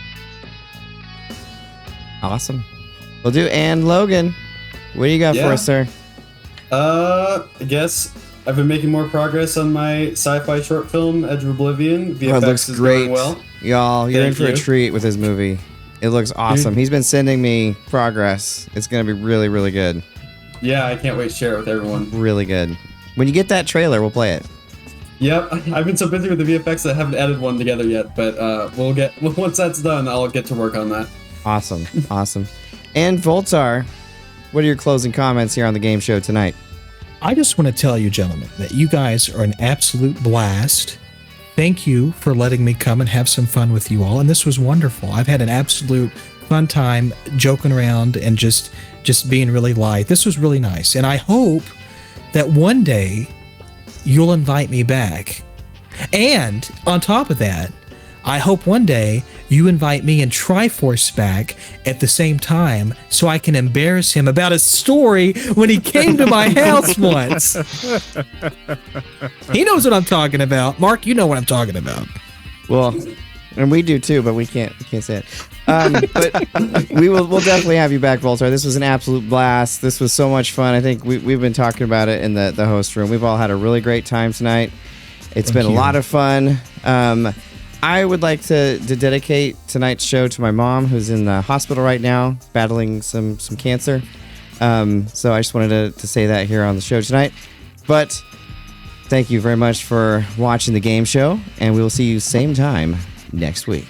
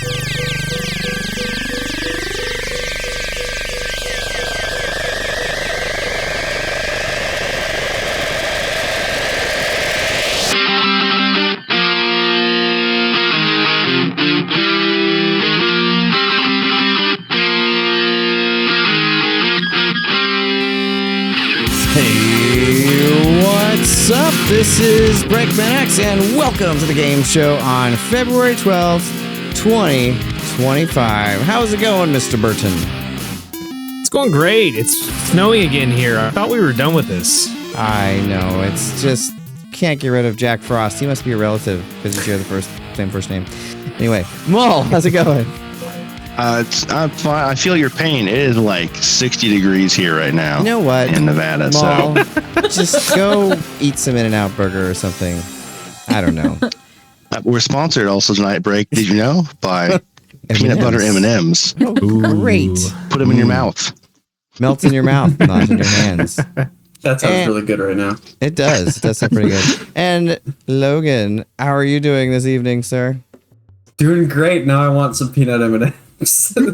Now damn straight. And now you keep making us hungry. First it was Cane's, and then it was this, and yeah, it's just gonna be a thing. And Darria, how are you doing this evening?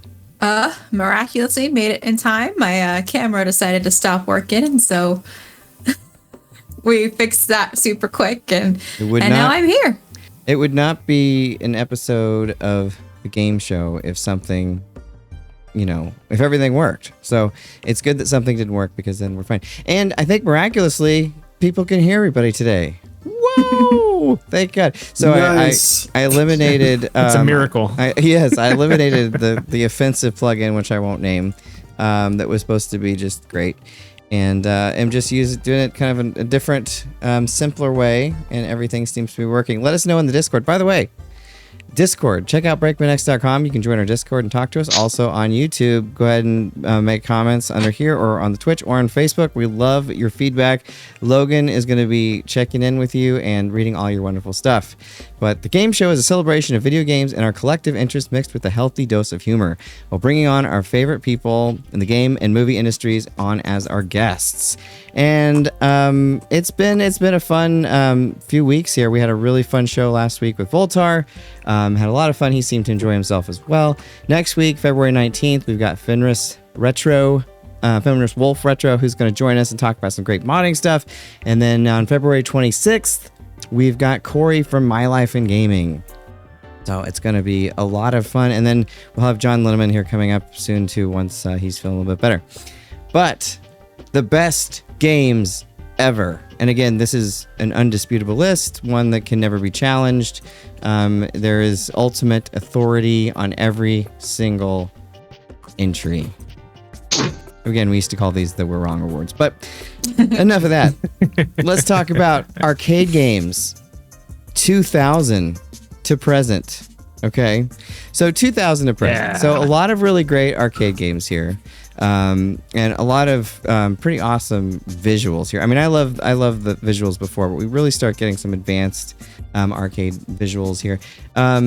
And going through all these different games, there was a bunch that I could have picked, but I ended up having to go with Ikaruga. I just absolutely loved Ikaruga. I actually probably played it more at home than I did in the arcade, but I really, really loved Ikaruga. I just love spiritual sequel to Radiant Silvergun, which I gave on the Saturn, my favorite Saturn game, and Ikaruga being the spiritual sequel. Very, very different. It's a much, much different game, and I like Radiant Silvergun significantly better, but I do like Ikaruga quite a bit. That was a lot of qualifiers there, but it's a really good game. That just shows you how much I like Radiant Silvergun, I guess.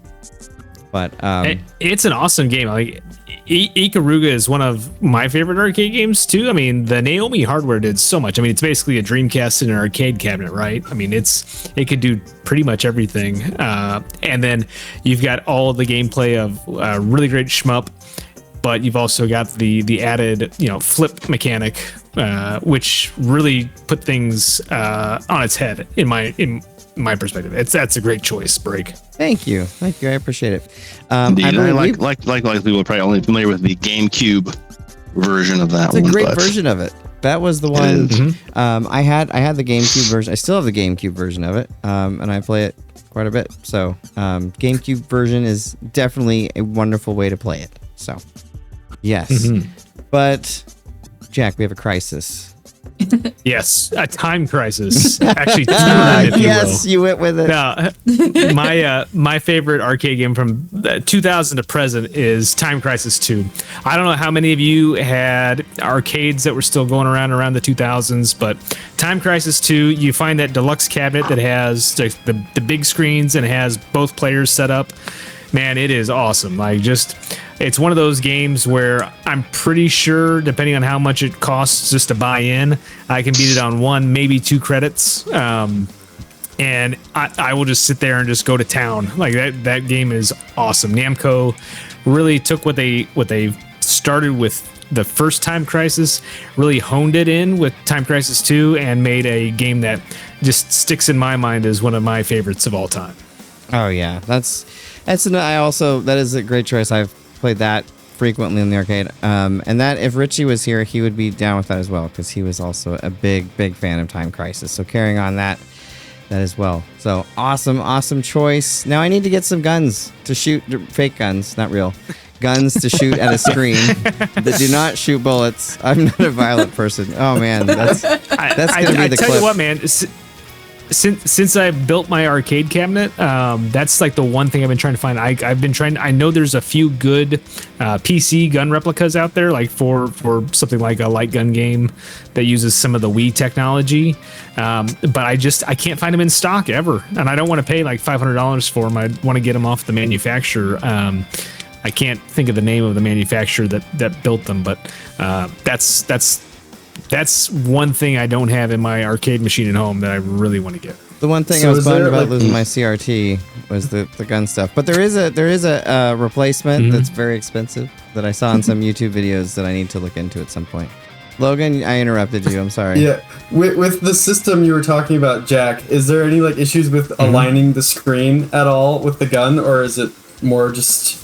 Well, like I said, as of right now, I don't have it, so I don't know. Like the best thing I'm doing right now is like if I want to play Revolution X or I want to play the original Time Crisis, I got to use my trackball, and that's pretty much how I move the cursor around, and that can get a little tricky. That's not as fun. That's definitely not as fun. I have to say. Oh, it's not. Yeah. But Maul, let's try the same thing. We have a revolution on our hands. That's right, a Revolution X. No, wait, sorry. That's that fit though. Wrong light gun game. My pick was Dance Dance Revolution, which I will say, caveat, I am not good at. How dare you? Part of my memory of this is going to arcades and attempting to play it, and getting laughed at by all the Japanese exchange students who were there, just watching the big clumsy American fumble around on the dance pad. But you know what? Still, it's fun. There was a point where, like, DDR was like the dominant game in the arcades, and there's so many different songs, but not every machine has the same songs or dance routines on it. So people would like build forums where they would be like, this machine is at the golf place by the chili dog place near Arrowhead Stadium. You got to go check that out because it's got this song list on it. And we would drive out there. We would find all kinds of obscure arcades and, just tucked away in weird spots and go out there to try out the new lists and new songs and everything. Oh, yeah. And also like the home version, remember we built homemade dance pads out of like 2x4s and the plastic cheap mats that they would sell for the PlayStation and nail those all together and everything. Sounds like an In My Day thing. Oh yeah, well, because in my day we had arcades and that's what you do. Break, I don't know. Break, do you remember when we would try to go around just all the different places around Lawrence to try to find different ones? Yep, it was hard. Yeah, it was hard to find. And then there was one eventually in the Kansas Union for like a year or two, and then it eventually left. But such a fun game. I remember, Q, who a former, host on the show, Roni Q, was really, really skilled at DDR. He could do like the like elbows on the pads and do all the spinny spins, and it was sort of like watching a maestro, like Fantasia. Yeah, he was one of the ones I traveled with from time to time. He was very obsessed with it. So yeah. And then I remember too, you facilitated my PlayStation in playing the Japanese versions because there were some songs on there I wanted to dance to. BreakmanX also loves. Yeah.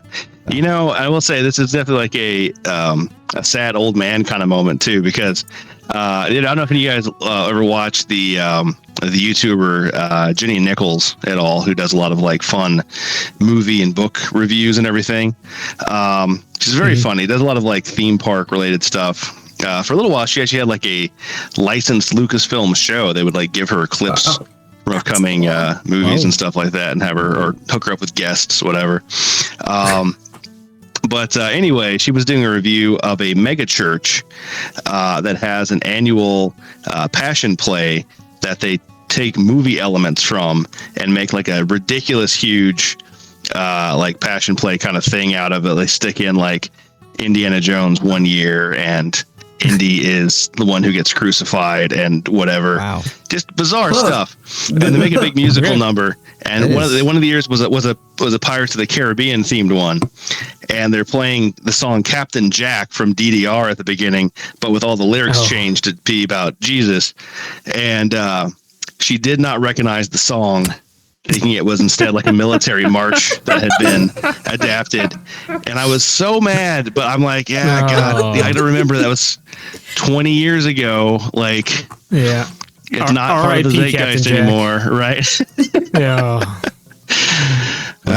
That is quite the mashup. Yeah. That's like Super Smash Brothers, but I'll post a link to the vid sometime. It's pretty entertaining. The one that I think caught her attention that made her do it was they had an MCU one where Iron Man Jesus floated down from the sky and oh my all gosh, that good if stuff. this was the first iteration of the show, I would have very funny things to say. But instead, let's move on. We will respectfully move on. I love the matchup, though. It's very well done. I love the quality of the content. Fabulous. DDR. Dance. Awesome. So Logan and Darria have abstained here. But Logan, do you have some stuff to read? So Fenris Wolf Retro from YouTube says Sinden light guns are camera based and seem to work in most LCD circumstances. That's the one. That's the one. Thank you, Fenris. Yeah, that's the one. You're gonna save us next week too. So he's gonna be on the show next week, and this week he's just saving our butts. Cool. And then Storm Eagle says best arcade game in the 2000s, Marvel vs. Capcom 2. Oh, that's a really good one. That was probably my runner up. Yeah. And I'm getting that Dreamcast pad I posted on the forum, the forums back in the olden days on the Discord, the 6-button Dreamcast controller, and apparently they're coming early. Originally it's supposed to be April, but Retro Fighter said that they're starting to come in now. So oh, nice. I'll be playing some NVC2 on that on the Dreamcast for sure. All right, so PC, WinXP, Mac OS 10. Basically from the previous thing that we said to present. And for me, this one, I can remember playing this game, and I remember Jack getting a very expensive graphics card when this game came out. And I was jealous that he did that because it made the game look great. I did not have that much of a graphics card. I did have a decent one though. But anyway, Half-Life 2 is my pick for computer game, PC, Mac, whatevs, for this period. Half-Life 2 is one of those games you can play and get totally engrossed in and play for hours and hours and just, all night and just completely get lost in it. The physics were so much fun to check out. I remember that, was it E3? Was it E303? E303, I think. Is it E303 where we were there? Yeah. Where we were watching like all the videos of Half-Life 2 and all that kind of stuff. And I was so stoked for it, and then it finally came out, and it was amazing. It was and unfortunately I lost my first Steam account. I don't know where that came from. But that's also Valve. So I made a new one in 2009. But anyway, Half-Life 2 is awesome, and I'm the only one that picked it. Well, if you'll allow me to rant off that a little bit, riff. I had that as mine, but I wanted to give another game some more time. But had to be special. Yeah, Half-Life 2. We were there in E3 2003. We got to see that, or it was 2004. We got to see that demo, and I found honestly, it the other day, by the way, the tape. Yeah. I think one of my favorite things was like one of the other reporters in the room is like, will this play on my 486? And just everybody laughed, and it was so perfect. But like just seeing the physics, seeing the gravity guns, seeing the vehicles for the first time, the AI in all of the Combine, it was really a game changer. And I don't know if anybody's seen it, but Secret Tape did a 20th anniversary documentary on the making of Half-Life 2 recently, and it's amazing. It's about 2 hours long, but it's fantastic. They've got interviews with Gabe and half the development staff. It is. If you like Half-Life 2 at all, I highly recommend going to watch it because it's really cool and gives you kind of a really awesome making of. The other thing I remember about that presentation, besides it being amazing, was that they had it on like an external hard drive, and I had this strong desire to grab the hard drive and run really fast, and it was just right there. And someone made a comment about it too, but but alas, Gabe would have sliced you up with one of his many knives. I'd I'm have been pretty dead. sure. Yeah, I would have been dead. Gravity gunned all over the place. But Maul, you also have a really great choice here. What'd you pick? So man, what a long period of time this breakdown is. Like, we're talking decades, decades worth of runtime here. So since you put the modern era down, for me it had to be Baldur's Gate 3.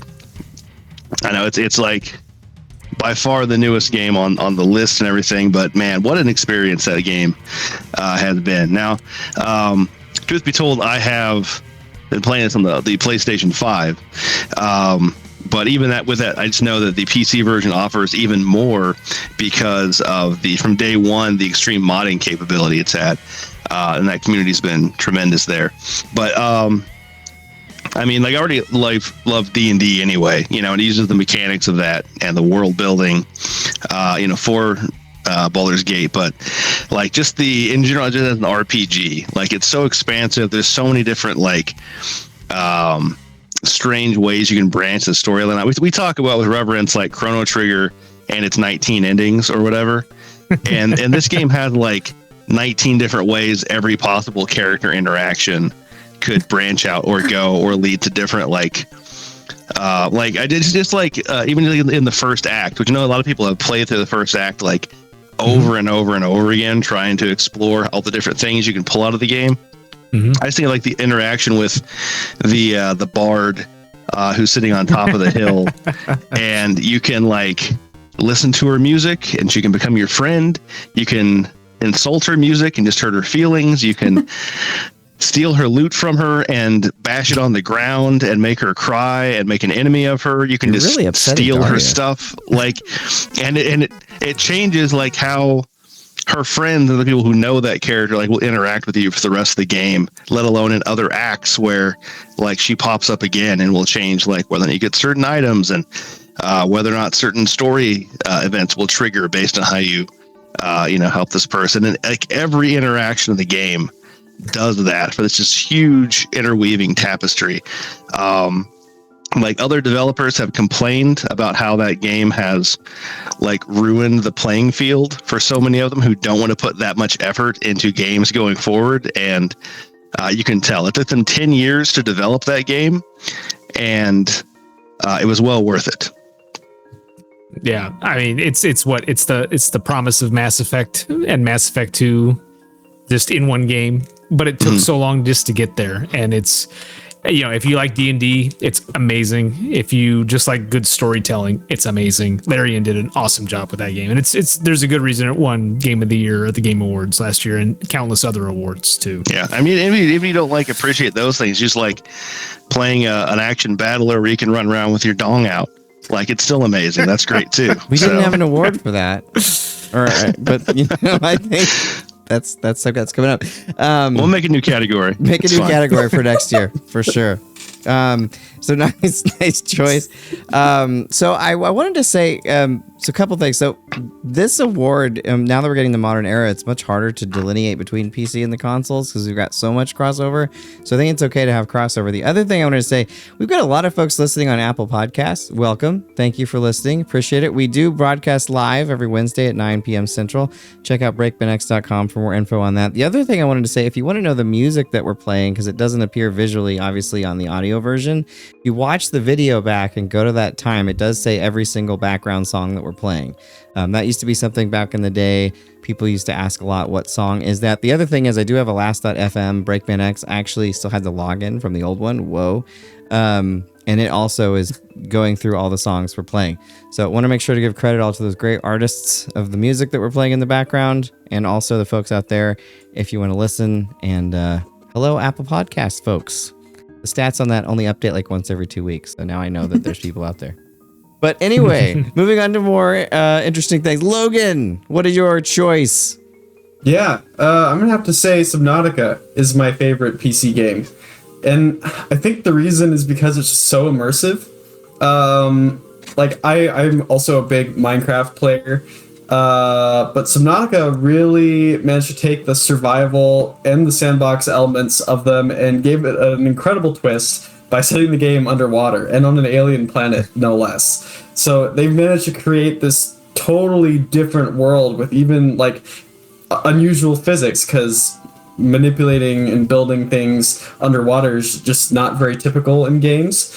And it's so cool what they were able to do with like the environment design, and even the story is pretty good. So yeah. That's the first game we talked about when you and I first talked about games. I still need to give it a try. It's fantastic. That's a solid game for sure. Great. I don't play it because underwater things are scary, but it is definitely very scary. That's another element I love about it. Yeah, the same thing that kept me away from Echo the Dolphin also keeps me away from Subnautica. Hell, it was Mario 64 and like the giant lamprey creature in that. No, thank you. Logan, do we have I'll play any through it, but heart rate's up the whole time. Do we have any chat? Yeah. Up with? So Malachi says Half-Life 2 still holds up, which that's a game I should probably try at some point. I haven't actually played it yet. And then Storm Eagle says best PC game, Unreal Tournament. It's fast-paced FPS, great maps, countless hours of fun and yelling, especially if one of your buddies puts that game on all of the high school computers and on the network. Not in this time period. Not in this time period, but yes, definitely. Yeah, we would have accepted Unreal Tournament 2 or 3. Or 2004, you know. 2004. Mm-hmm. Any of them. It's a better use for the high school computer lab than my group ever came up with. And you know, Malachi has encouraged me that I should have stolen the Half-Life 2. That would be nice, but also probably wouldn't be here. Either dead or you know, started my life of crime. But thanks for encouraging me to do bad things. They went after the hacker that leaked everything when they were making Half-Life 2. That's what I was thinking. Like, hardcore. When that leaked, I was like, you had it available for all to steal, but you know, on the floor. But anyway, it's a great game. So moving on to the Darria's abstaining from this one again. I'm never skipping her again. So just gonna point that out. Moving on to the DS. The DS was a great system. I much prefer sitting on a couch and playing on a TV to portable games. But I still do enjoy portable games. The DS was a really great system. Again, at E3 2004, I remember seeing Reggie come out and we unveil the DS to us all that year. That was pretty cool. I actually dug out my new DS XL or whatever it was, that last version, not the 3DS, but the regular DS last night. It's a really nice system. The screen's really nice. It was really fun to look over that again and play some games. Really close to picking Contra on this one. I love WayForward's Contra, and I've been playing Operation Galuga thanks to Jack's recommendation, and I agree it's good. So everyone that told me it wasn't good, you're wrong. I know it's Western and all that, but it's a lot of fun. But anyway, what game did I pick on the DS? I have to go with Mario Kart DS. And the reason I'm going with Mario Kart DS is I think it's a really great portable version of a 3D Mario Kart, especially kind of being that first 3D version. And it's also a game I played so much with the Link capability where you do the multiplayer stuff. That was actually, I remember I was Dr. No or Wizard Jedi or whichever name he was going by at that point in time. Had it and he was like, oh yeah, you can play blah blah, and we did the multiplayer, and it was a lot of fun. So I have to go with that, even though there's so many games I could go with, including the one that Jack's gonna go with. Yeah, Castlevania Dawn of Sorrow. We're back to the Castlevania well. Dawn of Sorrow is a sequel to Aria, like a direct sequel to Aria of Sorrow, which was the last game they put out on the Game Boy Advance. Dawn of Sorrow, same characters, awesome music, a really great Metroidvania for those that love that style. It's got a cool little storyline. Gameplay is tight. It's fantastic. You get to do some fun little stuff with the stylus when you beat bosses. You get to, draw a little pentagram or something like that on the screen to like banish the boss. And so it's a really fun game. And it was one of the launch titles for the game, if I remember correctly. And it goes back to that same thing. One of the launch games is probably the best game on the system until you get to the end. Yeah, it didn't need a nub like Mario 64 DS. That nub I was never a fan of the nub. The DS Castlevania collection that's on everything now is really, really good. If I remember right, please don't crucify me like Indiana Jones we talked about a minute ago. If I'm wrong about this, but I believe that it was done by M2. I think. Yes, and I think M2 the is port awesome. Was done by M2. Yeah, and M2 is awesome. So, and it also has the haunted castle kind of revamp thing in there. But if you haven't played this or any of the DS ones, the collection sometimes they're hit or miss, but this collection is really, really great. So check it out. And Maul, you've got a choice here that is very interesting, and it started here on the DS. You think so? Interesting. Yeah, it did. It was well, for me, the one that stands out the most. We talk about the DS, and it's difficult because it's like almost 10 years of official support, pumping out games for that thing. But Phoenix Wright always remains for me the one that stands out on that system. I love the puzzler nature of it. I like the the crime case kind of nature of it, the courtroom drama. I like how the longer it goes, the more ridiculous the characters get. And they started pretty ridiculous as it was anyway. When your main adversary is wearing like the classic like European like romance era frills and everything. But I don't know. I still find myself yelling objection and pointing at people very angrily from time to time. So it left an impression. I can see that. Well, okay, I'm gonna give it another chance then, since you picked it, because you seem. Are you not a fan? I just never got into it before when I tried it, and I need to give it more of a chance. I just need to give it more of a chance. I think. Because if you like it, I tend to like a bit. I tend to like the games that you and Jack both like. So. Yeah, I think it's a successor to the old like point and click adventures. Oh, a bit, It really reminds me in some ways of like the X-Files PC game that I had, where it's like you go into different areas. Oh my gosh, that's and a blast you from the past. click on different items, and sometimes Mulder will be like, that's nothing, and sometimes Scully will be like, yes, take that, and you'll collect an inventory and then go to a room and examine it, and it's something you take it to the courtroom in here and start showing up like pieces of evidence. If you don't know them in the right order, you're gonna lose your case. It just reminded me a lot of that kind of thing, and I always enjoyed playing those back in the day. Seems to be our running theme. So that was a lot of fun. Awesome. And Logan, again, jealous that you like these games. I've always wanted to, but what's your pick? Yeah, Pokemon Platinum. This is a game that I've never actually played, but always wanted to. And no, look, I've never owned a DS. I wanted to. That's okay. I'm glad that you picked one. Yeah, because I have a little bit I can talk about with this. Okay. Again, it's not quite as good as Gen 3, but I also love the designs of the Pokemon in Gen 4. And specifically with Platinum, I love the gimmick of like it's like Giratina's dimension. I forget exactly what it's called, like the distorted world or whatever. But they managed to like have all these floating platforms and stuff, and for your character to walk around in, and it is like a 2.5D game. So it had that 3D element, which Pokemon games didn't have before, and with the floating islands and stuff in that realm, the gameplay looks fantastic. Lots of Easter eggs and stuff with Arceus. That's a whole process to go through. One of the more Easter eggy kind of legendaries to go get.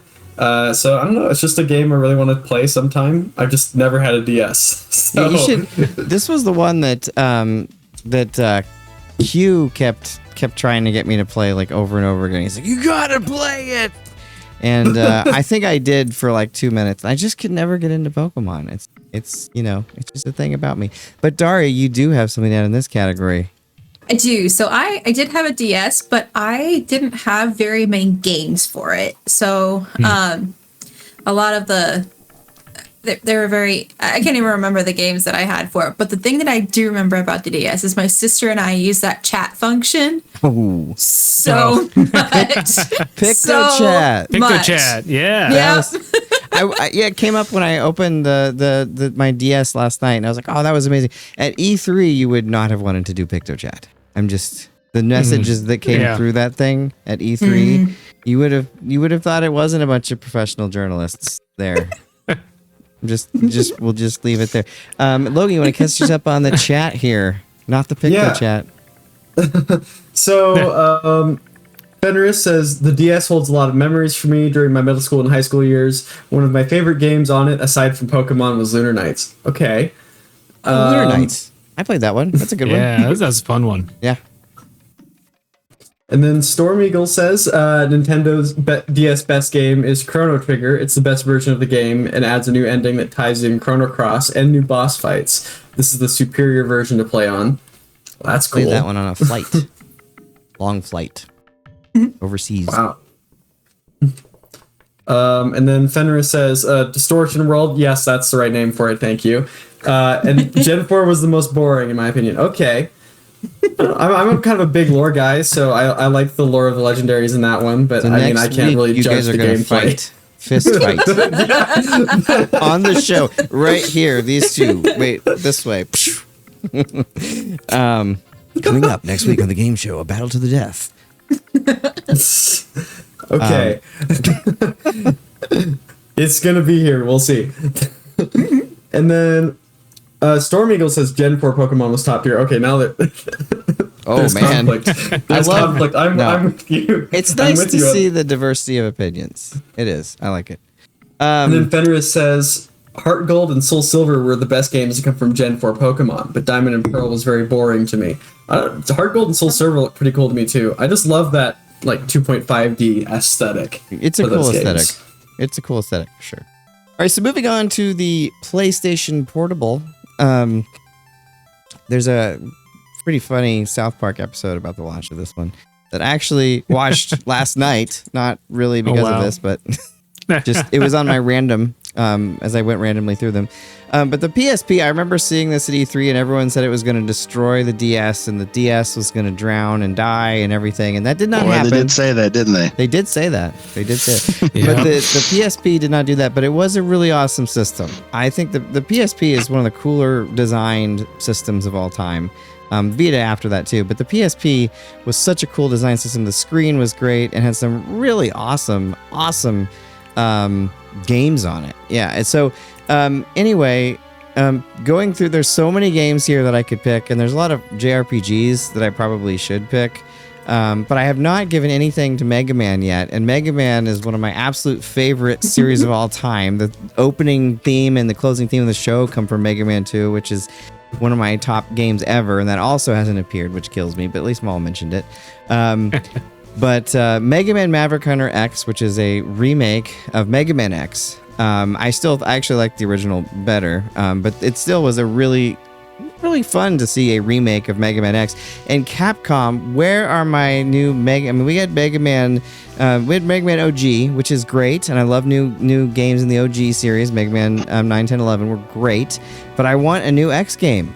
I want a new Mega Man X game, and I think a lot of other people do. Capcom, where's everything? Where is every franchise that we love? And they did a poll, and people voted for Mega Man X, and then they're like, nah, just kidding, whatevs.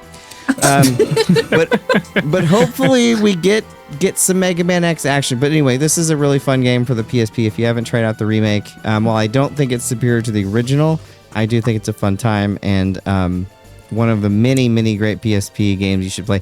I used to joke. Well, no, that was the Vita. Never mind. Jack, go ahead. You have a really good choice here too. I remember playing this one at E3. Yeah, Patapon. So I don't know how many people have seen Patapon. Patapon 3's coming out soon, but great name to say. For anybody that's a rhythm gamer, Patapon is awesome. It's essentially just a little fun game where you've got like this little army of little, I don't know what, just an army of nondescript villagers. Like they all have different shapes, but they all have different beats tied to them. So like, you know, if you want some to move forward or you want some to attack, you have to do a button combination that's like patapon to get them to actually move forward and to actually fight. And it's a really clever game. It's a really cool game that kind of ups the difficulty as you go, just like anything else. But it's very stylish. It's very fun. And it's a really cool, simple little game you could pick up and play for just a few minutes and then put down. But that's probably my favorite, with a very, very close second place going to Luminous.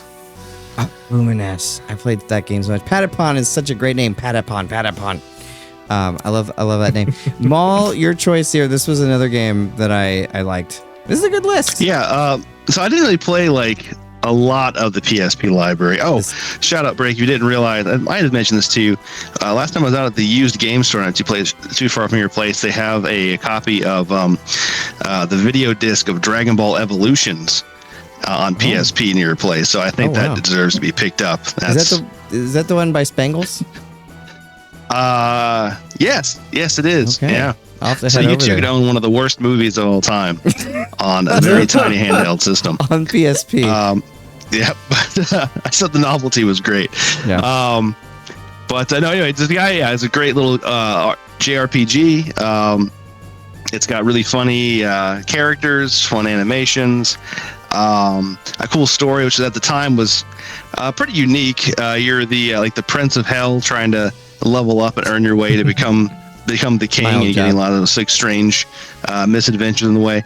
I don't know that it offers like a lot of things that are new to the JRPG realm, but at the time we were starting to see them like really begin to dwindle. This is kind of like the beginning of the fading out period for traditional JRPGs, so it really was kind of felt refreshing at the time to have that come up, and was really cool.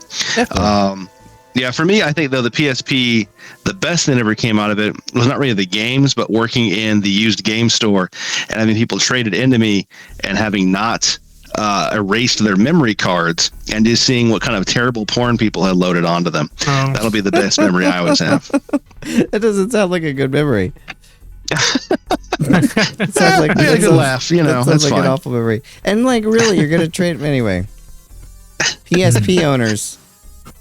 It became a thing. I had to check. I didn't want to sell that to a kid accidentally. Like the first one that came in had some stuff on it. So yikes. Oh, Sony, how your device was used for other things. But yeah, Logan's gonna abstain from this category, but Darria does have a note. I do. This was also another console that my sister and I really, really wanted. She wanted it for a very specific reason, because Jack and Daxter, like that whole like series, there was a game specifically called Daxter that came out on the PSP, and she really wanted it to play that game. We never got one, but that was something that I remember, like even just having like I wanted one because it was portable, for lots of different reasons. But that's probably the biggest thing that I have when thinking about the PlayStation Portable is she wanted to play Daxter. Desire for the PlayStation Portable. She actually named her cat Daxter after the game. That's cool. Logan, anything cool come from the chat? Yes. So Fenris says the PSP hacking scene was a ton of fun to watch. A constant battle between Sony and hackers. Oh, that was interesting. And the PSP was actually how I got into Persona games. Started with Persona 3 Portable and enjoyed it. Nice. I don't know much about Persona, but it's another one that I'm willing to try. It's a great series. Persona 3 or 4. Oh, so good. Some of the best. You will love it. Dive in. All right. I will make sure to pick that up. And then Storm Eagle says, the best PSP Final Fantasy Tactics, The War of the Lions. So good. You can patch the PlayStation version now to get that script and some of the enhancements, by the way, which is how I beat it most recently. That's awesome. And then you don't get the slowdown, because on the PSP version, where you cast a spell, your guy's just like thunder. And then man. Fenris says, but what I would say is my favorite PSP games would be the Dissidia games. Oh, those are good. Fighting games plus Final Fantasy blew my mind as a teenager, and it did not disappoint. We played Urgeist. Urgeist is good too. Not on the PSP though. Well, I wouldn't say good, but I like it. That's good. It's good enough. It's fine. I've heard people are like, I loved it. I was like, I get to play as Cloud and Sephiroth. This is great. And Dean Kruger says Daxter is his pick. Oh, hey, Dean. Welcome. He's I know him. I don't know if we're supposed to talk about jobs, but I know him. I know him. But yeah, thank you for listening. I appreciate it very much. Or watching. But cool. All right, so let's move on to the Microsoft Xbox 360. So the Xbox 360 had some good games, but it also broke a lot. I remember reading an article, I think it was about 1/3 of the consoles actually ended up having the defect that broke it. And I actually read another place that it might be closer to half that actually had a defect that they're aware of when they sold the console. There's a whole lot of shows of me doing this, of going on and on about this, because I had to have 3 of them. Maul's remembering. I had to have 3 of them replaced. I had to have 3 of them. I remember yours had water damage in it, you schemer. That was not me. That was not me. I don't know how that happened. That's why they told you they wouldn't replace them anymore. They told you there was water in it, and you were like, "Those lying sons of bitches!" Yeah, because I never put water on it. I never put water on it ever, or got close to water. And Microsoft was like, "I am so sorry, but it has water, and we will not." They're not French. I don't know why I'm doing that, but we will not replace it. And I talked to this lady named Trixie on the phone for like 2 hours.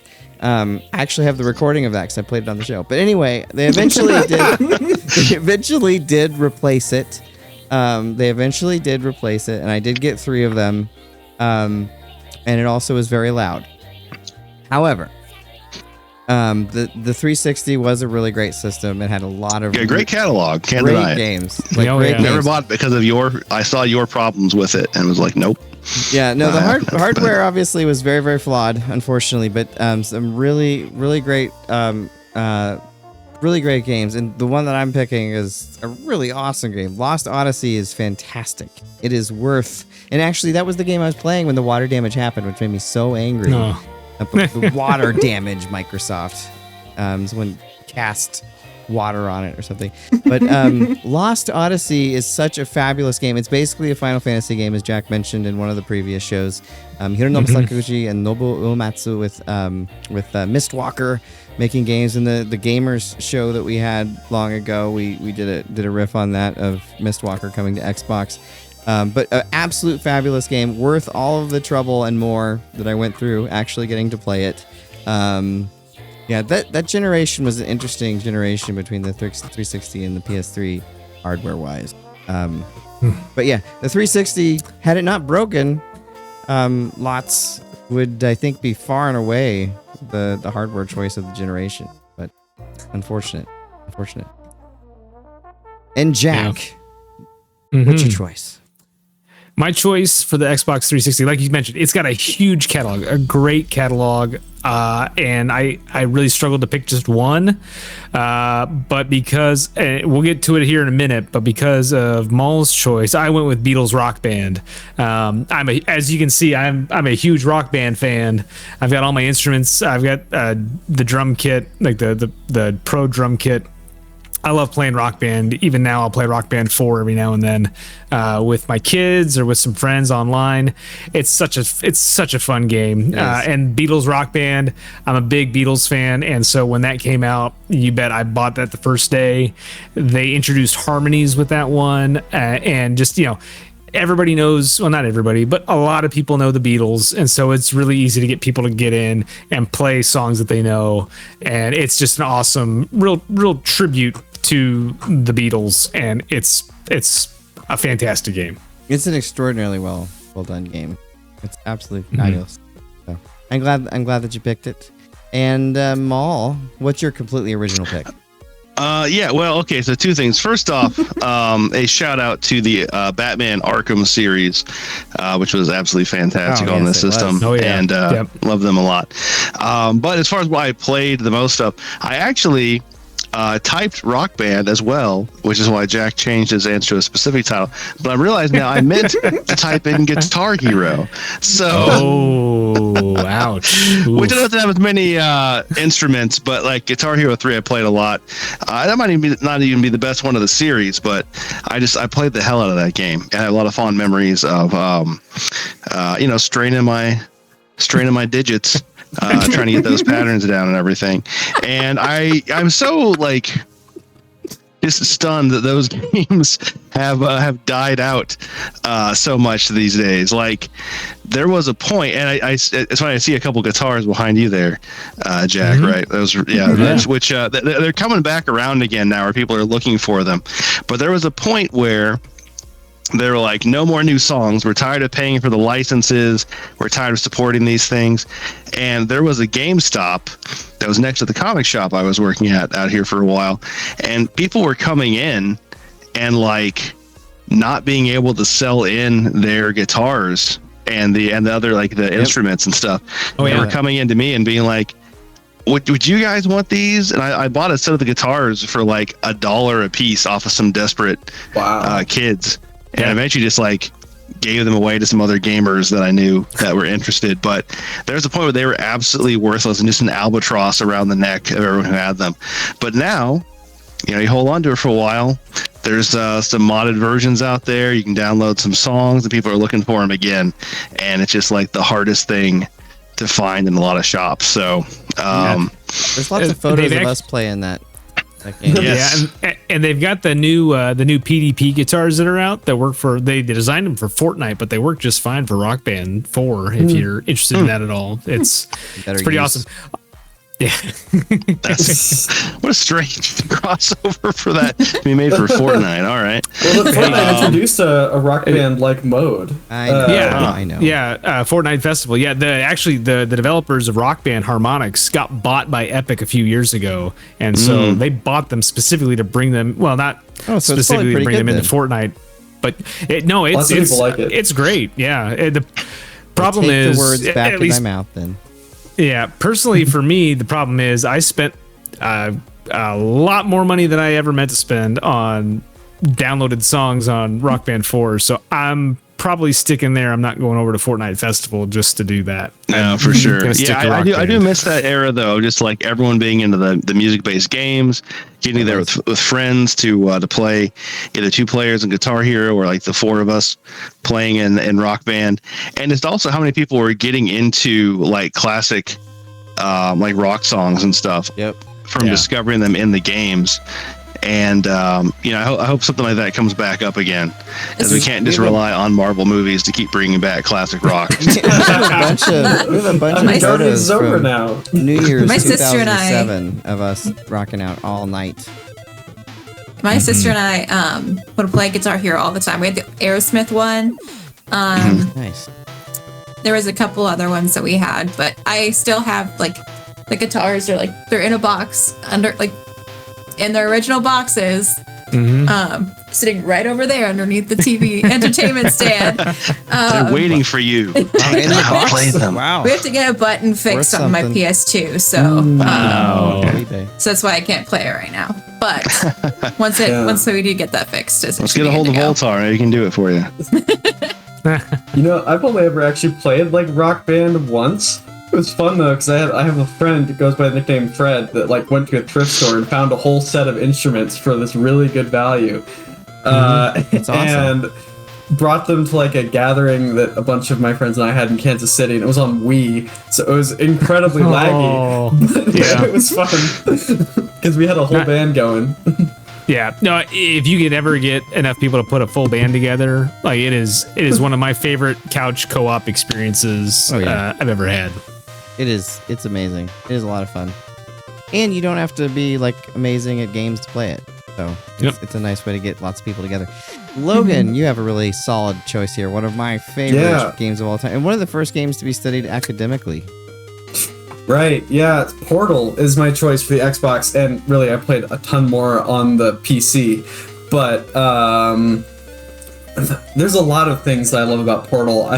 Everything like puzzling, puzzle games are one of my favorite types of games. I really just dig into that sort of thing. And it's like a puzzle game with a really cool like physics breaking gimmick, the portals. I loved how you're able to, push things through it and jump through it and do some interesting like moves with the portals, and it really forces you to think outside the box with how to manipulate levels. But also I love just the development history of it as well, because it started as a student project at a school that I actually thought about applying to up in Seattle called DigiPen. It was like a 3 or 4 person team, and they had developed a game that they had called Narbacular Drop, so it would search well in Google because it was an original name. And Valve found it and decided that it was a cool enough concept, so they hired the students and they created Portal. So I just love that history. And then Portal 2 is great too, because they really expanded on the world and did a lot of creative gimmicks, like expanded the physics elements with like, the gel kind of stuff. And of course I love GLaDOS and like the characters that came out of that series. So appreciate you elaborating on the history of that. That's a really cool story. It's also Western Civ classes started assigning Portal to students. It was considered which is really cool. I remember that was actually quite a while ago that they did that, so maybe there's a different game now. But in the music of that, I mean, this was a triumph. Like that song, I have. Oh yeah, I remember us driving around and playing that before E3. Yeah, the year that it came out. Just to hype us out. Yeah. Yeah, that's such a great song. There's lots of great songs in that one. Love the lyrics. Yeah. Because the rest are dead. But anyway, Darria. So I have two mentions here. One, because like I primarily played it with my sister.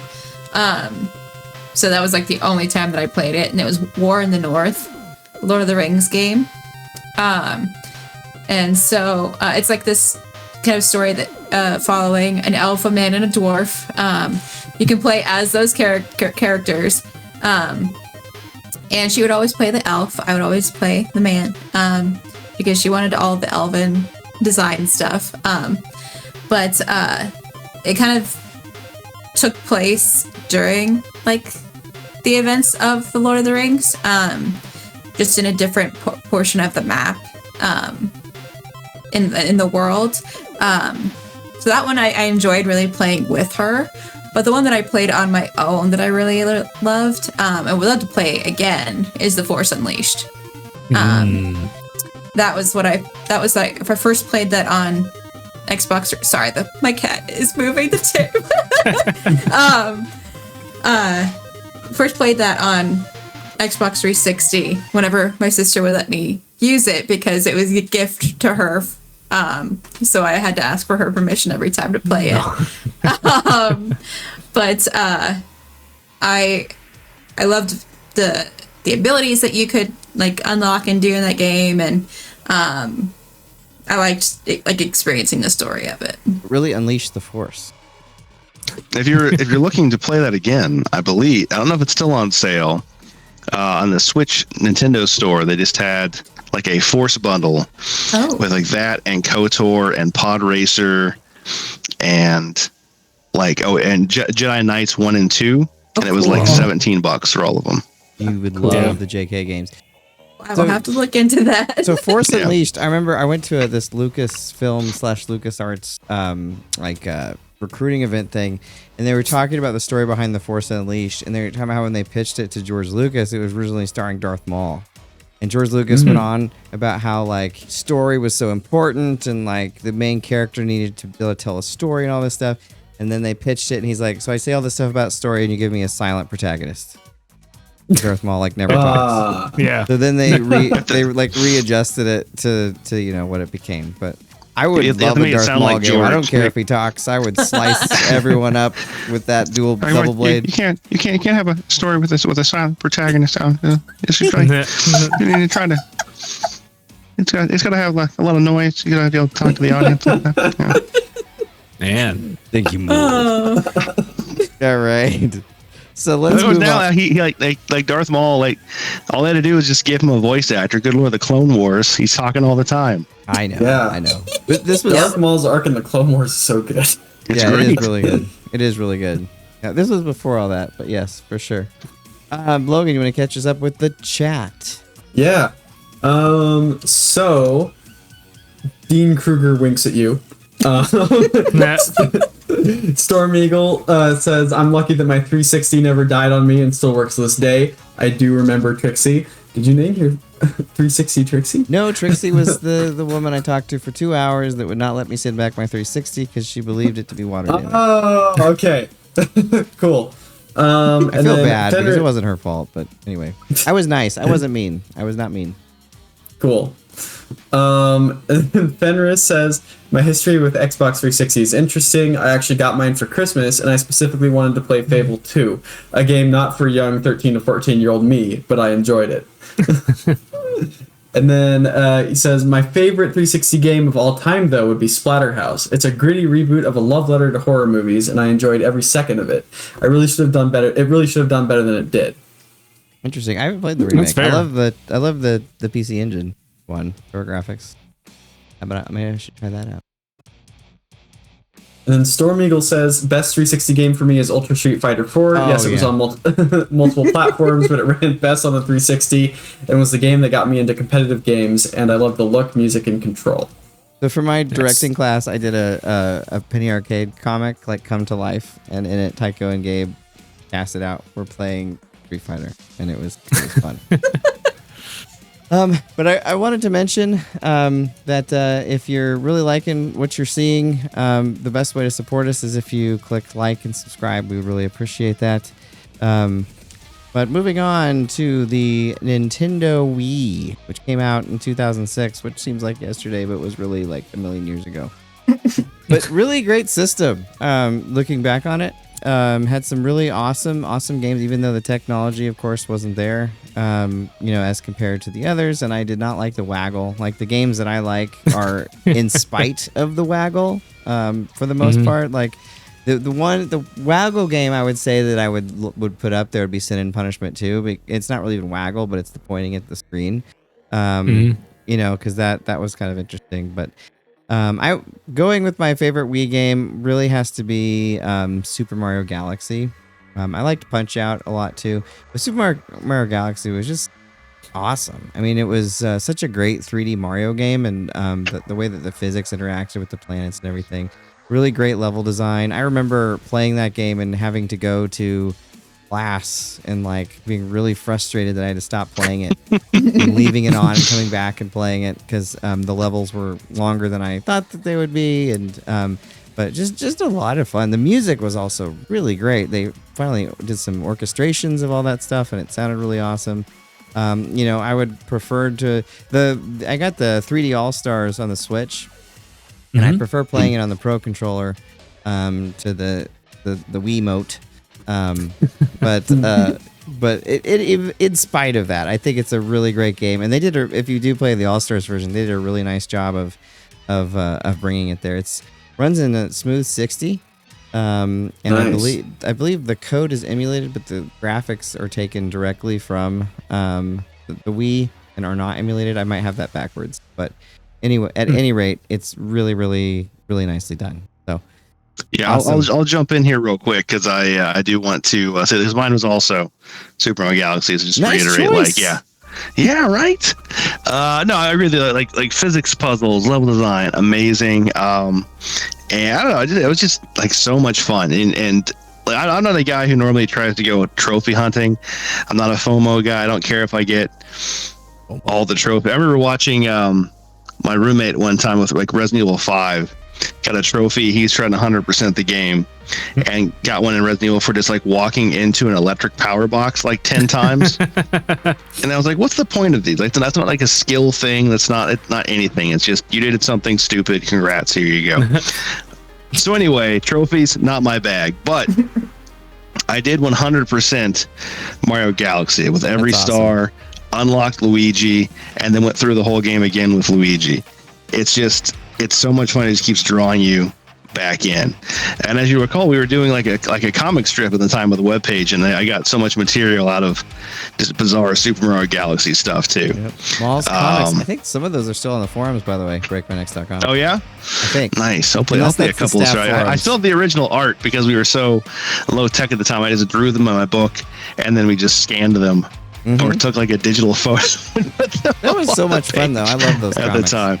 Yeah, but that's just a great addition to the Mario world. I really liked that one a lot. So for sure. All right, Jack. Yeah. What's your pick? So my favorite, once again, we're sticking with the rhythm games. Rhythm Heaven Fever. Think of WarioWare mixed up with a rhythm game, like Parappa the Rapper, and you get Rhythm Heaven Fever. Like there's all kinds of zany little mini games. You got wrestlers. You've got you got singing kids that are just in like a play. Like there are so many cool. Like, there's golfers. Like there's so many really cool little mini games that are all based around just rhythm mini games, and they're all clever. They're all awesome to look at. It's a very cool visual style. If you like WarioWare games and you haven't played any of the Rhythm Heaven games, I highly recommend starting with Rhythm Heaven Fever and check out some of the other ones if you like that one, because the whole series is great. I really hope Nintendo does another one here soon. I hope they do too. And also, I just realized how tough it is to say Rhythm Heaven. Like I was thinking that in my head. Like that is a tough 2-word sequence there. So kudos to that. Maul, did you have anything more to add about Galaxy, or did you get it all out?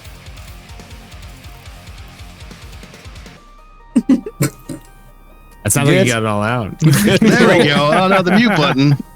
I'm running across 3 monitors here, so you said that my mouse was all the way over here typing on the Discord. So it was like, what did it? You looked like, you know that face they make in like Punch Out when you like hit him and then you can punch him again. You had that like. Whoop? That's where I get my emotions from, is playing that game.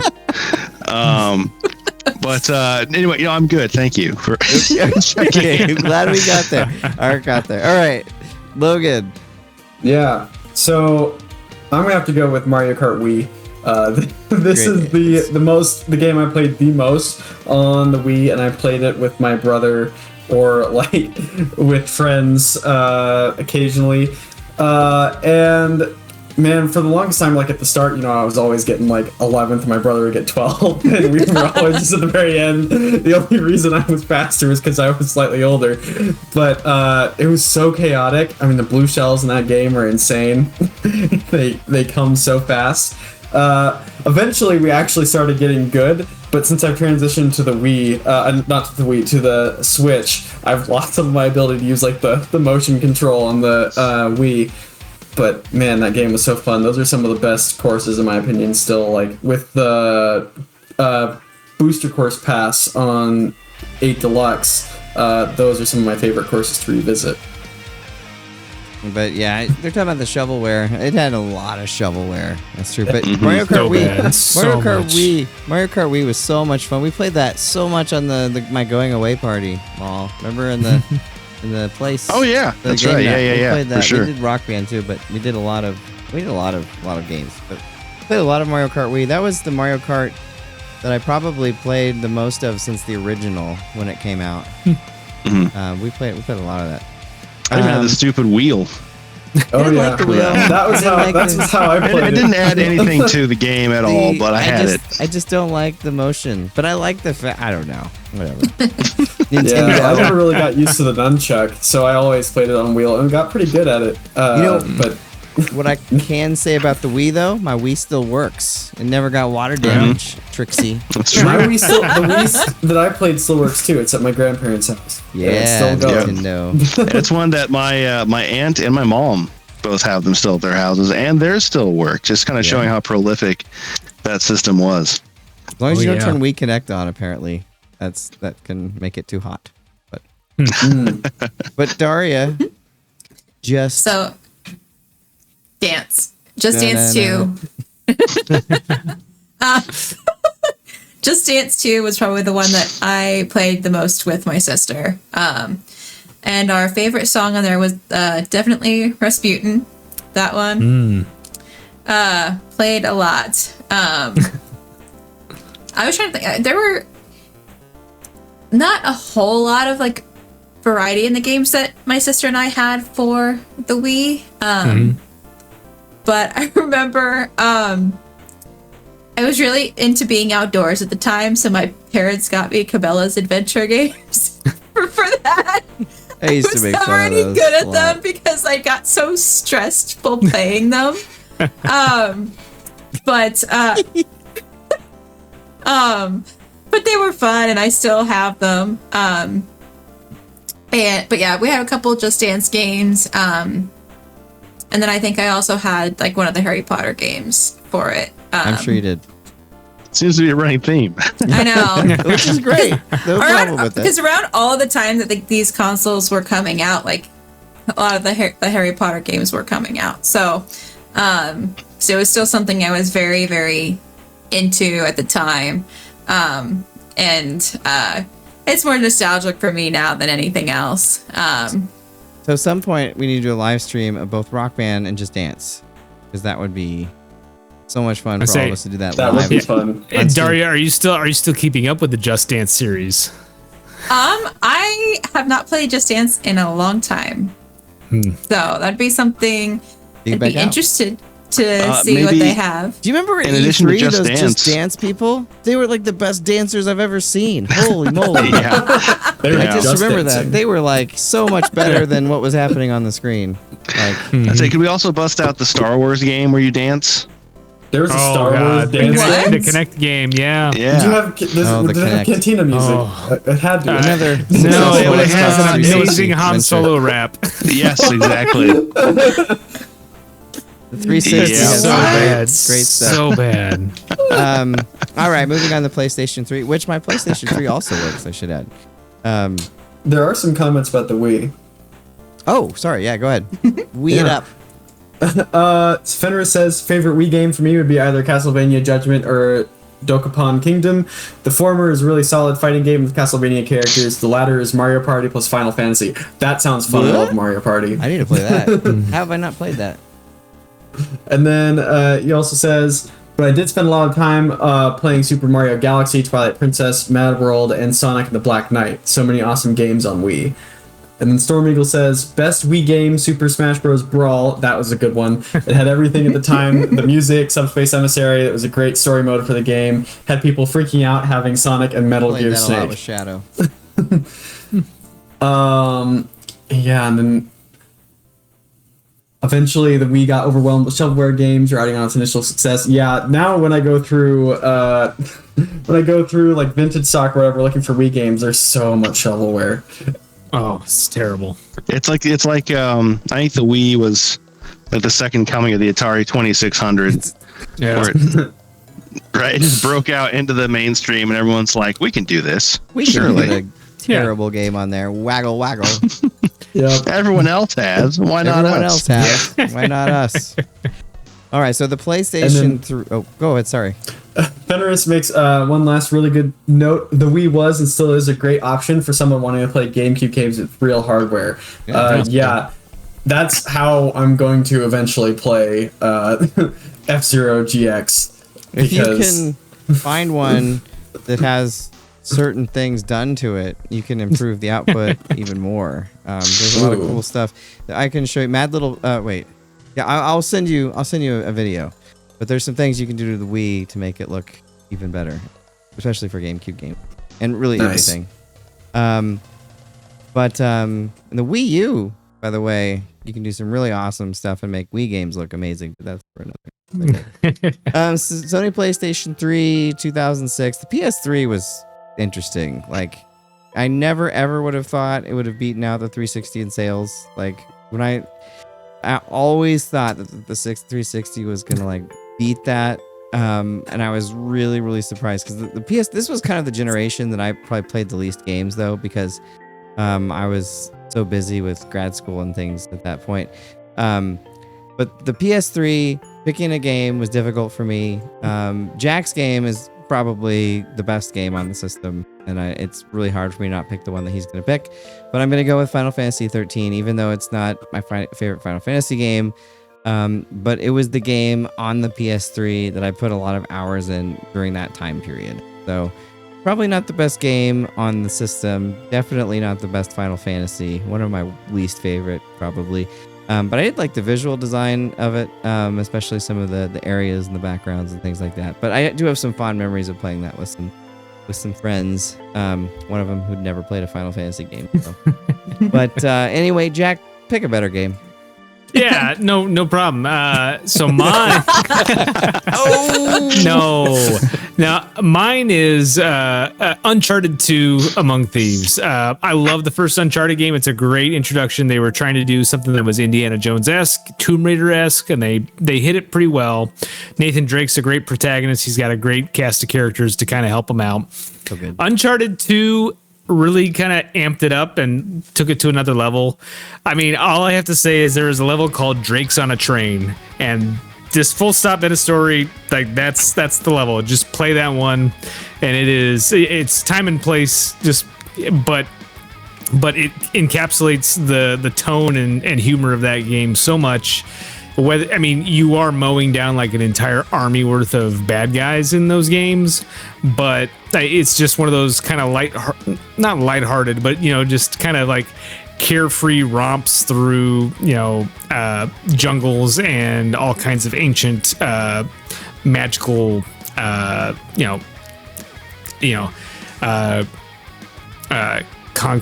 conquest, but like caves and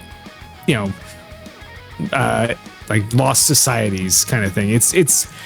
They're awesome. Uncharted 2 is my favorite in the series, though.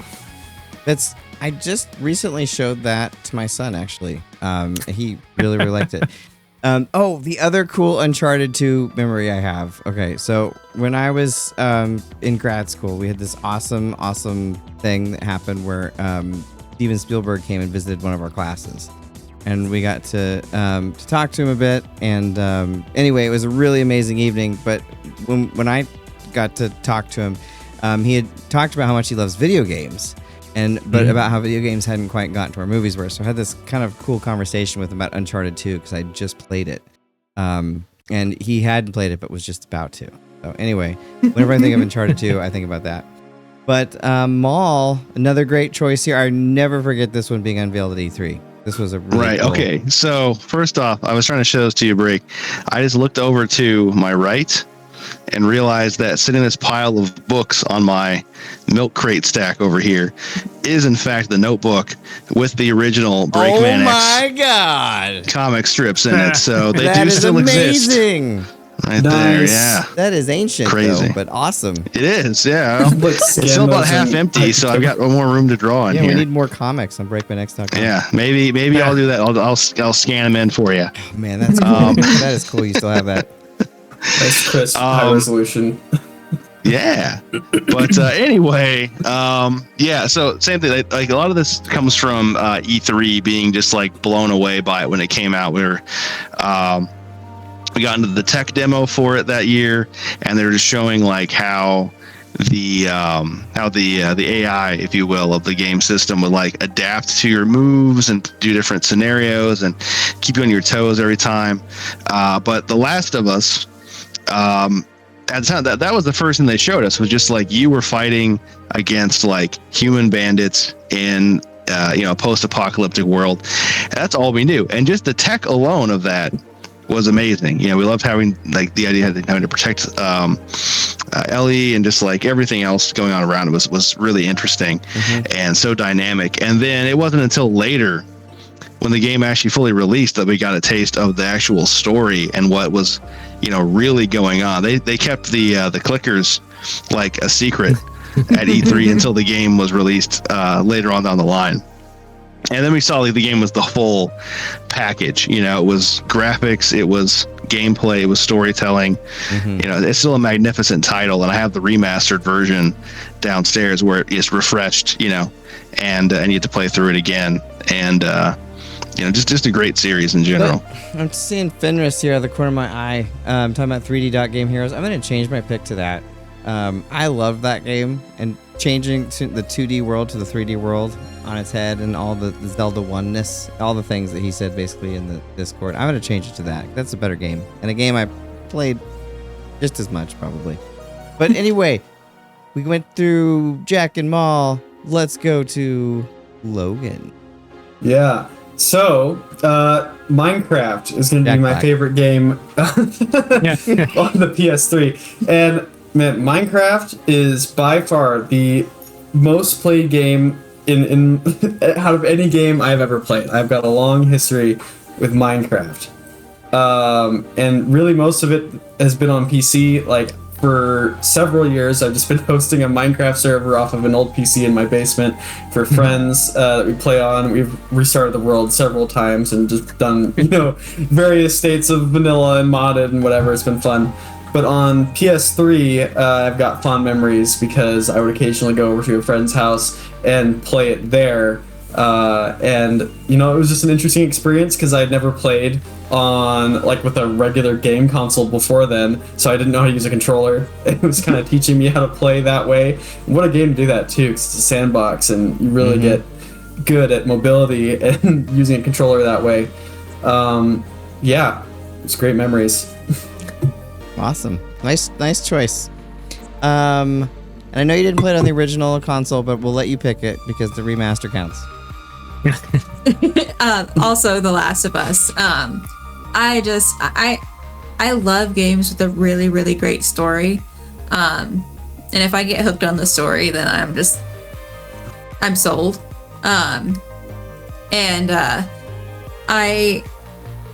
haven't played part 2 yet. I know that's a different console, but I got the Last of Us, not just the remaster, but the one that they released on the PS5, and made my way through that, and it's fantastic, and I love the gameplay. I love the journey that it takes you on, and especially I love the way that they transferred it to the screen as well, for the series that they put out, and the changes or additions that they made with that. But yeah, even though I didn't play it on the PlayStation 3, The Last of Us will probably what I have to add to that. I think it's the first time Darria and Maul picked the same one, so that's cool. Crossover there. Marvel and DC coming together. Logan, catch us up on the chat. Yeah. So Fenris back referring to Wii, AVE HDMI. I've done that mod. It makes it look so sexy. Cool. What is I don't know if I haven't heard of that mod before. That's just converting it to an HDMI output, which that sounds great. I bet he'll talk about it next week on the game show. Yeah. And then Fenris also says, I got my PS3 really late into its life, December 2013, and I did still enjoy a good amount of games on it. Not a fan of either the Slim, so I play my games on a CHB01 model that's been serviced. And then the favorite PS3 game would be, as BreakmanX mentioned, 3D Dot Game Heroes. So much customization for your character, and you get to explore a Zelda 1-esque world with Dragon Quest references. Yeah, thanks for mentioning that. When I moved back to Kansas from California, that was the only game that I had with me somehow because everything else was in transit. And I played that game like hell for quite a while because it was all I had, right? We talked about that. But I loved the Zelda oneness. But anyway, continue on, Logan. Yes. And then also for Scott the Wasp fans, dude, I love his channel. Me too. There is a breakout mini game in the 3D Dot Game Heroes that Scott used for his original end screen theme. That's really cool. Oh, cool. And then Storm Eagle says best PS3 game is Metal Gear Solid 4, Guns of the Patriots. Hands down, best story, music. The final fight of the game is a masterclass. Also, Hideo Kojima is a mad scientist of storytelling. Cool. I don't have a lot of experience with Metal Gear games, but I need to try them, especially given last week's. Voultar is going to kill you. Yeah, I know. Don't trust any boxes you might come by at home. If you didn't pack it yourself, you don't know what might be in there. I might be in there. And then Fenris says Metal Gear Rising was also a really solid PS3 title. Memes aside, it was such a fun hack and slash title with an over-the-top story. I liked it too. And by the way, Dean Kruger, who commented earlier, drew a really cool piece of art from that game. So check it out on Insta. And then Storm Eagle says Rising is one of the best Metal Gear games. Rules of Nature is the first song you hear, Chef's Kiss. That sounds awesome. Chef Kiss. By the way, I don't think we're gonna get through this tonight either, so we might have to have a part 4. But that's okay. Yeah, that's okay. Because I love hearing all y'all's perspective on this, and hopefully, I really like My Life in Gaming's year-end thing where they go through all the games. So hopefully, also, a lot of the ones we're picking, people have probably played, but there might be some here or there that people haven't played, and gives them something to go with. So, with that said, let's go. Oh, Jack, did I interrupt you? I'm sorry. No, go right ahead. I was just in agreement. Okay, cool. I saw your meter jump, and I wanted to make sure I wasn't. Okay, so moving on to the 3DS.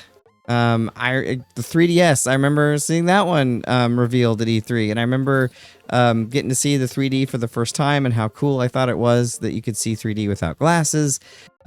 Pretty cool technology. I remember actually getting one and having it update during the show. And I remember Comrade Robbins, who was a host at the time, going, Break, are you playing your 3DS? It was coming through the thing. I was like, no, I'm updating it, and so it's ready for later. But 3DS again had a lot of really great games, a lot of games that you could pick.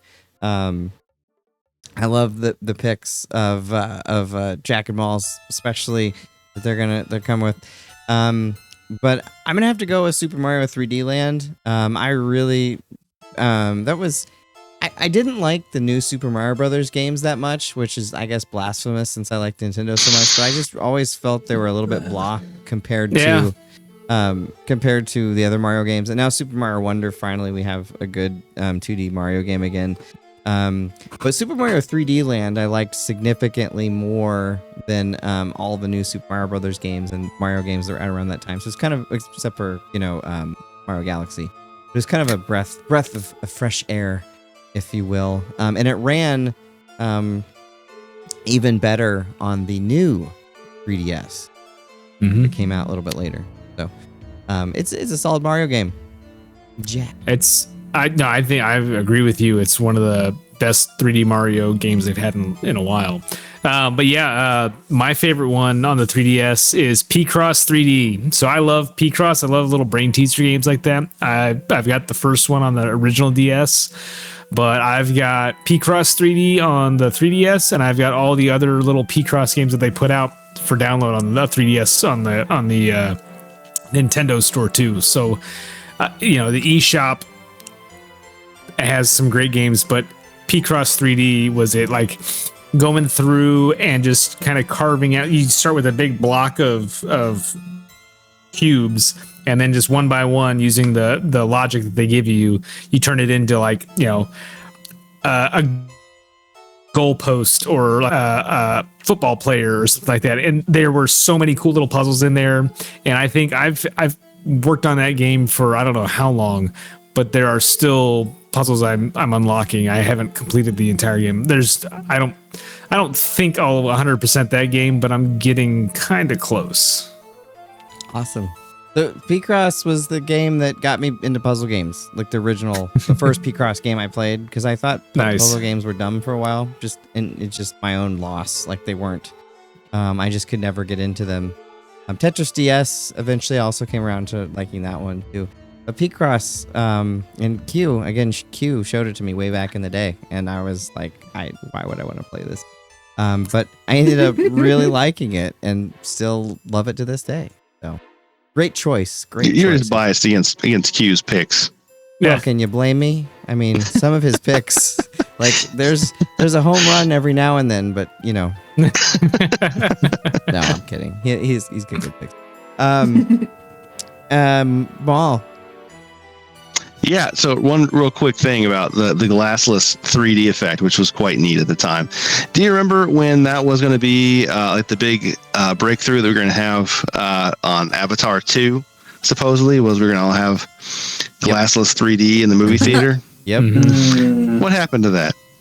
It was impossible. That would be so nice, because I hate putting 3D glasses over my regular glasses. Yeah. Well, that was the whole for thing me, my in issue Hollywood then was 3D was like going to take over everything, and it didn't. Yeah. My issue with 3D that also affected my enjoyment of this, I think, is that after a little bit, my eyes get used to it, and I can't see the effect anymore.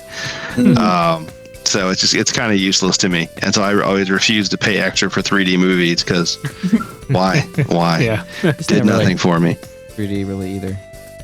Yeah, it was neat for a few minutes, and then, but anyway, the game. Yeah, so for me, my pick was Shovel Knight. Yeah.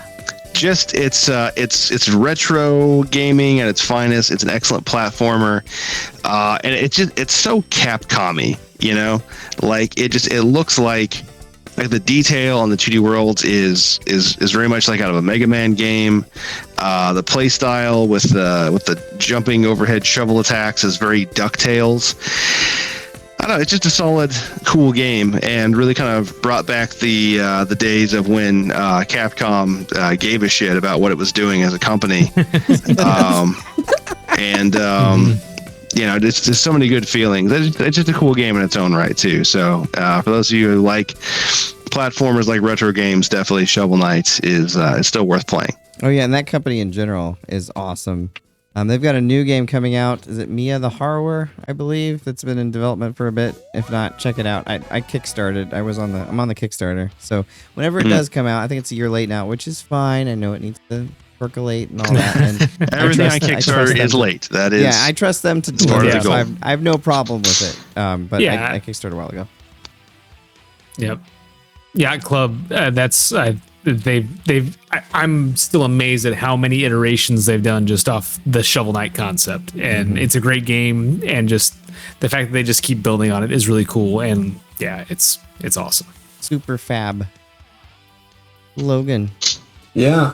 So my favorite 3DS game is going to have to be Miitopia, which you can pick up a port for the Switch now, which is how I played it, but it originated on the 3DS. And man, this game is so chaotic because it's an RPG but almost every character in the game, it is up to you to pick a Mii to represent that character. And you can use like the Mii creator and everything, and you can also like pull Mii's from other people's collections. So you get crazy things like, the big bad, the dark wizard in the save that I was playing is like Captain Crunch. And I had Thanos is like a wide sage and all kinds of crazy stuff. So you can have a lot of interesting like character crossover stuff just with Mii's, and yeah. Awesome. And you want to catch us up with the chat as well? Yeah. So, Fenris says, okay, 3DS. I bought my first one used on my 18th birthday. First game I got for it was Ocarina of Time 3D, and as someone whose favorite game is Ocarina of Time, I really loved Ocarina of Time 3D. I need to play more Zelda. Yes, you do.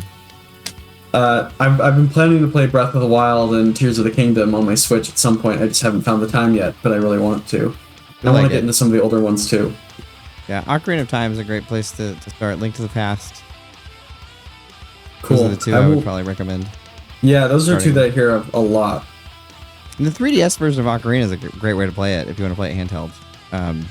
But they went back with the graphics. They tried to match kind of not the N64, but what the art style was, like what the artist drew that they based the N64 art on. So it that's cool. Looks closer to I think what the original intention was. Some might say. Then Fenris also says it's the system that I bought the most revisions of. I got the NES version of the 3DS XL, a blue new 2DS XL, blue 2DS, and the Black Friday edition Mario new 3DS. Wow. And they had a lot of special editions of that console. Yeah, Weezer Jedi used to have everyone too, like all of them. And then Spam, we've made it. Best viewers in Smeardish. Fenris says, nowadays I only have 2 Japanese new 3DSs, one regular, one XL. Do I regret selling my original collection? Absolutely, especially with the price of 3DSs these days. Yeah, I love a 3DS because I mean you get one of those and you can play the original DS games too, but they cost a lot of money. Those XLs are awesome. I have the new 3DS XL and the DS XL, and they're both really awesome. So how much is a lot? I'm looking online because I saw that comment, and I think you can still get a workable one for like 150 or so, right? Like down. I mean the ones that are like the special editions are super expensive. Those are like 400, 800, depending on what the art is on them. But some of the basic like the black and blue units aren't too bad, I mean, with inflation, that's pretty reasonable. Yeah, that was actually a couple of years ago. I think it was like twice that. Oh wow. Yeah. Well, I think maybe it's come down a bit. That's less than a carton of eggs, so that's fine. You can't get anything on the eShop anymore. That's why. Yeah. Oh, that's a good point. That's a really good point. Everything's really continued to go up this month and last month. Inflation. There's a couple more. Storm Eagle says best 3DS games are Fire Emblem Awakening, great grid pace JRPG, good music, characters, and was the first Fire Emblem that you can turn off permadeath so you can enjoy the story of the game. Nice. And then Fenris says Super Smash Bros. 3DS blew my mind and everyone else's minds. I was in college when that came out, and I remember we had Smash crew that was eager for that and the Wii U version. Yeah, I played the Wii U version. I didn't have a 3DS, so I didn't play the 3DS version, but I knew that was a big deal at the time. Yeah, I remember getting it. My wife and I were on a cruise, and I took the 3DS with me, and I ended up playing with like a few people that were on the cruise too, using the Wi-Fi play, and I was amazed at how well it actually ran, because I figured there was no way in hell they were gonna actually get Smash to run on that 3DS, and they made it work. The magic of Nintendo. I love the idea of you guys being on a cruise and just like you're hanging out in the brig with some people like playing that the whole time. Pretty cool. It was by the pool. It was by the pool. We were having fun. Yeah. I mean, admittedly, that sounds great. Like, I was on a crew once, and by the end of it, I was a little bit like, I was a little bit tired of being on the boat, but like having something like that to do with friends sounds great. Yeah. Sure. Well, with that, folks, we're going to have to end part 3 and have a part 4 here in several weeks to conclude. We're almost done, though. I think everyone's alive now, so that's good. But we're getting up here into almost 10 years ago. So I'll just say some of my very favorite games of all time are coming up. Awesome. So Darria will be featured in part 4. It will be fabulous. Oh man, just what a reminder that there are so many game systems. We haven't even touched all of them. There's still like some other more obscure ones floating around out there too. And that's really what the game show is. Yeah. I mean, now it's a celebration of games. So as we continue on, we'll celebrate a lot more games. These are kind of our favorite ones that we went through with all the systems. There's a lot more obscure ones that we all like as well, but these are kind of the heavy hitters. But I know we've got to head off into the sunset now, Jack. So what would you like to tell us? Something about running naked, I bet. No, actually, I want to give a shout out to my mom. It's her birthday today, so happy birthday, Mom. That's awesome. Yeah, happy birthday. But you should give money to Jack so he can run naked. Yeah, it would be nice. And Maul, what would you like to say before we... I'll give a shout out to running naked, if not for a good cause, just because it feels nice. Just get the it's free. Get the cold winter air on your jumblies. It's fine. I did look up at the 8 degrees right now. I looked up the forecast for this weekend. It's supposed to snow on Saturday. I'm not really prepared to run in snow, but we'll see how it goes. Now you really want to donate, everybody. Noe Underwear Run. And Logan, what would you like to tell us? Yeah, earlier you mentioned you kickstarted the game, so I thought I'd mention a game that I've actually contributed to because I want to see it happen. Dino Run 2 by Pixel Jam Studios. I played the heck out of that first Flash game. It's so good, and they're doing a lot with the sequel. So that's a fun project you should check out. And then as always, I'm making more progress on my short film, so that's coming. I'm getting close. Rock your world. About 20 VFX shots left to go. Oh dang! Nice. And Darria, what would you like to say before we head off? I am finally made it to the DLCs for Assassin's Creed Odyssey. You and Jackson need to talk, if I remember right. And I'm in Atlantis now, so that's been pretty fun to kind of work my way through. I do like the mythology that they tie into a lot of that.